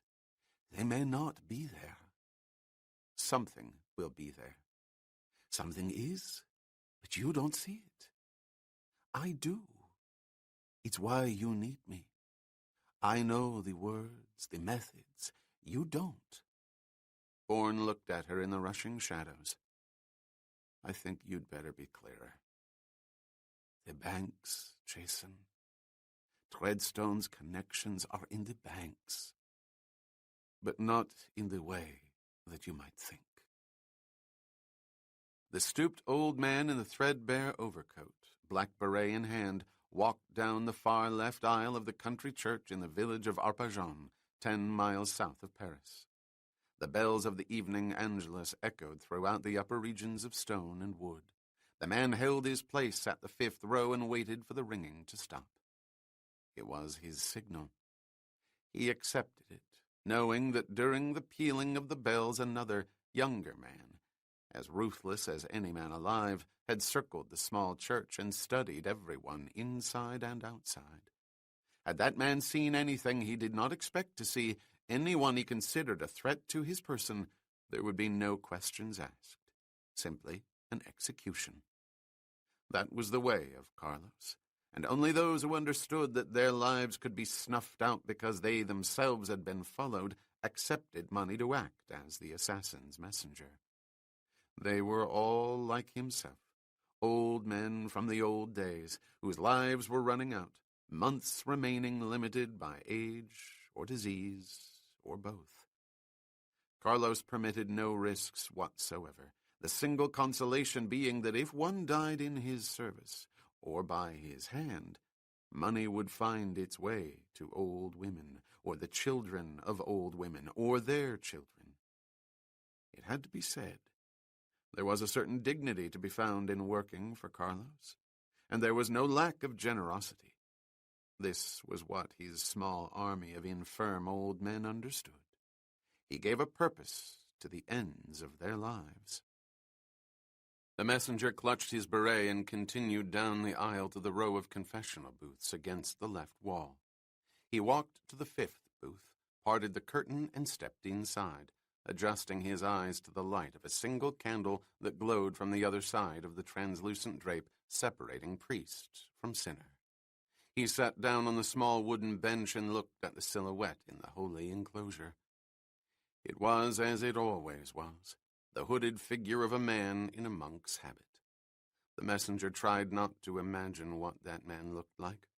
It was not his place to speculate on such things. "Angelus Domini," he said. "Angelus Domini, child of God," whispered the hooded silhouette. "Are your days comfortable?" "They draw to an end," replied the old man, making the proper response. "But they are made comfortable." "Good. It's important to have a sense of security at your age," said Carlos. "But to business. Did you get the particulars from Zurich?" "The owl is dead. So are 2 others, possibly a 3rd. Another's hand was severely wounded. He cannot work. Cain disappeared. They think the woman is with him." "An odd turn of events," said Carlos. "There's more. The one ordered to kill her has not been heard from. He was to take her to the Gizon Quay. No one knows what happened, except that a watchman was killed in her place. It's possible she was never a hostage at all, but instead bait for a trap. A trap that snapped back on Cain. I want to think about that. In the meantime, here are my instructions. Are you ready?" The old man reached into his pocket and took out the stub of a pencil and a scrap of paper. "Very well. Telephone Zurich. I want a man in Paris by tomorrow who has seen Cain, who can recognize him. Also, Zurich is to reach König at the Gemeinschaft and tell him to send his tape to New York. He is to use the post office box in Village Station. Please, interrupted the aged messenger. These old hands do not write as they once did. Forgive me, whispered Carlos. I'm preoccupied and inconsiderate. I'm sorry. Not at all, not at all. Go ahead. Finally, I want our team to take rooms within a block of the bank on the Rue Madeleine. This time the bank will be Kane's undoing. The pretender will be taken at the source of his misplaced pride. A bargain price as despicable as he is. Unless he's something else. Chapter 11. Bourne watched from a distance as Marie passed through Customs and Immigration in Bern's airport, looking for signs of interest or recognition from anyone in the crowd that stood around Air France's departure area. It was 4 o'clock in the afternoon, the busiest hour for flights to Paris, a time when privileged businessmen hurried back to the City of Light after dull company chores at the banks in Bern. Marie glanced over her shoulder as she walked through the gate. He nodded, waited until she had disappeared, then turned and started for the Swiss Air Lounge. George B. Washburn had a reservation on the 4:30 plane to Orly. They would meet later at the cafe Marie remembered from visits during her Oxford days. It was called Au Coin de Cluny on the Boulevard Saint-Michel, several blocks from the Sorbonne. If by any chance it was no longer there, Jason would find her around 9 o'clock on the steps of the Cluny Museum. Bourne would be late, nearby, but late. The Sorbonne had one of the most extensive libraries in all Europe, and somewhere in that library were back issues of newspapers. University libraries were not subject to the working hours of government employees. Students used them during the evenings. So would he as soon as he reached Paris. There was something he had to learn. Every day I read the newspapers, in 3 languages. 6 months ago a man was killed. His death reported on the front page of each of those newspapers. So said a fat man in Zurich. He left his suitcase at the library check room and walked to the 2nd floor, turning left toward the arch that led to the huge reading room. The salle de lecture was at this annex, the newspapers on spindles placed in racks, the issues going back precisely 1 year from the day's date. He walked along the racks, counting back 6 months, lifting off the first 10 weeks' worth of papers before that date a half a year ago. He carried them to the nearest vacant table and, without sitting down, flipped through from front page to front page, issue to issue. Great men had died in their beds, while others had made pronouncements. The dollar had fallen, gold risen. Strikes had crippled, and governments had vacillated between action and paralysis. But no man had been killed who warranted headlines. There was no such incident, no such assassination. Jason returned to the racks and went back further. 2 weeks, 12 weeks, 20 weeks, nearly 8 months. Nothing. Then it struck him. He had gone back in time, not forward from that date 6 months ago. An error could be made in either direction, a few days or a week, even 2. He returned the spindles to the racks and pulled out the papers from 4 and 5 months ago.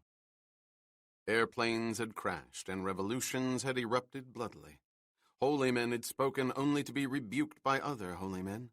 Poverty and disease had been found where everyone knew they could be found, but no man of consequence had been killed. He started on the last spindle, the mists of doubt and guilt clearing with each turn of a page. Had a sweating fat man in Zurich lied? Was it all a lie? All lies? Was he somehow living a nightmare that could vanish with Ambassadeur Leland assassiné à Marseille? The thick block letters of the headline exploded off the page, hurting his eyes. It was not imagined pain, not invented pain, but a sharp ache that penetrated his sockets and seared through his head. His breathing stopped, his eyes rigid on the name Leland. He knew it. He could picture the face, actually picture it. Thick brows beneath a wide forehead, a blunt nose centered between high cheekbones, and above curiously thin lips topped by a perfectly groomed gray mustache. He knew the face. He knew the man. And the man had been killed by a single shot from a high-powered rifle fired from a waterfront window. Ambassador Howard Leland had walked down a Marseille pier at 5 o'clock in the afternoon. His head had been blown off. Bourne did not have to read the second paragraph to know that Howard Leland had been Admiral H.R. Leland, United States Navy, until an interim appointment as Director of Naval Intelligence preceded his ambassadorship to the Quai d'Orsay in Paris. Nor did he have to reach the body of the article where motives for the assassination were speculated upon to know them. He knew them. Leland's primary function in Paris was to dissuade the French government from authorizing massive arms sales, in particular fleets of Mirage jets, to Africa and the Middle East. To an astonishing degree, he had succeeded, angering interested parties at all points in the Mediterranean. It was presumed that he had been killed for his interference, a punishment which served as a warning to others. Buyers and sellers of death were not to be hindered, and the seller of death who had killed him would have been paid a great deal of money, far from the scene, all traces buried. Zurich. A messenger to a legless man, another to a fat man in a crowded restaurant off the Falkenstrasse. Zurich. Marseille. Jason closed his eyes, the pain now intolerable. He had been picked up at sea 5 months ago, his point of origin assumed to have been Marseille. And if Marseille, the waterfront, had been his escape route, a boat hired to take him into the vast expanse of the Mediterranean. Everything fitted too well, each piece of the puzzle sculpted into the next. How could he know the things he knew if he were not that seller of death from a window on the Marseille waterfront? He opened his eyes, pain inhibiting thought, but not all thought. One decision as clear as anything in his limited memory. There would be no rendezvous in Paris with Marie Saint-Jacques. Perhaps one day he would write her a letter, saying the things he could not say now. If he was alive and could write a letter, he could not write one now. There could be no written words of thanks or love, no explanations at all. She would wait for him, and he would not come to her. He had to put distance between them. She could not be involved with a seller of death. She had been wrong. His worst fears accurate. Oh, God. He could picture Howard Leland's face, and there was no photograph on the page in front of him. The front page with the terrible headline that triggered so much, confirmed so many things. The date. Thursday, August 26th, Marseille. It was a date he would remember as long as he could remember for the rest of his convoluted life. Thursday, August 26th. Something was wrong. What was it? What was it? Thursday? Thursday meant nothing to him. The 26th of August? The 26th? It could not be the 26th. The 26th was wrong. He had heard it over and over again. Washburn's diary. His patient's journal. How often had Washburn gone back over every fact, every phrase, every day and point of progress? Too many times to count. Too many times not to remember. You were brought to my door on the morning of Tuesday, August 24th, at precisely 8:20 o'clock. Your condition was Tuesday, August 24th. August 24th. He was not in Marseille on the 26th. He could not have fired a rifle from a window on the waterfront. He was not the seller of death in Marseille. He had not killed Howard Leland. 6 months ago, a man was killed. But it was not 6 months. It was close to 6 months, but not 6 months. And he had not killed that man. He was half dead in an alcoholic's house on Ile de Port-Noir. The mists were clearing, the pain receding. A sense of elation filled him. He had found one concrete lie. If there was one, there could be others. Bourne looked at his watch. It was 9:15. Marie had left the cafe. She was waiting for him on the steps of the Cluny Museum. He replaced the spindles in their racks, then started toward the large cathedral door of the reading room, a man in a hurry. He walked down the Boulevard Saint-Michel, his pace accelerating with each stride. He had the distinct feeling that he knew what it was to have been given a reprieve from hanging, and he wanted to share that rare experience. For a time he was out of the violent darkness, beyond the crashing waters. He had found a moment of sunlight, like the moments and the sunlight that had filled a room in a village inn, and he had to reach the one who had given them to him. Reach her and hold her and tell her there was hope. He saw her on the steps, her arms folded against the icy wind that swept off the boulevard. At first she did not see him, her eyes searching the tree-lined street. She was restless, anxious, an impatient woman afraid she would not see what she wanted to see, frightened that it would not be there. 10 minutes ago, he would not have been. She saw him. Her face became radiant. The smile emerged, and it was filled with life. She rushed to him as he raced up the steps toward her. They came together, and for a moment neither said anything, warm and alone on the Saint-Michel. "I waited and waited," she breathed finally. "I was so afraid, so worried. Did anything happen? Are you all right?" "I'm fine. Better than I've been in a long time." "What?" He held her by the shoulders. 6 months ago, a man was killed. Remember? The joy left her eyes. "Yes, I remember." "I didn't kill him," said Bourne. "I couldn't have." They found a small hotel off the crowded Boulevard Montparnasse. The lobby and the rooms were threadbare, but there was a pretense to forgotten elegance that gave it an air of timelessness.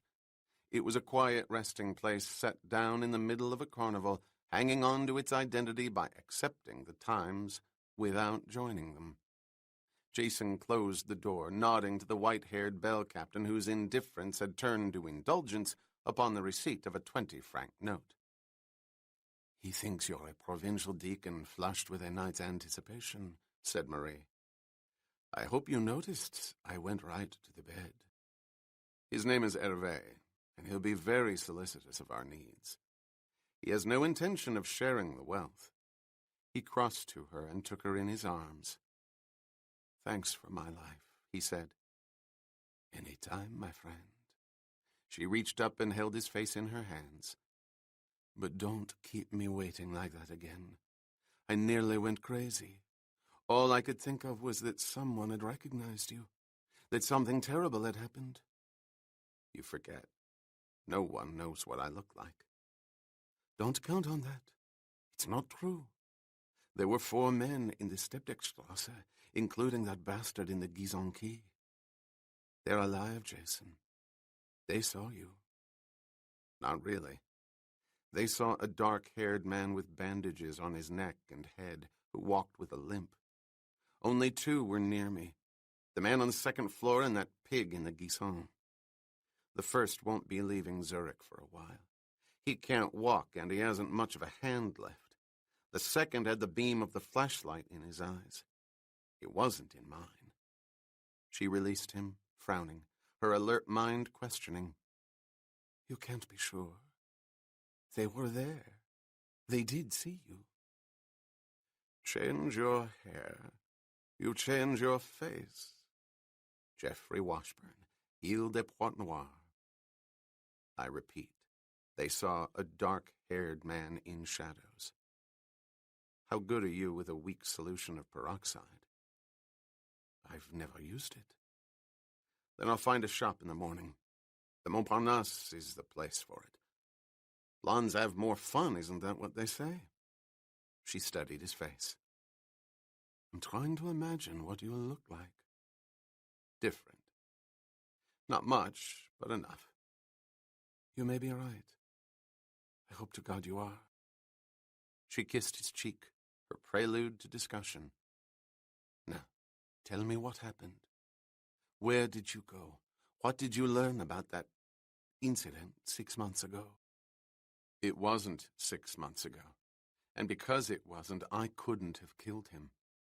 He told her everything, save for the few brief moments when he thought he would never see her again. He did not have to.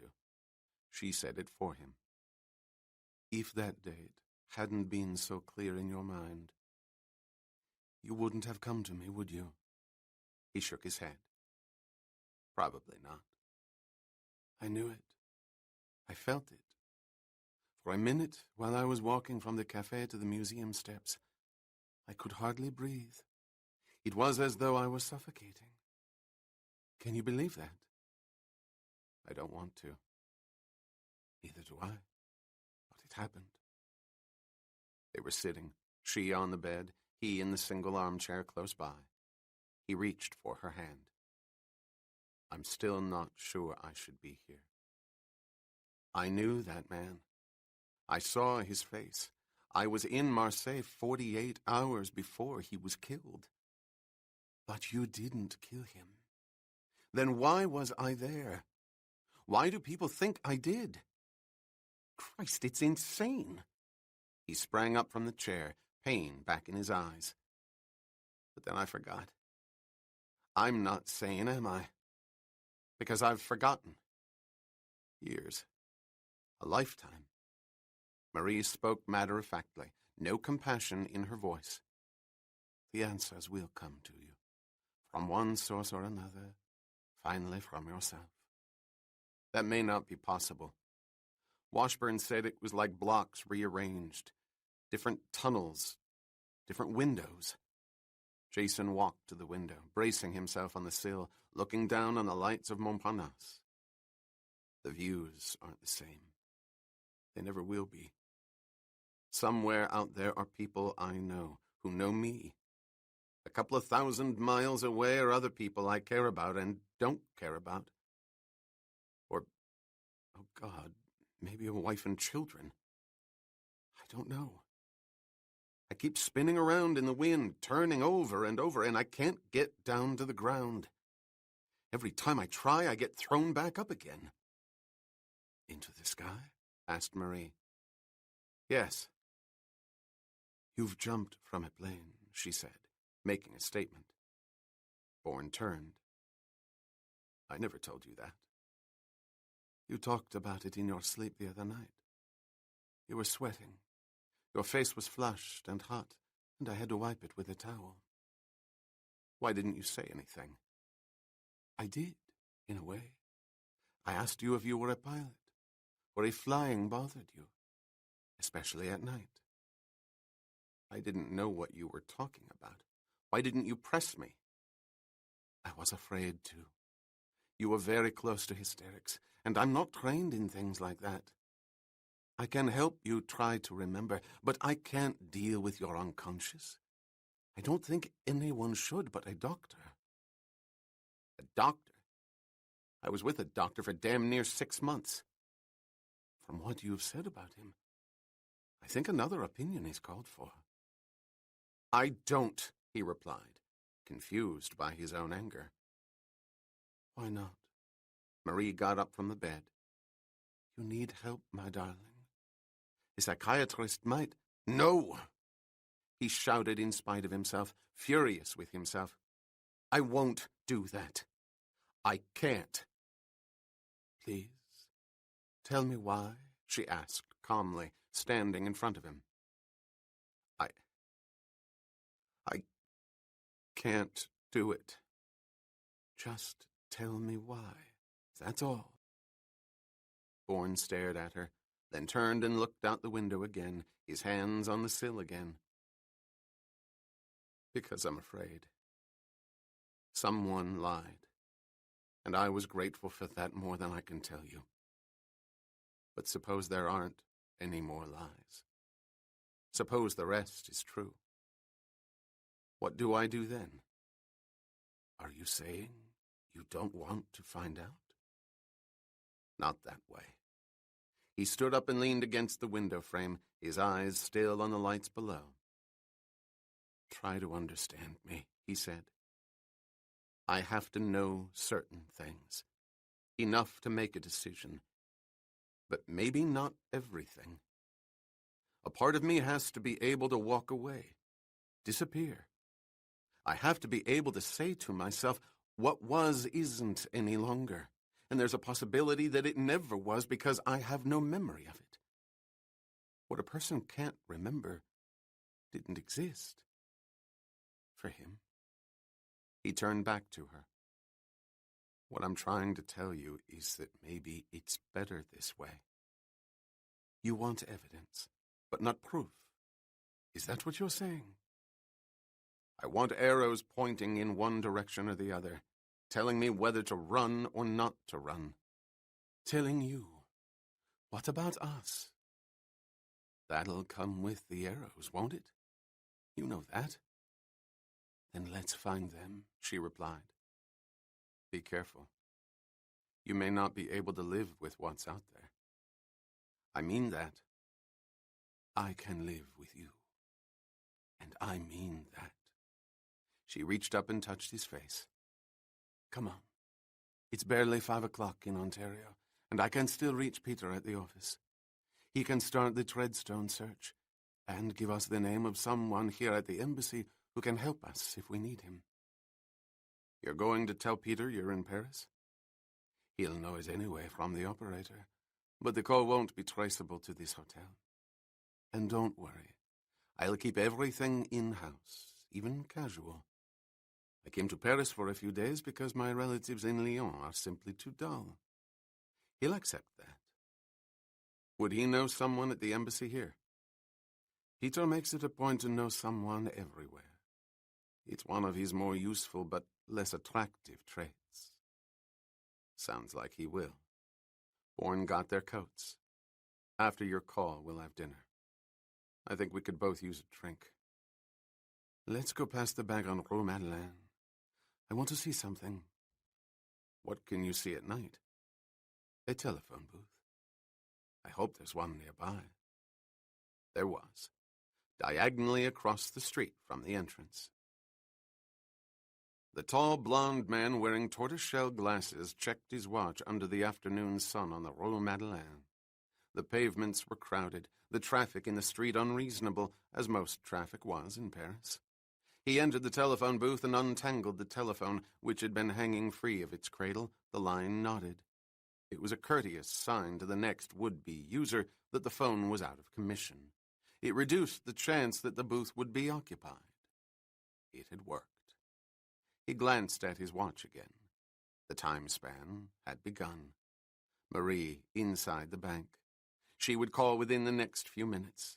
He took several coins from his pocket, put them on the ledge, and leaned against the glass panel, his eyes on the bank across the street. The cloud diminished the sunlight, and he could see his reflection in the glass.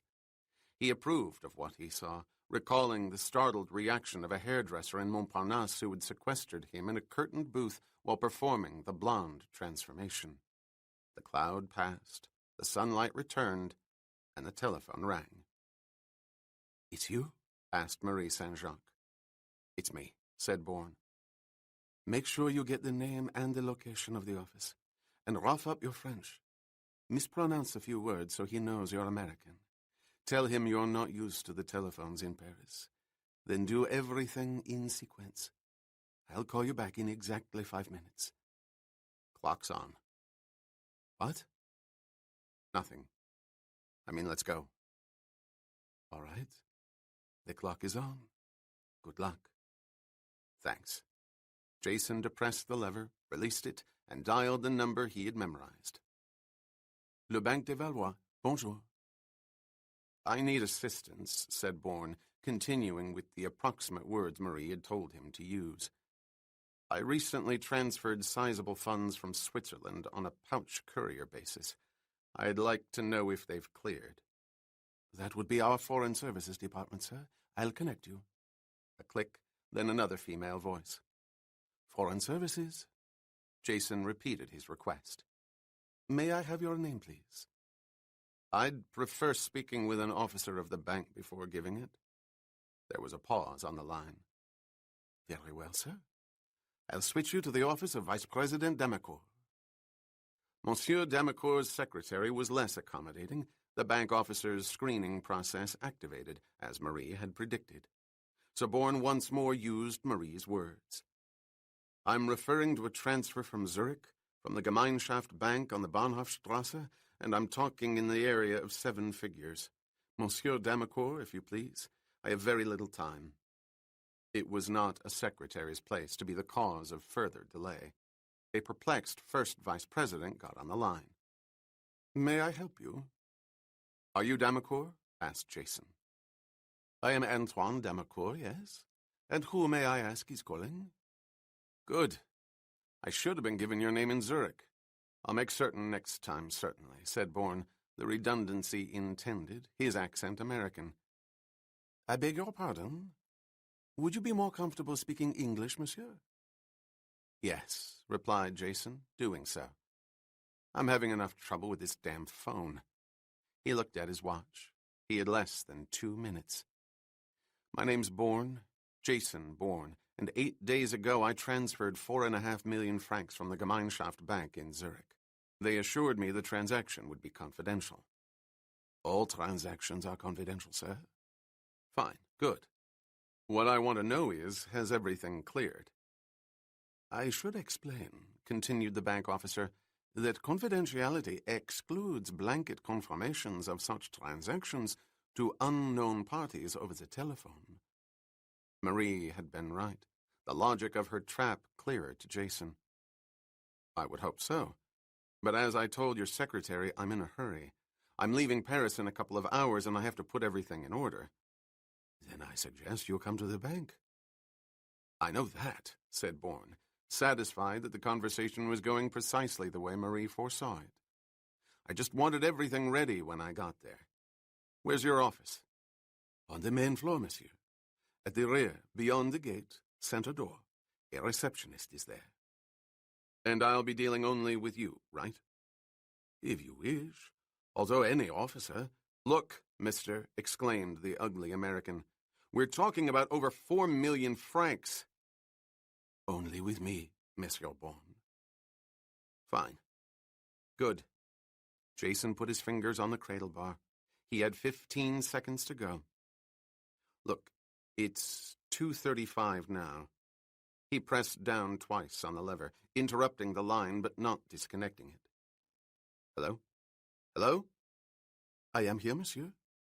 Damn phones. Listen, He pressed down again, now 3 times in rapid succession. Hello. Hello. Monsieur, please, if you'll give me your telephone number. Operator? Operator! Monsieur Bourne, please. I can't hear you. 4 seconds, 3 seconds, 2 seconds. Wait a minute. I'll call you back. He held the lever down, breaking the connection. 3 more seconds elapsed and the phone rang.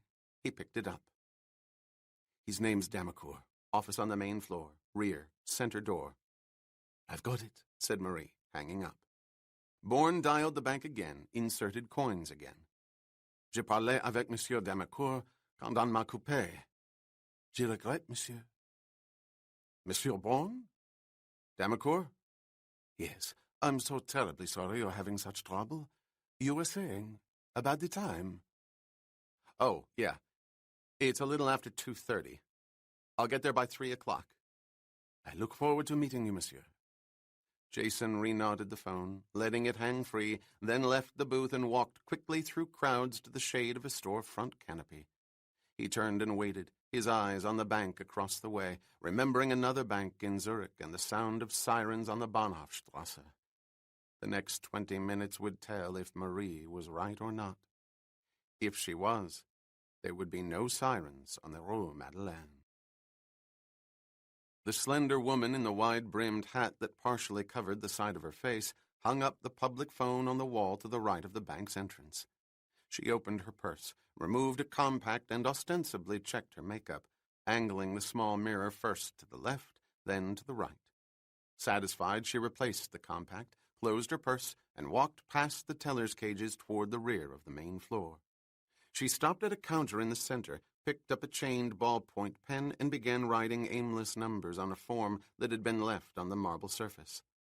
Less than 10 feet away was a small, brass-framed gate, flanked by a low wooden railing that extended the width of the lobby. Beyond the gate and the railing were the desks of the lesser executives, and behind them the desks of the major secretaries, 5 in all, in front of 5 doors in the rear wall. Marie read the name printed in gold script on the center door. M.A.R. Damacour, Vice President, Comte à l'étranger et devise. It would happen any moment now, if it was going to happen, if she was right. And if she was, she had to know what Monsieur A.R. Damacour looked like. He would be the man Jason could reach. Reach him and talk to him, but not in the bank. It happened. There was a flurry of controlled activity. The secretary at the desk in front of Damacour's office rushed inside with her notepad, emerged 30 seconds later, and picked up the phone. She dialed 3 digits, an inside call, and spoke, reading from her pad. 2 minutes passed. The door of Damacour's office opened, and the vice president stood in the frame, an anxious executive concerned over an unwarranted delay. He was a middle-aged man with a face older than his age, but striving to look younger. His thinning dark hair was singed and brushed to obscure the bald spots. His eyes were encased in small rolls of flesh, attesting to long hours with good wine. Those same eyes were cold, darting eyes, evidence of a demanding man wary of his surroundings. He barked a question to his secretary. She twisted in her chair, doing her best to maintain her composure. Damacour went back inside his office without closing the door, the cage of an angry cat left open. Another minute passed.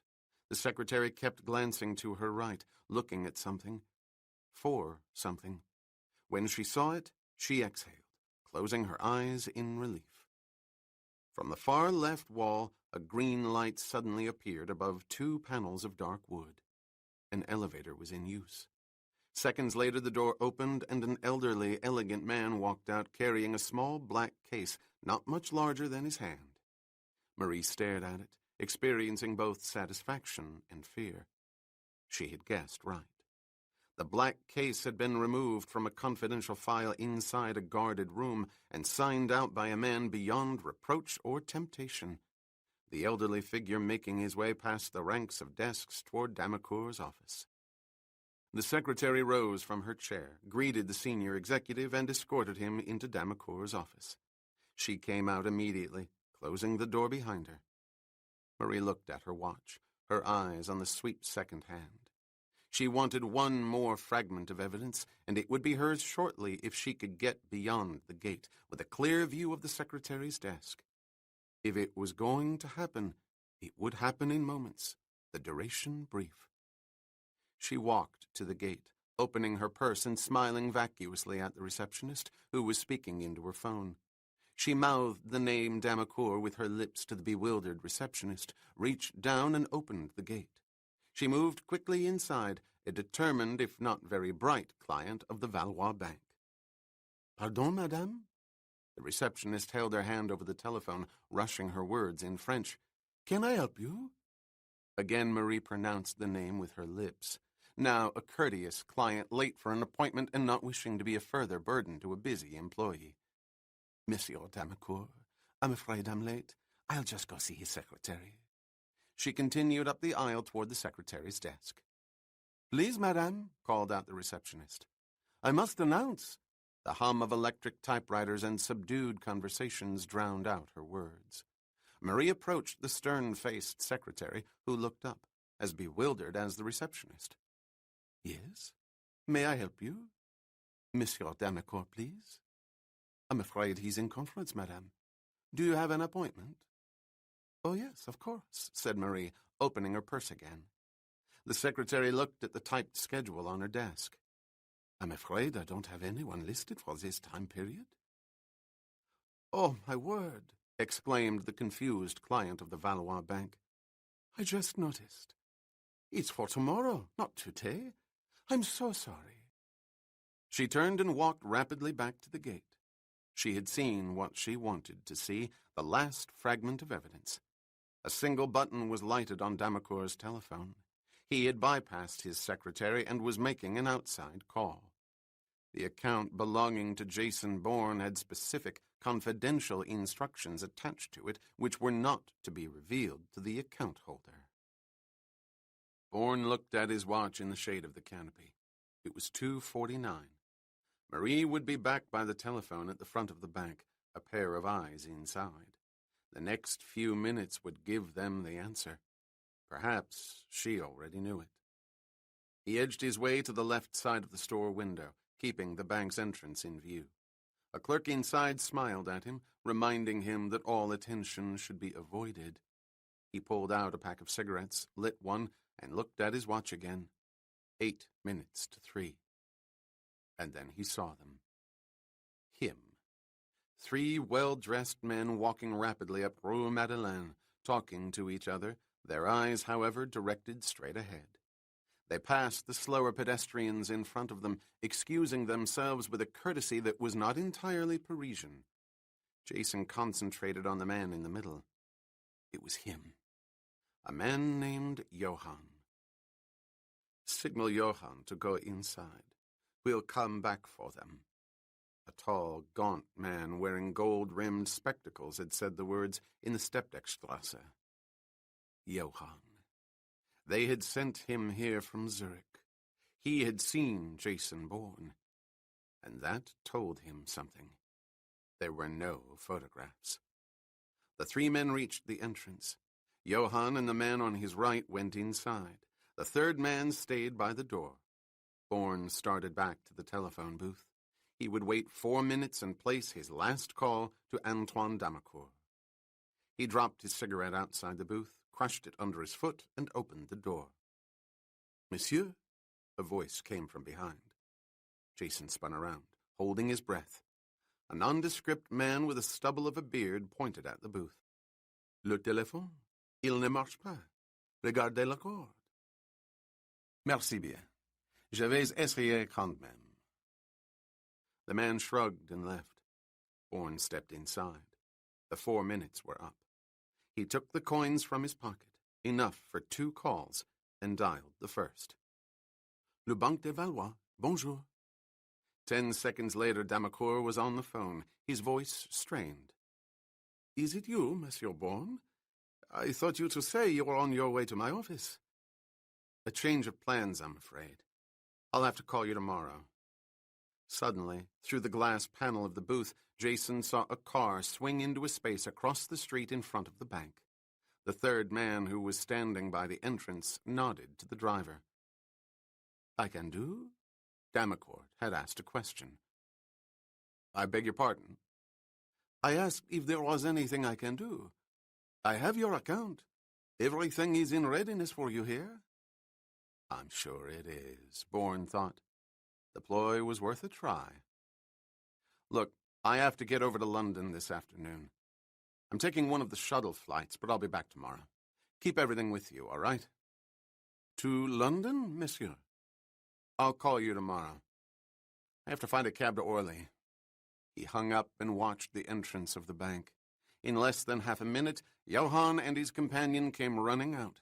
They spoke to the third man, then all 3 climbed into the waiting automobile. The killer's escape car was still in the hunt, on its way now to Orly Airport. Jason memorized the number on the license plate, then dialed his second call. If the payphone in the bank was not in use, Marie would pick it up before the ring had barely started. She did. Yes? See anything? A great deal. Damacourt's your man. Chapter 12. They moved about the store, going from counter to counter. Marie, however, remained near the wide front window, keeping a perpetual eye on the entrance of the bank across Rue Madeleine. "I picked out 2 scarves for you," said Bourne. "You shouldn't have. The prices are far too high." "It's almost 4 o'clock. If he hasn't come out by now, he won't until the end of office hours." "Probably not. If he were going to meet someone, he would have done so by now. But we had to know." "Take my word for it. His friends are at Orly, running from shuttle to shuttle. There's no way they can tell whether I'm on one or not, because they don't know what name I'm using." "They'll depend on the man from Zurich to recognize you." "He's looking for a dark-haired man with a limp, not me. Come on, let's go into the bank. You can point out Damacour." "We can't do that," said Marie, shaking her head. "The cameras on the ceilings have wide-angle lenses. If they ran the tapes, they could spot you." "A blonde-haired man with glasses?" "Or me. I was there. The receptionist or his secretary could identify me." "You're saying it's a regular cabal in there? I doubt it." "They could think up any number of reasons to run the tapes." Marie stopped. She clutched Jason's arm, her eyes on the bank beyond the window. "There he is. The one in the overcoat with the black velvet collar. Damacour." "Pulling at his sleeves?" "Yes." "I've got him. I'll see you back at the hotel." "Be careful. Be very careful." "Pay for the scarves. They're at the counter in the back." Jason left the store, wincing in the sunlight beyond the canopy, looking for a break in the traffic so he could cross the street. There was none. Damacour had turned right and was strolling casually. He was not a man in a rush to meet anyone. Instead, there was the air of a slightly squashed peacock about him. Bourne reached the corner and crossed with the light, falling behind the banker. Damacour stopped at a newsstand to buy an evening paper. Jason held his place in front of a sporting goods shop, then followed as the banker continued down the block. Ahead was a cafe, windows dark, entrance heavy wood, thick hardware on the door. It took no imagination to picture the inside. It was a drinking place for men, and for women brought with men other men would not discuss. It was as good a spot as any for a quiet discussion with Antoine Damacour. Jason walked faster, falling in stride beside the banker. He spoke in the awkward, anglicized French he had used on the phone.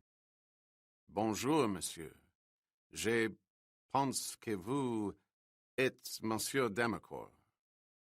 "I'd say I was right, wouldn't you?" The banker stopped. His cold eyes were frightened, remembering. The peacock shriveled further into his tailored overcoat. "Bourne?" he whispered.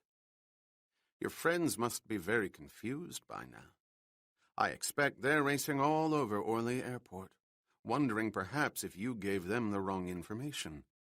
Perhaps on purpose." "What?" The frightened eyes bulged. "Let's go inside here," said Jason, taking Damacour's arm, his grip firm. "I think we should have a talk."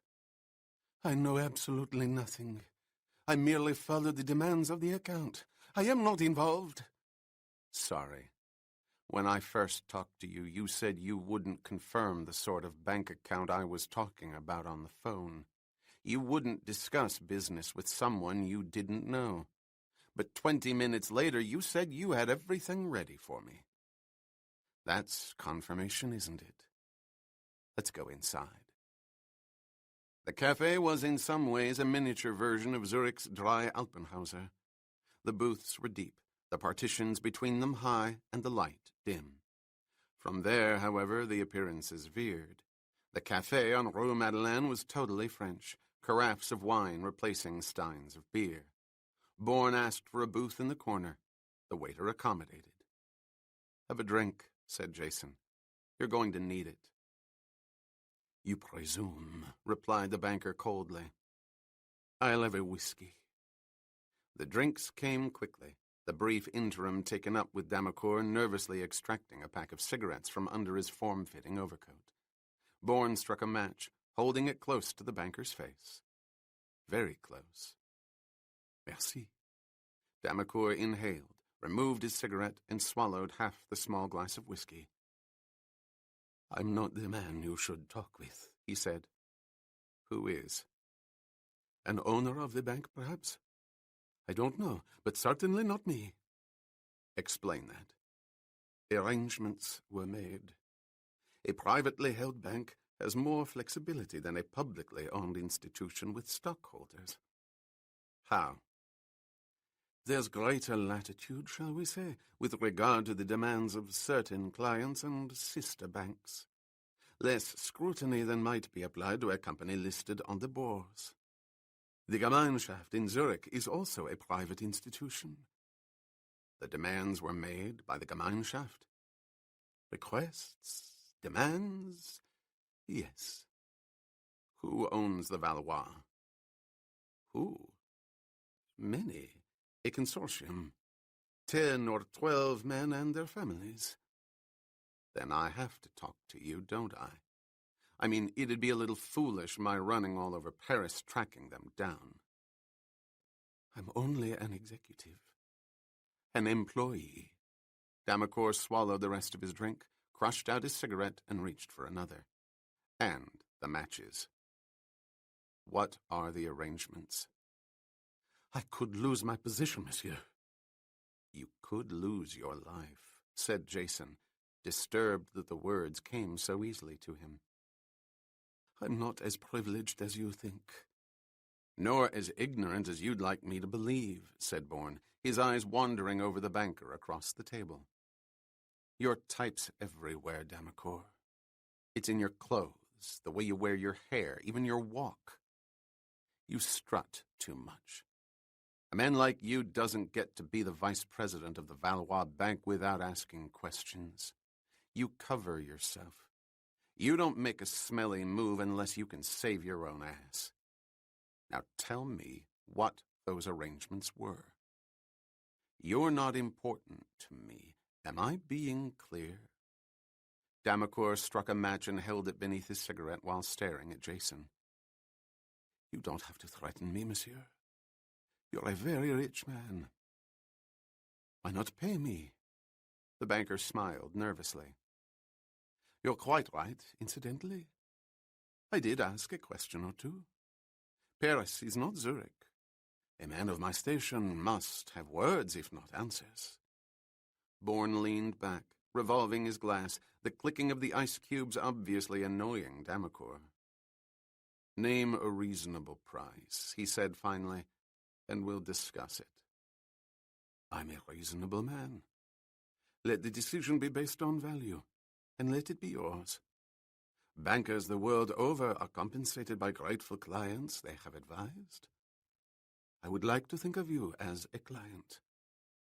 I'm sure you would. Bourne smiled, shaking his head at the man's sheer nerve. So we slide from bribe to gratuity. Compensation for personal advice and service. Damacour shrugged. I accept the definition and, if ever asked, would repeat your words.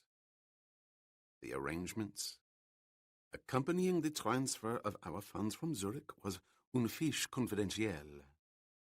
Une fiche, broke in Jason, recalling the moment in Apfel's office at the Gemeinschaft when Koenig came in saying the words. I heard it once before. What is it? A dated term, actually. It comes from the middle 19th century when it was a common practice for the great banking houses, primarily the Rothschilds, to keep track of the international flow of money. Thank you. Now what is it specifically? Separate sealed instructions to be opened and followed when the account in question is called up. Called up? Funds removed or deposited. Suppose I'd just gone to a teller, presented a bank book and asked for money. A double asterisk would have appeared on the transaction computer. You would have been sent to me. I was sent to you anyway. The operator gave me your office. Irrelevant chance. There are 2 other officers in the Foreign Services Department. Had you been connected to either one, the fiche would have dictated that you still be sent to me. I am the senior executive. I see. But Bourne was not sure that he did see. There was a gap in the sequence. A space needed filling. Wait a minute.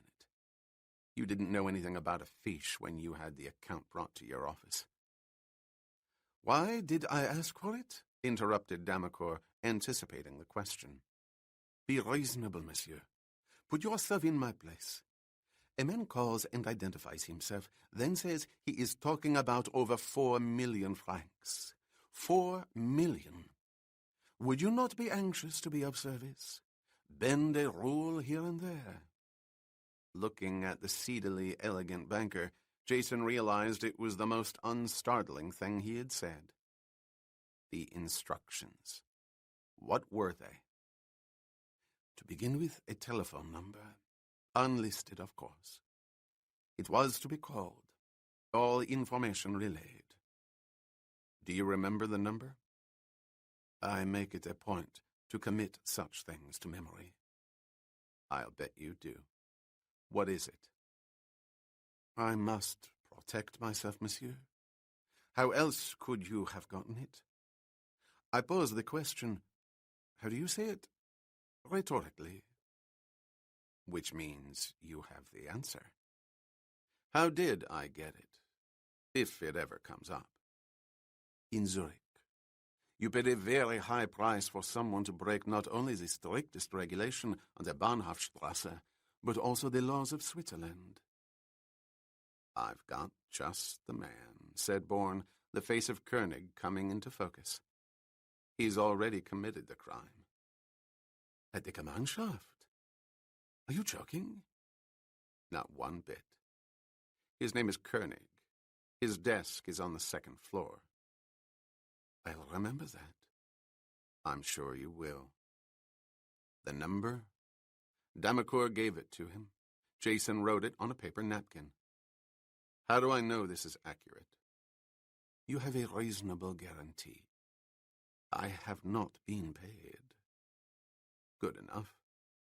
And as long as value is intrinsic to our discussion, I should tell you that it is the 2nd telephone number. The 1st was cancelled. Explain that. Damacour leaned forward. A photostat of the original fiche arrived with account's courier. It was sealed in a black case, accepted and signed for by the senior keeper of records. The card inside was validated by a partner of the Gemeinschaft, countersigned by the usual Swiss notary. The instructions were simple, quite clear. In all matters pertaining to the account of Jason C. Bourne, a transatlantic call to the United States was to be placed immediately, the details relayed.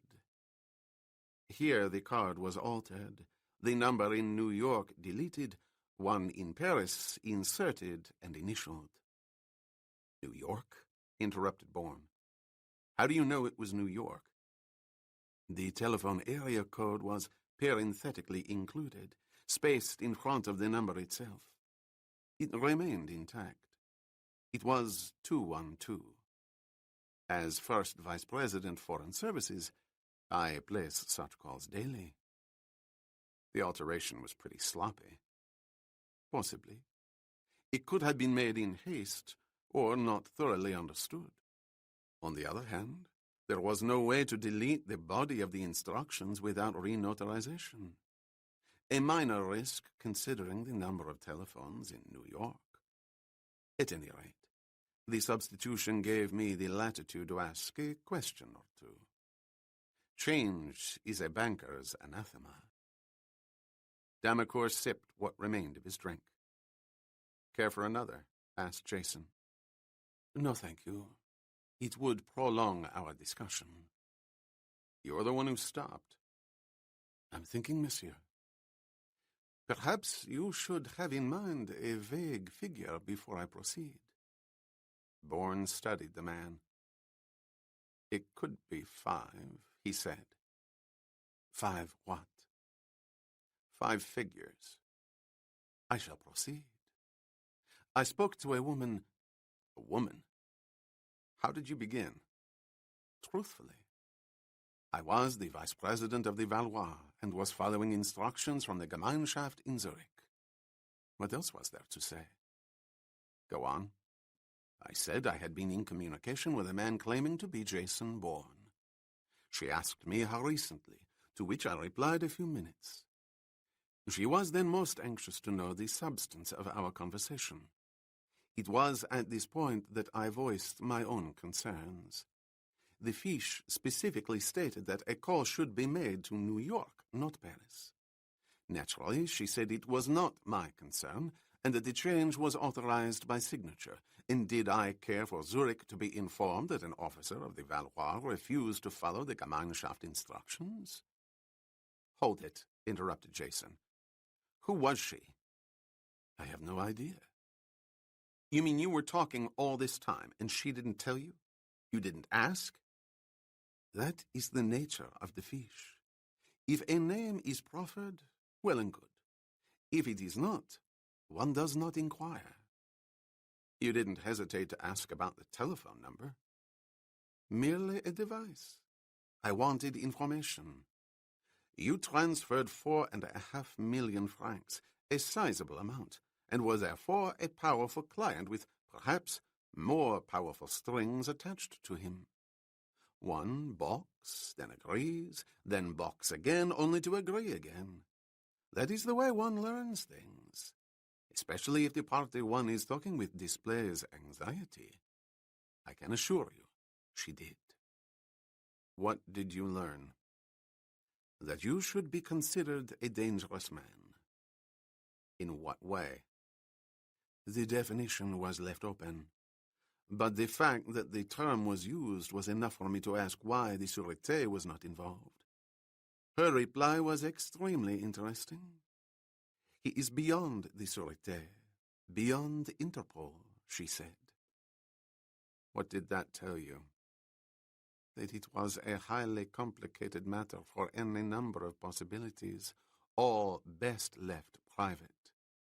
Since our talk began, however, it now tells me something else. What's that?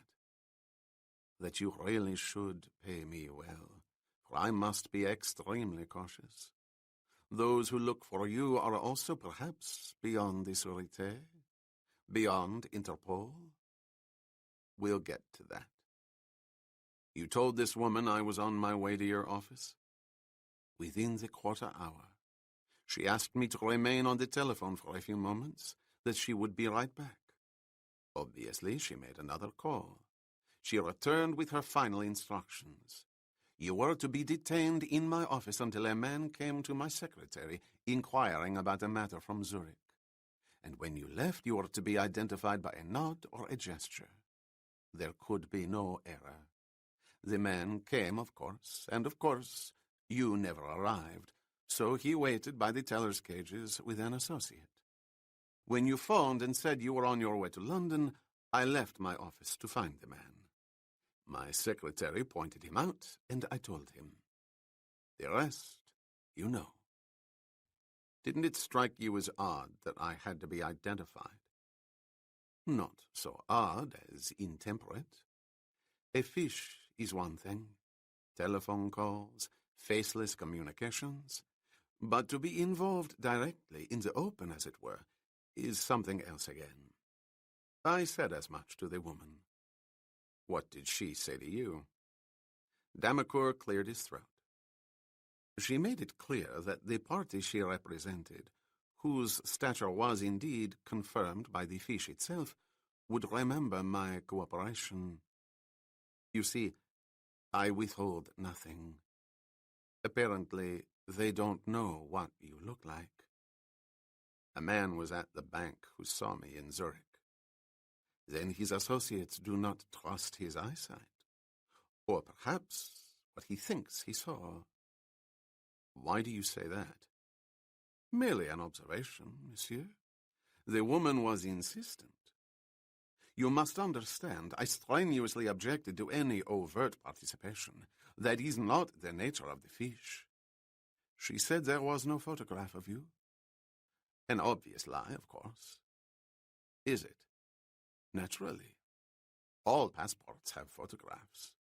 Where is the immigration officer who cannot be bought or duped? 10 seconds in a passport control room, a photograph of a photograph. Arrangements can be made. No, they committed a serious oversight. I guess they did. And you, continued Damacour, just told me something else. Yes, you really must pay me very well. What did I just tell you? That your passport does not identify you as Jason Bourne. Who are you, monsieur? Jason did not at first answer. He revolved his glass again. Someone who may pay you a lot of money, he said. Entirely sufficient. You are simply a client named Bourne, and I must be cautious. I want that telephone number in New York.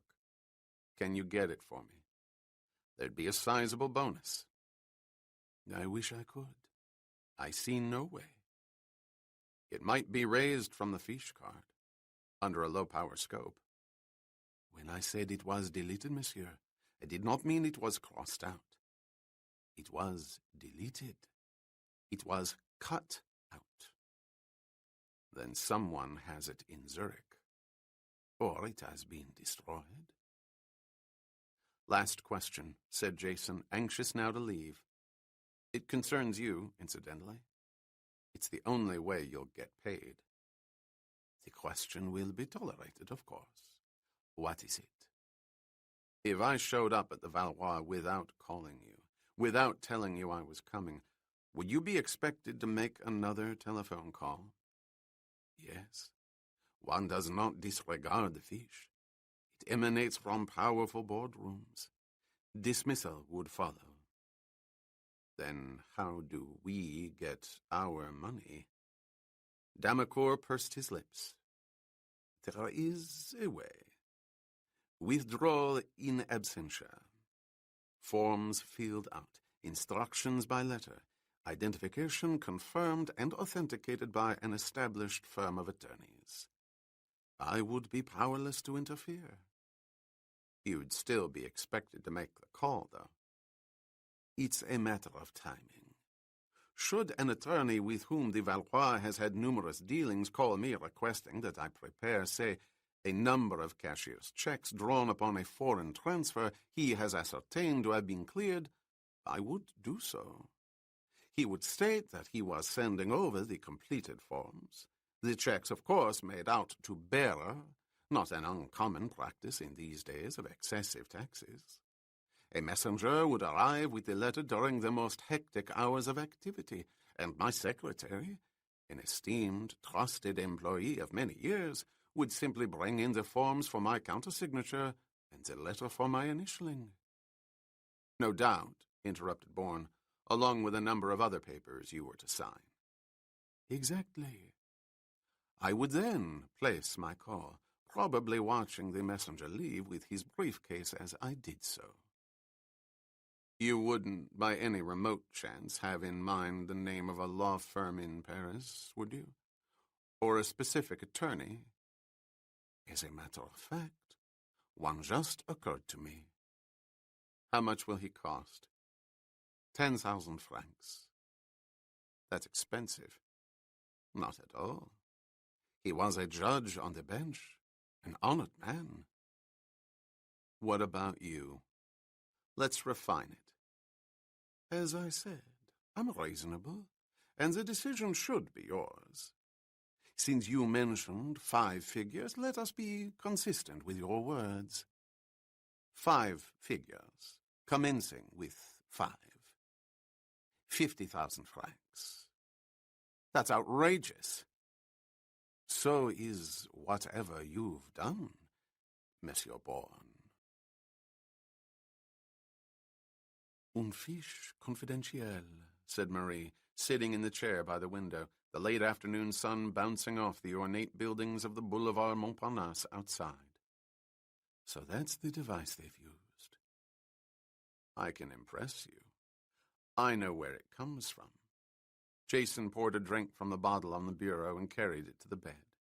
He sat down, facing her. "Do you want to hear?" "I don't have to," she answered, gazing out the window, preoccupied. "I know exactly where it comes from and what it means. It's a shock, that's all." "Why? I thought you expected something like this." "The results, yes. Not the machinery. A fiche is an archaic stab at legitimacy, almost totally restricted to private banks on the continent. American, Canadian, and UK laws forbid its use." Bourne recalled Damacour's words. He repeated them. "It emanates from powerful boardrooms." That's what he said. He was right. Marie looked over at him. "Don't you see? I knew that a flag was attached to your account. I assumed that someone had been bribed to forward information. That's not unusual. Bankers aren't in the front ranks for canonization. But this is different. That account in Zurich was established at the very beginning with the fiche as part of its activity, conceivably with your own knowledge." "Treadstone 71, said Jason. "Yes. The owners of the bank had to work in concert with Treadstone. And considering the latitude of your access, it's possible you were aware that they did." "But someone was bribed. Koenig. He substituted one telephone number for another. He was well paid, I can assure you. He could face 10 years in a Swiss prison." 10? It's pretty stiff." "So are the Swiss laws. He had to be paid a small fortune." "Carlos," said Bourne. "Carlos? Why? What am I to him? I keep asking myself. I say the name over and over and over again. I don't get anything. Nothing at all. Just I don't know. Nothing. But there's something, isn't there?" Marie sat forward. "What is it, Jason? What are you thinking of?" "I'm not thinking. I don't know." "Then you're feeling something. What is it?" "I don't know. Fear, maybe. Anger, nerves. I don't know. Concentrate. God damn it, do you think I'm not? Do you think I haven't? Have you any idea what it's like?" Bourne stiffened, annoyed at his own outburst. "Sorry. Don't be. Ever. These are the hints, the clues you have to look for. We have to look for. Your doctor friend in Port Noir was right. Things come to you, provoked by other things. As you yourself said, a book of matches, a face, or the front of a restaurant. We've seen it happen. Now it's a name you avoided for nearly a week while you told me everything that had happened to you during the past 5 months, down to the smallest detail. Yet you never mentioned Carlos. You should have, but you didn't. It does mean something to you. Can't you see that? It's stirring things inside of you. They want to come out." "I know." Jason drank. "Darling, there's a famous bookstore on the Boulevard Saint-Germain that's run by a magazine freak. A whole floor is crammed with back issues of old magazines, thousands of them. He even catalogues subjects, indexes them like a librarian. I'd like to find out if Carlos is in that index. Will you do it?" Bourne was aware of the sharp pain in his chest. It had nothing to do with his wounds. It was fear. She saw it and somehow understood. He felt it and could not understand. "There are back issues of newspapers at the Sorbonne," he said, glancing up at her. "One of them put me on cloud 9 for a while, until I thought about it. A lie was exposed. That was the important thing. But we're not looking for a lie now, are we? No, we're looking for the truth. Don't be afraid of it, darling. I'm not. Jason got up. Okay. Saint-Germain's on the schedule. In the meantime, call that fellow at the embassy. Bourne reached into his pocket and took out the paper napkin with the telephone number on it. He had added the numbers of the license plate on the car that had raced away from the bank on Rue Madeleine. Here's the number Damacour gave me. Also the license of that car. See what he can do. All right. Marie took the napkin and went to the telephone. A small spiral-hinged notebook was beside it. She flipped through the pages. Here it is. His name is Denis Corbelier. Peter said he'd call him by noon today, Paris time. And I could rely on him. He was as knowledgeable as any attaché in the embassy. Peter knows him, doesn't he? He's not just a name from a list. They were classmates at the University of Toronto. I can call him from here, can't I? Sure. But don't say where you are. Marie picked up the phone. I'll tell him the same thing I told Peter. That I'm moving from one hotel to another, but don't know which yet. She got an outside line, then dialed the number of the Canadian Embassy on the Avenue Montaigne. 15 seconds later, she was talking with Denis Corbelier, attaché. Marie got to the point of her call almost immediately. I assume Peter told you I might need some help? More than that, replied Corbelier. He explained that you were in Zurich. Can't say I understood everything he said, but I've got the general idea. Seems there's a lot of maneuvering in the world of high finance these days. More than usual. The trouble is no one wants to say who's maneuvering whom. That's my problem. How can I help? I have a license and a telephone number, both here in Paris. The telephone's unlisted. It could be awkward if I called. Give them to me. She did. Amare usque admare, Corbelier said, reciting the national motto of their country. We have several friends in splendid places. We trade off favors frequently, usually in the narcotics area, but we're all flexible. Why not have lunch with me tomorrow? I'll bring what I can. I'd like that, but tomorrow's no good. I'm spending the day with an old friend. Perhaps another time. Peter said I'd be an idiot not to insist. He says you're a terrific lady. He's a dear, and so are you. I'll call you tomorrow afternoon. Fine. I'll go to work on these. Talk to you tomorrow, and thanks again.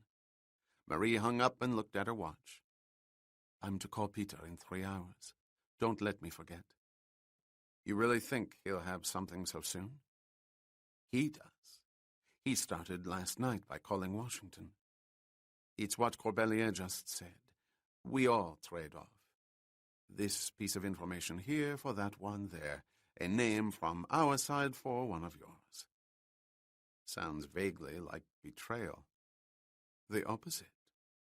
We're dealing in money, not missiles. Money that's illegally moving around, outflanking laws that are good for all our interests.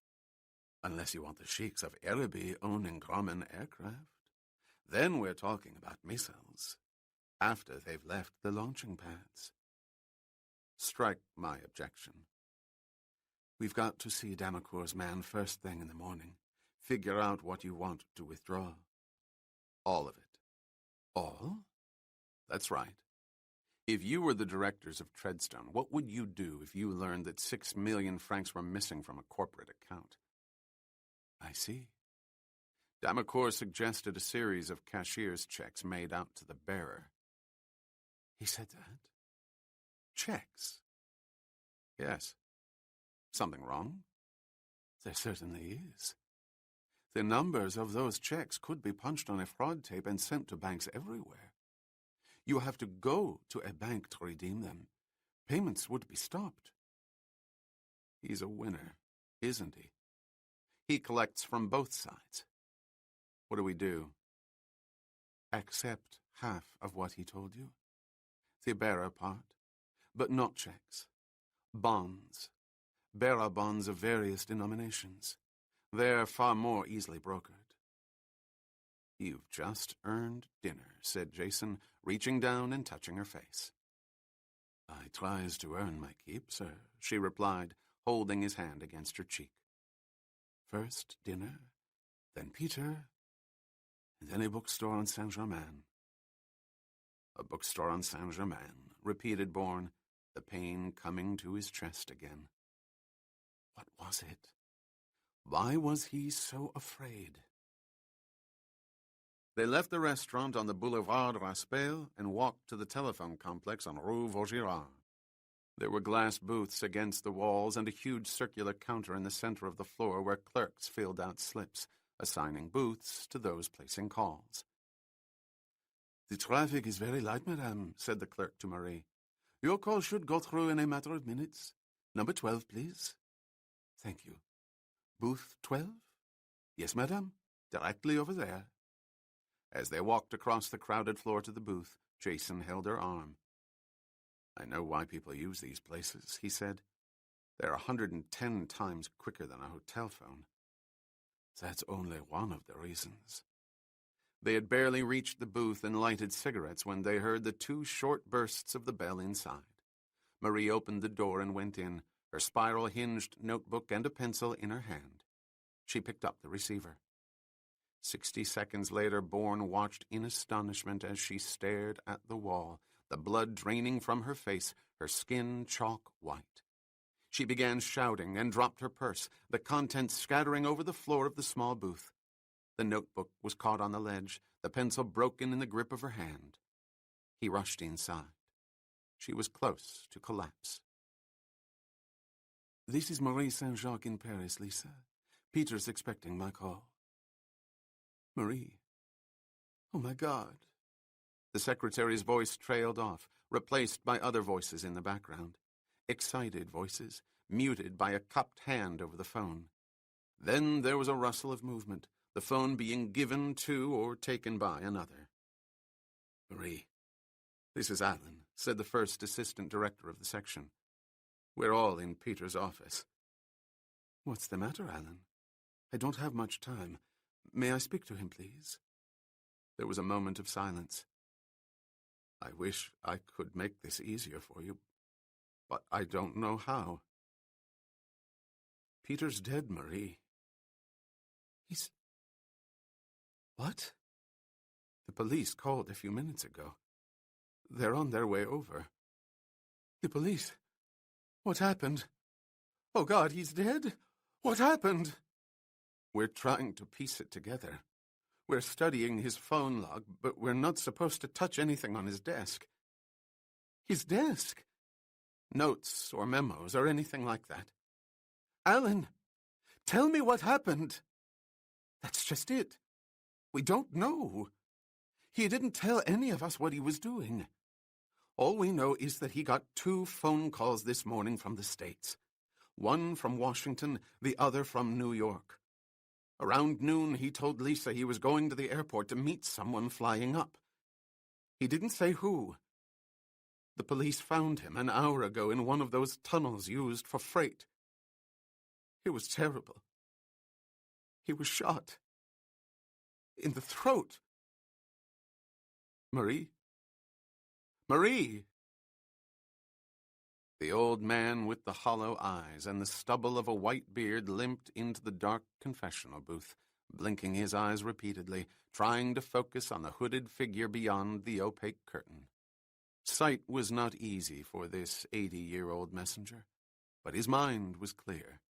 That was all that mattered. Angelus Domini, he said. Angelus Domini, child of God, whispered the hooded silhouette. Are your days comfortable?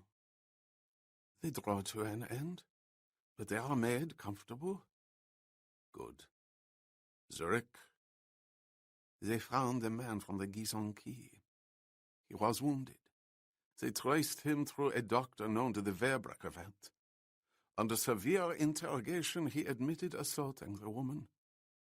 Cain came back for her. It was Cain who shot him. So it was an arrangement. The woman and Cain. The man from the Gizonki does not think so. He was one of the two who picked her up on the Löwenstrasse. He's also a fool.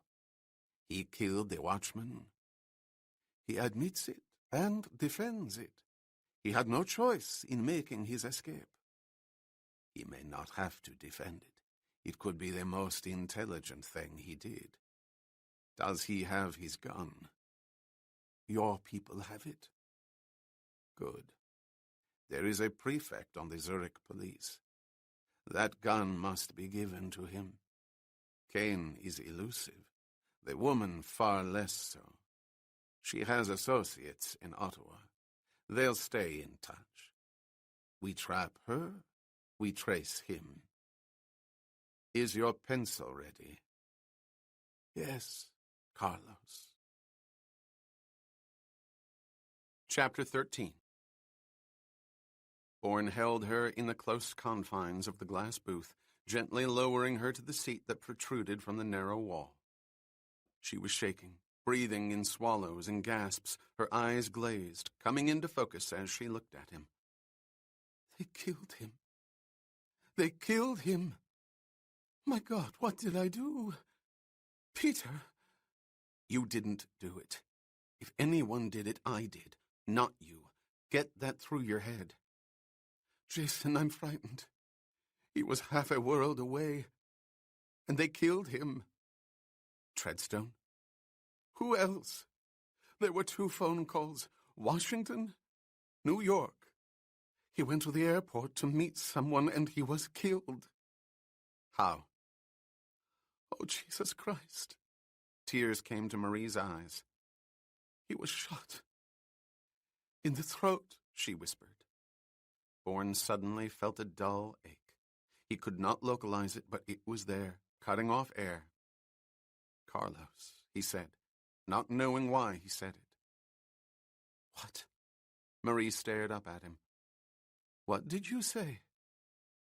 Carlos, he repeated softly. A bullet in the throat. Carlos. What are you trying to say? I don't know. He took her arm. Let's get out of here.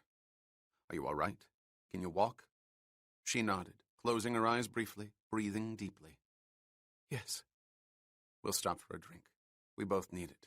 Then we'll find it. Find what? A bookstore on Saint-Germain. There were 3 back issues of magazines under the Carlos Index. A 3-year-old copy of the international edition of Potomac Quarterly and 2 Paris issues of Le Globe. They did not read the articles inside the store. Instead, they bought all 3 and took a taxi back to the hotel in Montparnasse. There they began reading, Marie on the bed, Jason in the chair by the window. Several minutes passed, and Marie bolted up. It's here, she said, fear in both her face and voice. Read it. A particularly brutal form of punishment is said to be inflicted by Carlos and or his small band of soldiers. It is death by a gunshot in the throat, often leaving the victim to die in excruciating pain. It is reserved for those who break the code of silence or loyalty demanded by the assassin, or others who have refused to divulge information. Marie stopped, incapable of reading further. She lay back and closed her eyes. He wouldn't tell them, and he was killed for it. Oh, my God! He couldn't tell them what he didn't know, said Bourne. But you knew. Marie sat up again, her eyes open. You knew about a gunshot in the throat. You said it. I said it. I knew it. That's all I can tell you. How? I wish I could answer that. I can't. May I have a drink? Certainly. Jason got up and went to the bureau. He poured 2 short glasses of whiskey and looked over at her. Do you want me to call for some ice? Hervé's on. It'll be quick. No, it won't be quick enough. She slammed the magazine down on the bed and turned to him. On him, perhaps. I'm going crazy. Join the party of 2. I want to believe you. I do believe you. But I... You can't be sure, completed Bourne, any more than I can. He brought her the glass. What do you want me to say? What can I say? Am I one of Carlos' soldiers? Did I break the code of silence or loyalty? Is that why I knew the method of execution? Stop it. I say that a lot to myself. Stop it. Don't think. Try to remember, but somewhere along the line put the brakes on. Don't go too far, too deep. One lie can be exposed only to raise 10 other questions intrinsic to that lie. Maybe it's like waking up after a long drunk, not sure whom you fought with or slept with or, God damn it, killed. No. Marie drew out the word. You are you. Don't take that away from me. I don't want to. I don't want to take it away from myself. Jason went back to the chair and sat down, his face turned to the window. You found a method of execution. I found something else. I knew it, just as I knew about Howard Leland. I didn't even have to read it. Read what? Bourne reached down and picked up the 3-year-old issue of Potomac Quarterly. The magazine was folded open to a page on which there was a sketch of a bearded man, the lines rough, inconclusive, as if drawn from an obscure description. He held it out for her. Read it, he said. It starts with the upper left, under the heading Myth or Monster. Then I want to play a game. A game?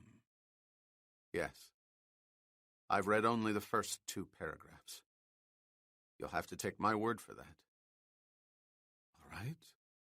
Marie watched him, bewildered. She lowered the magazine into the light and read. Myth or Monster.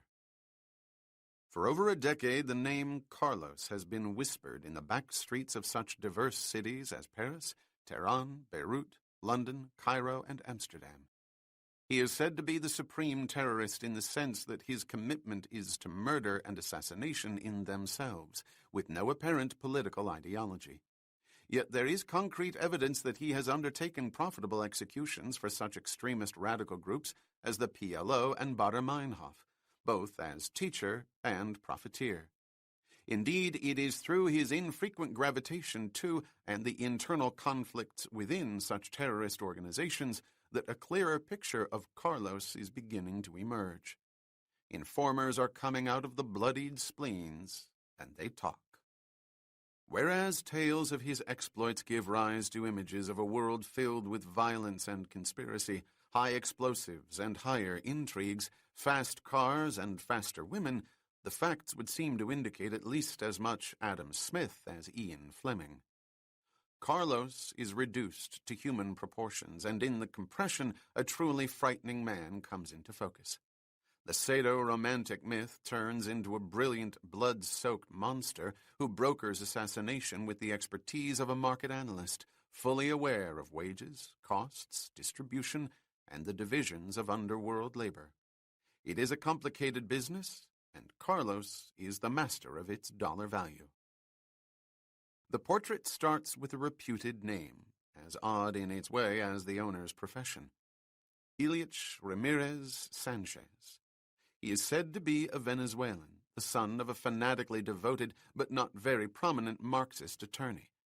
The Ilyich is the father's salute to Vladimir Ilyich Lenin and partially explains Carlos' forays into extremist terrorism, who sent the young boy to Russia for the major part of his education, which included espionage training at the Soviet compound in Novgorod.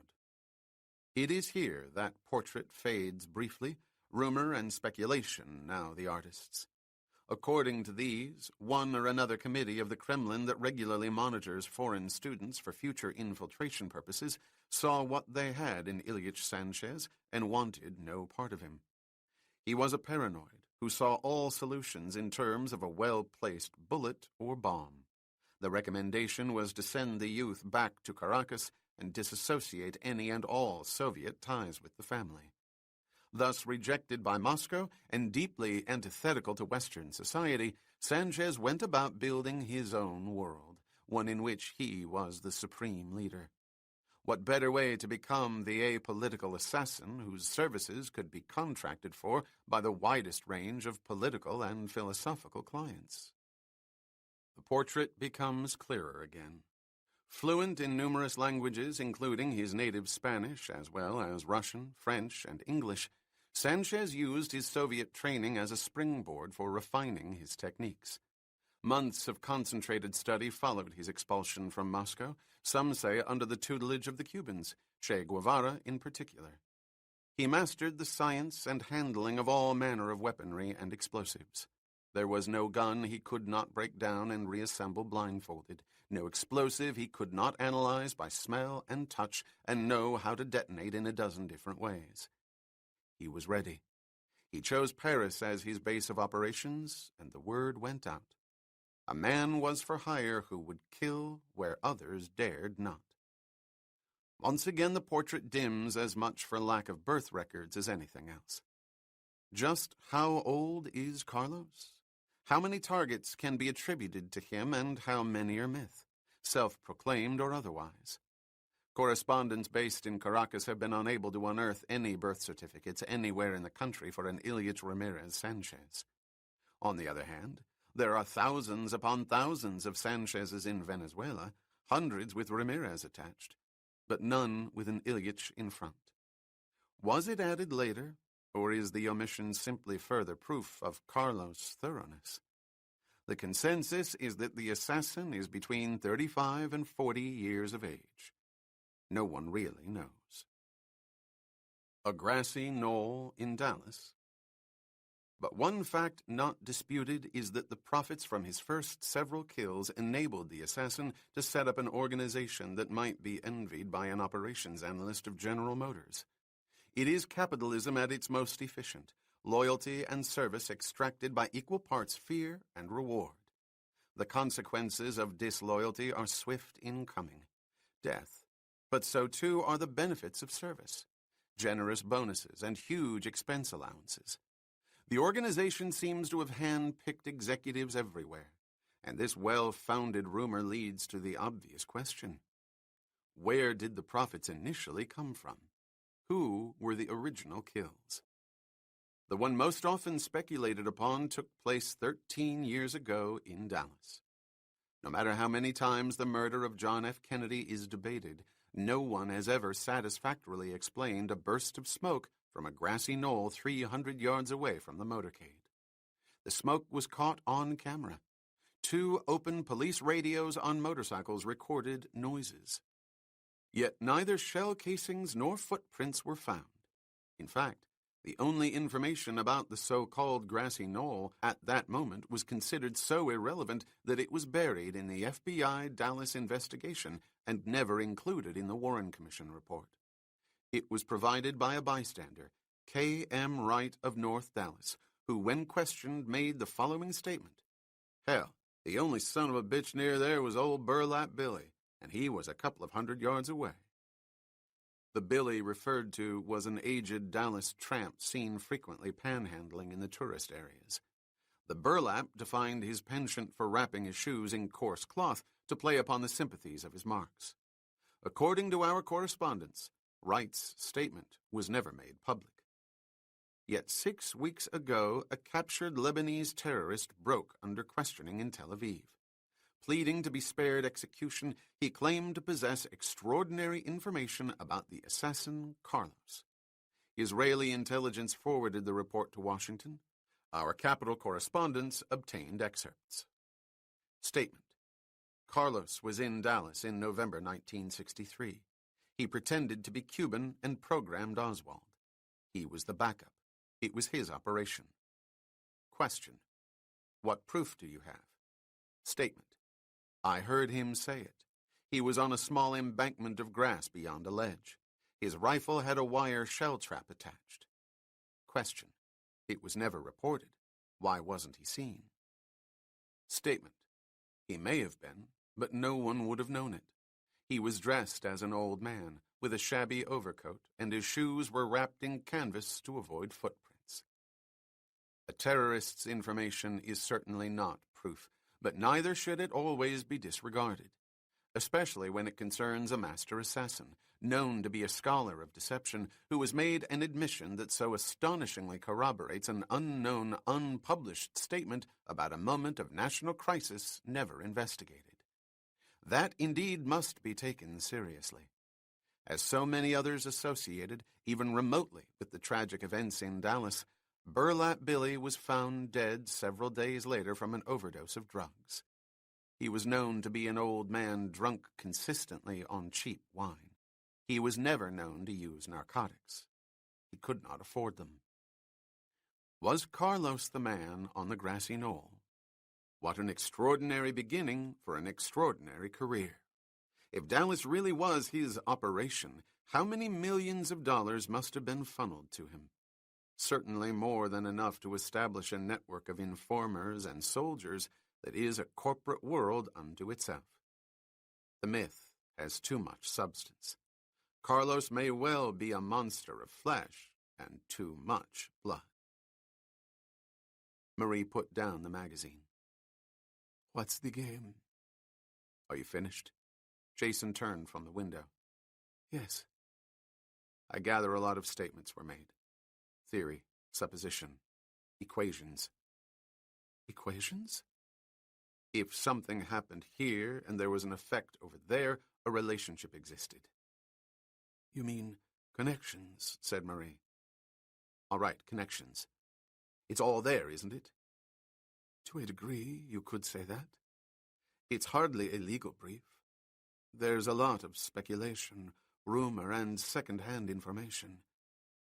There are facts, however. Data. Good. Data. That's fine. What's the game? Marie repeated. It's got a simple title. It's called Trap. Trap whom? Me. Bourne sat forward. I want you to ask me questions. Anything that's in there. A phrase, the name of a city, a rumor, a fragment of data, anything. Let's hear what my responses are. My blind responses. Darling, that's no proof of... Do it, ordered Jason. All right. Marie raised the issue of Potomac Quarterly. Beirut, she said. Embassy, he answered. CIA station head posing as an attaché. Gunned down in the street. $300,000. Marie looked at him. I remember, she began. I don't, interrupted Jason. Go on. She returned his gaze, then went back to the magazine. Baader-Meinhof. Stuttgart. Regensburg. Munich. 2 kills and a kidnapping. Baader accreditation. Fees from... Bourne stopped, then whispered in astonishment, U.S. sources. Detroit. Wilmington, Delaware. Jason, what are... Go on, please. The name Sanchez. The name is Ilyich Ramirez Sanchez, he replied. He is Carlos. Why the Ilyich? Bourne paused, his eyes wandering. I don't know. It's Russian, not Spanish. Was his mother Russian? No. Yes. His mother. It had to be his mother. I think. I'm not sure. Novgorod. Espionage compound. Communications, ciphers, frequency traffic. Sanchez is a graduate. Jason, you read that here. I did not read it. Please, keep going. Marie's eyes swept back to the top of the article. Tehran. 8 kills. Divided accreditation. Khomeini and PLO. Fee $2 million. Source, Southwest Soviet Sector. Paris, said Marie quickly. All contracts will be processed through Paris. What contracts? The contracts. Kills. Whose kills? Whose contracts? Sanchez. Carlos. Carlos? Then they're Carlos' contracts, his kills. They have nothing to do with you. Carlos' contracts, said Bourne, as if in a daze. Nothing to do with me, he repeated, barely above a whisper. You just said it, Jason. None of this has anything to do with you. No, that's not true, Bourne shouted, lunging up from the chair, holding his place, staring down at her. Our contracts, he added quietly. You don't know what you're saying. I'm responding. Blindly. It's why I had to come to Paris. He spun around and walked to the window, gripping the frame. That's what the game is all about, he continued. We're not looking for a lie. We're looking for the truth, remember? Maybe we found it. Maybe the game revealed it. This is no valid test. It's a painful exercise in incidental recollection. If a magazine like Potomac Quarterly printed this, it would have been picked up by half the newspapers in the world. You could have read it anywhere. The fact is, I retained it. Not entirely. You didn't know where the Ilyich came from? That Carlos' father was a communist attorney in Venezuela? They're salient points, I'd think. You didn't mention a thing about the Cubans. If you had, it would have led to the most shocking speculation written here. You didn't say a word about it. What are you talking about? Dallas, she said. November 1963. Kennedy, replied Bourne. That's it? Kennedy? It happened then. Jason stood motionless. He did, but that's not what I'm looking for. I know, said Bourne, his voice once again flat, as if speaking in a vacuum. A grassy knoll. Burlap Billy. You read this? No. Then you heard it before, read it before. That's possible, but it's not relevant, is it? Stop it, Jason. Those words again. I wish I could. What are you trying to tell me? You're Carlos? God, no. Carlos wants to kill me, and I don't speak Russian, I know that. Then what? What I said at the beginning. The game. The game is called Trap the Soldier. A soldier? Yes. One who defected from Carlos. It's the only explanation. The only reason I know what I know. In all things. Why do you say defect? Because he does want to kill me. He has to. He thinks I know as much about him as anyone alive. Marie had been crouching on the bed. She swung her legs over the side, her hands at her sides. That's a result of defecting. What about the cause? If it's true, then you did it. Became... She stopped. All things considered. It's a little late to look for a moral position, said Bourne, seeing the pain of acknowledgement on the face of the woman he loved.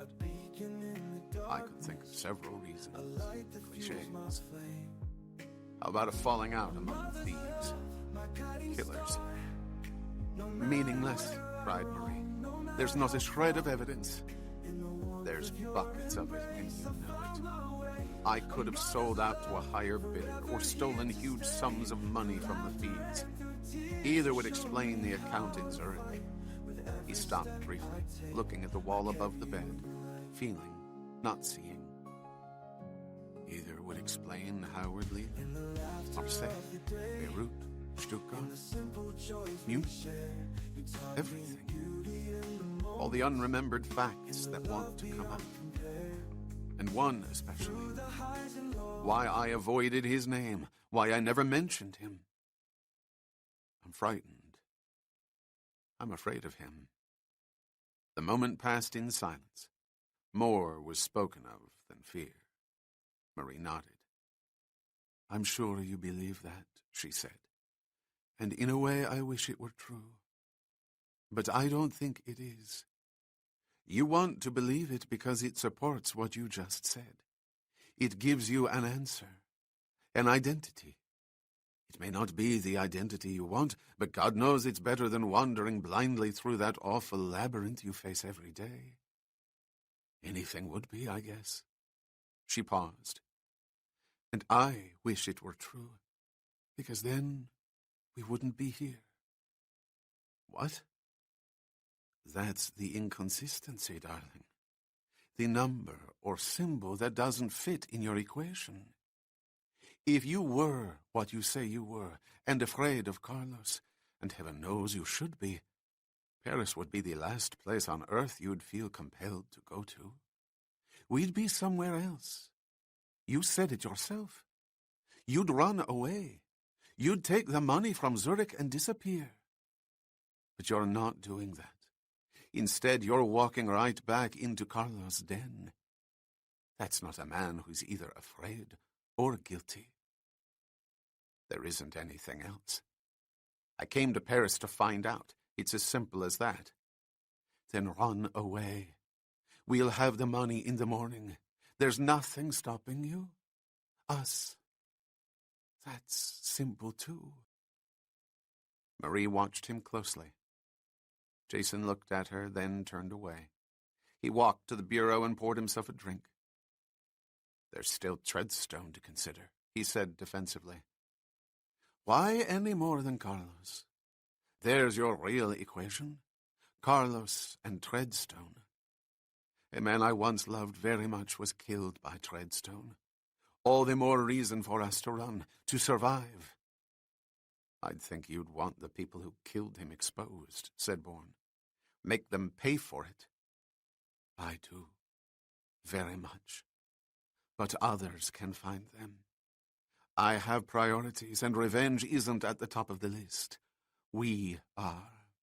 You and I. Or is that only my judgment? My feelings?" "You know better than that." He held the glass tighter in his hand and looked over at her.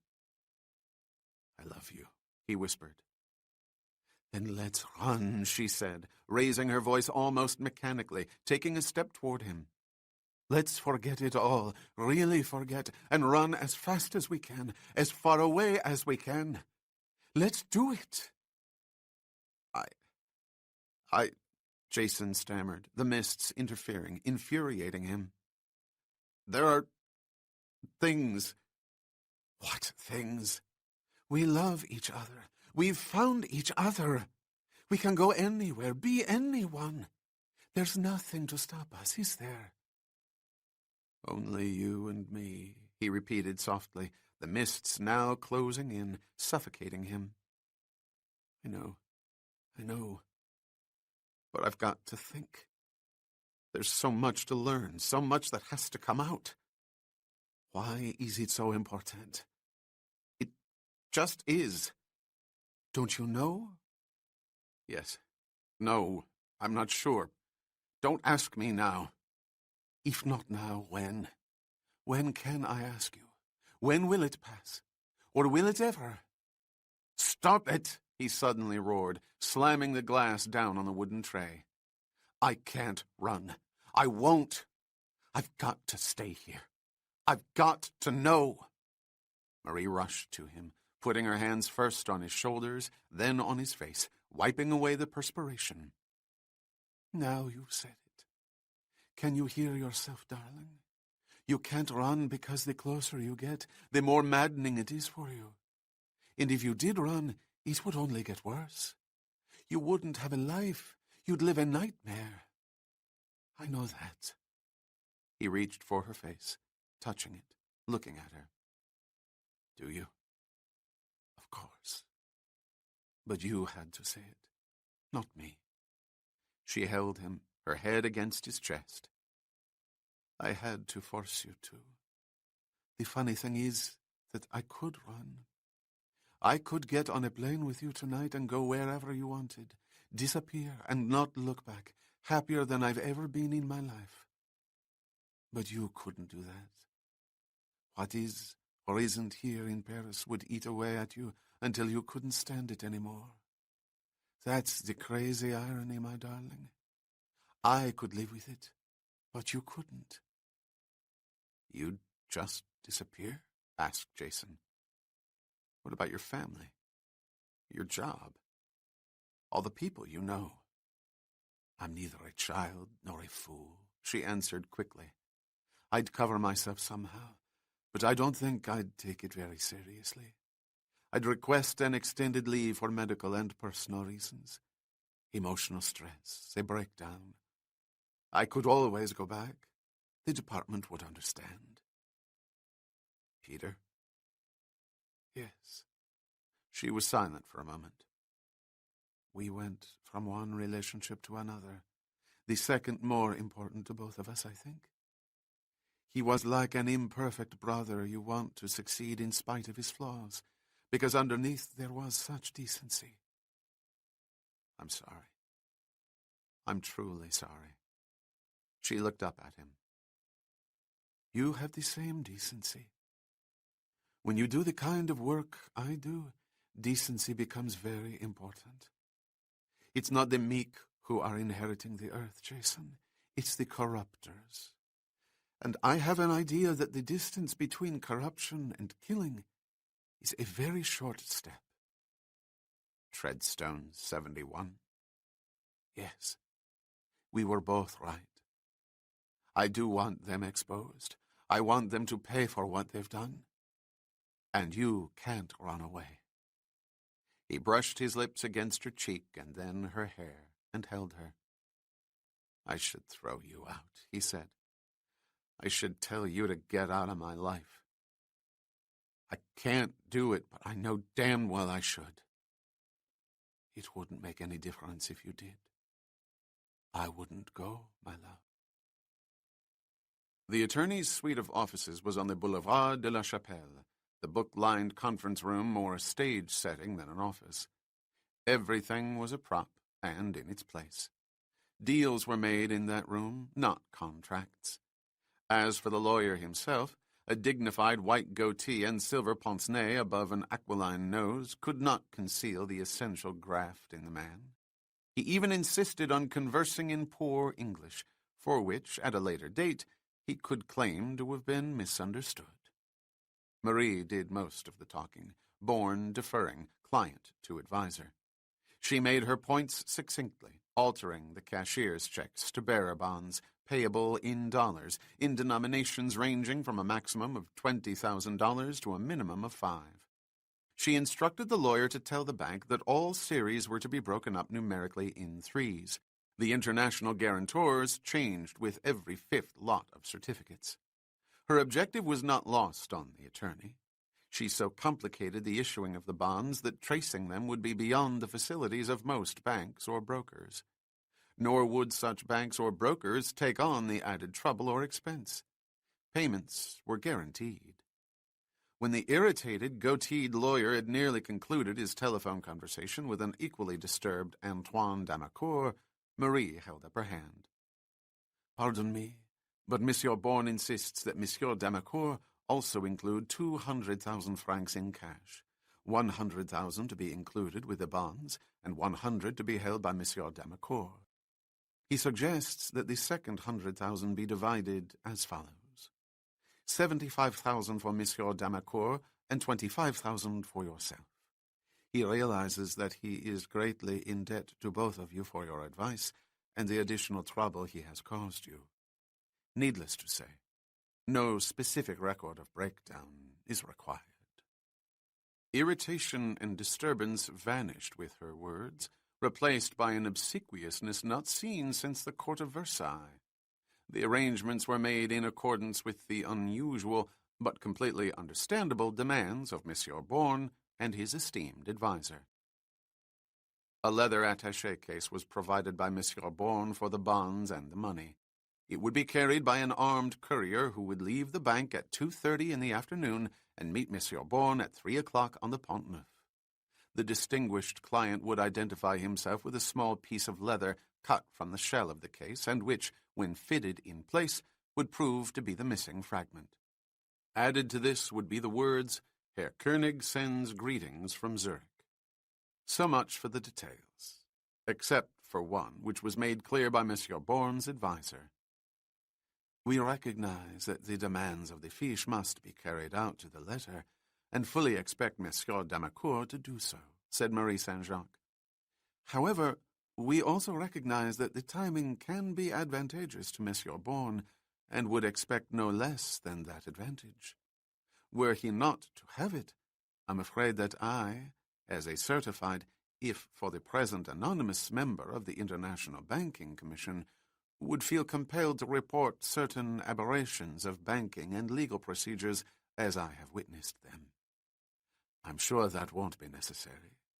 We're all very well paid, n'est-ce pas, monsieur?" "C'est vrai, madame. In banking and law, indeed as in life itself, timing is everything. You have nothing to fear." "I know," said Marie. Bourne examined the grooves of the silencer, satisfied that he had removed the particles of dust and lint that had gathered with non-use. He gave it a final wrenching turn, depressed the magazine release, and checked the clip. 6 shells remained. He was ready. He shoved the weapon into his belt and buttoned his jacket.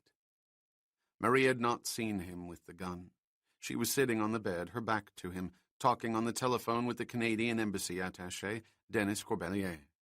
Cigarette smoke curled up from an ashtray next to her notebook. She was writing down Corbelier's information. When he had finished, she thanked him and hung up the phone. She remained motionless for 2 or 3 seconds, the pencil still in her hand. "He doesn't know about Peter," she said, turning to Jason. "That's odd." "Very," agreed Bourne. "I thought he'd be one of the first to know. You said they looked over Peter's telephone logs. He'd placed a call to Paris, to Corbelier. You'd think someone would have followed up on it." "I hadn't even considered that. I was thinking about the newspapers, the wire services. Peter was found 18 hours ago, and regardless of how casual I may have sounded, he was an important man in the Canadian government.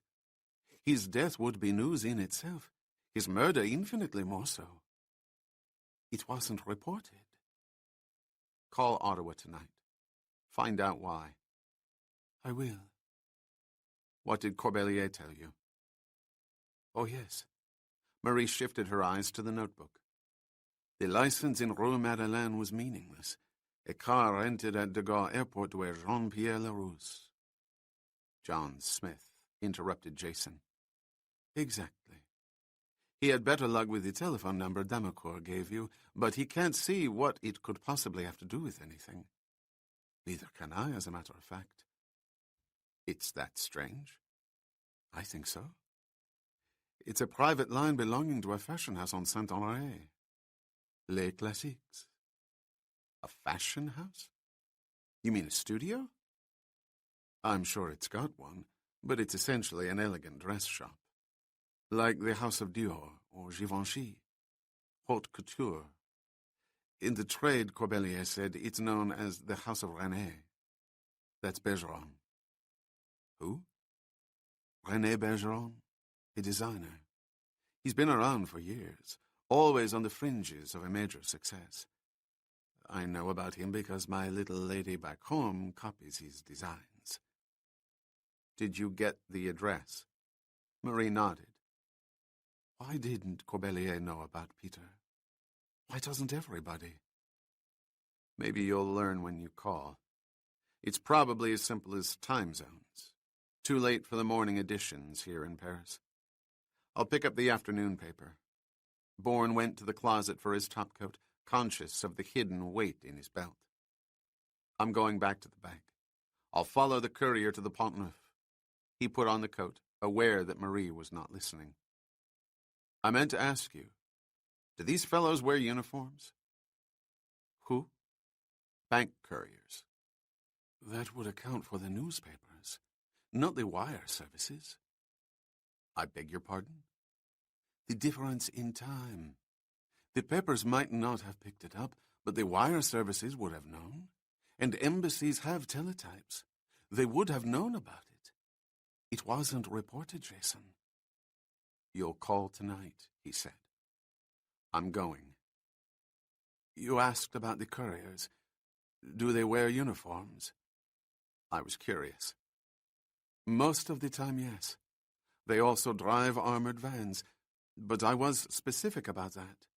If a van was used, it was to be parked a block from the bridge, the courier to proceed on foot. I heard you, but I wasn't sure what you meant. Why? A bonded courier's bad enough, but he's necessary. Bank insurance requires him. A van is simply too obvious. It could be followed too easily. You won't change your mind and let me go with you? No. Believe me, nothing will go wrong. Those two thieves wouldn't permit it. Then there's no reason for you to be there. You're maddening. I'm in a hurry. I know. And you move faster without me. Marie got up and came to him. I do understand. She leaned into him, kissing him on the lips, suddenly aware of the weapon in his belt. She looked into his eyes. You are worried, aren't you? Just cautious. He smiled, touching her chin. It's an awful lot of money. It may have to keep us for a long time. I like the sound of that. The money? No. Us. Marie frowned. A safety deposit box. You keep talking in non-sequiturs. You can't leave negotiable certificates worth over $1 million in a Paris hotel room. You've got to get a deposit box. We can do it tomorrow. He released her, turning for the door. While I'm out, look up Les Classiques in the phone book and call the regular number. Find out how late it's open. He left quickly. Bourne sat in the back seat of a stationary taxi, watching the front of the bank through the windshield. The driver was humming an unrecognizable tune, reading a newspaper, content with the 50-franc note he had received in advance. The cab's motor, however, was running. The passenger had insisted upon that. The armored van loomed in the right rear window, its radio antenna shooting up from the center of the roof like a tapered bowsprit. It parked in a space reserved for authorized vehicles directly in front of Jason's taxi. Two small red lights appeared above the circle of bulletproof glass in the rear door. The alarm system had been activated. Bourne leaned forward, his eyes on the uniformed man who climbed out of the side door and threaded his way through the crowds on the pavement toward the entrance of the bank.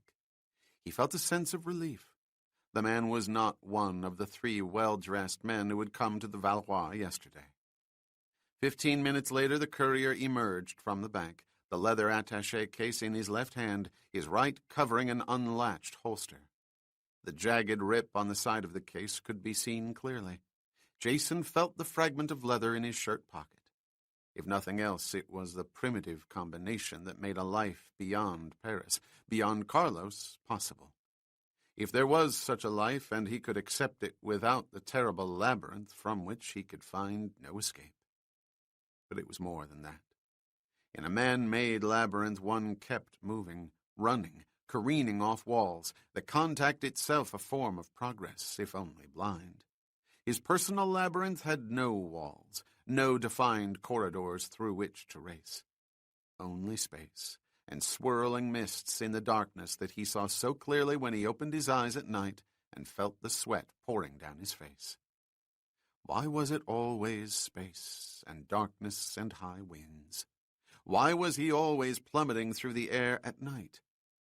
A parachute. Why? Then other words came to him. He had no idea where they were from, but they were there, and he heard them. What's left when your memory's gone? And your identity, Mr. Smith. Stop it. The armored van swung into the traffic on Rue Madeleine. Bourne tapped the driver on the shoulder. Follow that truck, but keep at least 2 cars between us, he said in French. The driver turned, alarmed. I think you have the wrong taxi, monsieur. Take back your money. I'm with the armored car company, you imbecile. It's a special assignment. Regrets, monsieur. We will not lose it. The driver plunged diagonally forward into the combat of traffic. The van took the quickest route to the Seine, going down side streets, turning left on the Quai de la Râpée toward the Pont Neuf. Then, within what Jason judged to be 3 or 4 blocks of the bridge, it slowed down, hugging the curb as if the courier had decided he was too early for his appointment. But if anything, Bourne thought, he was running late. It was 6 minutes to 3, barely enough time for the man to park and walk the one prescribed block to the bridge. Then why had the van slowed down? Slowed down? No, it had stopped. It wasn't moving. Why? The traffic? Good God, of course. The traffic. Stop here, said Bourne to the driver. Pull over to the curb, quickly. What is it, monsieur? You're a very fortunate man, said Jason. My company is willing to pay you an additional 100 francs if you simply go to the front window of that van and say a few words to the driver. What, monsieur? Frankly, we're testing him. He's new. Do you want the 100? I just go to the window and say a few words? That's all. 5 seconds at the most. Then you can go back to your taxi and drive off. There's no trouble. I don't want trouble. My firm's among the most respectable in France. You've seen our trucks everywhere. I don't know. Forget it. Bourne reached for the door handle. What are the words? Jason held out the 100 francs. Just these. Herr König, greetings from Zurich. Can you remember those? König, greetings from Zurich. What's so difficult? You? Behind me? That's right. They walked rapidly toward the van, hugging the right side of their small alley in the traffic as cars and trucks passed them in starts and stops on their left. The van was Carlos' trap, thought Bourne. The assassin had bought his way into the ranks of the armed couriers. A single name and a rendezvous revealed over a monitored radio frequency could bring an underpaid messenger a great deal of money. Bourne, Pont Neuf. So simple. This particular courier was less concerned with being prompt than in making sure the soldiers of Carlos reached the Pont Neuf in time. Paris traffic was notorious. Anyone could be late. Jason stopped the taxi driver, holding in his hand 4 additional 200-franc notes. The man's eyes were riveted on them. Monsieur? My company's going to be very generous. This man must be disciplined for gross infractions. What, monsieur? After you say Herr König, greetings from Zurich, simply add, the schedule's changed. There's a fare in my taxi who must see you. Have you got that? The driver's eyes returned to the franc notes. What's difficult? He took the money. They edged their way along the side of the van, Jason's back pressed against the wall of steel, his right hand concealed beneath his topcoat, gripping the gun in his belt. The driver approached the window and reached up, tapping the glass. You inside, Herr König. Greetings from Zurich, he yelled. The window was rolled down, no more than an inch or two. What is this? A voice yelled back. You're supposed to be at the Pont Neuf, monsieur. The driver was no idiot. He was also anxious to leave as rapidly as possible. Not me, you jackass, he shouted through the din of the surrounding, perilously close traffic. I'm telling you what I was told to say. The schedule's been changed. There's a man back there who says he has to see you. Tell him to hurry, said Jason, holding a final 50-franc note in his hand, beyond sight of the window. The driver glanced at the money, then back up at the courier. Be quick about it. If you don't see him right away, you'll lose your job. Now get out of here, said Bourne. The driver turned and ran past Jason, grabbing the franc note as he raced back to his taxi. Bourne held his place, suddenly alarmed by what he heard through the cacophony of pounding horns and gunning engines in the crowded street. There were voices from inside the van, not one man shouting into a radio, but two shouting at each other. The courier was not alone. There was another man with him. Those were the words. You heard them. He was to come up to you. He was to show himself, which he will do, and present a piece of leather which must fit exactly. You expect him to do that in the middle of a street filled with traffic? I don't like it. You paid me to help you and your people find someone, not to lose my job. I'm going. It must be the Pont-Neuf. Kiss my ass. There was the sound of heavy footsteps on the metal floorboards. I'm coming with you. The panel door opened. Jason spun behind it, his hand still under his coat. Below him, a child's face was pressed against the glass of a car window, the eyes squinting, the young features contorted into an ugly mask, fright and insult the childish intent. The swelling sound of angry horns, blaring in counterpoint, filled the street.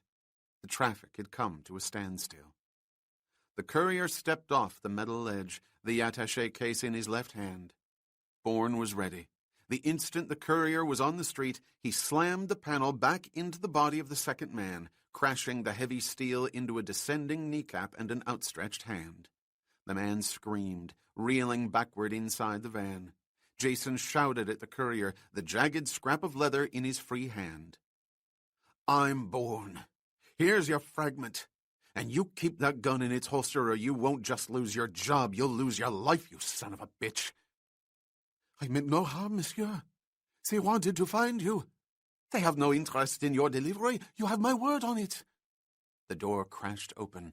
Jason slammed it again with his shoulder, then pulled it back to see the face of Carlos Soldier, his hand on the weapon in his belt.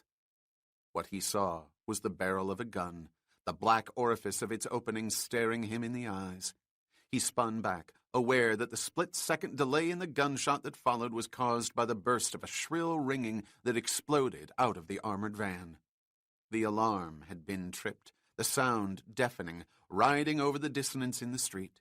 The gunshot seemed muted by comparison, the eruption of asphalt below not heard. Once more Jason hammered the panel. He heard the impact of metal against metal. He had made contact with the gun of Carlos' Soldier. He pulled his own from his belt, dropped to his knees in the street, and pulled the door open. He saw the face from Zurich, the killer they had called Johann, the man they had brought to Paris to recognize him. Bourne fired twice. The man arched backward, blood spreading across his forehead. The courier. The attaché case. Jason saw the man. He had ducked below the tailgate for protection, his weapon in his hand, screaming for help. Bourne leaped to his feet and lunged for the extended gun, gripping the barrel, twisting it out of the courier's hand. He grabbed the attaché case and shouted, "No harm, right? Give me that, you bastard!" He threw the man's gun under the van, got up and plunged into the hysterical crowds on the pavement. He ran wildly, blindly, the bodies in front of him, the movable walls of his labyrinth. But there was an essential difference between this gauntlet and one he lived in every day. There was no darkness. The afternoon sun was bright, as blinding as his race through the labyrinth. Chapter 14. Everything is here, said Marie. She had collated the certificates by denominations, the stacks and the franc notes on the desk. I told you it would be. It almost wasn't. What? The man they called Johann, the one from Zurich. He's dead. I killed him. Jason, what happened? He told her. They counted on the Pont-Neuf, he said. My guess is that the backup car got caught in traffic, broke into the courier's radio frequency and told them to delay. I'm sure of it. Oh, God, they're everywhere. But they don't know where I am, said Bourne, looking into the mirror above the bureau, studying his blonde hair while putting on the tortoiseshell glasses. And the last place they'd expect to find me at this moment, if they conceivably thought I knew about it, would be a fashion house on Saint-Honoré. Les Classiques? Asked Marie, astonished. That's right. Did you call it? Yes, but that's insane. Why? Jason turned from the mirror. Think about it. 20 minutes ago, their trap fell apart. There's got to be confusion, recriminations, accusations of incompetency, or worse. Right now, at this moment, they're more concerned with each other than with me. Nobody wants a bullet in his throat. It won't last long. They'll regroup quickly. Carlos will make sure of that. But during the next hour or so, while they're trying to piece together what happened, the one place they won't look for me is a relay drop they haven't the vaguest idea I'm aware of. Someone will recognize you. Who? They brought in a man from Zurich to do that, and he's dead. They're not sure what I look like. The courier. They'll take him. He saw you. For the next few hours, he'll be busy with the police. Damacour. The lawyer. I suspect they're halfway to Normandy or Marseille, or, if they're lucky, out of the country. Suppose they're stopped, caught. Suppose they are. Do you think Carlos would expose a drop where he gets messages? Not on your life, or his. Jason, I'm frightened. So am I. But not of being recognized. Bourne returned to the mirror.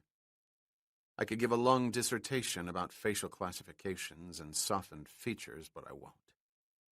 You're talking about the evidences of surgery. Port Noir, you told me. Not all of it. Bourne leaned against the bureau, staring at his face. What color are my eyes? What? No, don't look at me. Now tell me, what color are my eyes? Yours are brown with speckles of green. What about mine?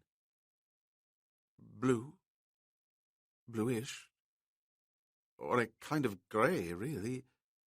Marie stopped. I'm not really sure. I suppose that's dreadful of me. It's perfectly natural. Basically, they're hazel, but not all the time. Even I've noticed it.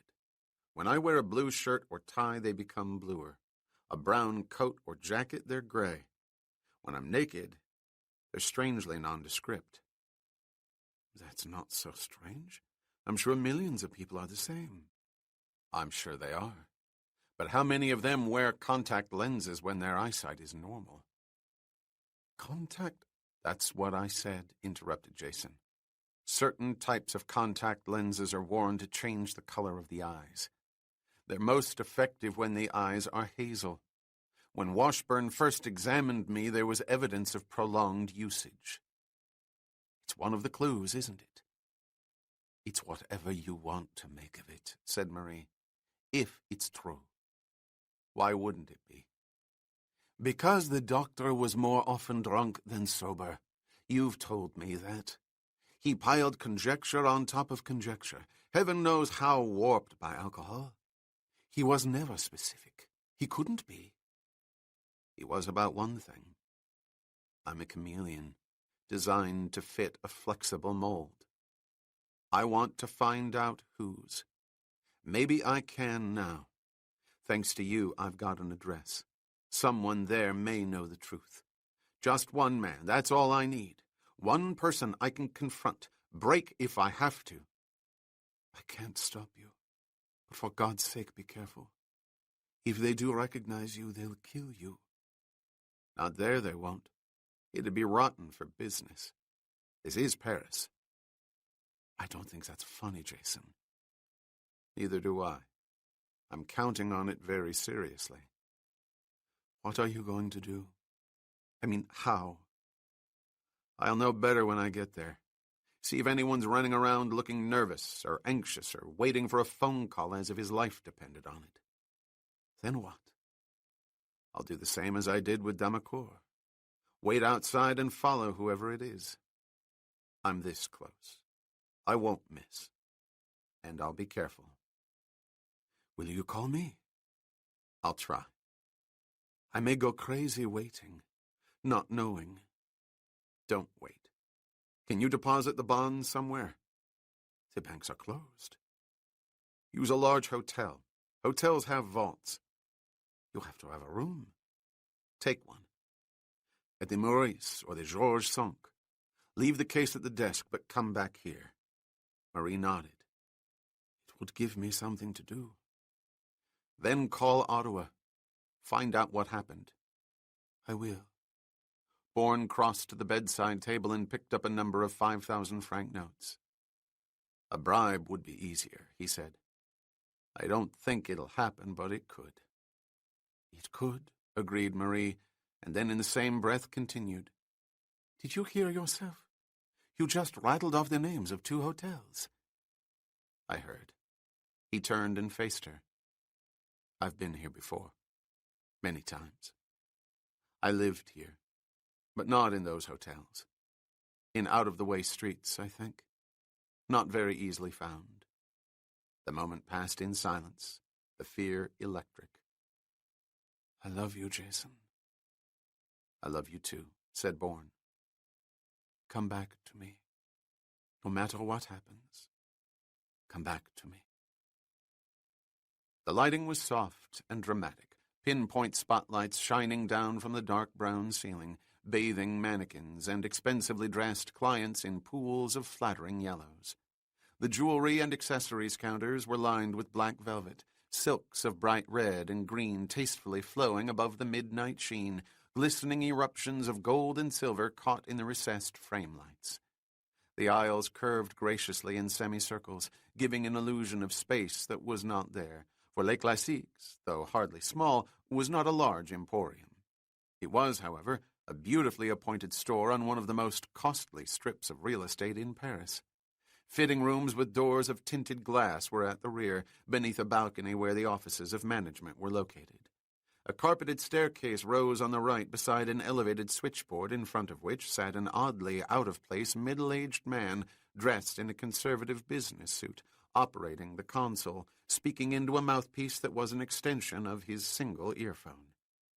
The clerks were mostly women, tall, slender, gaunt of face and body, living post-mortems of former fashion models whose tastes and intelligence had carried them beyond their sisters in the trade, other practices no longer feasible.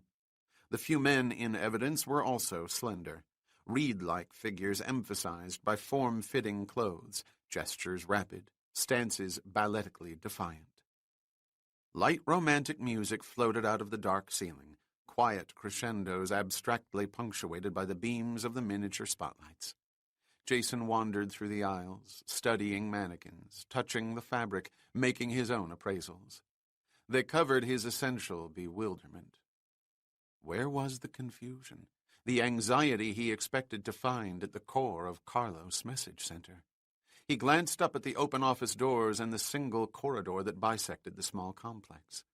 Men and women walked casually about as they did on the main floor, every now and then stopping one another, exchanging pleasantries or scraps of relevantly irrelevant information. Gossip. Nowhere was there the slightest sense of urgency, no sign at all that a vital trap had exploded in their faces. An imported killer, the only man in Paris who worked for Carlos and could identify the target, shot in the head, dead in the back of an armored van on the Quai de la Râpée. It was incredible, if only because the whole atmosphere was the opposite of what he had anticipated. Not that he expected to find chaos, far from it. The soldiers of Carlos were too controlled for that. Still, he had expected something. And here there were no strained faces or darting eyes, no abrupt movements that signified alarm. Nothing whatsoever was unusual. The elegant world of haute couture continued to spin in its elegant orbit, unmindful of events that should have thrown its axis off balance. Still, there was a private telephone somewhere, and someone who not only spoke for Carlos, but was also empowered to set in motion 3 killers on the hunt. A woman. He saw her. It had to be her. Halfway down the carpeted staircase, a tall, imperious woman with a face that age and cosmetics had rendered into a cold mask of itself. She was stopped by a reed-like male clerk who held out a sales book for the woman's approval. She looked at it, then glanced down at the floor, at a nervous middle-aged man by a nearby jewelry counter. The glance was brief but pointed, the message clear. "All right, mon ami. Pick up your bauble, but pay your bill soon. Otherwise you could be embarrassed next time. Or worse, I might call your wife." In milliseconds the rebuke was over. A smile as false as it was broad cracked the mask, and with a nod and a flourish the woman took a pencil from the clerk and initialed the sales slip. She continued down the staircase, the clerk following, leaning forward in further conversation. It was obvious he was flattering her. She turned on the bottom step, touching her crown of streaked dark hair, and tapped his wrist in a gesture of thanks. There was little placidity in the woman's eyes. They were as aware as any pair of eyes Bourne had ever seen, except perhaps behind gold-rimmed glasses in Zurich. Instinct. She was his objective. It remained how to reach her. The first moves of the pavane had to be subtle, neither too much nor too little, but warranting attention. She had to come to him. The next few minutes astonished Jason, which was to say, he astonished himself. The term was role-playing. He understood that, but what shocked him was the ease with which he slid into a character far from himself, as he knew himself. Where minutes before he had made appraisals, he now made inspections, pulling garments from their individual racks, holding the fabrics up to the light. He peered closely at stitchings, examined buttons and buttonholes, brushing his fingers across collars, fluffing them up, then letting them fall. He was a judge of fine clothes, a schooled buyer who knew what he wanted and rapidly disregarded that which did not suit his tastes. The only items he did not examine were the price tags. Obviously, they held no interest for him. The fact that they did not prodded the interest of the imperious woman who kept glancing over in his direction. A sales clerk, her concave body floating upright on the carpet, approached him. He smiled courteously, but said he preferred to browse by himself. Less than 30 seconds later, he was behind 3 mannequins, each dressed in the most expensive designs to be found in Les Classiques. He raised his eyebrows, his mouth set in silent approval as he squinted between the plastic figures at the woman beyond the counter. She whispered to the clerk who had spoken to him. The former model shook her head, shrugging. Bourne stood, arms akimbo, billowing his cheeks, his breath escaping slowly as his eyes shifted from one mannequin to another. He was an uncertain man about to make up his mind, and a potential client in that situation, especially one who did not look at prices, needed assistance from the most knowledgeable person in the vicinity. He was irresistible. The regal woman touched her hair and gracefully negotiated the aisles toward him. The pavane had come to its first conclusion. The dancers bowed, preparing for the gavotte. "I see you've gravitated to our better items, monsieur," said the woman in English, a presumption obviously based on the judgment of a practiced eye. "I trust I have," replied Jason. "You've got an interesting collection here, but one does have to ferret, doesn't one? The ever-present and inevitable scale of values, monsieur. However, all our designs are exclusive. Cela va sans dire, madame." "Ah, vous parlez français?" "Un peu. Passably." "You are American?" "I'm rarely there," said Bourne. "You say these are made for you alone?" "Oh, yes. Our designer is under exclusive contract. I'm sure you've heard of him. René Bergeron?" Jason frowned. "Yes, I have. Very respected, but he's never made a breakthrough, has he?" "He will, monsieur. It's inevitable. His reputation grows each season. A number of years ago he worked for Saint Laurent, then Givenchy. Some say he did far more than cut the patterns, if you know what I mean." "It's not hard to follow. And how those cats try to push him in the background. It's disgraceful, because he adores women. He flatters them and does not make them into little boys. Vous comprenez?" "Je vous comprends parfaitement." He'll emerge worldwide one day soon, and they'll not be able to touch the hems of his creations. Think of these as the works of an emerging master, monsieur. You're very convincing. I'll take these 3. I assume they're in the size 12 range. 14, monsieur. They will be fitted, of course. I'm afraid not, but I'm sure there are decent tailors in Cap Ferrat. Naturellement, conceded the woman quickly. Also, Bourne hesitated, frowning again. While I'm here, and to save time, select a few others for me along these lines. Different prints, different cuts, but related, if that makes sense. Very good sense, monsieur. Thanks, I appreciate it. I've had a long flight from the Bahamas, and I'm exhausted. Would monsieur care to sit down, then? Frankly, monsieur would care for a drink. It can be arranged, of course. As to the method of payment, monsieur? Je paierai cash, I think, said Jason, aware that the exchange of merchandise for hard currency would appeal to the overseer of Les Classiques. Checks and accounts are like spores in the forest, aren't they? You are as wise as you are discriminating. The rigid smile cracked the mask again, the eyes in no way related. About that drink, why not my office?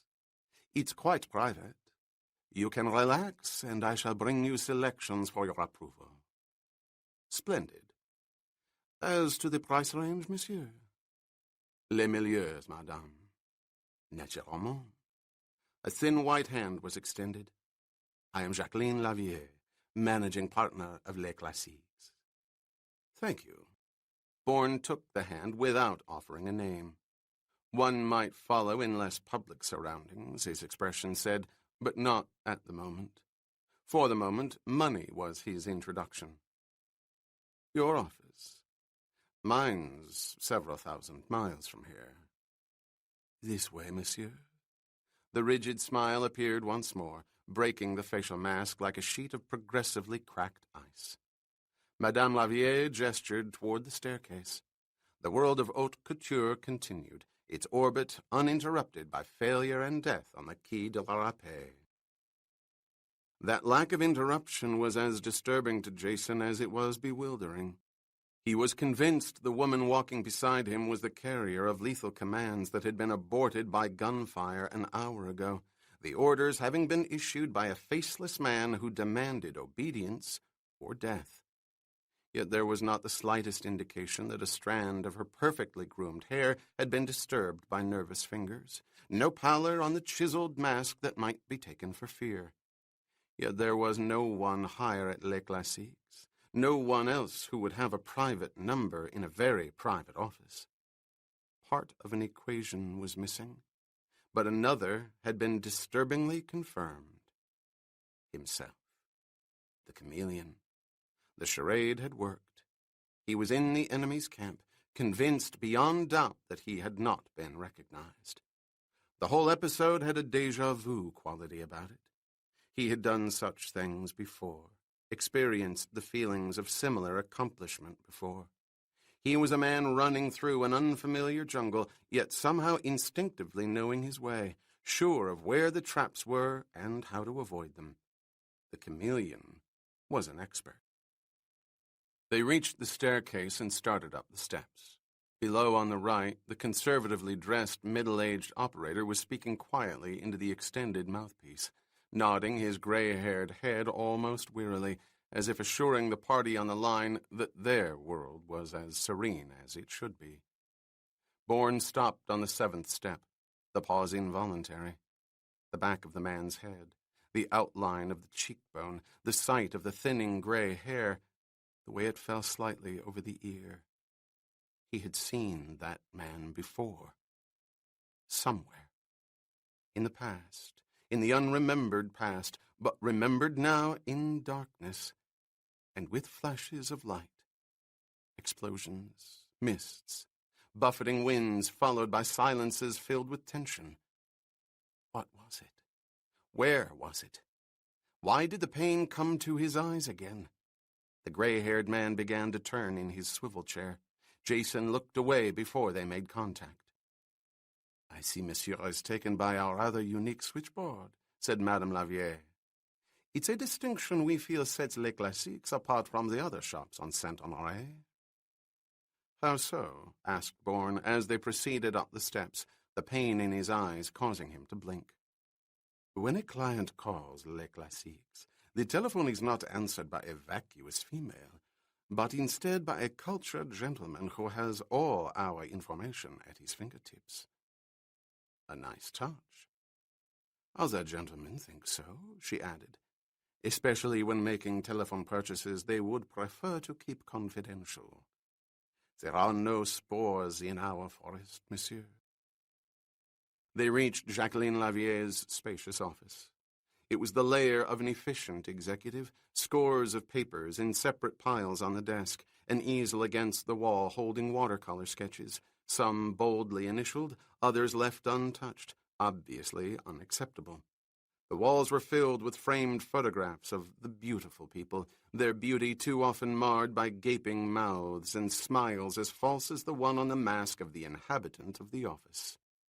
There was a bitch quality in the perfumed air. These were the quarters of an aging, pacing tigress, swift to attack any who threatened her possessions or the sating of her appetites. Yet she was disciplined. All things considered, an estimable liaison to Carlos. Who was that man on the switchboard? Where had he seen him? He was offered a drink from a selection of bottles. He chose brandy. "Do sit down, monsieur. I shall enlist the help of René himself if I can find him." "That's very kind, but I'm sure whatever you choose will be satisfactory. I have an instinct about taste. Yours is all through this office. I'm comfortable with it." "You're too generous." "Only when it's warranted," said Jason, still standing. "Actually, I'd like to look around at the photographs. I see a number of acquaintances, if not friends. A lot of these faces pass through the Bahamian banks with considerable frequency." "I'm sure they do," agreed Lavier, in a tone that bespoke regard for such avenues of finance. "I shan't be long, monsieur." Nor would she, thought Bourne, as Les Classiques' partner swept out of the office. Madame Lavier was not about to allow a tired, wealthy Mark too much time to think. She would return with the most expensive designs she could gather up as rapidly as possible. Therefore, if there was anything in the room that could shed light on Carlos' intermediary or on the assassin's operation, it had to be found quickly. And if it was there, it would be on or around the desk. Jason circled behind the imperial chair in front of the wall, feigning amused interest in the photographs, but concentrating on the desk. There were invoices, receipts, and overdue bills, along with dunning letters of reprimand awaiting Lavier's signature. An address book lay open, 4 names on the page. He moved closer to see more clearly. Each was the name of a company, the individual contacts bracketed, his or her positions underlined. He wondered if he should memorize each company, each contact. He was about to do so when his eyes fell on the edge of an index card. It was only the edge. The rest was concealed under the telephone itself. And there was something else. Dull, barely discernible. A strip of transparent tape running along the edge of the card, holding it in place. The tape itself was relatively new, recently stuck over the heavy paper and the gleaming wood. It was clean. No smudges or coiled borders or signs of having been there very long. Instinct. Bourne picked up the telephone to move it aside. It rang, the bell vibrating through his hand, the shrill sound unnerving. He replaced it on the desk and stepped away as a man in shirt sleeves rushed through the open door from the corridor. He stopped, staring at Bourne, his eyes alarmed but non-committal. The telephone rang a second time. The man walked rapidly to the desk and picked up the receiver. "Hello?" There was silence as the intruder listened, head down, concentration on the caller. He was a tanned, muscular man of indeterminate age, the sun-drenched skin disguising the years. His face was taut, his lips thin, his close-cropped hair thick, dark brown, and disciplined. The sinews of his bare arms moved under the flesh as he transferred the phone from one hand to the other, speaking harshly. Pas ici, c'est pas. Téléphonez plus tard. He hung up and looked at Jason. Où est Jacqueline? A little slower, please, said Bourne, lying in English. My French is limited. Sorry, replied the bronzed man. I was looking for Madame Lavier. The owner? The title will suffice. Where is she? Depleting my funds. Jason smiled, raising his glass to his lips. Oh, and who are you, monsieur? Who are you? The man studied Bourne. René Bergeron.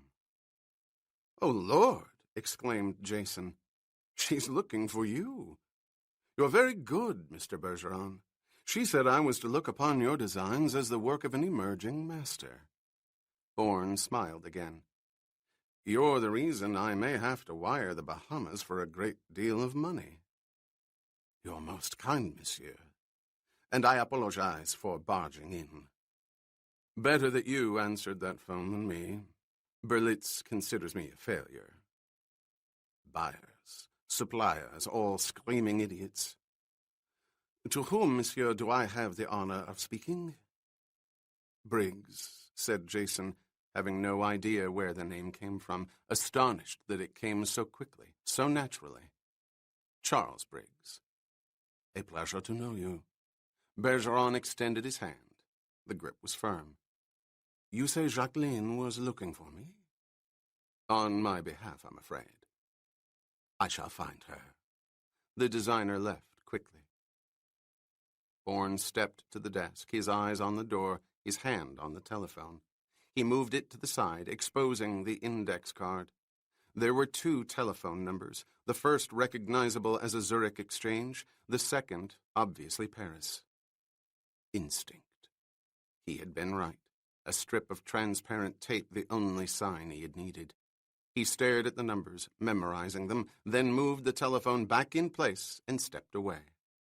He had barely managed to clear the desk when Madame Lavier swept back into the room, a half-dozen dresses over her arm. I met René on the steps. He approves of my selections most enthusiastically. He also tells me your name is Briggs, monsieur. I would have told you myself, said Bourne, smiling back, countering the pout in Lavier's voice. But I don't think you asked. Spores in the forest, monsieur. Here, I bring you a feast. She separated the dresses, placing them carefully over several chairs. I truly believe these are among the finest creations René has brought us. Brought you? He doesn't work here, then? A figure of speech. His studio's at the end of the corridor, but it is a holy sacristy. Even I tremble when I enter. They're magnificent, continued Bourne, going from one to another. But I don't want to overwhelm her, just pacify her, he added, pointing out 3 garments. I'll take these. A fine selection, Monsieur Briggs. Box them with the others, if you will. Of course. She is indeed a fortunate lady. A good companion, but a child. A spoiled child, I'm afraid. However, I've been away a lot and haven't paid much attention to her, so I guess I should make peace. It's one reason I sent her to Cap Ferrand. He smiled, taking out his Louis Vuitton billfold. La facture, s'il vous plaît. I'll have one of the girls expedite everything. Madame Lavier pressed a button on the intercom next to the telephone. Jason watched closely, prepared to comment on the call Bergeron had answered in the event the woman's eyes settled on a slightly out-of-place phone. Faites venir, Janine, avec les robes, la facture aussi. She stood up. Another brandy, Monsieur Briggs? Merci bien. Bourne extended his glass. She took it and walked to the bar. Jason knew the time had not yet arrived for what he had in mind. It would come soon as he parted with money, but not now.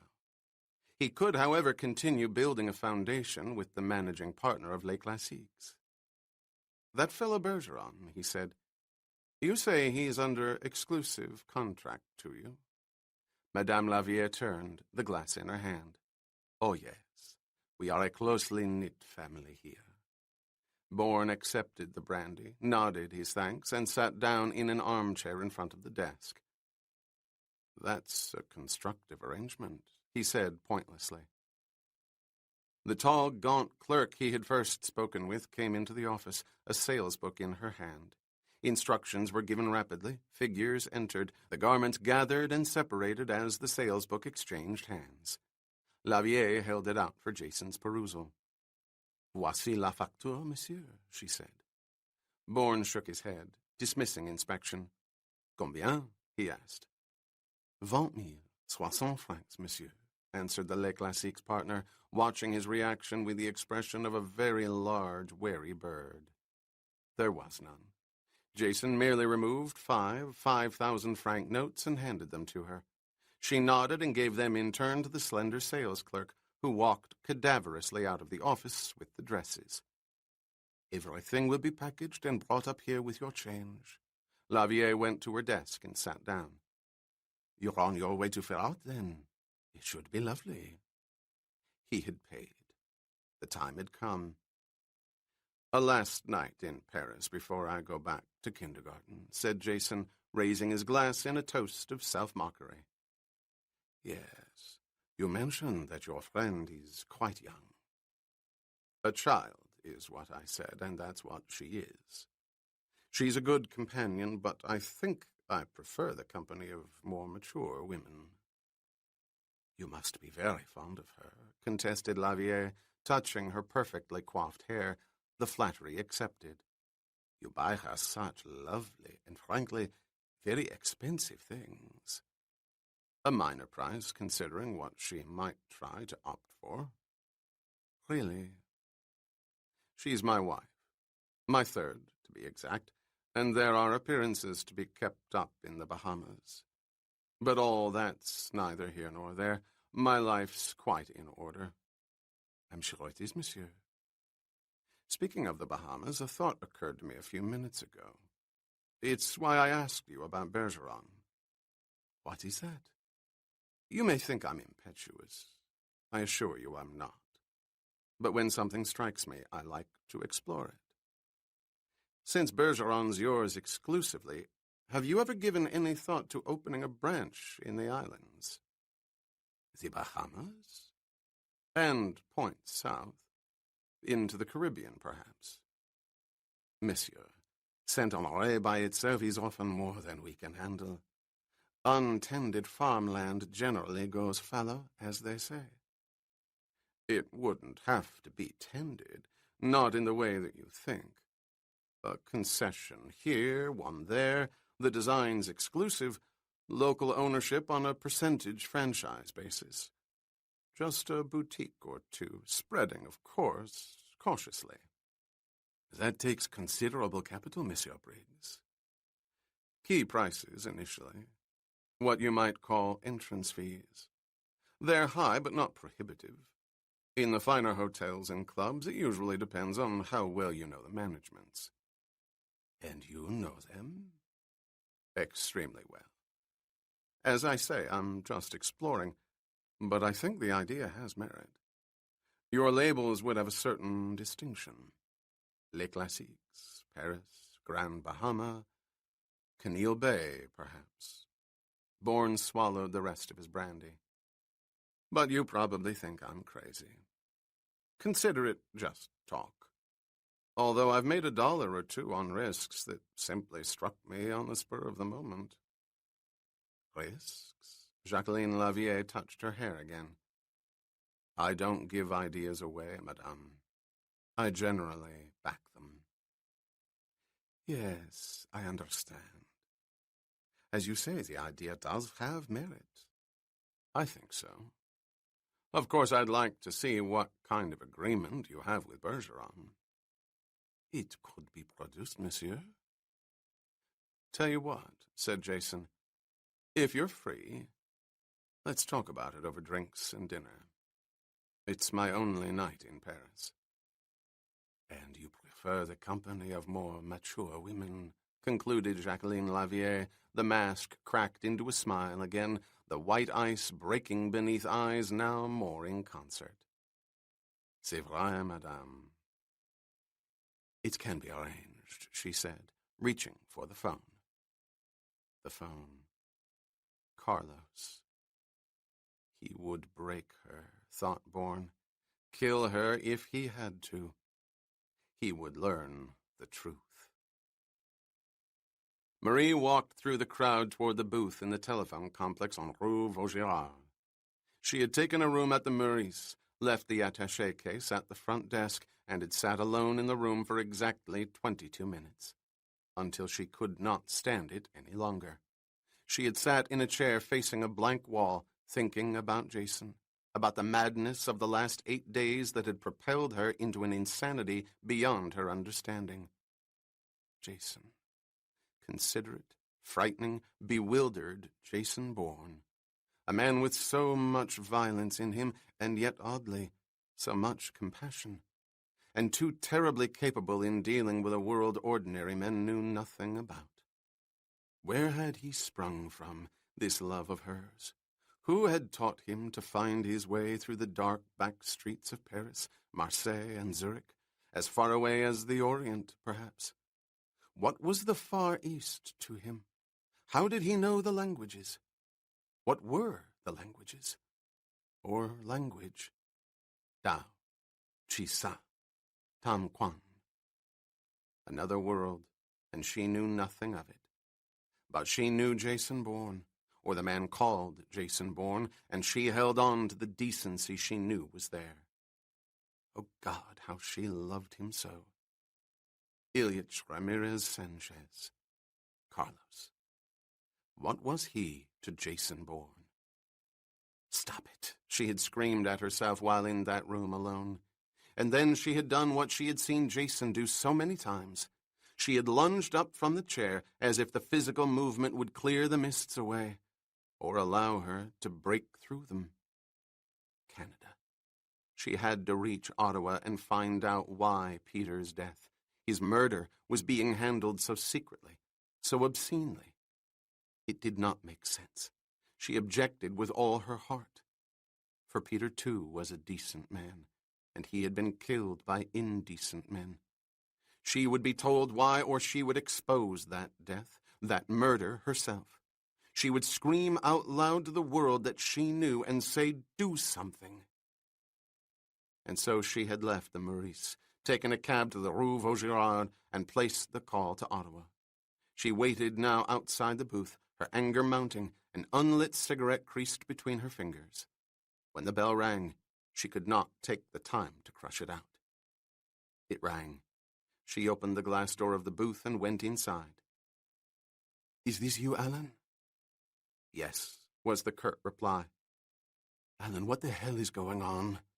Peter was murdered, and there hasn't been a single word in any newspaper or on any broadcast. I don't think the embassy even knows. It's as though no one cared. What are you people doing? What we're told to do, and so will you. What? That was Peter. He was your friend. Listen to me, Alan. No. The interruption was harsh. You listen.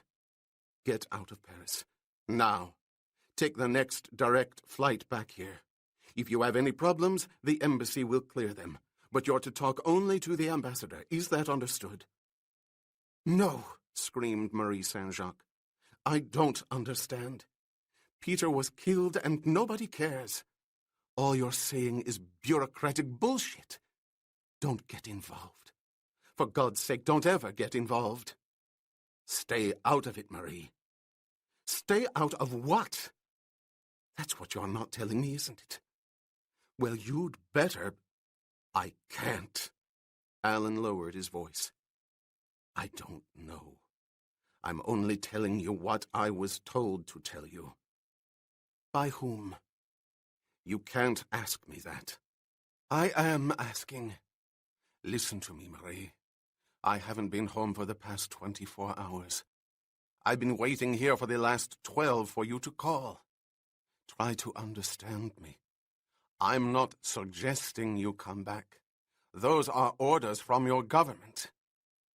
Orders? Without explanations?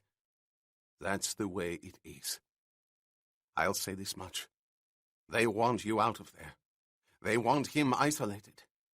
That's the way it is. Sorry, Alan. That's not the way it is. Goodbye. She slammed the receiver down, then instantly gripped her hands to stop the trembling. Oh my God, she loved him so. And they were trying to kill him. Jason, my Jason. They all want you killed. Why? The conservatively dressed man at the switchboard snapped the red toggle that blocked the lines, reducing all incoming calls to a busy signal.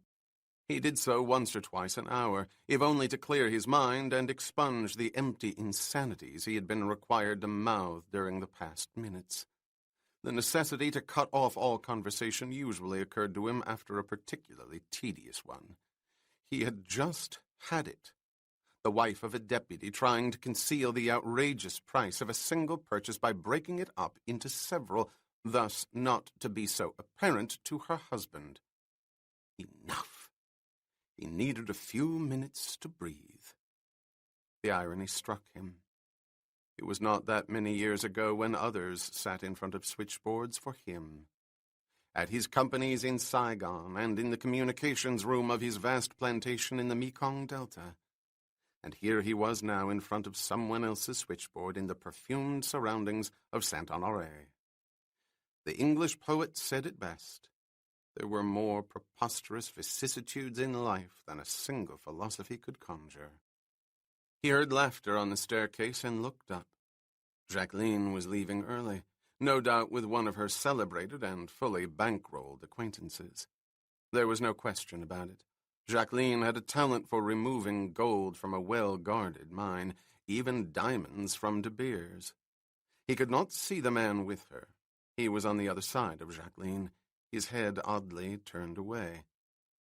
Then for an instant he did see him.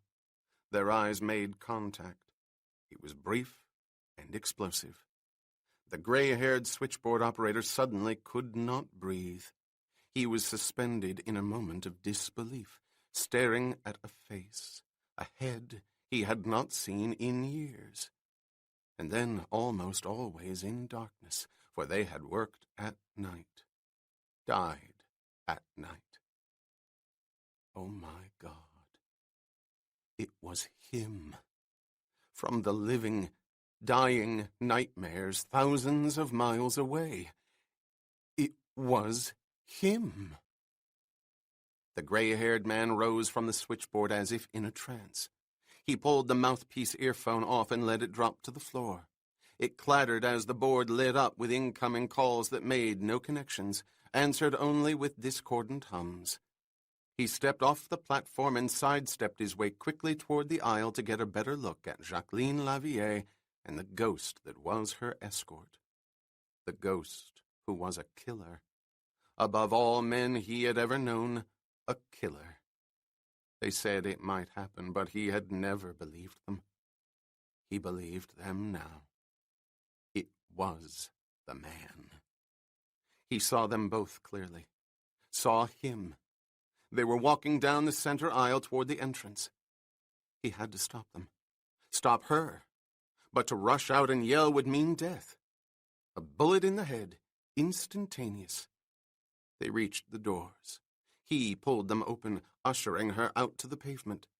The gray-haired man raced out from his hiding place, across the intersecting aisle and down to the front window. Out in the street, he had flagged a taxi. He was opening the door, motioning for Jacqueline to get inside. Oh, God! She was going. The middle-aged man turned and ran as fast as he could toward the staircase. He collided with two startled customers and a sales clerk, pushing all three violently out of his way. He raced up the steps, across the balcony, and down the corridor to the open studio door. "René! René!" he shouted, bursting inside. Bergeron looked up from his sketchboard, astonished. "What is it?" That man with Jacqueline. Who is he? How long has he been here? Oh, probably the American, said the designer. His name's Briggs. A fatted calf. He's done very well by our grosses today. Where did they go? I didn't know they went anywhere. She left with him. Our Jacqueline retains her touch, no? And her good sense. Find them. Get her. Why? He knows. He'll kill her. What? It's him. I'd swear to it. That man is Cain. Chapter 15. The man is Cain, said Colonel Jack Manning bluntly, as if he expected to be contradicted by at least 3 of the 4 civilians at the Pentagon conference table. Each was older than he, and each considered himself more experienced. None was prepared to acknowledge that the Army had obtained information where his own organization had failed. There was a 4th civilian, but his opinion did not count. He was a member of the Congressional Oversight Committee, and as such to be treated with deference, but not seriously. If we don't move now, continued Manning, even at the risk of exposing everything we've learned, he could slip through the nets again. As of 11 days ago, he was in Zurich. We're convinced he's still there. And, gentlemen, it is Cain. That's quite a statement, said the balding, bird-like academic from the National Security Council as he read the summary page concerning Zurich given to each delegate at the table. His name was Alfred Gillette, an expert in personnel screening and evaluation, and was considered by the Pentagon to be bright, vindictive, and with friends in high places. I find it extraordinary, added Peter Knowlton, an associate director of the Central Intelligence Agency, a man in his middle 50s who perpetuated the dress, the appearance, and the attitude of an Ivy Leaguer of 30 years ago. Our sources have Cain in Brussels, not Zurich, at the same time, 11 days ago. Our sources are rarely in error. That's quite a statement, said the 3rd civilian, the only one at that table Manning really respected. He was the oldest there, a man named David Abbott, a former Olympic swimmer whose intellect had matched his physical prowess. He was in his late 60s now, but his bearing was still erect, his mind as sharp as it had ever been, his age, however, betrayed by a face lined from the tensions of a lifetime he would never reveal. He knew what he was talking about, thought the colonel. Although he was currently a member of the omnipotent 40 Committee, he had been with the CIA since its origins in the OSS. The silent monk of covert operations had been the sobriquet given him by his colleagues in the intelligence community.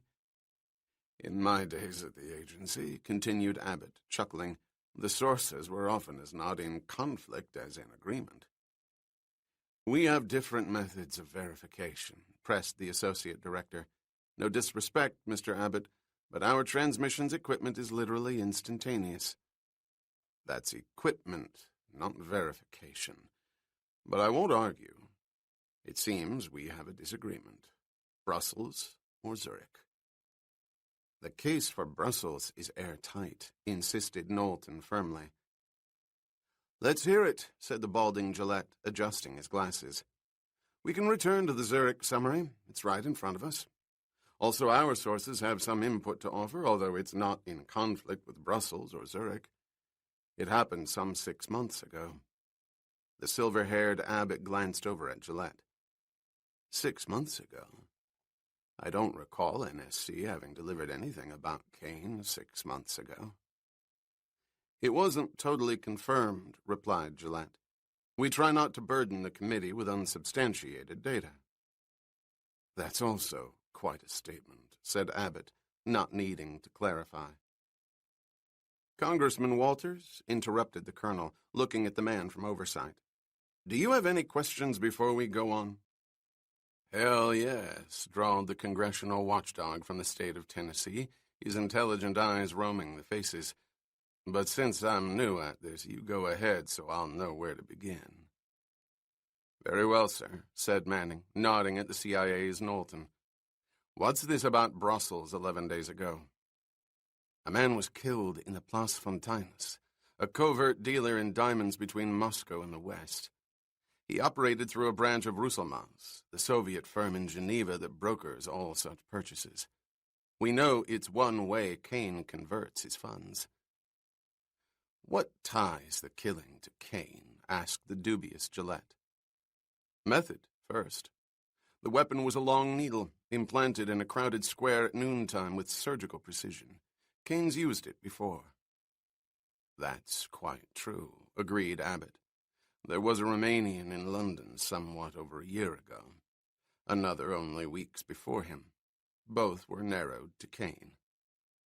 "Narrowed but not confirmed," objected Colonel Manning. "They were high-level political defectors. They could have been taken by the KGB. Or by Kane with far less risk to the Soviets," argued the CIA man. "Or by Carlos," added Gillette, his voice rising. "Neither Carlos nor Kane is concerned about ideology. They're both for hire. Why is it every time there's a killing of consequence we ascribe it to Kane?" "Whenever we do," replied Knowlton, his condescension obvious, "it's because informed sources unknown to each other have reported the same information. Since the informants have no knowledge of each other, there could hardly be collusion." "It's all too pat," said Gillette disagreeably. "Back to Brussels," interrupted the colonel. "If it was Kane, why would he kill a broker from Russelmans? He used him." "A covert broker," corrected the CIA director. "And for any number of reasons, according to our informants. The man was a thief. And why not? Most of his clients were too. They couldn't very well file charges. He might have cheated Kane, and if he did, it'd be his last transaction. Or he could have been foolish enough to speculate on Kane's identity. Even a hint of that would call for the needle. Or perhaps Kane simply wanted to bury his current traces. Regardless, the circumstances plus the sources leave little doubt that it was Kane." "There'll be a lot more when I clarify, Zurich," said Manning. "May we proceed to the summary?" "A moment, please." David Abbott spoke casually while lighting his pipe. "I believe our colleague from the Security Council mentioned the occurrence related to Kane that took place 6 months ago. Perhaps we should hear about it." "Why?" asked Gillette, his eyes owl-like beyond the lenses of his rimless glasses. "The time factor removes it from having any bearing on Brussels or Zurich. I mentioned that, too." "Yes, you did," agreed the once formidable monk of covert services. "I thought, however, any background might be helpful. As you also said, we can return to the summary. It's right in front of us. But if it's not relevant, let's get on with Zurich." "Thank you, Mr. Abbott," said the colonel. "You'll note that 11 days ago 4 men were killed in Zurich. One of them was a watchman in a parking area by the Limmat River. It can be presumed that he was not involved in Kane's activities, but caught in them. 2 others were found in an alley on the west bank of the city, on the surface, unrelated murders, except for the 4th victim. He's tied in with the dead men in the alley, all 3 part of the Zurich-Munich underworld, and is without question connected to Kane." "That's Chernak," said Gillette, reading the summary. "At least I assume it's Chernak. I recognize the name and associate it with the Kane file somewhere." "You should," replied Manning. "It first appeared in a G2 report 18 months ago and cropped up again a year later." "Which would make it 6 months ago," interjected Abbott softly, looking at Gillette. "Yes, sir," continued the colonel. "If there was ever an example of what's called the scum of the earth, it was Chernak. During the war, he was a Czechoslovakian recruit at Dachau, a trilingual interrogator as brutal as any guard in the camp. He sent Poles, Slovaks, and Jews to the showers after torture sessions in which he extracted and manufactured incriminating information Dachau's commandants wanted to hear. He went to any length to curry favor with his superiors, and the most sadistic cliques were hard-pressed to match his exploits. What they didn't realize was that he was cataloging theirs. After the war, he escaped, got his legs blown off by an undetected landmine, and still managed to survive very nicely on his Dachau extortions. Kane found him and used him as a go-between for payments on his kills. "Now just wait a minute," objected Knowlton strenuously. "We've been over this Chernak business before. If you recall, it was the agency that first uncovered him.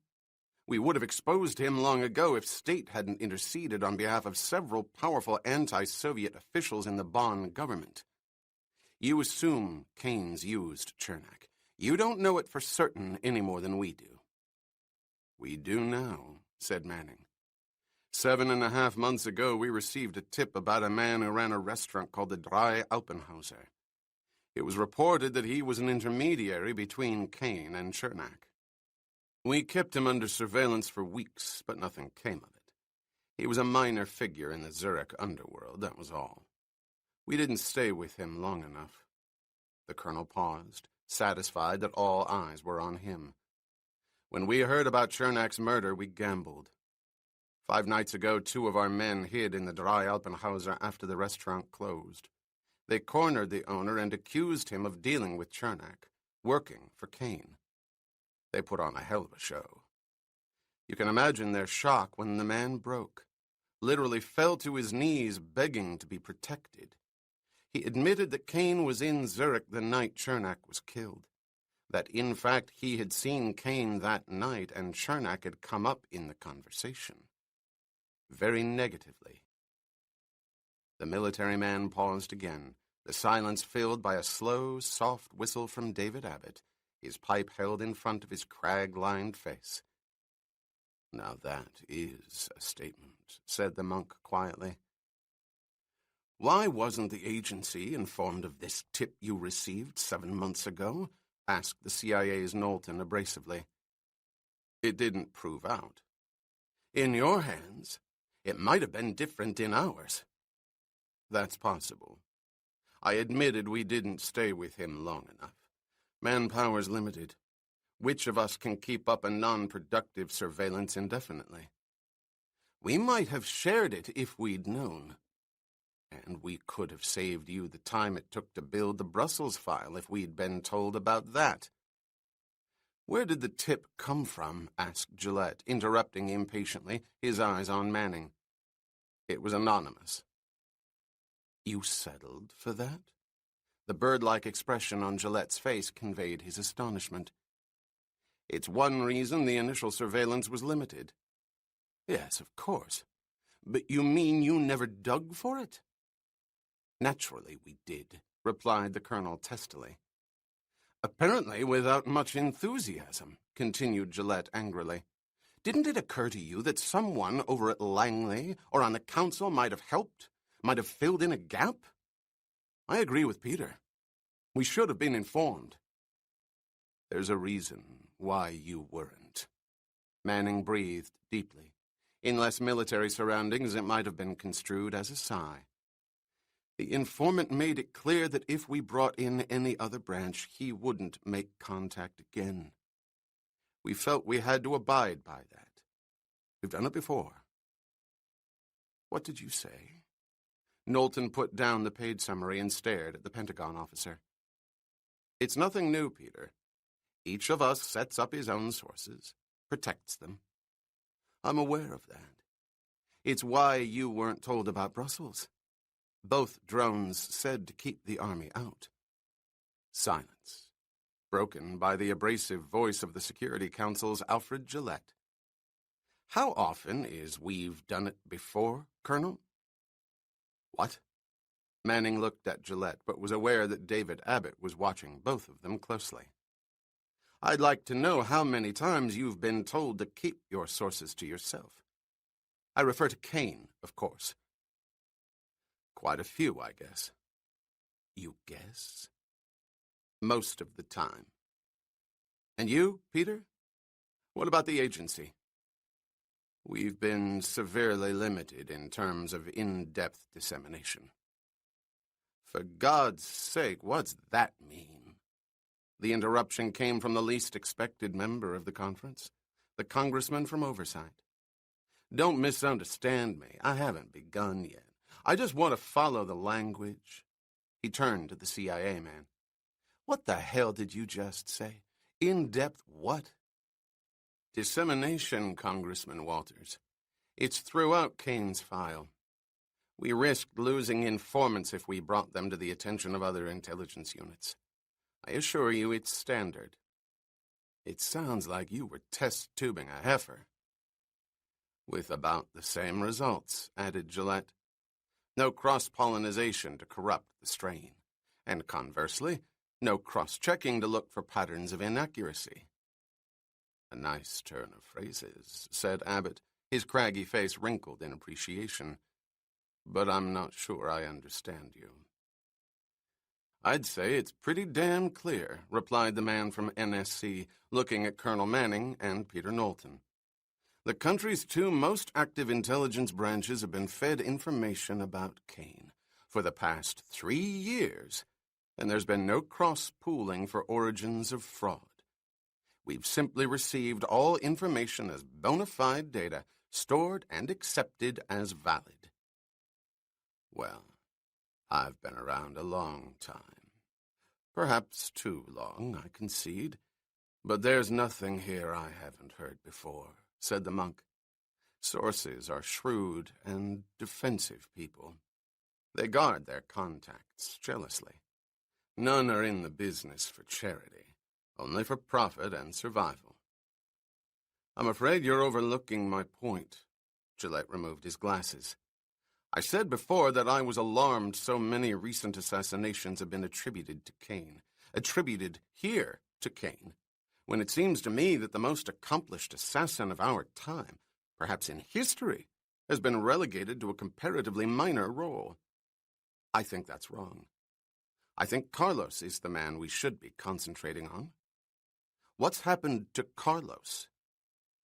I question your judgment, Alfred, said the monk. Carlos' time has passed. Kane's moved in. The old order changes. There's a new, and I suspect, far more deadly shark in the waters. I can't agree with that, said the man from National Security, his owl eyes boring into the elder statesman of the intelligence community. Forgive me, David, but it strikes me as if Carlos himself were manipulating this committee. To take the attention away from himself, making us concentrate on a subject of much less importance. We're spending all our energies going after a toothless sand shark while the hammerhead roams free. No one's forgetting Carlos, objected Manning. He's simply not as active as Kane's been. Perhaps, said Gillette icily, that's exactly what Carlos wants us to believe. And by God, we believe it. Can you doubt it? Asked Abbott. The record of Kane's accomplishments is staggering. Can I doubt it? Repeated Gillette. That's the question, isn't it? But can any of us be sure? That's also a valid question. We now find out that both the Pentagon and the Central Intelligence Agency have been literally operating independently of each other without even conferring as to the accuracy of their sources. A custom rarely breached in this town, said Abbott, amused. Again the congressman from Oversight interrupted. What are you trying to say, Mr. Gillette? I'd like more information about the activities of one Ilyich Ramirez Sanchez. That's Carlos, said the congressman. I remember my reading. I see. Thank you. Go on, gentlemen. Manning spoke quickly. May we get back to Zurich, please? Our recommendation is to go after Kane now. We can spread the word in the Verbreckerwelt, pull in every informer we have, request the cooperation of the Zurich police. We can't afford to lose another day. The man in Zurich is Kane. Then what was Brussels? The CIA's Knowlton asked the question as much of himself as anyone at the table. The method was Kane's, the informants unequivocal. What was the purpose? To feed you false information, obviously, said Gillette. And before we make any dramatic moves in Zurich, I suggest that each of you comb the Kane files and recheck every source given you. Have your European stations pull in every informant who so miraculously appeared to offer information. I have an idea you might find something you didn't expect. The fine Latin hand of Ramirez Sanchez. Since you're so insistent on clarification, Alfred, interrupted Abbott, why not tell us about the unconfirmed occurrence that took place 6 months ago? We seem to be in a quagmire here. It might be helpful. For the first time during the conference, the abrasive delegate from the National Security Council seemed to hesitate. We received word around the middle of August from a reliable source in Aix-en-Provence that Kane was on his way to Marseille. August? Exclaimed the colonel. Marseille? That was Leland. Ambassador Leland was shot in Marseille, in August. But Kane didn't fire that rifle. It was a Carlos kill. That was confirmed.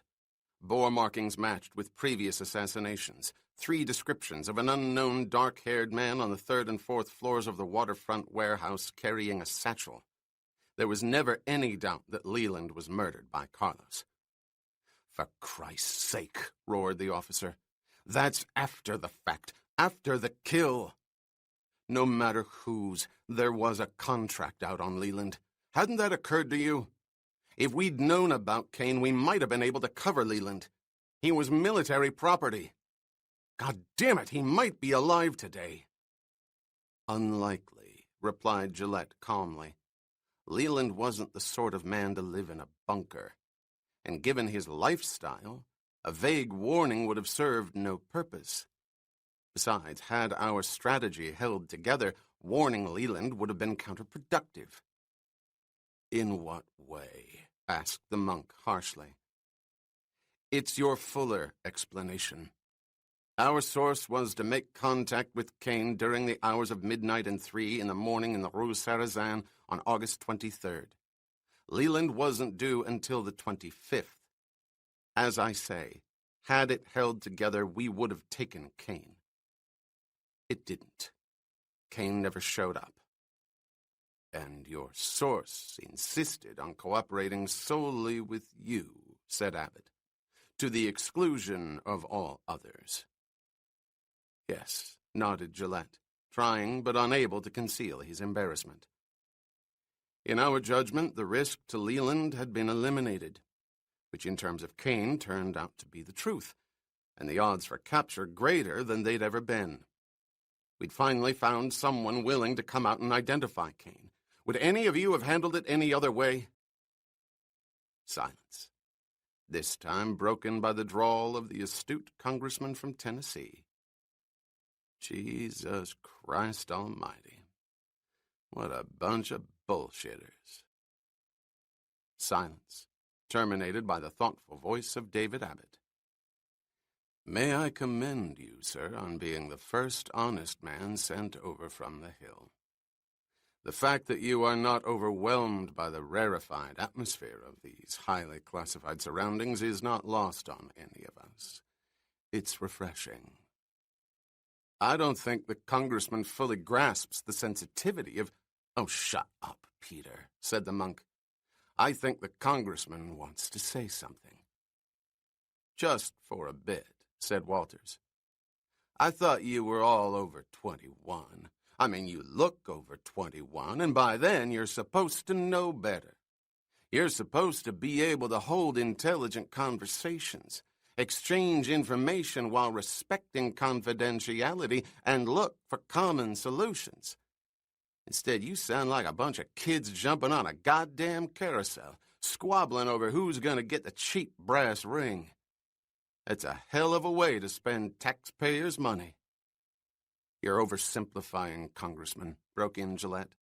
You're talking about a utopian fact-finding apparatus. There's no such thing. I'm talking about reasonable men, sir.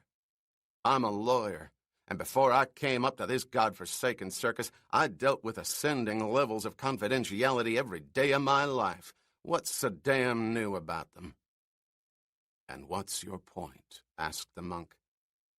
I want an explanation. For over 18 months, I've sat on the House Assassination Subcommittee.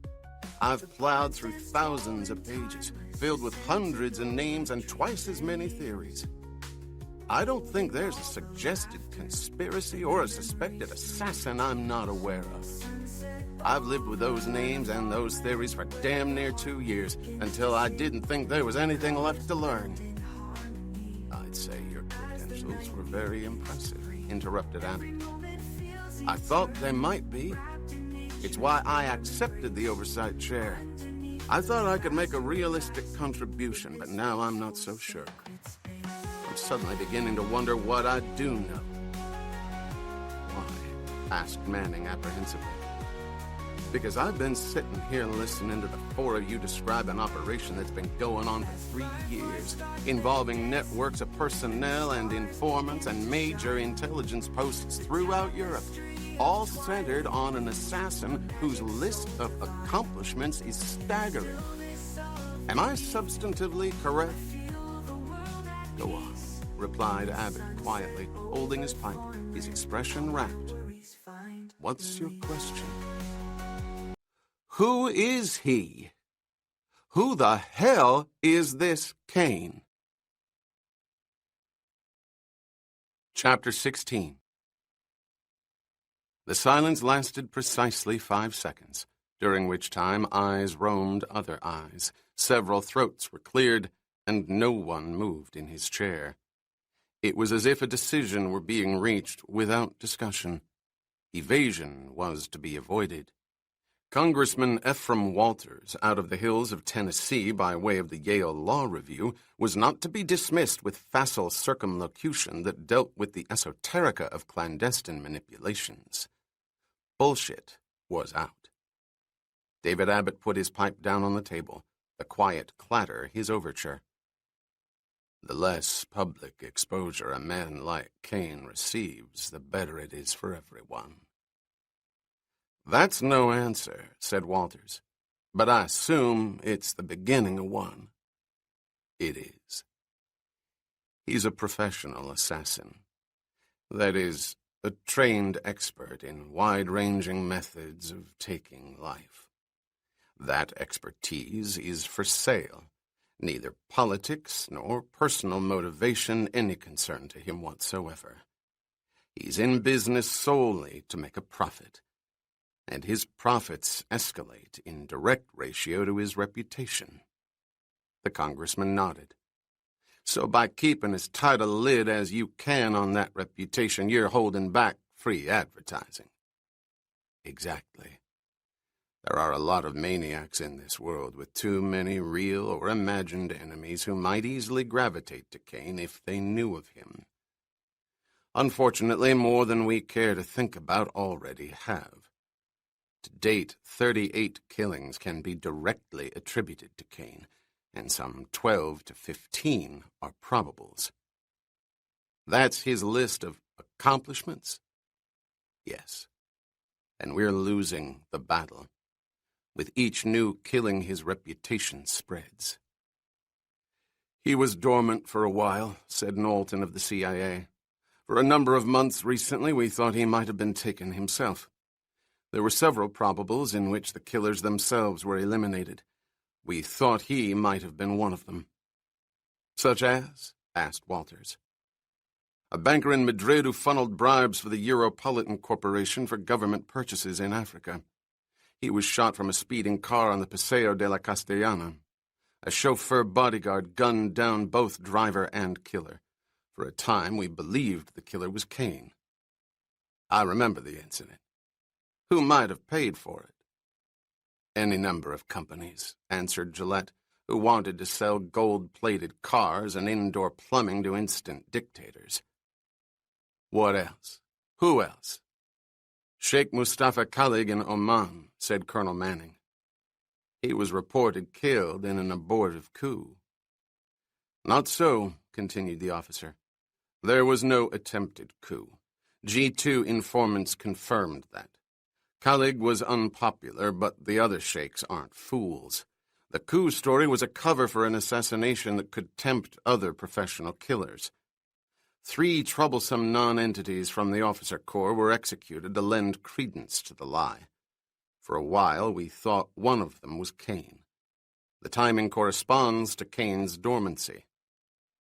Who would pay Kane for assassinating Khalid? We asked ourselves that over and over again, said Manning. The only possible answer came from a source who claimed to know, but there was no way to verify it. He said Kane did it to prove it could be done. By him. Oil sheiks travel with the tightest security in the world. There are several dozen other incidents, added Knowlton. Probables that fall into the same pattern where highly protected figures were killed, and sources came forward to implicate Kane. I see. The congressman picked up the summary page for Zurich. But from what I gather, you don't know who he is. No 2 descriptions have been alike, interjected Abbott.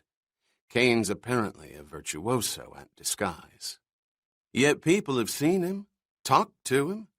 Your sources, the informants, this man in Zurich. None of them may come out in the open and testify, but surely you've interrogated them. You've got to have come up with a composite, with something. We've come up with a great deal, replied Abbott, but a consistent description isn't part of it. For openers, Kane never lets himself be seen in daylight. He holds meetings at night, in dark rooms or alleyways.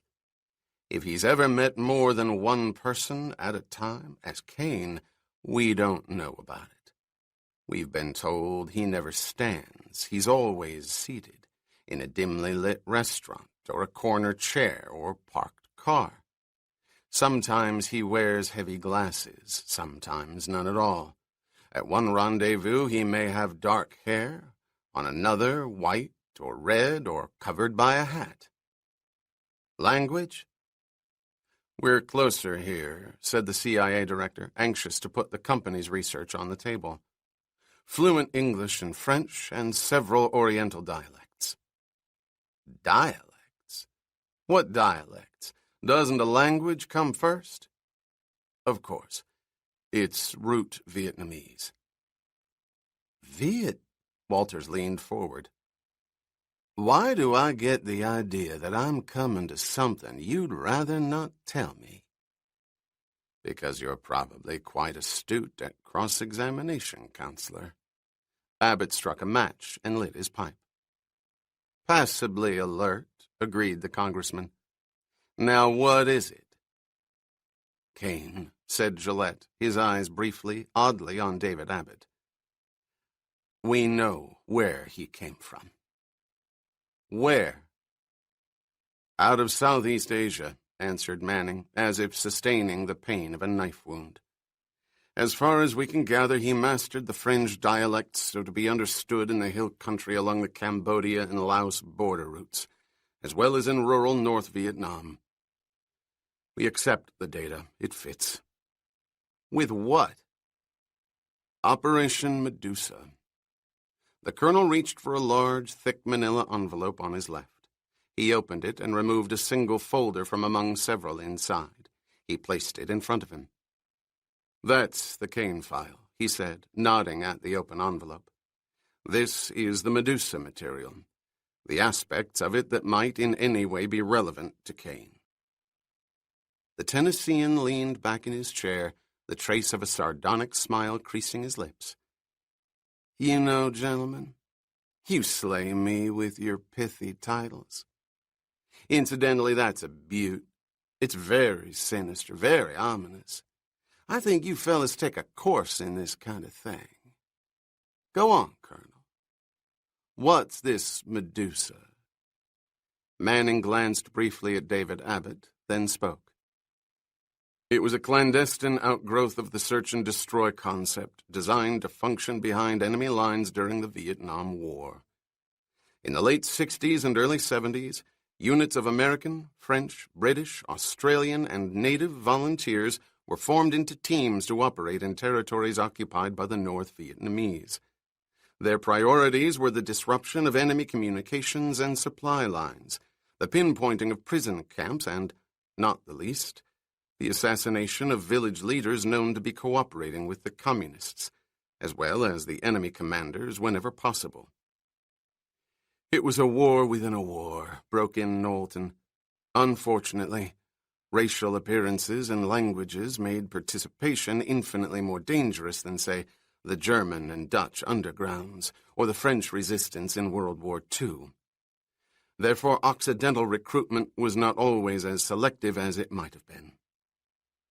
There were dozens of these teams, continued the colonel, the personnel ranging from old-line Navy chiefs who knew the coastlines to French plantation owners whose only hope for reparations lay in an American victory. There were British and Australian drifters who'd lived in Indochina for years, as well as highly motivated American Army and civilian intelligence career officers. Also, inevitably, there was a sizable faction of hardcore criminals. In the main, smugglers, men who dealt in running guns, narcotics, gold, and diamonds throughout the entire South China Sea area. They were walking encyclopedias when it came to night landings and jungle routes. Many we employed were runaways or fugitives from the States, a number well-educated, all resourceful.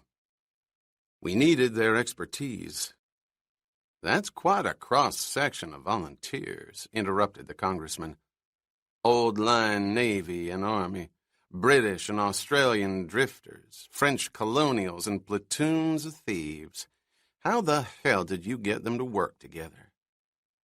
To each according to his greeds, said Gillette.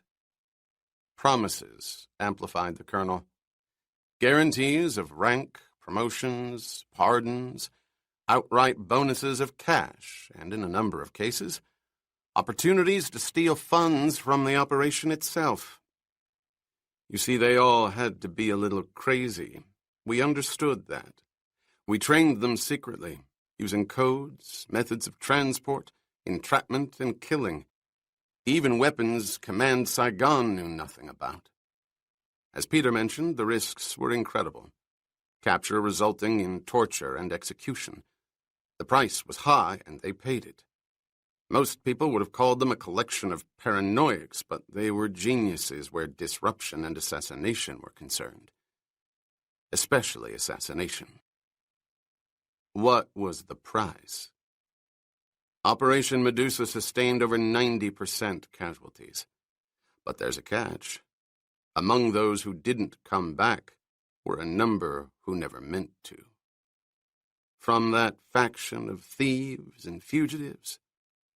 Yes, some stole considerable amounts of money from Medusa. We think Kane is one of those men. Why? His modus operandi.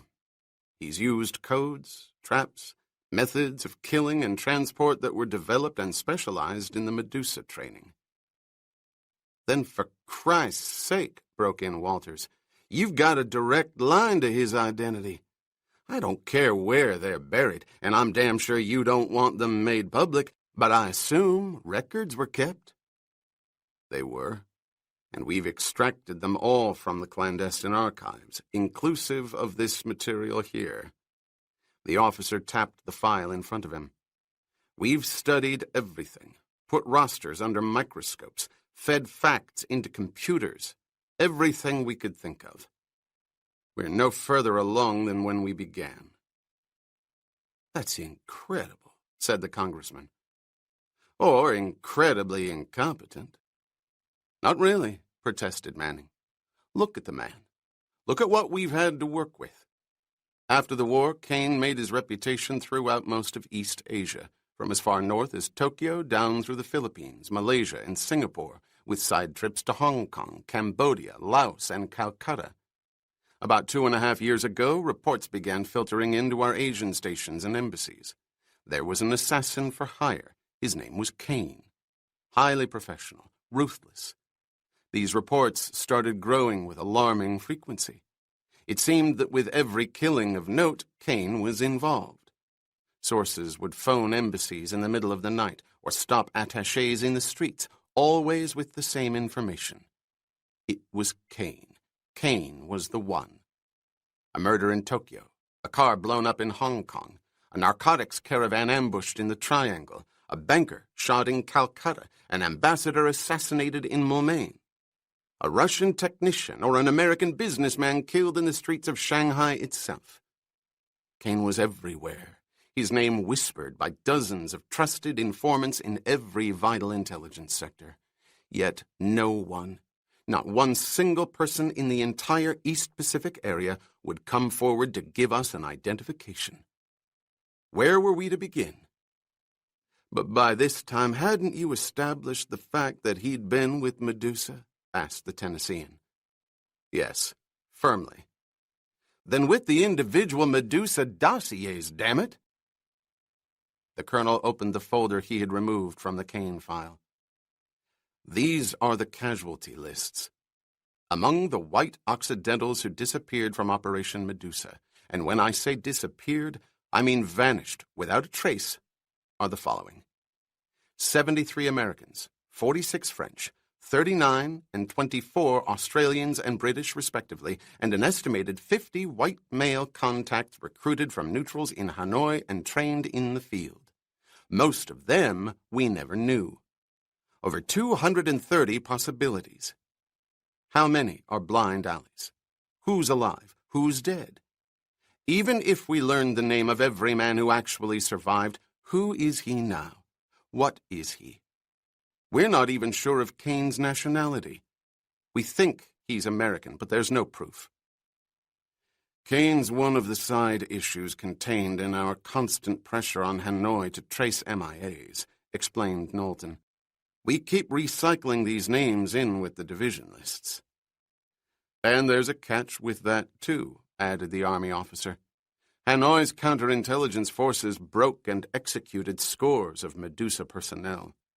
They were aware of the operation, and we never ruled out the possibility of infiltration. Hanoi knew the Medusans weren't combat troops. They wore no uniforms.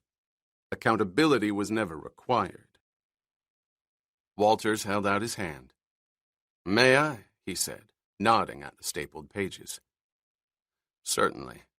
The officer gave them to the congressman. "You understand, of course, that those names still remain classified, as does the Medusa operation itself." "Who made that decision?" "It's an unbroken executive order from successive presidents based on the recommendation of the Joint Chiefs of Staff. It was supported by the Senate Armed Services Committee." "That's considerable firepower, isn't it?" "It was felt to be in the national interest," said the CIA man. "In this case, I won't argue," agreed Walters. "The specter of such an operation wouldn't do much for the glory of Old Glory. We don't train assassins, much less field them." He flipped through the pages. "And somewhere here just happens to be an assassin we trained and fielded and now can't find." "We believe that, yes," said the colonel. "You say he made his reputation in Asia but moved to Europe. When?" "About a year ago." "Why? Any ideas?" "The obvious, I'd suggest," said Peter Knowlton. "He overextended himself. Something went wrong, and he felt threatened. He was a white killer among Orientals, at best a dangerous concept. It was time for him to move on. God knows his reputation was made. There'd been no lack of employment in Europe." David Abbott cleared his throat. "I'd like to offer another possibility based on something Alfred said a few minutes ago." The monk paused and nodded deferentially at Gillette. "He said that we had been forced to concentrate on a toothless sand shark while the hammerhead roamed free. I believe that was the phrase, although my sequence may be wrong." "Yes," said the man from NSC. "I was referring to Carlos, of course. It's not Kane we should be after, it's Carlos." "Of course. Carlos. The most elusive killer in modern history. A man many of us truly believe has been responsible in one way or another for the most tragic assassinations of our time. You were quite right, Alfred, and in a way I was wrong. We cannot afford to forget Carlos. Thank you, said Gillette. I'm glad I made my point. You did. With me, at any rate. But you also made me think. Can you imagine the temptation for a man like Cain, operating in the steamy confines of an area rife with drifters and fugitives and regimes up to their necks in corruption? How he must have envied Carlos. How he must have been jealous of the faster, brighter, more luxurious world of Europe. How often did he say to himself, I'm better than Carlos. No matter how cold these fellows are, their egos are immense. I suggest he went to Europe to find that better world, and to dethrone Carlos. The pretender, sir, wants to take the title. He wants to be champion. Gillette stared at the monk. It's an interesting theory. And if I follow you, interjected the congressman from oversight, by tracking Cain, we may come up with Carlos. Exactly. I'm not sure I follow, said the CIA director, annoyed. Why? 2 stallions in a paddock, answered Walters. They tangle. A champion does not give up the title willingly. Abbott reached for his pipe. He fights viciously to retain it. As the congressman says, we continue to track Cain, but we must also watch for other spoors in the forest. And when and if we find Cain, perhaps we should hold back. Wait for Carlos to come after him. Then take both, added the military officer. Very enlightening, said Gillette. The meeting was over, the members in various stages of leaving. David Abbott stood with the Pentagon colonel, who was gathering together the pages of the Medusa folder. He had picked up the casualty sheets, prepared to insert them. May I take a look? Asked Abbott. We don't have a copy over at 40. Those were our instructions, replied the officer, handing the stapled pages to the older man. I thought they came from you. Only 3 copies. Here, at the agency, and over at the council. They did come from me. The silent monk smiled benignly. Too damn many civilians in my part of town. The colonel turned away to answer a question posed by the congressman from Tennessee. David Abbott did not listen. Instead, his eyes sped rapidly down the columns of names. He was alarmed. A number had been crossed out, accounted for. Accountability was the one thing they could not allow. Ever. Where was it? He was the only man in that room who knew the name, and he could feel the pounding in his chest as he reached the last page. The name was there. Bourne, Jason C. Last known station, Tam Quan. What in God's name had happened? René Bergeron slammed down the telephone on his desk, his voice only slightly more controlled than his gesture. We've tried every cafe, every restaurant and bistro she's ever frequented.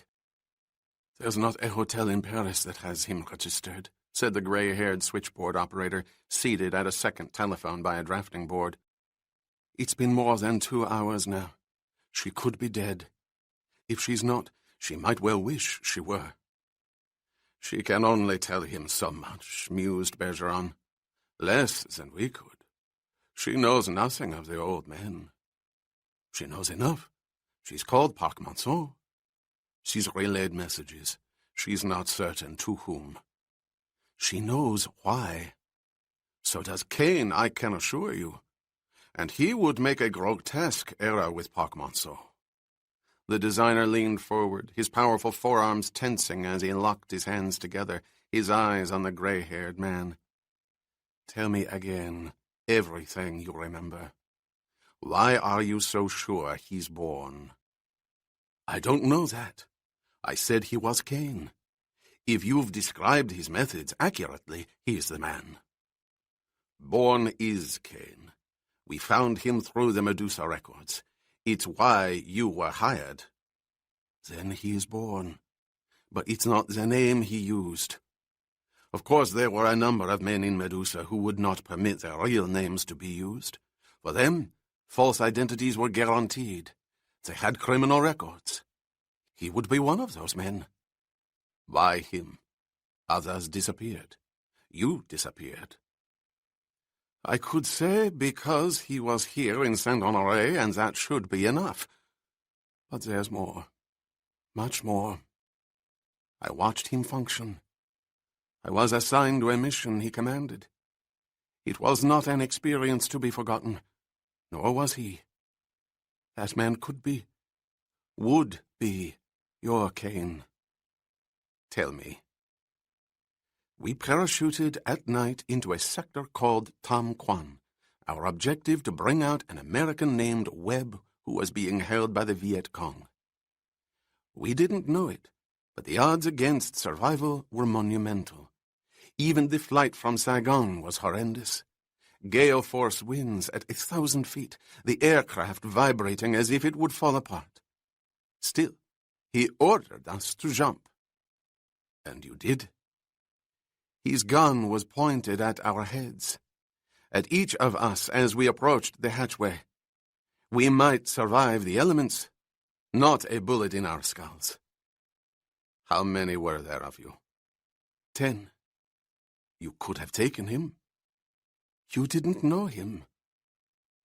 Go on, said Bergeron, concentrating, immobile at the desk. 8 of us regrouped on the ground. 2, we assumed, had not survived the jump. It was amazing that I did. I was the oldest and hardly a bull, but I knew the area. It was why I was sent. The gray-haired man paused, shaking his head at the memory. Less than an hour later, we realized it was a trap. We were running like lizards through the jungle, and during the night he went out alone through the mortar explosions and the grenades. To kill. Always coming back before dawn to force us closer and closer to the base camp. I thought at the time, sheer suicide. Why did you do it? He had to give you a reason. You were Medusans, not soldiers. He said it was the only way to get out alive, and there was logic to that. We were far behind the lines. We needed the supplies we could find at the base camp, if we could take it. He said we had to take it. We had no choice. If any argued, he'd put a bullet in his head. We knew it. On the 3rd night, we took the camp and found the man named Webb more dead than alive, but breathing. We also found the 2 missing members of our team, very much alive and stunned at what had happened. A white man and a Vietnamese. They'd been paid by the Cong to trap us. Trap him, I suspect. Cain? Yes. The Vietnamese saw us first and escaped. Cain shot the white man in the head. I understand he just walked up to him and blew his head off. He got you back? Through the lines? 4 of us, yes, and the man named Webb. 5 men were killed. It was during that terrible journey back that I thought I understood why the rumors might be true, that he was the highest-paid recruit in Medusa. In what sense? He was the coldest man I ever saw, the most dangerous and utterly unpredictable. I thought at the time it was a strange war for him. He was a Savonarola, but without religious principle, only his own odd morality which was centered about himself. All men were his enemies, the leaders in particular, and he cared not one whit for either side. The middle-aged man paused again, his eyes on the drafting board, his mind obviously thousands of miles away and back in time. Remember, Medusa was filled with diverse and desperate men. Many were paranoid in their hatred of communists. Kill a communist and Christ smiled. Odd examples of Christian teaching. Others, such as myself, had fortunes stolen from us by the Viet Minh. The only path to restitution was if the Americans won the war. France had abandoned us at Dien Bien Phu. But there were dozens who saw that fortunes could be made from Medusa. Pouches often contained 50 to 75,000 American dollars. A courier siphoning off half during 10, 15 runs could retire in Singapore or Kuala Lumpur or set up his own narcotics network in the Triangle. Beyond the exorbitant pay, and frequently the pardoning of past crimes, the opportunities were unlimited. It was in this group that I placed that very strange man. He was a modern-day pirate in the purest sense. Bergeron unlocked his hands. Wait a minute. You used the phrase, a mission he commanded. There were military men in Medusa. Are you sure he wasn't an American officer? American, to be sure, but certainly not Army. Why? He hated all aspects of the military. His scorn for Command Saigon was in every decision he made. He considered the Army fools and incompetents. At one point, orders were radioed to us in Tam Quan. He broke off the transmission and told the regimental general to have sex with himself. He would not obey.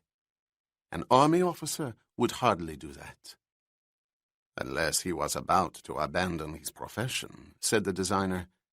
As Paris abandoned you, and you did the best you could, stealing from Medusa, setting up your own hardly patriotic activities, wherever you could. My country betrayed me before I betrayed her, René. Back to Kane.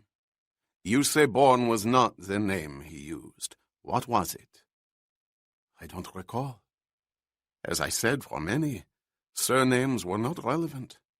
He was simply Delta to me. Mekong? No, the alphabet, I think. Alpha, Bravo, Charlie. Delta, said Bergeron pensively in English. But in many operations, the code word Charlie was replaced by Kane because Charlie had become synonymous with the Kong. Charlie became Kane. Quite true. So Bourne dropped back a letter and assumed Kane. He could have chosen Echo or Foxtrot or Zulu. 20-odd others. What's the difference? What's your point?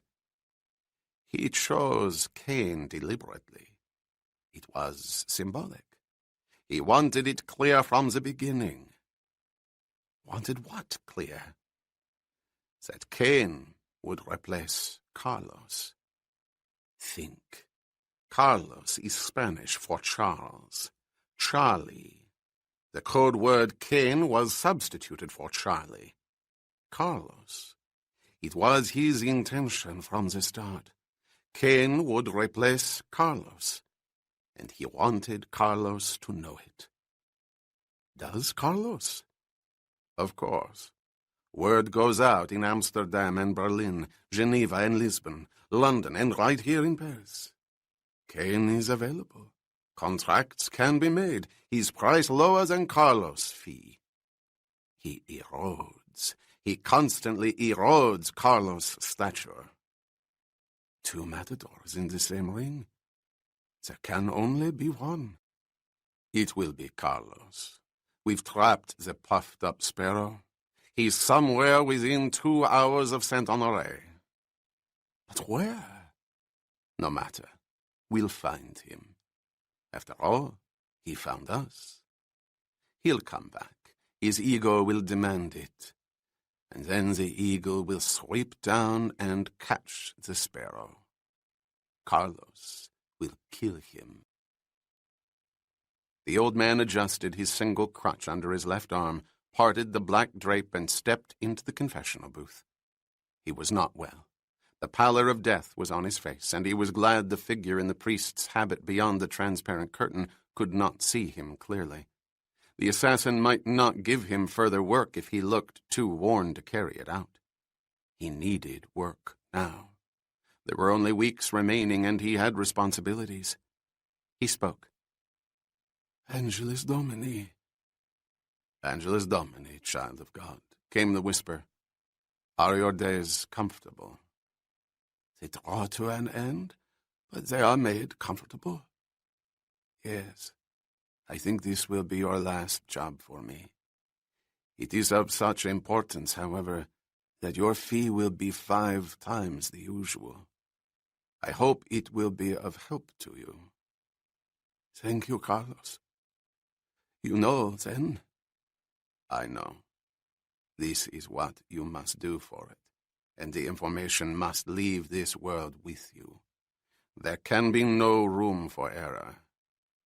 I have always been accurate. I will go to my death being accurate now. Die in peace, old friend. It's easier. You will go to the Vietnamese embassy and ask for an attaché named Phan Loc. When you are alone, say the following words to him. Late March 1968, Medusa, the Tam Quan sector. Cain was there. Another also. Have you got that? Late March 1968, Medusa, the Tam Quan sector. Cain was there. Another also. He'll tell you when to return. It will be in a matter of hours. Chapter 17. I think it's time we talked about a fiche confidentielle out of Zurich. My God! I'm not the man you're looking for. Bourne gripped the woman's hand, holding her in place, preventing her from running into the aisles of the crowded, elegant restaurant in Argenteuil, a few miles outside of Paris. The pavane was over, the gavotte finished. They were alone, the velvet booth a cage. Who are you? The Lavier woman grimaced, trying to pull her hand away, the veins in the cosmeticized neck pronounced. A rich American who lives in the Bahamas. Don't you believe that? I should have known, she said. No charges, no check, only cash. You didn't even look at the bill. Or the prices before that. It's what brought you over to me. I was a fool. The rich always look at prices, if only for the pleasure of dismissing them. Lavier spoke while glancing around, looking for a space in the aisles, a waiter she might summon. Escape. Don't, said Jason, watching her eyes. It'd be foolish. We'd both be better off if we talked. The woman stared at him, the bridge of hostile silence accentuated by the hum of the large, dimly lit, candelabraed room and the intermittent eruptions of quiet laughter from the nearby tables. I ask you again, she said. Who are you? My name isn't important. Settle for the one I gave you. Briggs? It's false. So's LaRousse, and that's on the lease of a rented car that picked up 3 killers at the Valois Bank. They missed there. They also missed this afternoon at the Pont Neuf. He got away. Oh, God, she cried, trying to break away. I said, don't. Bourne held her firmly, pulling her back. If I scream, monsieur? The powdered mask was cracked with lines of venom now, the bright red lipstick defining the snarl of an aging, cornered rodent. I'll scream louder, replied Jason. We'd both be thrown out, and once outside, I don't think you'll be unmanageable. Why not talk? We might learn something from each other. After all, we're employees, not employers. I have nothing to say to you. Then I'll start. Maybe you'll change your mind. He lessened his grip cautiously. The tension remained on her white, powdered face, but it, too, was lessened as the pressure of his fingers was reduced. She was ready to listen. You paid a price in Zurich. We paid, too. Obviously more than you did. We're after the same man. We know why we want him. He released her. Why do you? She did not speak for nearly half a minute, instead studying him in silence, her eyes angry yet frightened. Bourne knew he had phrased the question accurately. For Jacqueline Lavier not to talk to him would be a dangerous mistake. It could cost her her life if subsequent questions were raised.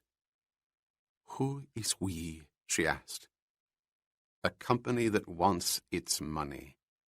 A great deal of money. He has it." "He did not earn it, then?" Jason knew he had to be careful. He was expected to know far more than he did. "Let's say there's a dispute." "How could there be? Either he did or he did not. There's hardly a middle ground." "It's my turn," said Bourne. "You answered a question with a question, and I didn't avoid you. Now, let's go back. Why do you want him? Why is the private telephone of one of the better shops in Saint-Honoré put on a fiche in Zurich?" "It was an accommodation, monsieur." "For whom?" "Are you mad?" "All right, I'll pass on that for now. We think we know anyway." "Impossible." "Maybe, maybe not. So it was an accommodation. To kill a man." "I have nothing to say." "Yet a minute ago when I mentioned the car, you tried to run. That's saying something." "A perfectly natural reaction." Jacqueline Lavier touched the stem of her wineglass. "I arranged for the rental." "I don't mind telling you that because there's no evidence that I did so. Beyond that, I know nothing of what happened." Suddenly she gripped the glass, her mask of a face a mixture of controlled fury and fear. "Who are you people?" "I told you. A company that wants its money back." "You're interfering. Get out of Paris.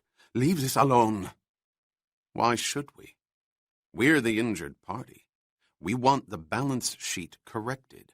We're entitled to that."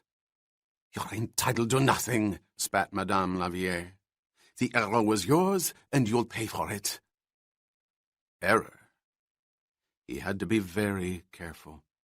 It was here, right below the hard surface. The eyes of the truth could be seen beneath the ice. Come off it. Theft isn't an error committed by the victim. The error was in your choice, monsieur. You chose the wrong man." "He stole millions from Zurich," said Jason. "But you know that. He took millions, and if you think you're going to take them from him, which is the same as taking them from us, you're very much mistaken." "We want no money." "I'm glad to know it. Who's we?" "I thought you said you knew." "I said we had an idea. Enough to expose a man named Koenig in Zurich, Damacour here in Paris. If we decide to do that, it could prove to be a major embarrassment, couldn't it?" "Money? Embarrassment? These are not issues. You are consumed with stupidity, all of you. I'll say it again. Get out of Paris. Leave this alone. It is not your concern any longer." "We don't think it's yours. Frankly, we don't think you're competent." "Competent?" repeated Lavier, as if she did not believe what she had heard. "That's right." "Have you any idea what you're saying? Whom you're talking about?" "It doesn't matter. Unless you back off, my recommendation is that we come out loud and clear. Mock-up charges, not traceable to us, of course. Expose Zurich, the Valois. Call in the Sûreté, Interpol. Anyone and anything to create a manhunt, a massive manhunt." "You are mad, and a fool." "Not at all. We have friends in very important positions. We'll get the information first. We'll be waiting at the right place at the right time. We'll take him." "You won't take him. He'll disappear again. Can't you see that? He's in Paris, and a network of people he cannot know are looking for him. He may have escaped once, twice, but not a third time. He's trapped now. We've trapped him." "We don't want you to trap him. That's not in our interests. It was almost the moment, thought Bourne. Almost, but not quite. Her fear had to match her anger. She had to be detonated into revealing the truth. Here's our ultimatum, and we're holding you responsible for conveying it. Otherwise, you'll join Koenig and Damacour. Call off your hunt tonight. If you don't, we'll move first thing in the morning. We'll start shouting. Les Classiques will be the most popular store in Saint-Honoré, but I don't think it'll be the right people. The powdered face cracked. You wouldn't dare. How dare you? Who are you to say this? He paused, then struck. A group of people who don't care much for your Carlos. The Lavier woman froze, her eyes wide, stretching the taut skin into scar tissue. You do know, she whispered, and you think you can oppose him. You think you're a match for Carlos. In a word, yes. You're insane. You don't give ultimatums to Carlos. I just did. Then you're dead. You raise your voice to anyone and you won't last the day. He has men everywhere. They'll cut you down in the street. They might, if they knew whom to cut down, said Jason. You forget. No one does. But they know who you are, and Koenig, and Damacour. The minute we expose you, you'd be eliminated. Carlos couldn't afford you any longer. But no one knows me. You forget, monsieur. I do. The least of my worries.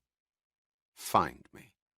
After the damage is done, and before the decision is made regarding your own future. It won't be long. This is madness. You come out of nowhere and talk like a madman. You cannot do this. Are you suggesting a compromise? It's conceivable, said Jacqueline Lavier. Anything is possible. Are you in a position to negotiate it? I'm in a position to convey it, far better than I can an ultimatum. Others will relay it to the one who decides. What you're saying is what I said a few minutes ago. We can talk. We can talk, monsieur, agreed Madame Lavier, her eyes fighting for her life. Then let's start with the obvious. Which is? Now, the truth. What's Bourne to Carlos? Why does he want him? What's Bourne? The woman stopped, venom and fear replaced by an expression of absolute shock. You can ask that? I'll ask it again, said Jason, hearing the pounding echoes in his chest. What's Bourne to Carlos? He's Cain. You know it as well as we do. He was your error, your choice. You chose the wrong man. Cain. He heard the name, and the echoes erupted into cracks of deafening thunder. And with each crack, pain jolted him, bolts searing one after another through his head, his mind and body recoiling under the onslaught of the name. Cain. Cain. The mists were there again. The darkness, the wind, the explosions. Alpha, Bravo, Cain, Delta, Echo, Foxtrot. Cain, Delta, Delta, Cain, Delta, Cain. Cain is for Charlie. Delta is for Cain. What is it? What's wrong with you? Nothing. Bourne had slipped his right hand over his left wrist, gripping it, his fingers pressed into his flesh with such pressure he thought his skin might break. He had to do something. He had to stop the trembling, lessen the noise, repulse the pain. He had to clear his mind. The eyes of the truth were staring at him. He could not look away. He was there. He was home, and the cold made him shiver. "Go on," he said, imposing a control on his voice that resulted in a whisper. He could not help himself. "Are you ill? You're very pale, and you're—" "I'm fine," he interrupted curtly. "I said, go on." "What's there to tell you?" "Say it all. I want to hear it from you." "Why? There's nothing you don't know. You chose Cain. You dismissed Carlos. You think you can dismiss him now. You were wrong then, and you are wrong now. I will kill you.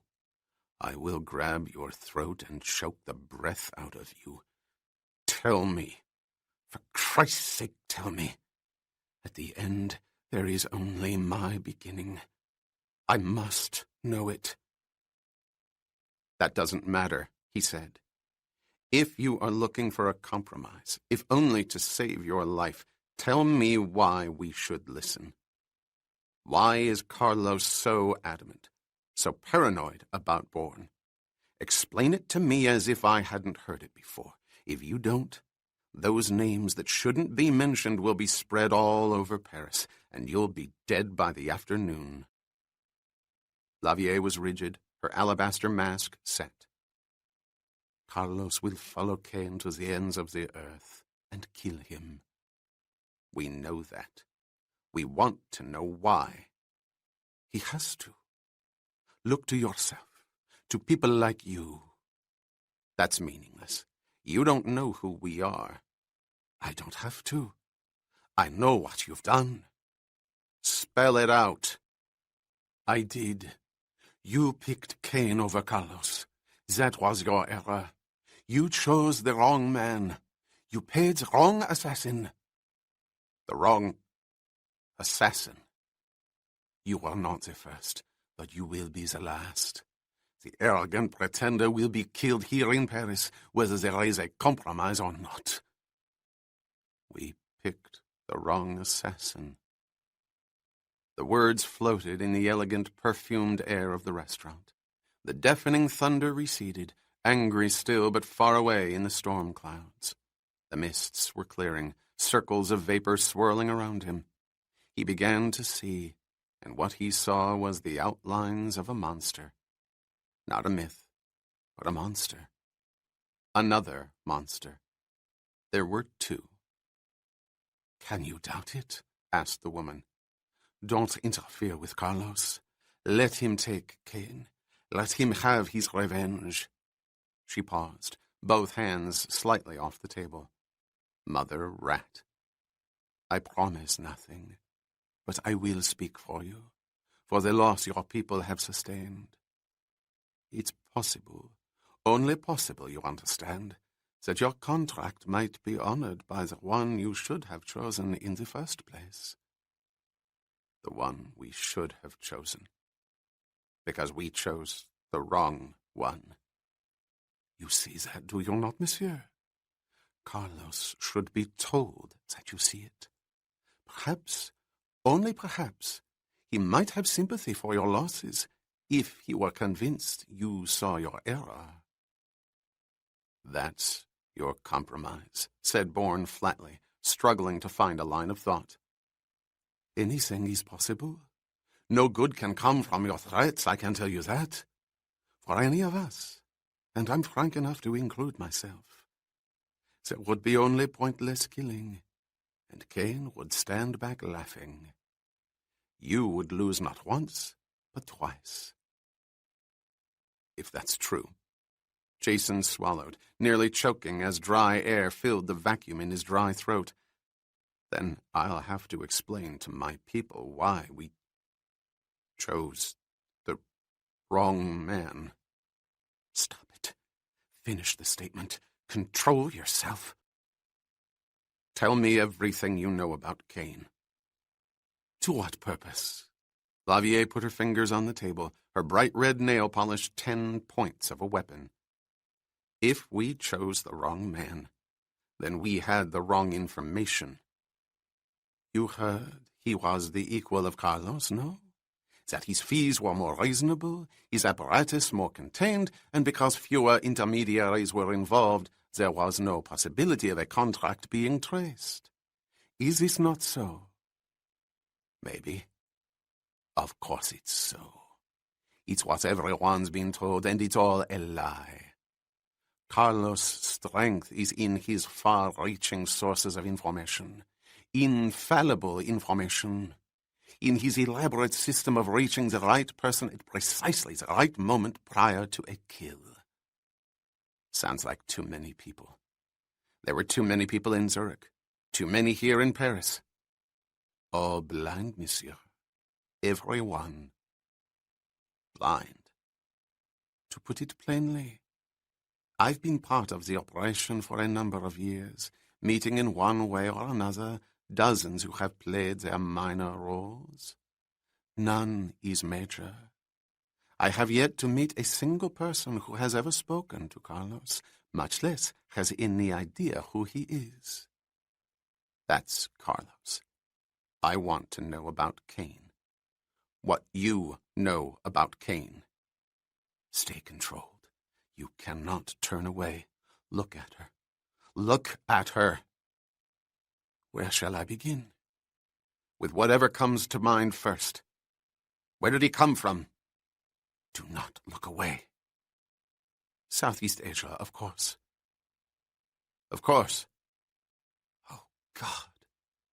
From the American Medusa. We know that. Medusa. The winds, the darkness, the flashes of light, the pain. The pain ripped through his skull now. He was not where he was, but where he had been, a world away in distance and time. The pain. Oh, Jesus. The pain. Tau. Chesa. Tam Quan. Alpha. Bravo. Cain. Delta. Delta. Cain. Cain is for Charlie. Delta is for Cain. What is it? The woman looked frightened. She was studying his face, her eyes roving, boring into his. You're perspiring. Your hands are shaking. Are you having an attack? It passes quickly. Jason pried his hand away from his wrist and reached for a napkin to wipe his forehead. It comes with the pressures, no? With the pressures, yes. Go on.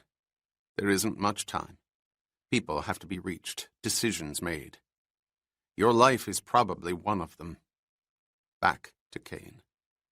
You say he came from the American Medusa.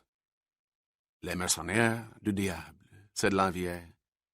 It was the nickname given Medusa by the Indochina colonials. What was left of them? Quite appropriate, don't you think? It doesn't make any difference what I think, or what I know. I want to hear what you think, what you know about Cain. Your attack makes you rude. My impatience makes me impatient. You say we chose the wrong man. If we did, we had the wrong information. Les mercenaires du diable. Are you implying that Cain is French? Not at all. You test me poorly. I mentioned that only to indicate how deeply we penetrated Medusa. We, being the people who work for Carlos. You could say that. I will say that. If Cain's not French, what is he? Undoubtedly American. Oh, God. Why? Everything he does has the ring of American audacity. He pushes and shoves with little or no finesse, taking credit where none is his, claiming kills when he had nothing to do with them. He had studied Carlos' methods and connections like no other man alive. We are told he recites them with total recall to potential clients, more often than not putting himself in Carlos' place, convincing fools that it was he, not Carlos, who accepted and fulfilled the contracts. Lavier paused. I've struck a chord, no? He did the same with you? Your people? Yes? Perhaps. Jason reached for his own wrist again as the statements came back to him.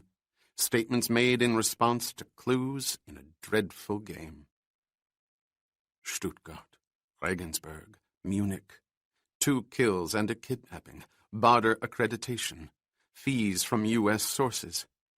Tehran, 8 kills. Divided accreditation. Khomeini and PLO. Fee, 2 million. Southwest Soviet sector. Paris. All contracts will be processed through Paris. Whose contracts? Sanchez. Carlos. Always such a transparent device. The Lavier woman had spoken. He had not heard her. What did you say? You were remembering, yes?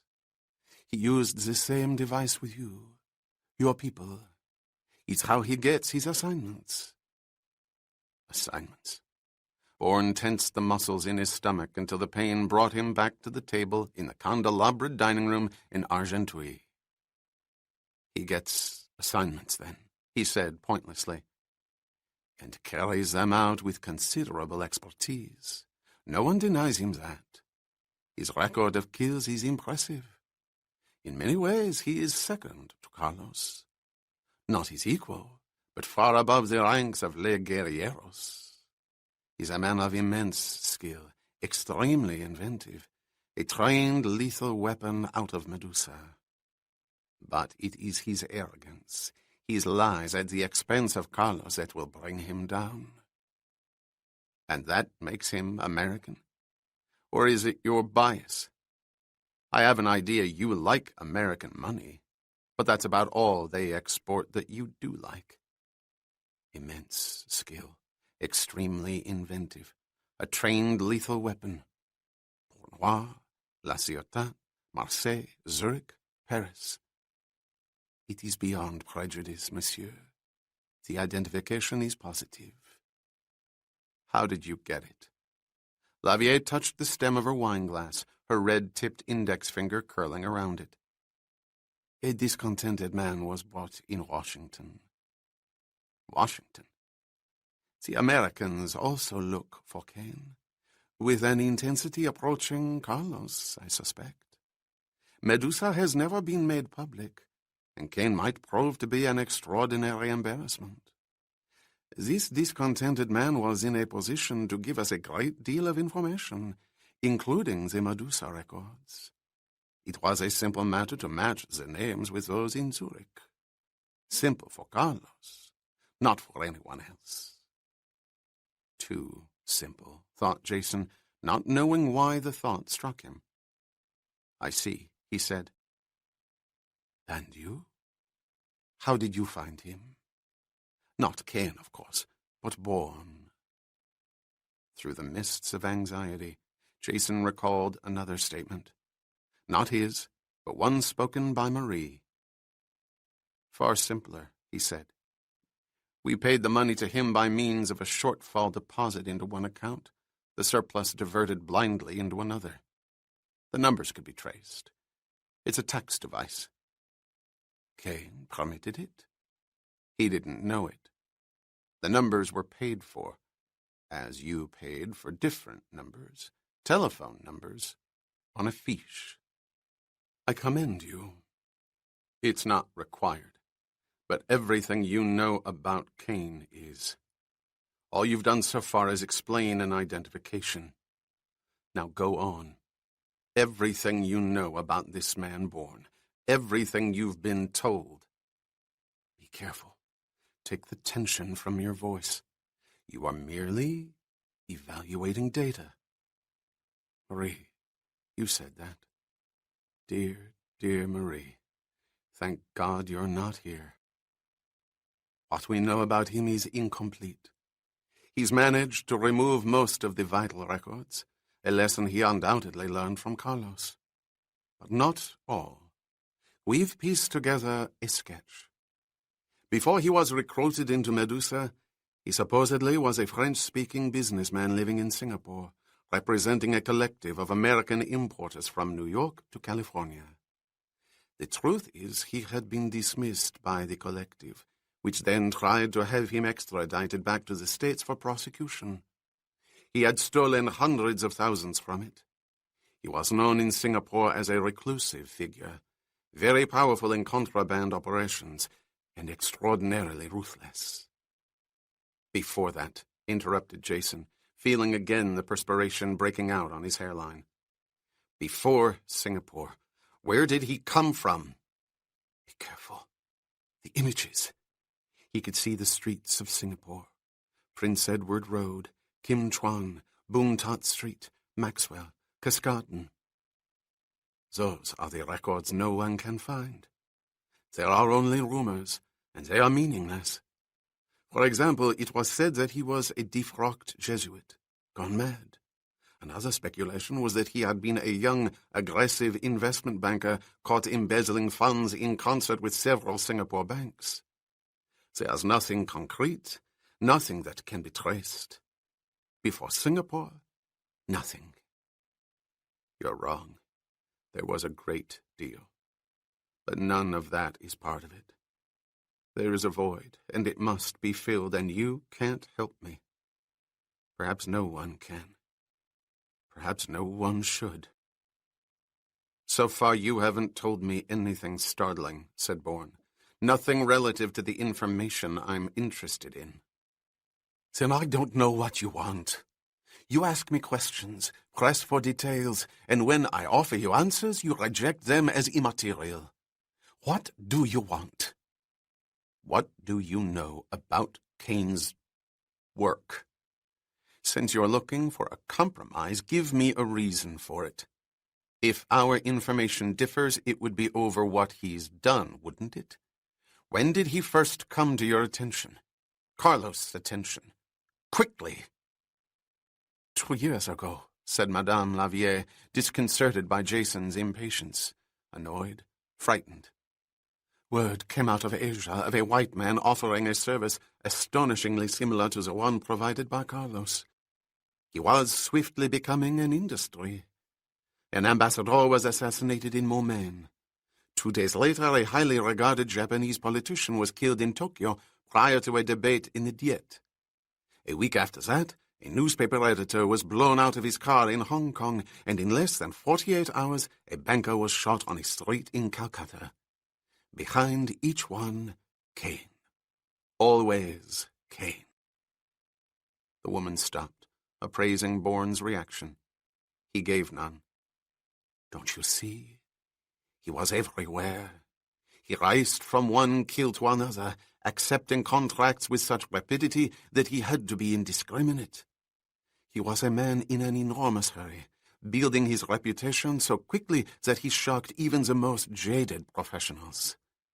And no one doubted that he was a professional, least of all Carlos. Instructions were sent. Find out about this man. Learn all you can. You see, Carlos understood what none of us did, and in less than 12 months, he was proven correct. Reports came from informers in Manila, Osaka, Hong Kong, and Tokyo. Kane was moving to Europe, they said. He would make Paris itself his base of operations. The challenge was clear, the gauntlet thrown. Kane was out to destroy Carlos. He would become the new Carlos, his services, the services required by those who sought them. As you sought them, monsieur. Momaine, Tokyo, Calcutta. Jason heard the names coming from his lips, whispered from his throat. Again they were floating, suspended in the perfumed air, shadows of a past forgotten. Manila, Hong Kong. He stopped, trying to clear the mists, peering at the outlines of strange shapes that kept racing across his mind's eye. These places and many others, continued Lavier. That was Kane's era, his era still. Carlos may be many things to many people, but among those who have benefited from his trust and generosity, there is loyalty. His informers and hirelings are not so readily for sale, although Kane has tried time and again. It is said that Carlos is swift to make harsh judgments, But as they also say, better a Satan one knows than a successor one doesn't. What Cain did not realize, does not realize now, is that Carlos' network is a vast one. When Cain moved to Europe, he did not know that his activities were uncovered in Berlin, Lisbon, Amsterdam, as far away as Oman. Oman, said Bourne involuntarily. Sheikh Mustafa Kalik, he whispered, as if to himself. Never proven, interjected the Lavier woman defiantly. A deliberate smokescreen of confusion. The contract itself, fiction. He took credit for an internal murder. No one could penetrate that security. A lie. A lie, repeated Jason. So many lies, added Madame Lavier contemptuously. He is no fool, however. He lies quietly, dropping a hint here and there, knowing that they will be exaggerated in the telling into substance. He provokes Carlos at every turn, promoting himself at the expense of the man he would replace. But he's no match for Carlos. He takes contracts he cannot fulfill. You are only one example. We hear there have been several others. Each said that's why he stayed away for months, avoiding people like yourselves. Avoiding people. Jason reached for his wrist. The trembling had begun again, the sound of distant thunder vibrating in far regions of his skull. You're sure of that? Very much so. He wasn't dead. He was in hiding. Cain botched more than one assignment. It was inevitable. He accepted too many in too short a time. Yet whenever he did, he followed an abortive kill with a spectacular, unsolicited one to uphold his stature. He would select a prominent figure and blow him away, the assassination a shock to everyone, and unmistakably Cain's. The ambassador traveling in Moulmein was an example. No one had called for his death. There were two others that we know of, a Russian commissar in Shanghai, and more recently a banker in Madrid. The words came from the bright red lips working feverishly in the lower part of the powdered mask facing him. He heard them. He had heard them before. He had lived them before. They were no longer shadows, but remembrances of that forgotten past. Images and reality were fused. She began no sentence he could not finish, nor could she mention a name or a city or an incident with which he was not instinctively familiar. She was talking about him. Alpha, Bravo, Cain, Delta. Cain is for Charlie, and Delta is for Cain. Jason Bourne was the assassin called Cain. There was a final question, his brief reprieve from darkness 2 nights ago at the Sorbonne. Marseille, August 23rd. What happened in Marseille? He asked. Marseille? The Lavier woman recoiled. How could you? What lies were you told? What other lies? Just tell me what happened. You refer to Leland, of course. The ubiquitous ambassador whose death was called for, paid for, the contract accepted by Carlos. What if I told you that there are those who think Cain was responsible? It's what he wanted everyone to think. It was the ultimate insult to Carlos, to steal the kill from him. Payment was irrelevant to Cain. He only wanted to show the world, our world, that he could get there first and do the job for which Carlos had been paid. But he didn't, you know. He had nothing to do with the Leland kill. He was there. He was trapped. At least, he never showed up. Some said he'd been killed, but since there was no corpse, Carlos didn't believe it. How was Cain supposedly killed? Madame Lavier retreated, shaking her head in short, rapid movements. 2 men on the waterfront tried to take credit, tried to get paid for it. Juan was never seen again. It can be presumed Cain killed him, if it was Cain. They were duck garbage. What was the trap? The alleged trap, monsieur. They claim to have gotten word that Cain was to meet someone in the Rue Sarrazin a night or so before the assassination. They say they left appropriately obscure messages in the street and lured the man they were convinced was Cain down to the piers, to a fishing boat. Neither trawler nor skipper were seen again, so they may have been right. But as I say, there was no proof. Not even an adequate description of Cain to match against the man led away from the Sarrazin. At any rate, that's where it ends. You're wrong. That's where it began. For me. I see, said Bourne, trying again to infuse naturalness into his voice. Our information's different, naturally. We made a choice on what we thought we knew. The wrong choice, monsieur. What I've told you is the truth. Yes, I know. Do we have our compromise, then? Why not? Bien. Relieved, the woman lifted the wineglass to her lips. You'll see. It will be better for everyone. It doesn't really matter now. He could barely be heard, and he knew it. What did he say? What had he just said? Why did he say it? The mists were closing in again, the thunder getting louder. The pain had returned to his temples. I mean, as you say, it's better for everyone. He could see Lavier's eyes on him, studying him. It's a reasonable solution. Of course it is. You are not feeling well? I said it was nothing. It'll pass. I'm relieved. Now, would you excuse me for a moment? No. Jason grabbed her arm. Je vous prie, monsieur. The powder room, that is all. If you care to, stand outside the door. We'll leave. You can stop on the way. Bourne signaled the waiter for a check. As you wish, she said, watching him. He stood in the darkened corridor between the spills of light that came from recessed lamps in the ceiling. Across the way was the ladies' room, denoted by small, uncapitalized letters of gold that read, Femme.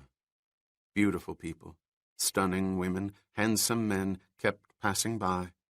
The orbit was similar to that of Les Classiques. Jacqueline Lavier was at home. She had also been in the ladies' room for nearly 10 minutes, a fact that would have disturbed Jason had he been able to concentrate on the time. He could not. He was on fire. Noise and pain consumed him, every nerve ending raw, exposed, the fibers swelling, terrified of puncture. He stared straight ahead, a history of dead men behind him. The past was in the eyes of truth. They had sought him out, and he had seen them. Cain. Cain. Cain. He shook his head and looked up at the black ceiling. He had to function.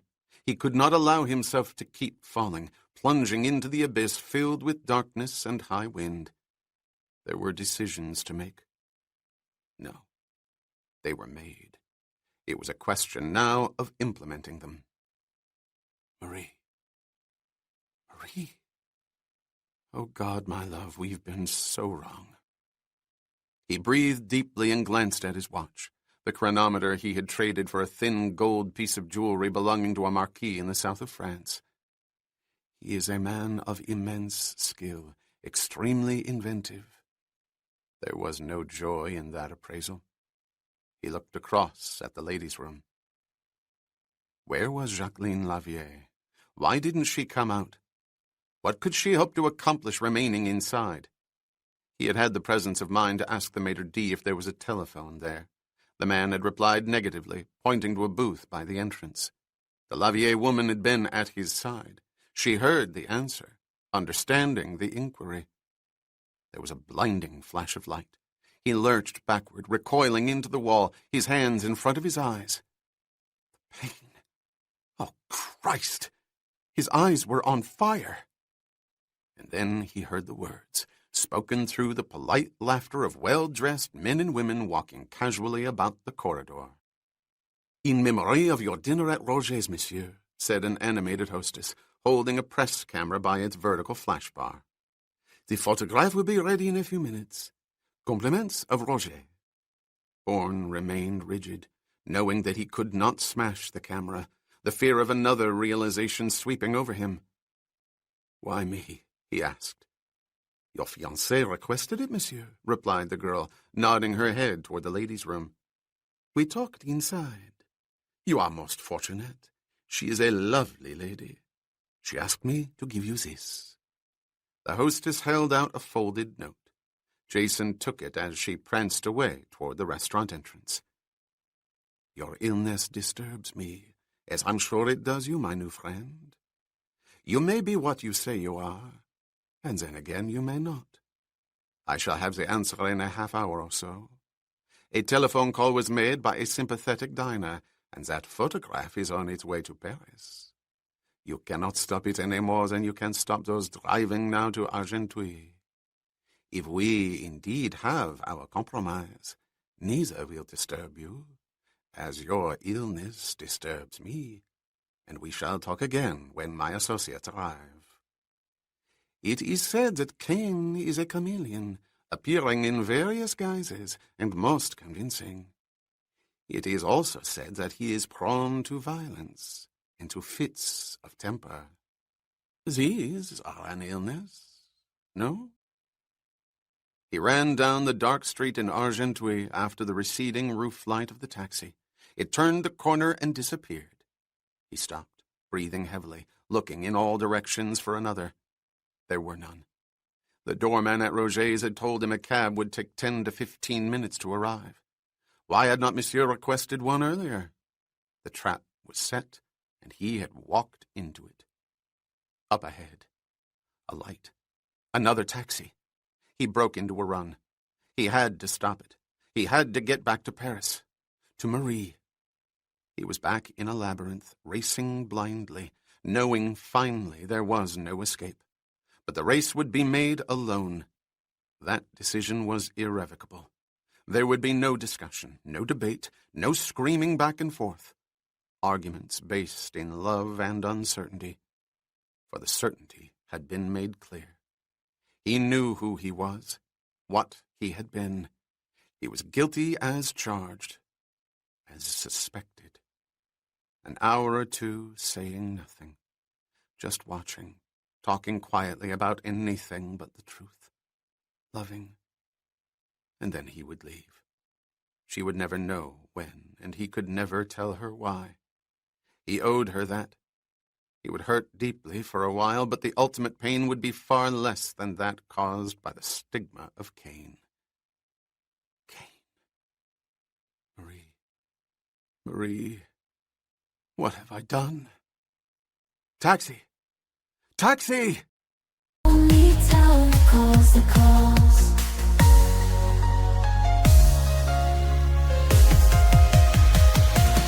Lonely tower in the heart of the night, where the stories fade and the winds recite, and the chilly breeze and the shadowed sky. Lonely towers, tales never die.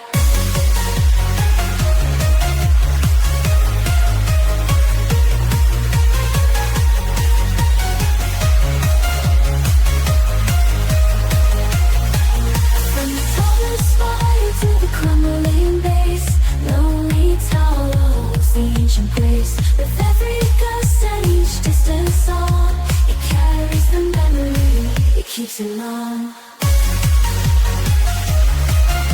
Chapter 18.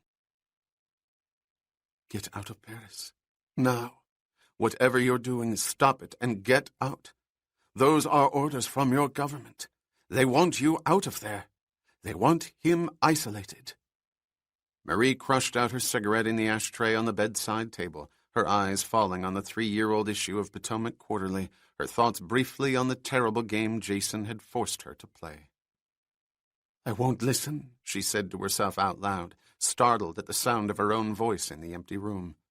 She walked to the window, the same window he had faced, looking out, frightened, trying to make her understand.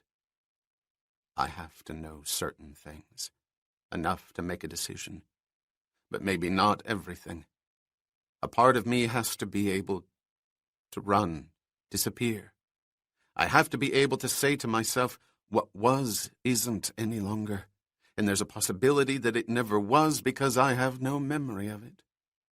What a person can't remember didn't exist. For him. My darling, don't let them do this to you. Her spoken words did not startle now, for it was as though he were there in the room listening, heeding his own words, willing to run, disappear, with her. But at the core of her understanding she knew he could not do that. He could not settle for a half-truth or 3/4 of a lie. They want him isolated. Who were they? The answer was in Canada, and Canada was cut off. Another trap. Jason was right about Paris. She felt it too. Whatever it was here. If they could find one person to lift the shroud and let him see for himself he was being manipulated, then other questions might be manageable, the answers no longer pushing him toward self-destruction. If he could be convinced that whatever unremembered crimes he had committed, he was a pawn for a much greater single crime, he might be able to walk away, disappear with her. Everything was relative. What the man she loved had to be able to say to himself was not that the past no longer existed, but that it had, and he could live with it and put it to rest. That was the rationalization he needed, the conviction that whatever he had been was far less than his enemies wanted the world to believe, for they would not use him otherwise. He was the scapegoat, his death to take the place of another's. If he could only see that. If she could only convince him. And if she did not, she would lose him. They would take him. They would kill him. They. "Who are you?" she screamed at the window, at the lights of Paris outside. "Where are you?" She could feel a cold wind against her face as surely as if the panes of glass had melted, the night air rushing inside. It was followed by a tightening in her throat, and for a moment she could not swallow, could not breathe. The moment passed and she breathed again. She was afraid. It had happened to her before, on their first night in Paris, when she had left the café to find him on the steps of the Cluny. She had been walking rapidly down the Saint-Michel when it happened. The cold wind, the swelling of the throat. At that moment she had not been able to breathe. Later she thought she knew why. At that moment also, several blocks away inside the Sorbonne, Jason had raced to a judgment that in minutes he would reverse. But he had reached it then. He had made up his mind he would not come to her. "Stop it," she cried. "It's crazy," she added, shaking her head, looking at her watch. He had been gone over 5 hours. Where was he? Where was he? Bourne got out of the taxi in front of the seedily elegant hotel in Montparnasse. The next hour would be the most difficult of his briefly remembered life. A life that was a void before Port Noir, a nightmare since. The nightmare would continue, but he would live with it alone. He loved her too much to ask her to live it with him. He would find a way to disappear, taking with him the evidence that tied her to Cain. It was as simple as that. He would leave for a non-existent rendezvous and not return. And sometime during the next hour, he would write her a note. "It's over. I've found my arrows. Go back to Canada and say nothing for both our sakes. I know where to reach you." The last was unfair. He would never reach her. But the small, feathered hope had to be there, if only to get her on a plane to Ottawa. In time, with time, their weeks together would fade into a darkly kept secret, a cache of brief riches to be uncovered and touched at odd, quiet moments. And then no more, for life was lived for active memories. The dormant ones lost meaning. No one knew that better than he did. He passed through the lobby, nodding at the concierge, who sat on his stool behind the marble counter, reading a newspaper. The man barely looked up, noting only that the intruder belonged. The elevator rumbled and groaned its way up to the 5th floor. Jason breathed deeply and reached for the gate. Above all, he would avoid dramatics. No alarms raised by words or by looks. The chameleon had to merge with his quiet part of the forest, one in which no spores could be found. He knew what to say. He had thought about it carefully, as he had the note he would write. Most of the night walking around, he said, holding her, stroking her dark red hair, cradling her head against his shoulder, and aching, chasing down cadaverous clerks, listening to animated nonsense and drinking coffee disguised as sour mud. Les Classiques was a waste of time. It's a zoo. The monkeys and the peacocks put on a hell of a show, but I don't think anyone really knows anything. There's one outside possibility, but he could simply be a sharp Frenchman in search of an American mark. He? Asked Marie, her trembling diminished. A man who operated the switchboard, said Bourne, repelling images of blinding explosions and darkness and high winds as he pictured the face he did not know, but knew so well. That man now was only a device. He pushed the images away. I agreed to meet him around midnight at the Bastringue on Rue Hautefeuille. What did he say? Very little, but enough to interest me. I saw him watching me while I was asking questions. The place was fairly crowded, so I could move around pretty freely, talk to the clerks. Questions? What questions did you ask? Anything I could think of. Mainly about the manager, or whatever she's called. Considering what happened this afternoon, if she were a direct relay to Carlos, she should have been close to hysterics. I saw her. She wasn't. She behaved as if nothing had happened except a good day in the shop. But she was a relay, as you call it. Damacour explained that. The fiche. Indirect. She gets a phone call and is told what to say before making another call herself. Actually, Jason thought, the invented assessment was based on reality. Jacqueline Lavier was indeed an indirect relay. You couldn't just walk around asking questions without seeming suspicious, protested Marie. You can, answered Bourne, if you're an American writer doing an article on the stores in Saint-Honoré for a national magazine. That's very good, Jason. It worked. No one wants to be left out. What did you learn? Like most of those kinds of places, Les Classiques has its own clientele, all wealthy, most known to each other and with the usual marital intrigues and adulteries that go with the scene. Carlos knew what he was doing. It's a regular answering service over there, but not the kind listed in a phone book. People told you that? Asked Marie, holding his arms, watching his eyes. Not in so many words, he said, aware of the shadows of her disbelief. The accent was always on this Bergeron's talent, but one thing leads to another. You can get the picture. Everyone seems to gravitate to that manager.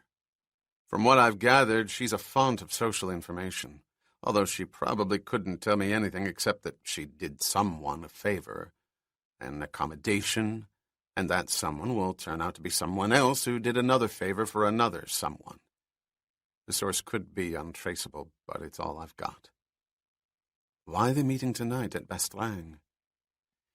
He came over to me when I was leaving and said a very strange thing. Jason did not have to invent this part of the lie. He had read the words on a note in an elegant restaurant in Argenteuil less than an hour ago. He said, you may be what you say you are, and then again you may not. That's when he suggested a drink later on, away from Saint-Honoré.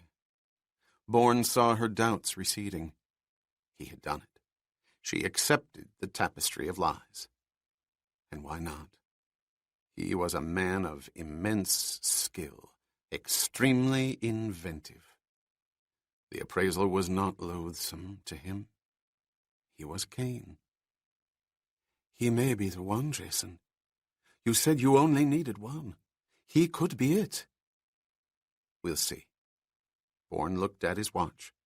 The countdown to his departure had begun. He could not look back. We've got almost 2 hours. Where did you leave the attaché case? At the Maurice. I'm registered there. Let's pick it up and get some dinner. You haven't eaten, have you? No. Marie's expression was quizzical. Why not leave the case where it is? It's perfectly safe. We wouldn't have to worry about it. We would if we had to get out of here in a hurry, he said almost brusquely, going to the bureau. Everything was a question of degree now. Traces of friction gradually slipping into speech, into looks, into touch. Nothing alarming, nothing based on false heroics. She would see through such tactics. Only enough so that later she would understand the truth when she read his words. It's over. I've found my arrows. What's the matter, darling? Nothing. The chameleon smiled. I'm just tired and probably a little discouraged. Good heavens, why? A man wants to meet you confidentially late at night. A man who operates a switchboard. He could lead you somewhere. And you're convinced you've narrowed Carlos' contact down to this woman? She's bound to be able to tell you something, whether she wants to or not. In a macabre way, I think you'd be elated. I'm not sure I can explain it, said Jason, now looking at her reflection in the mirror. You'd have to understand what I found there. What you found? A question. What I found. A statement. It's a different world, continued Bourne, reaching for the bottle of scotch and a glass. Different people. It's soft and beautiful and frivolous, with lots of tiny spotlights and dark velvet. Nothing's taken seriously except gossip and indulgence. Any one of those giddy people, including that woman, could be a relay for Carlos and never know it, never even suspect it. A man like Carlos would use such people. Anyone like him would, including me. That's what I found.